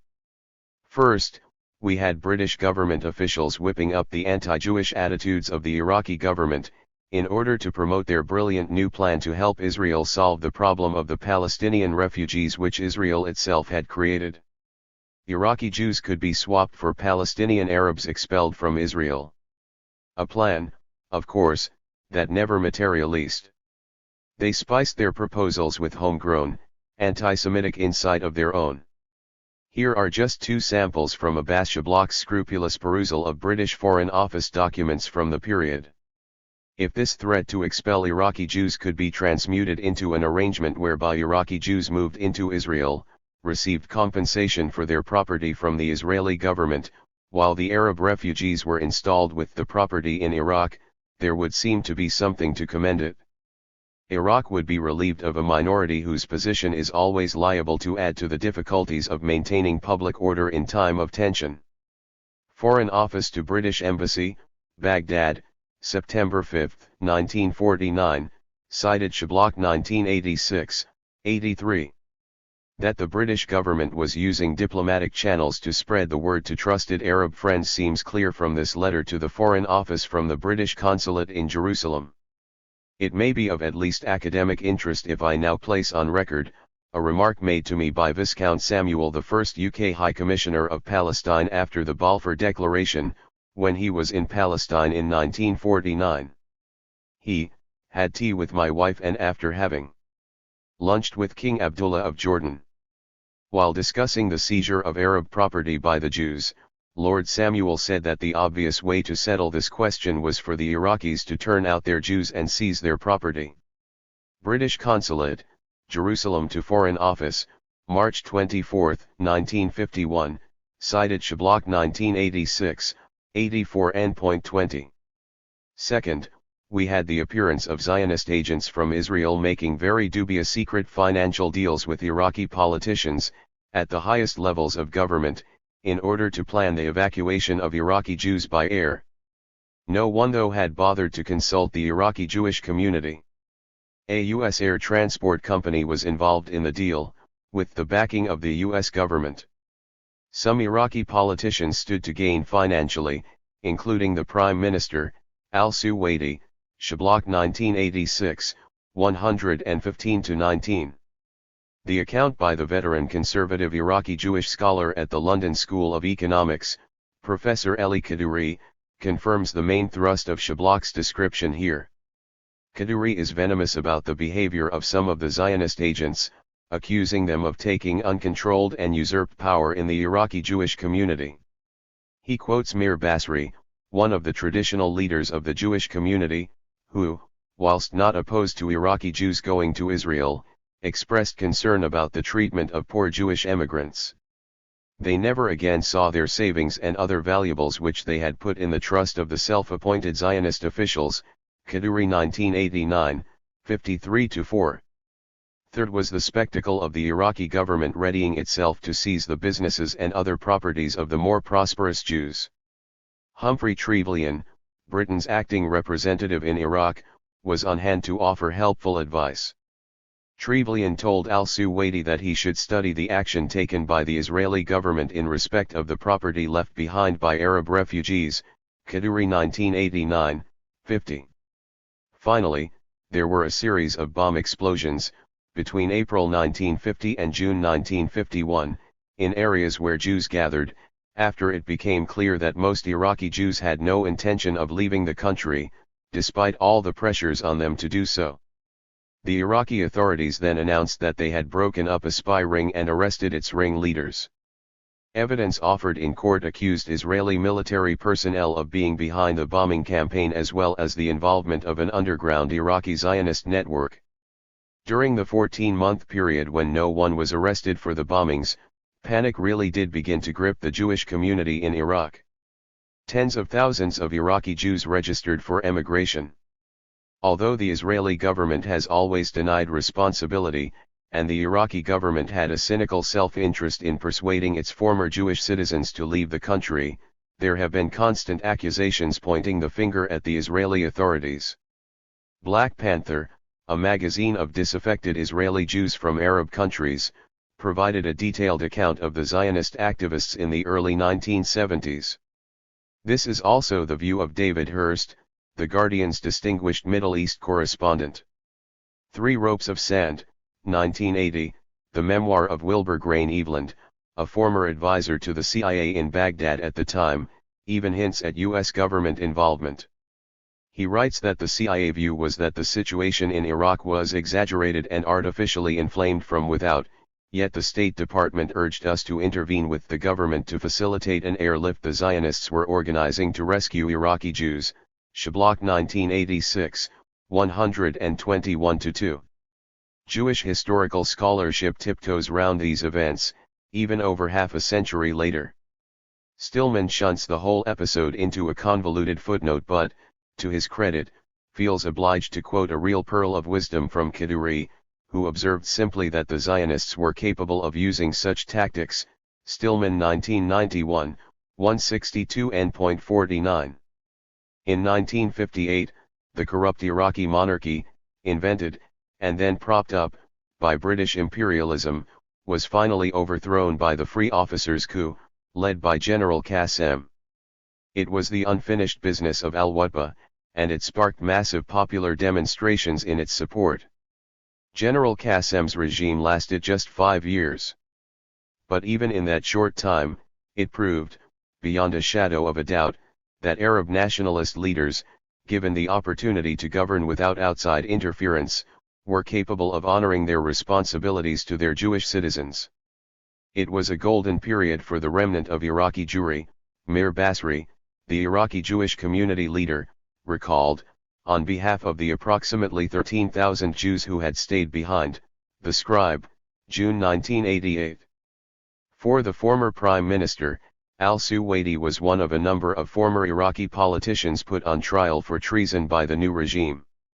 One of the clauses in the indictment read that he had aided Israel by allowing 100,000 Iraqis to become Israeli citizens. Wolfson 1980, 196. Could a progressive Arab nationalism have liberated Arabs and Jews? Nasser's Egypt. The military coup of the Free Officers in Egypt in 1952, the model for the revolutionary Iraqi army officers 5 and the subsequent emergence of Colonel Abdul Nasser as Egypt's president, remains probably the most important single event in Arab national history. It came after years of insurrectionary unrest in Egypt and amid widespread demoralization throughout the Arab world, following the defeat in the Israeli-Arab War over Palestine in 1948.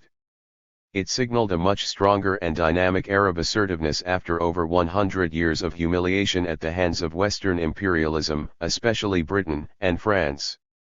Nasser would become the focal point for Arab nationalist aspirations across the Middle East.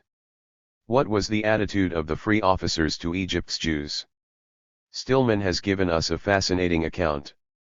The new revolutionary regime in Egypt went out of its way to reassure Jews and other minorities that had been badly shaken by the events of the late 1940s and early 1950s, when anti-Jewish feeling was running high at the time of Palestine War and the formation of the Israeli state. General Najib, the popular figurehead of the ruling Revolutionary Command Council, made public visits to Jewish communal institutions in Cairo and Alexandria, including an unprecedented appearance for an Egyptian head of state at Cairo's Great Synagogue on Yom Kippur, just 2 months after coming to power.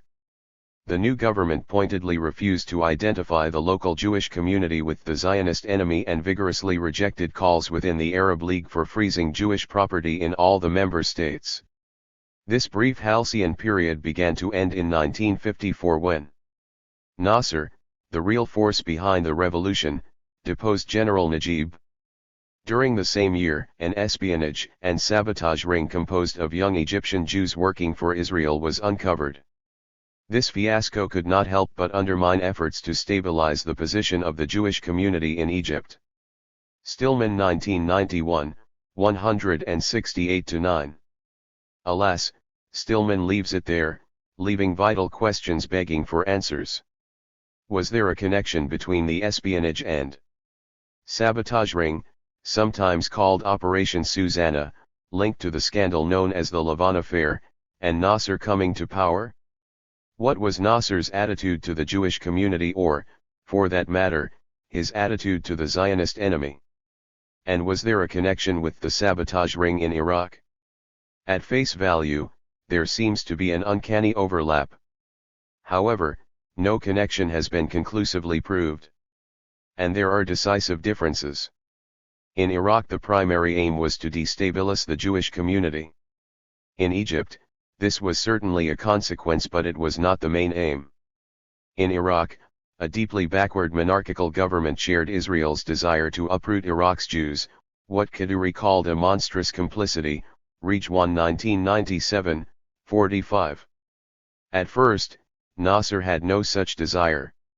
In Iraq, Israel had no problem with the reactionary government. But from the moment Nasser took power, he was the target of a sustained Israeli campaign to destroy him.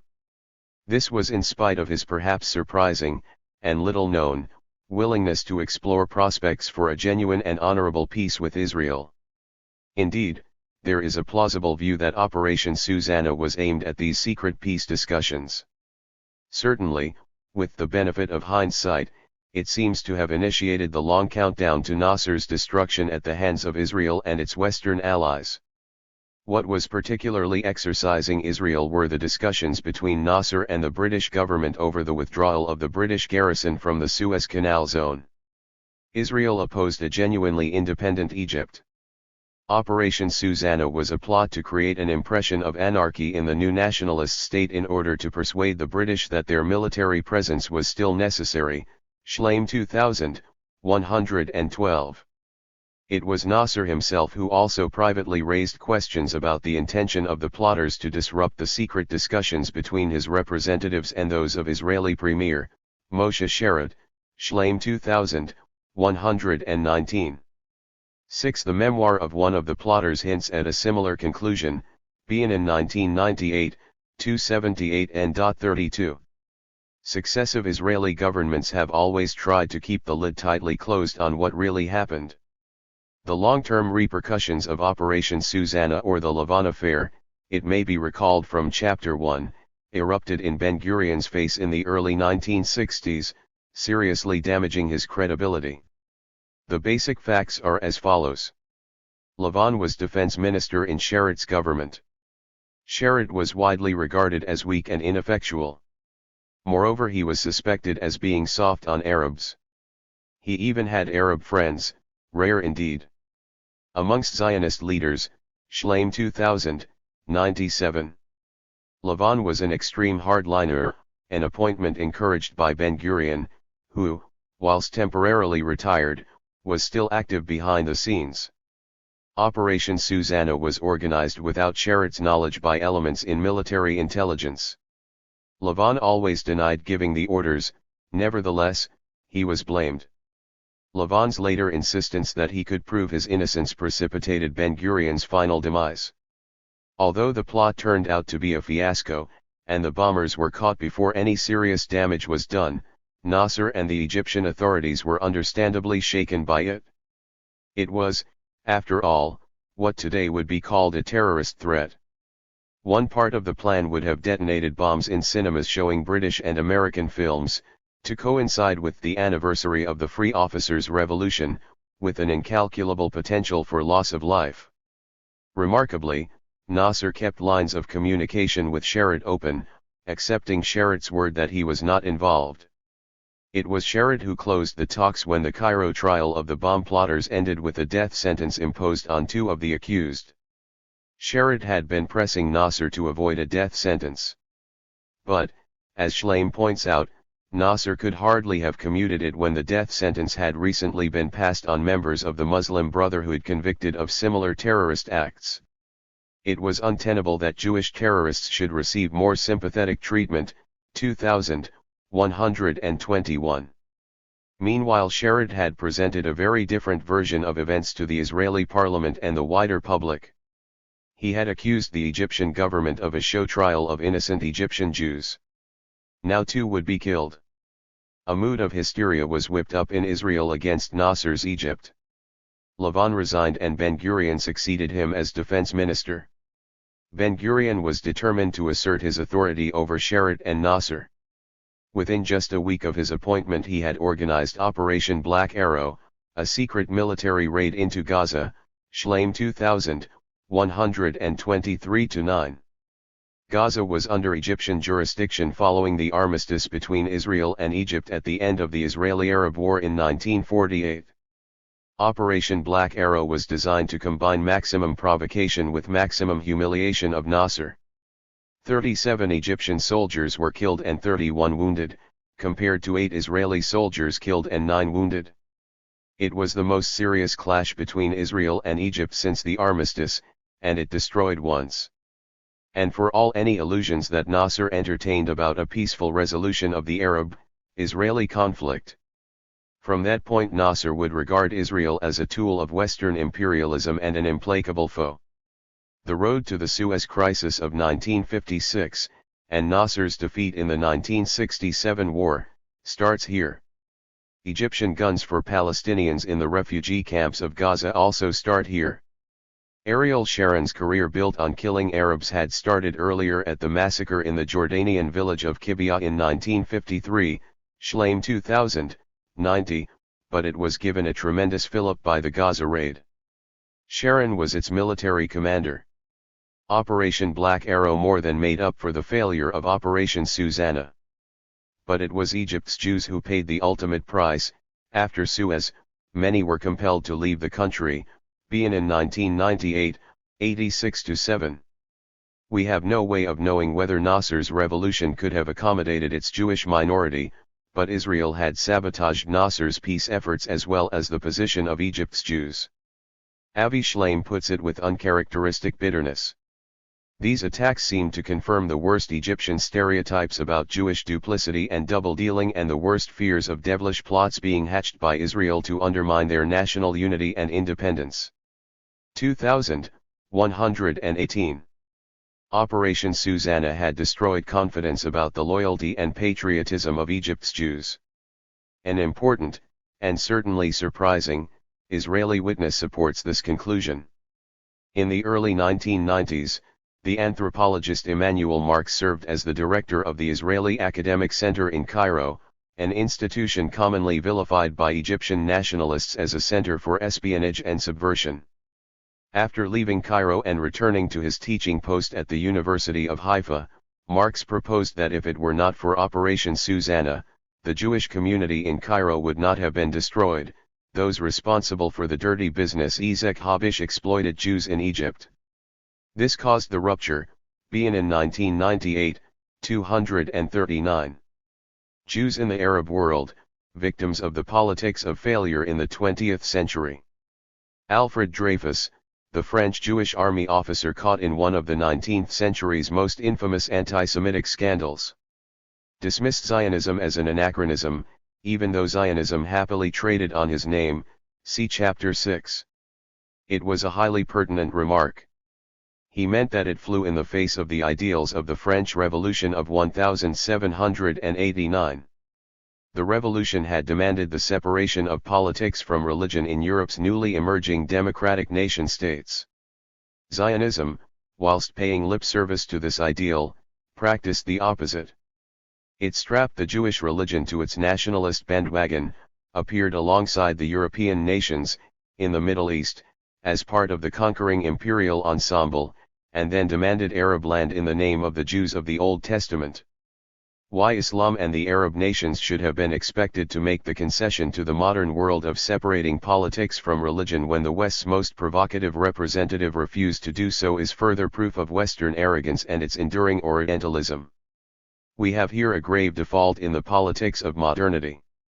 The anachronistic, yet deliberately cultivated, fusing of religion with nationality, allowed a time bomb to tick in the Middle East. The leaders of the British Empire should have foreseen it, but, on the contrary, it suited them to play along with the Zionists as they engineered, fabricated would be a better word, the transformation of the Jewish religion into a nationalist ideology, see Chapter 7. This was the precondition and rationale for the artificial implant of a European Jewish settler population in Palestine. The first victims were the Arabs of Palestine. The second were the Jews in Arab countries. Zionism succeeded in creating a crisis of political loyalty for these Jews. It made them, quite unnecessarily, foreigners in a culture which, for many of them, had been their own for more than a millennium. Worse, it meant that they could appear as traitors in newly developing countries struggling to throw off foreign domination. Zionism had already won the ideological war and sealed the fate of these Jews, when the United Nations General Assembly, in November 1947, voted to partition Arab Palestine into an Arab state and a Jewish state. The day before, Mohammed Hakel, one of the leaders of the Egyptian Liberal Constitutional Party, a secular nationalist party with a fine record of defending Egypt's Jews, which took for granted that they should be full citizens in an independent Egypt, had warned the UN, if Arab blood is shed in Palestine, Jewish blood will necessarily be shed elsewhere, despite all the sincere efforts of governments concerned to prevent such reprisals, being in 1998, 60. 7. The warning concealed an admission of surrender. The West had succeeded in imposing a distorted and heavily politicized Judaism as a nationality to serve its interests in the Arab world. The predicted reprisals would be the desperate, and quite futile and counterproductive tactics, of the humiliated Arab nation. The violence in the short term would give way to the longer-term isolation of the Jews in the Arab world. Layla Murad, movie star of the Arab world. And traitor?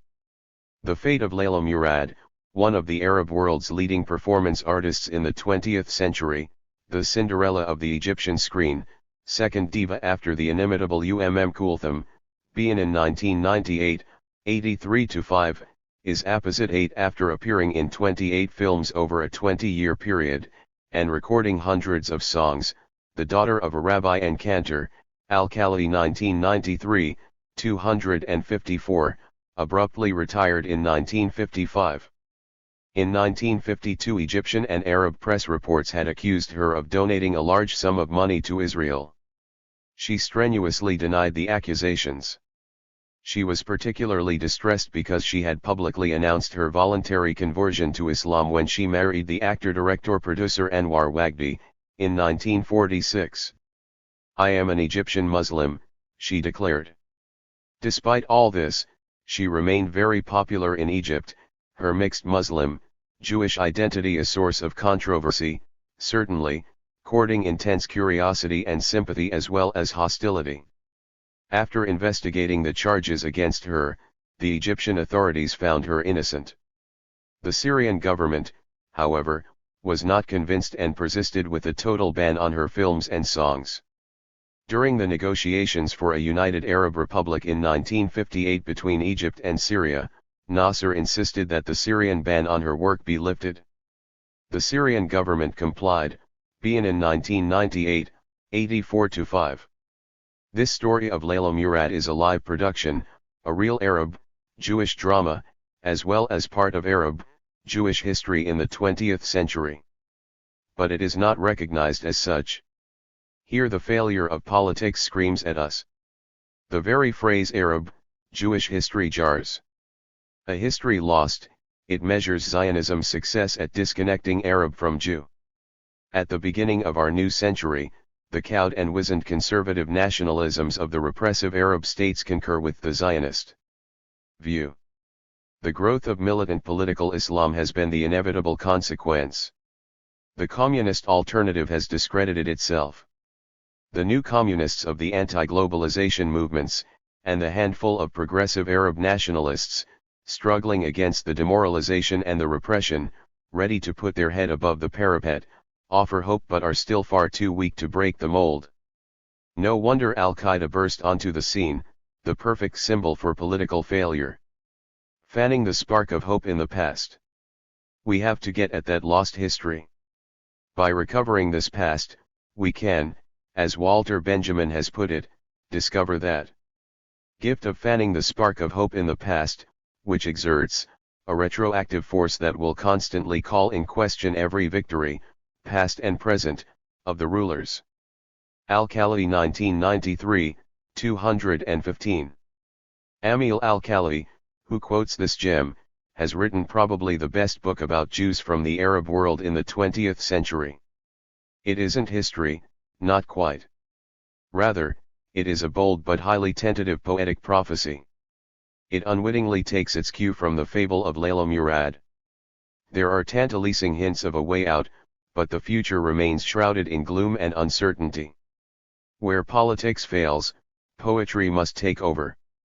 Al-Khalili has assembled a cast of dissidents, Jewish, and some Palestinian, artists, mainly novelists and poets, who grew up in Arab lands. They want an alternative to seeing Jews only through the dull and often bloody film called Zionism, 1993, 57. He, and the writers he cites, break the mold of the immediate past by showing how it shrivels when cast in the light of the old past of high Islamic culture. Such an approach also throws light onto the future. But we begin by looking at that immediate past, through the eyes of these writers, as they examine it with brutal honesty. Did the Jewish communities simply not get too close to the Western European imperial rulers of Arab countries in the 20th century? Here is a climactic passage from Yitzhak Gormzano-Goren in the second novel of his Alexandria Summer trilogy, set in Egypt just before the 1952 revolution. He is describing a near riot at the races when the jockey son of a Jewish convert to Islam beats a Bedouin jockey. A hair-raising cry broke out from the bloodthirsty Bedouin's black throat. Even though it had all the signs of second-rate theater, it succeeded in shocking the crowd for an instant. Of course there were those who found this kind of vulgar behavior repulsive, seeing in it only an inability to lose with dignity, but the majority heard entirely different echoes in that cry. Later, in court, someone said that in that scream he heard the agony of Egypt, trampled on by foreigners. Cited Al-Khalili 1993, 259. The poetry of Amira Hess also peers into the past's forbidden box, Al-Khalili 1993, 260. In Her and the Moon Dips Madness, she tells us, I am Baghdad's daughter. Yet could swear I were native to London. Recall those gates of iron. All that golden glitter. Horse guards and cavalry. What a wind nipped my feet. To remind me I belonged in spirit. But take not the body. So weak and trembling. When Hess appeared on a literary chat show in Israel, the host was completely bewildered by the reference to London in the poem. It took another guest, Sami Mikkel, former Iraqi Jew, to explain that the square in question was a copy of a London square constructed by the British colonial authorities.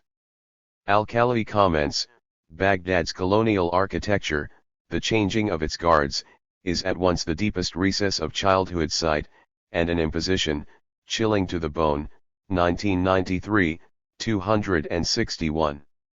Sometime around 1160, the Jewish traveler Benjamin of Tudela stopped and stared in amazement at the great mosque of Damascus.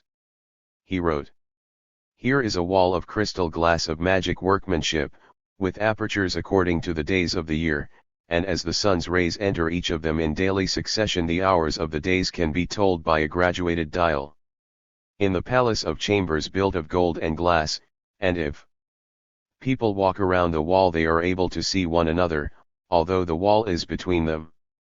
Cited Al-Khalili 1993, 119. Al-Khalili compares Benjamin's observations to Jacqueline Kahanoff's, a writer born and brought up in 20th century Cairo, who sees the region, the Levant, as not exclusively Western or Eastern, Christian, Jewish or Muslim. Because of its diversity, the Levant has been compared to a mosaic, bits of stone of different colors assembled into a flat picture. To me it is more like a prism whose various facets are joined by the sharp edge of differences, but each of which reflects or refracts light. Perhaps the time has come for the Levant to re-evaluate itself by its own lights, rather than see itself through Europe's lights, as something quaintly exotic, tired, sick, and almost lifeless. Cited Al-Khalidi 1993, 72. Differences, even sharp differences, need not betray the essential unity of the region. In any case we can see, understand, and respect each other through the glass separating us. Eliyahu Eliachar, deeply unhappy with his new homeland, Israel, takes the argument further. The land of Israel notion has betrayed the unity. It flies in the face of the real meaning of the past as well as the solution to the future. The land of Israel is a small portion of the region in which many peoples dwell, most of them having one faith, and a strong desire to be united. Our land has never been a limited geographical unit, it was and still is at the crossroads of East and West, between Egypt, Assyria, and Babylonia in the past. Today, our country is the one entity restricting the will towards unity held as an ideal by other Arab configurations. Cited Al-Khalidi 1993, 24. Did the marketplace exaggerate or minimize difference? Over 1,000 years Muslims and Jews proved themselves to be brilliant traders. The great Islamic Arabic trading arc, uniting the Mediterranean with the Indian Ocean, anticipated the revolutionary breakthrough of Western European capitalism by over 500 years, see Chapter 4.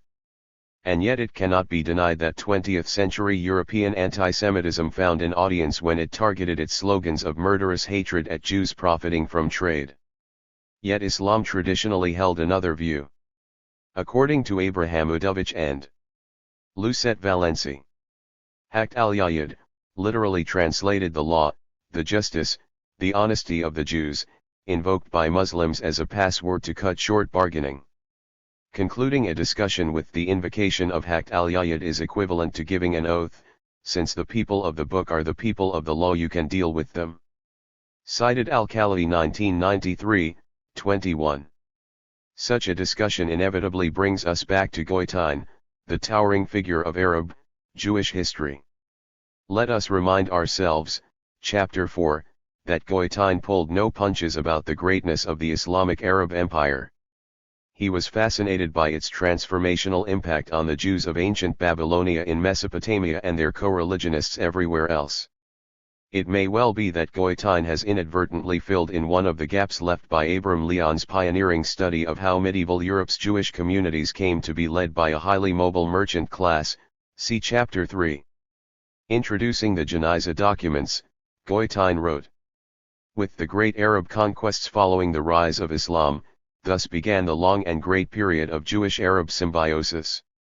At the time of the Muslim-Arab conquest, the majority of Jews were still engaged in agriculture and manual labor. The Jewish people more or less disappeared as an agricultural people during the 7th and 8th centuries, but, unlike other ancient populations, returned to life as a nation of merchants and artisans." Cited Al-Khalidi 1993, 36. The economic transformation coincided with the consolidation of the role of the religious and spiritual guide to Jewish communities everywhere, the Babylonian Talmud, at its proud new center in the newly built city of Baghdad. In his History of the Jews of Iraq, Baghdadi-born Nissim Rijwan, journalist, literary critic, and historian, admirer of Joyce, Kafka, Mann, Orwell, Al-Khalidi 1993, 45, discusses this matter at length. In doing so he gives us, perhaps unintentionally, what might be called a reverse Zionism. Biblical myths of exile, vital to the Zionist enterprise, are turned inside out. The very early exile myths, the deportations of Jews by the Assyrians 2,700 years ago, and by the Babylonians 2,600 years ago, are turned into celebrations of Jewish life in Babylonia in ancient Mesopotamia.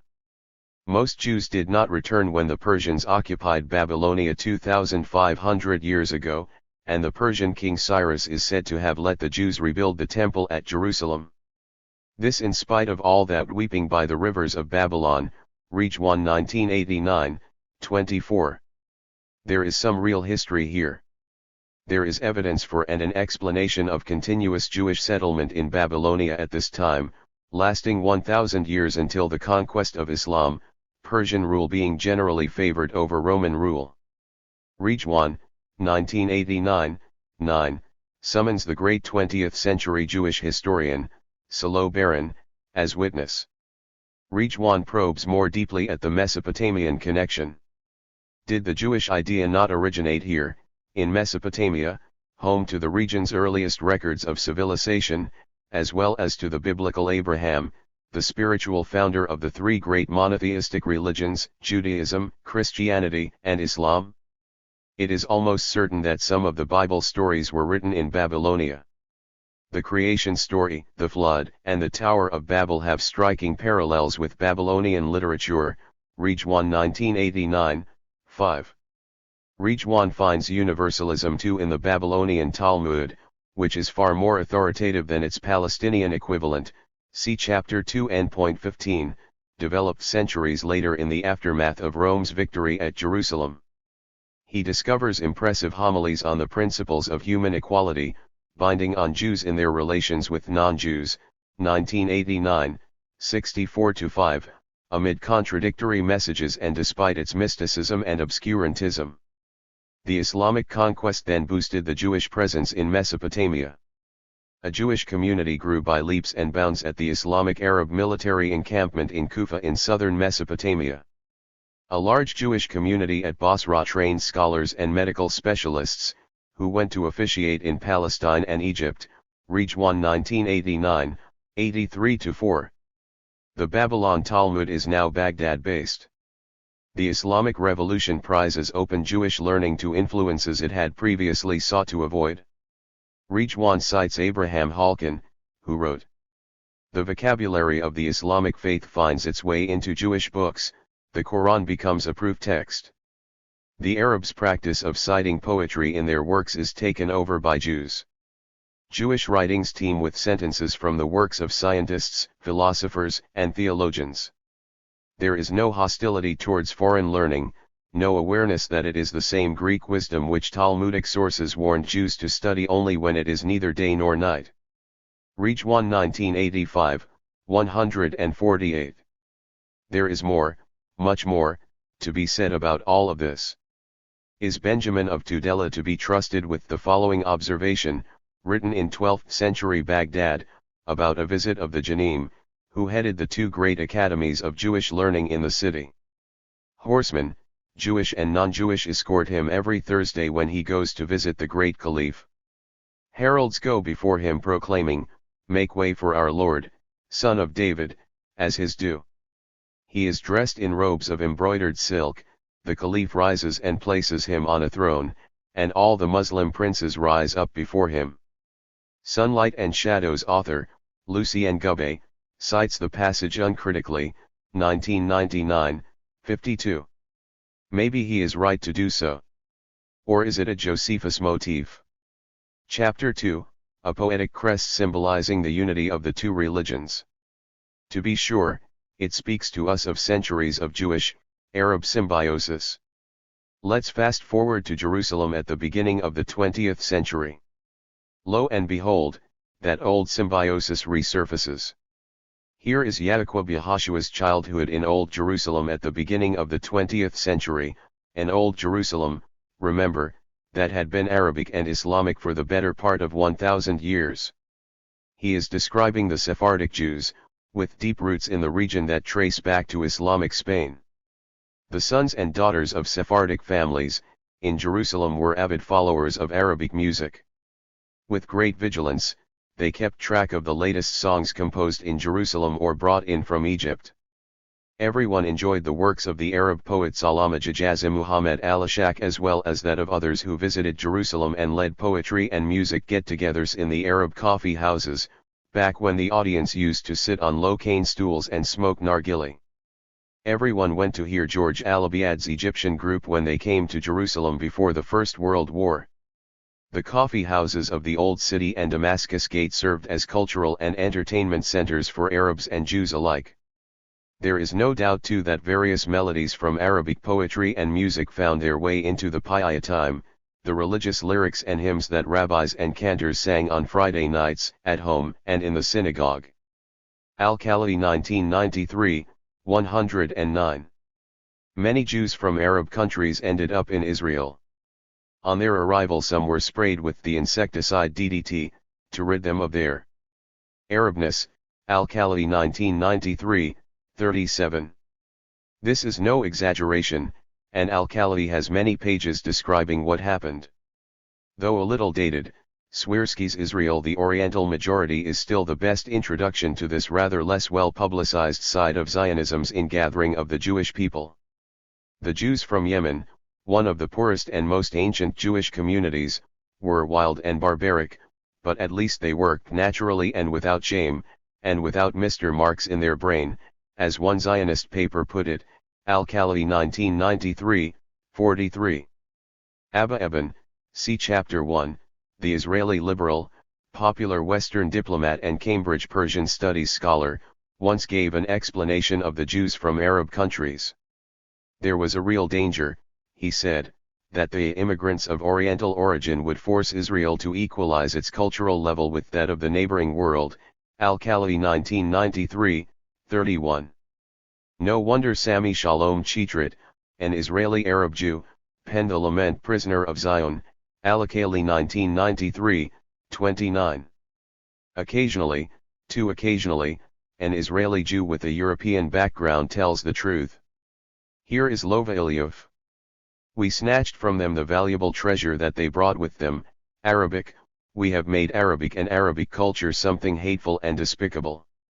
Cited Al-Khalidi 1993, 24-5. Over the years, Israeli leaders, backed by billions of American dollars, have been able to privilege the living conditions of the Jews from Arab countries, just sufficiently, for most of them to take out their resentment on the Palestinians at the bottom of the pack. Al-Khalidi writes. One can hum the tunes of well-known Arab artists Farid al-Atrash, Kulthum, Mohammed Abdel Wahab 1 minute, and serve as interrogator in which the Palestinian subject becomes an object of misplaced rage the next. Such is the nature of Israeli working-class dislocation and each turn of the screw in both the hegemonic cultural structure and the continuing occupation, always amply abetted by the industry of official imagery, only serves to further mutilate memory itself. 1993, 254. And what do we do about Yaakov Yehoshua, whose childhood in Old Jerusalem, part of a 6-volume work, was cited earlier?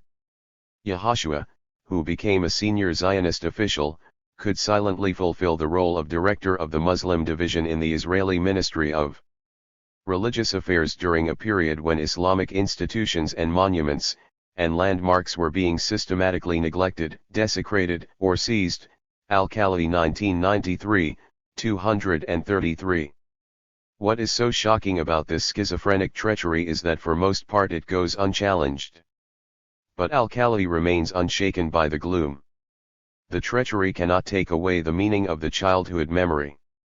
Despite its owner, it remains one of the testimonial voices, in the wilderness, Al-Khalidi 1993, 233. Al-Khalidi is firm in his rebellion against the mutilation of memory. He never claimed anything more than that he was assembling a caste of Arab, Jewish dissidents, a tiny minority. But Al-Khalidi is on a revolutionary mission to fan that spark of hope. He is an inspiring believer that in telling the truth we can at least begin to change the world. He finds inspiration in people like Shimon Balas, an Iraqi Jew, who became a novelist in Israel, who tells the truth. And it needed real courage to say what he did. I have never denied my Arab origins or the Arabic language, despite also having a French education. The Arab identity has always been part of me. I am an Arab who has taken up an Israeli identity, but I am no less an Arab than any other Arab. During the First Gulf War when Saddam Hussein fired Scud missiles at Israel, Ballas refused to condemn those Palestinians who supported the Iraqi attack. It meant breaking ranks with the Israeli peace movement. I can understand the Palestinians. Those who were clapping when missiles fell on the Israelis, they did so after decades of repression. Al-Khali 1993, 243-4. Clearly, the ultimate test is this crossover to the Palestinian side. Who will identify with Mahmoud Darwish, Palestine's greatest poet? His poem in solidarity with the First Intifada of 1987 caused uproar in the Israeli press and parliament. Many so-called left Israeli artists ran for cover. But a few, like the actor Yossi Shaloa, supported him. He said he went to Palestinian Arabic literature in search of my culture. Al-Khali 1993, 231. Darwish is perhaps the pivotal figure where poetry has to fill the political chasm. He can identify with the teenage suicide bomber. In his poem State of Siege, a martyr says, "I love life on earth, among the pines and the fig trees. But I can't reach it, so I took aim with the last thing that belonged to me." But Darwish also sees human beings in Israeli soldier uniforms. His humanism is sometimes seen as a lack of vigilance. Mahmoud Darwish, Maya Jagai's profile, Guardian, June 6, 2002. My guess is that Darwish would agree with the way Joseph Semprun, a former communist fighter in the French resistance to the Nazi occupation and one of the Holocaust's greatest writers, resolved this dilemma. In his novel The Cattle Truck, Semprun's narrator, a prisoner on his way to Buchenwald, humanizes his military guard, recognizing the way imperialism and militarism had put the man in uniform. Semprun revisited the dilemma in his autobiography, Literature or Life. He describes a true story from the resistance movement when he and his comrade came across a young German soldier sitting by a riverbank enjoying the French countryside. The German had a motorbike and a machine gun. Semprun had no doubt what had to be done. But he was momentarily thrown when the soldier suddenly started singing in a lovely blonde voice, La Paloma. This was a favorite song from Semprun's childhood. It somehow made the soldier innocent not only of being born a German under Hitler, of involuntarily embodying the brute force of fascism, but fundamentally innocent in the fullness of his existence. It was absurd and I knew it. Semprun 1997, 33, 34. Yet, despite the anxiety of his comrade, he had to wait for the song to end before he shot him dead. Conclusion: out of the ashes. Zionism is the problem, its removal is the precondition for peace in the Middle East. It is the precondition for Arab-Jewish reconciliation in Palestine. That is the only possible conclusion to this book. I do not need to convince an Arab readership of this. For the vast majority of Arabs, this is a self-evident truth. Most people in Europe and North America are not convinced. Although the case for justice for the Palestinians is heard more loudly than ever, there remains a lingering belief that a Jewish state in Palestine is also justified, and that somehow the two positions can be reconciled. They cannot. And though there are far too few Jewish voices prepared to say so, when they do speak out, they become a uniquely powerful ally of the Palestinians in Europe and America. Out of the Ashes, by an American Jewish theologian, Mark Ellis, is remarkable in that Ellis too concludes that the problem is Zionism. But his starting point is not the arguments grounded in the logic of the secular left. His starting point is the Jewish religion itself. And Mark Ellis cannot be dismissed as a fringe character. An earlier book on the need for a Jewish liberation theology received an unsolicited letter of thanks from Dr. Jonathan Sachs, then principal of Jews College, and today Britain's chief rabbi. Jewish Chronicle, February 7, 2003. When Sachs himself spoke out against Israel, and even proposed an equality of faiths between Islam, Christianity, and Judaism, he was silenced by the heavy hand of Britain's Jewish religious orthodoxy.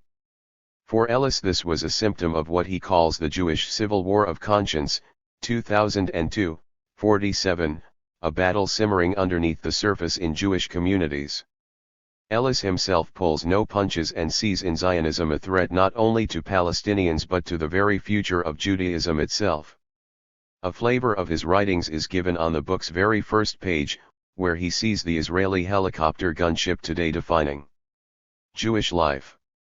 I have a vision of replacing the Torah scrolls in the Ark of the Covenant, that focus Jews on God, justice, and peace, with a helicopter gunship that speaks of power and might without ethics or morality. What we do, we worship. 2002, 1. Irina Klepfiz is one of the great Jewish voices speaking out in Ellis's book. Her father was Michael Klepfiz, an activist in the Jewish Socialist Bund and one of the most courageous members of the Jewish Fighters Organization in the Warsaw Ghetto. In early 1943, Irina and her mother were smuggled out by her father as he also smuggled in the weapons and materials later used in the ghetto uprising against the Nazis. On the second morning of the uprising, Michael was killed, whilst protecting other ghetto fighters. Irina Klepfiz has made a life's work of keeping alive the memory of her father and the principles he was fighting for. She has had no hesitation in linking that memory to the plight of the Palestinians. Jews, she says, should feel the fierce outrage of the ghetto fighters when they see the disruption of Palestinian life. The hysteria of a mother who has been shot, a family stunned in front of a vandalized or demolished home, a family separated, displaced, arbitrary or unjust laws that demand the closing or opening of shops and schools, humiliation of a people whose culture is alien and deemed inferior, a people left homeless, without citizenship, a people living under military rule. Ellis 2002, 29. Ellis himself adds that the image of the Warsaw Ghetto uprising symbolizing the dignity and violation of ordinary Jewish life is complemented by the Palestinian uprising. In Israel too, far too few Israeli Jews have broken cover. But, again, those who have helped crystallize a perspective that makes it possible to foresee a genuine alliance with the Palestinians. In the 1990s a group of Israeli intellectuals became associated with post-Zionism. Although there remains a lack of clarity about this concept, it has encouraged a number of writers to challenge the overarching narrative of Zionism, as well as to begin to imagine a Jewish life in Palestine without a Zionist state. Small in number, these intellectuals have at times seemed quite threatening, suggesting a base insecurity within Zionism, despite its arrogance and suffocating violence. Hence the Sharon government actually banned a 9th grade school history book because it was post-Zionist and insufficiently patriotic, Nimni 2003, 1. The most powerful voices, either associated with this trend or co-opted by it, are the tiny number of former senior labor Zionist establishment figures, who are now really frightened by the Frankenstein monster they themselves helped to create. It is their earlier deep roots in the Zionist project that makes their break so sharp. Perhaps not intended, but it may be that their greatest contribution is to help the rest of us intensify the propaganda war on Zionism in Europe and America, our contribution to the liberation of Palestine. What follows are short extracts from essays, and they are even more stunning in their original, from two senior former labor Zionist politicians. Avraham Berg is a long-standing senior Israeli labor politician. He was Speaker of Israel's Knesset from 1999 to 2003. The Israeli nation today rests on a scaffolding of corruption, and on foundations of oppression and injustice. As such, the end of the Zionist enterprise is already on our doorstep. Diaspora Jews for whom Israel is a central pillar of their identity must pay heed and speak out. We were supposed to be a light unto nations, we have failed. It turns out that the 2,000-year struggle for Jewish survival comes down to a state of settlements, run by an amoral clique of lawbreakers. It is very comfortable to be a Zionist in West Bank settlements such as Beit El and Afra. The biblical landscape is charming. You can gaze through the geraniums and bougainvilleas and not see the occupation. Traveling on the fast highway that skirts barely a half-mile west of the Palestinian roadblocks, it's hard to comprehend the humiliating experience of the despised Arab who must creep for hours along the pocked, blockaded roads assigned to him. Note this moment well, Zionism's superstructure is already collapsing like a cheap Jerusalem wedding hall. Only madmen continue dancing on the top floor while the pillars below are collapsing. Israel, having ceased to care about the children of the Palestinians, should not be surprised when they come washed in hatred and blow themselves up in the centers of Israeli escapism. They consign themselves to Allah in our places of recreation, because their own lives are torture. They spill their own blood in our restaurants in order to ruin our appetites, because they have children and parents at home who are hungry and humiliated. We could kill 1,000 ringleaders a day and nothing will be solved, because the leaders come up from below, from the wells of hatred and anger, from the infrastructures of injustice and moral corruption. Guardian, September 15, 2003, originally published in the Israeli newspaper, Yediot Aharonot. Manon Benvenisti is a former deputy mayor of Jerusalem, see Chapter 5. Here he describes his rejection of the Zionist narrative. The real story is the story of natives who feel that people who came from across the sea infiltrated their natural habitat and dispossessed them. For me, that was an overwhelming discovery. It came after Camp David, after the trauma of 2000.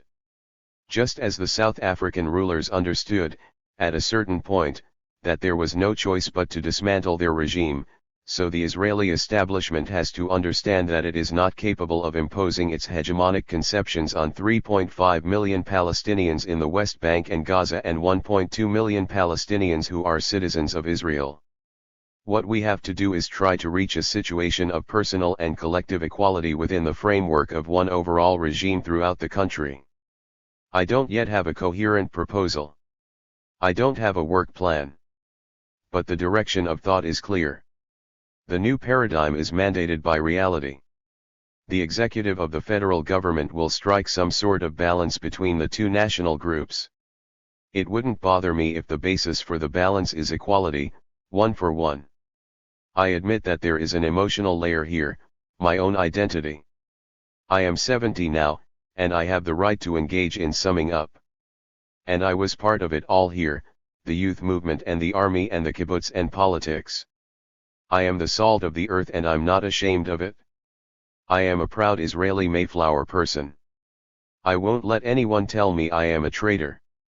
I won't let anyone say I am not from here, including the Palestinians. I am exactly what my father wanted me to be, a native. He wanted me to grow like a tree from the soil of the land. He wanted me to be a natural part of the landscape. And he just may have succeeded. I am a native son. But this is a country in which there were always Arabs. This is a country in which the Arabs are the landscape, the natives. So I am not afraid of them. I don't see myself living here without them. In my eyes, without Arabs this is a barren land. This is where I am different from my friends in the left, because I am truly a native son of immigrants, who is drawn to the Arab culture and the Arabic language because it is here. It is the land. I love everything that springs from this soil. Whereas the right, certainly, but the left, too, hates Arabs. The Arabs bother them, they complicate things. The subject generates moral questions and that generates cultural unease. That's why the left wants this terrible wall, which in my view is anti-geography, anti-history and anti-human. That's why the left wants to hide behind this wall, which in my view is the rape of the land. So I think the time has come to declare that the Zionist revolution is over. Maybe it should even be done officially, along with setting a date for the repeal of the law of return. We should start to think differently, talk differently. Because in the end we are going to be a Jewish minority here. Haaretz, August 8, 2003. The repeal of the law of return, which Benvenisti here calls for, would indeed knock away an important prop of Zionism, which historically claimed this right for any Jew in any part of the world. Elsewhere, Chapter 5, he has accurately described as ethnic cleansing the expulsion of Palestinian Arabs refugees in 1948. Their right of return is also a precondition for a just settlement. Benveniste's comparison with the apartheid state in South Africa is highly apposite.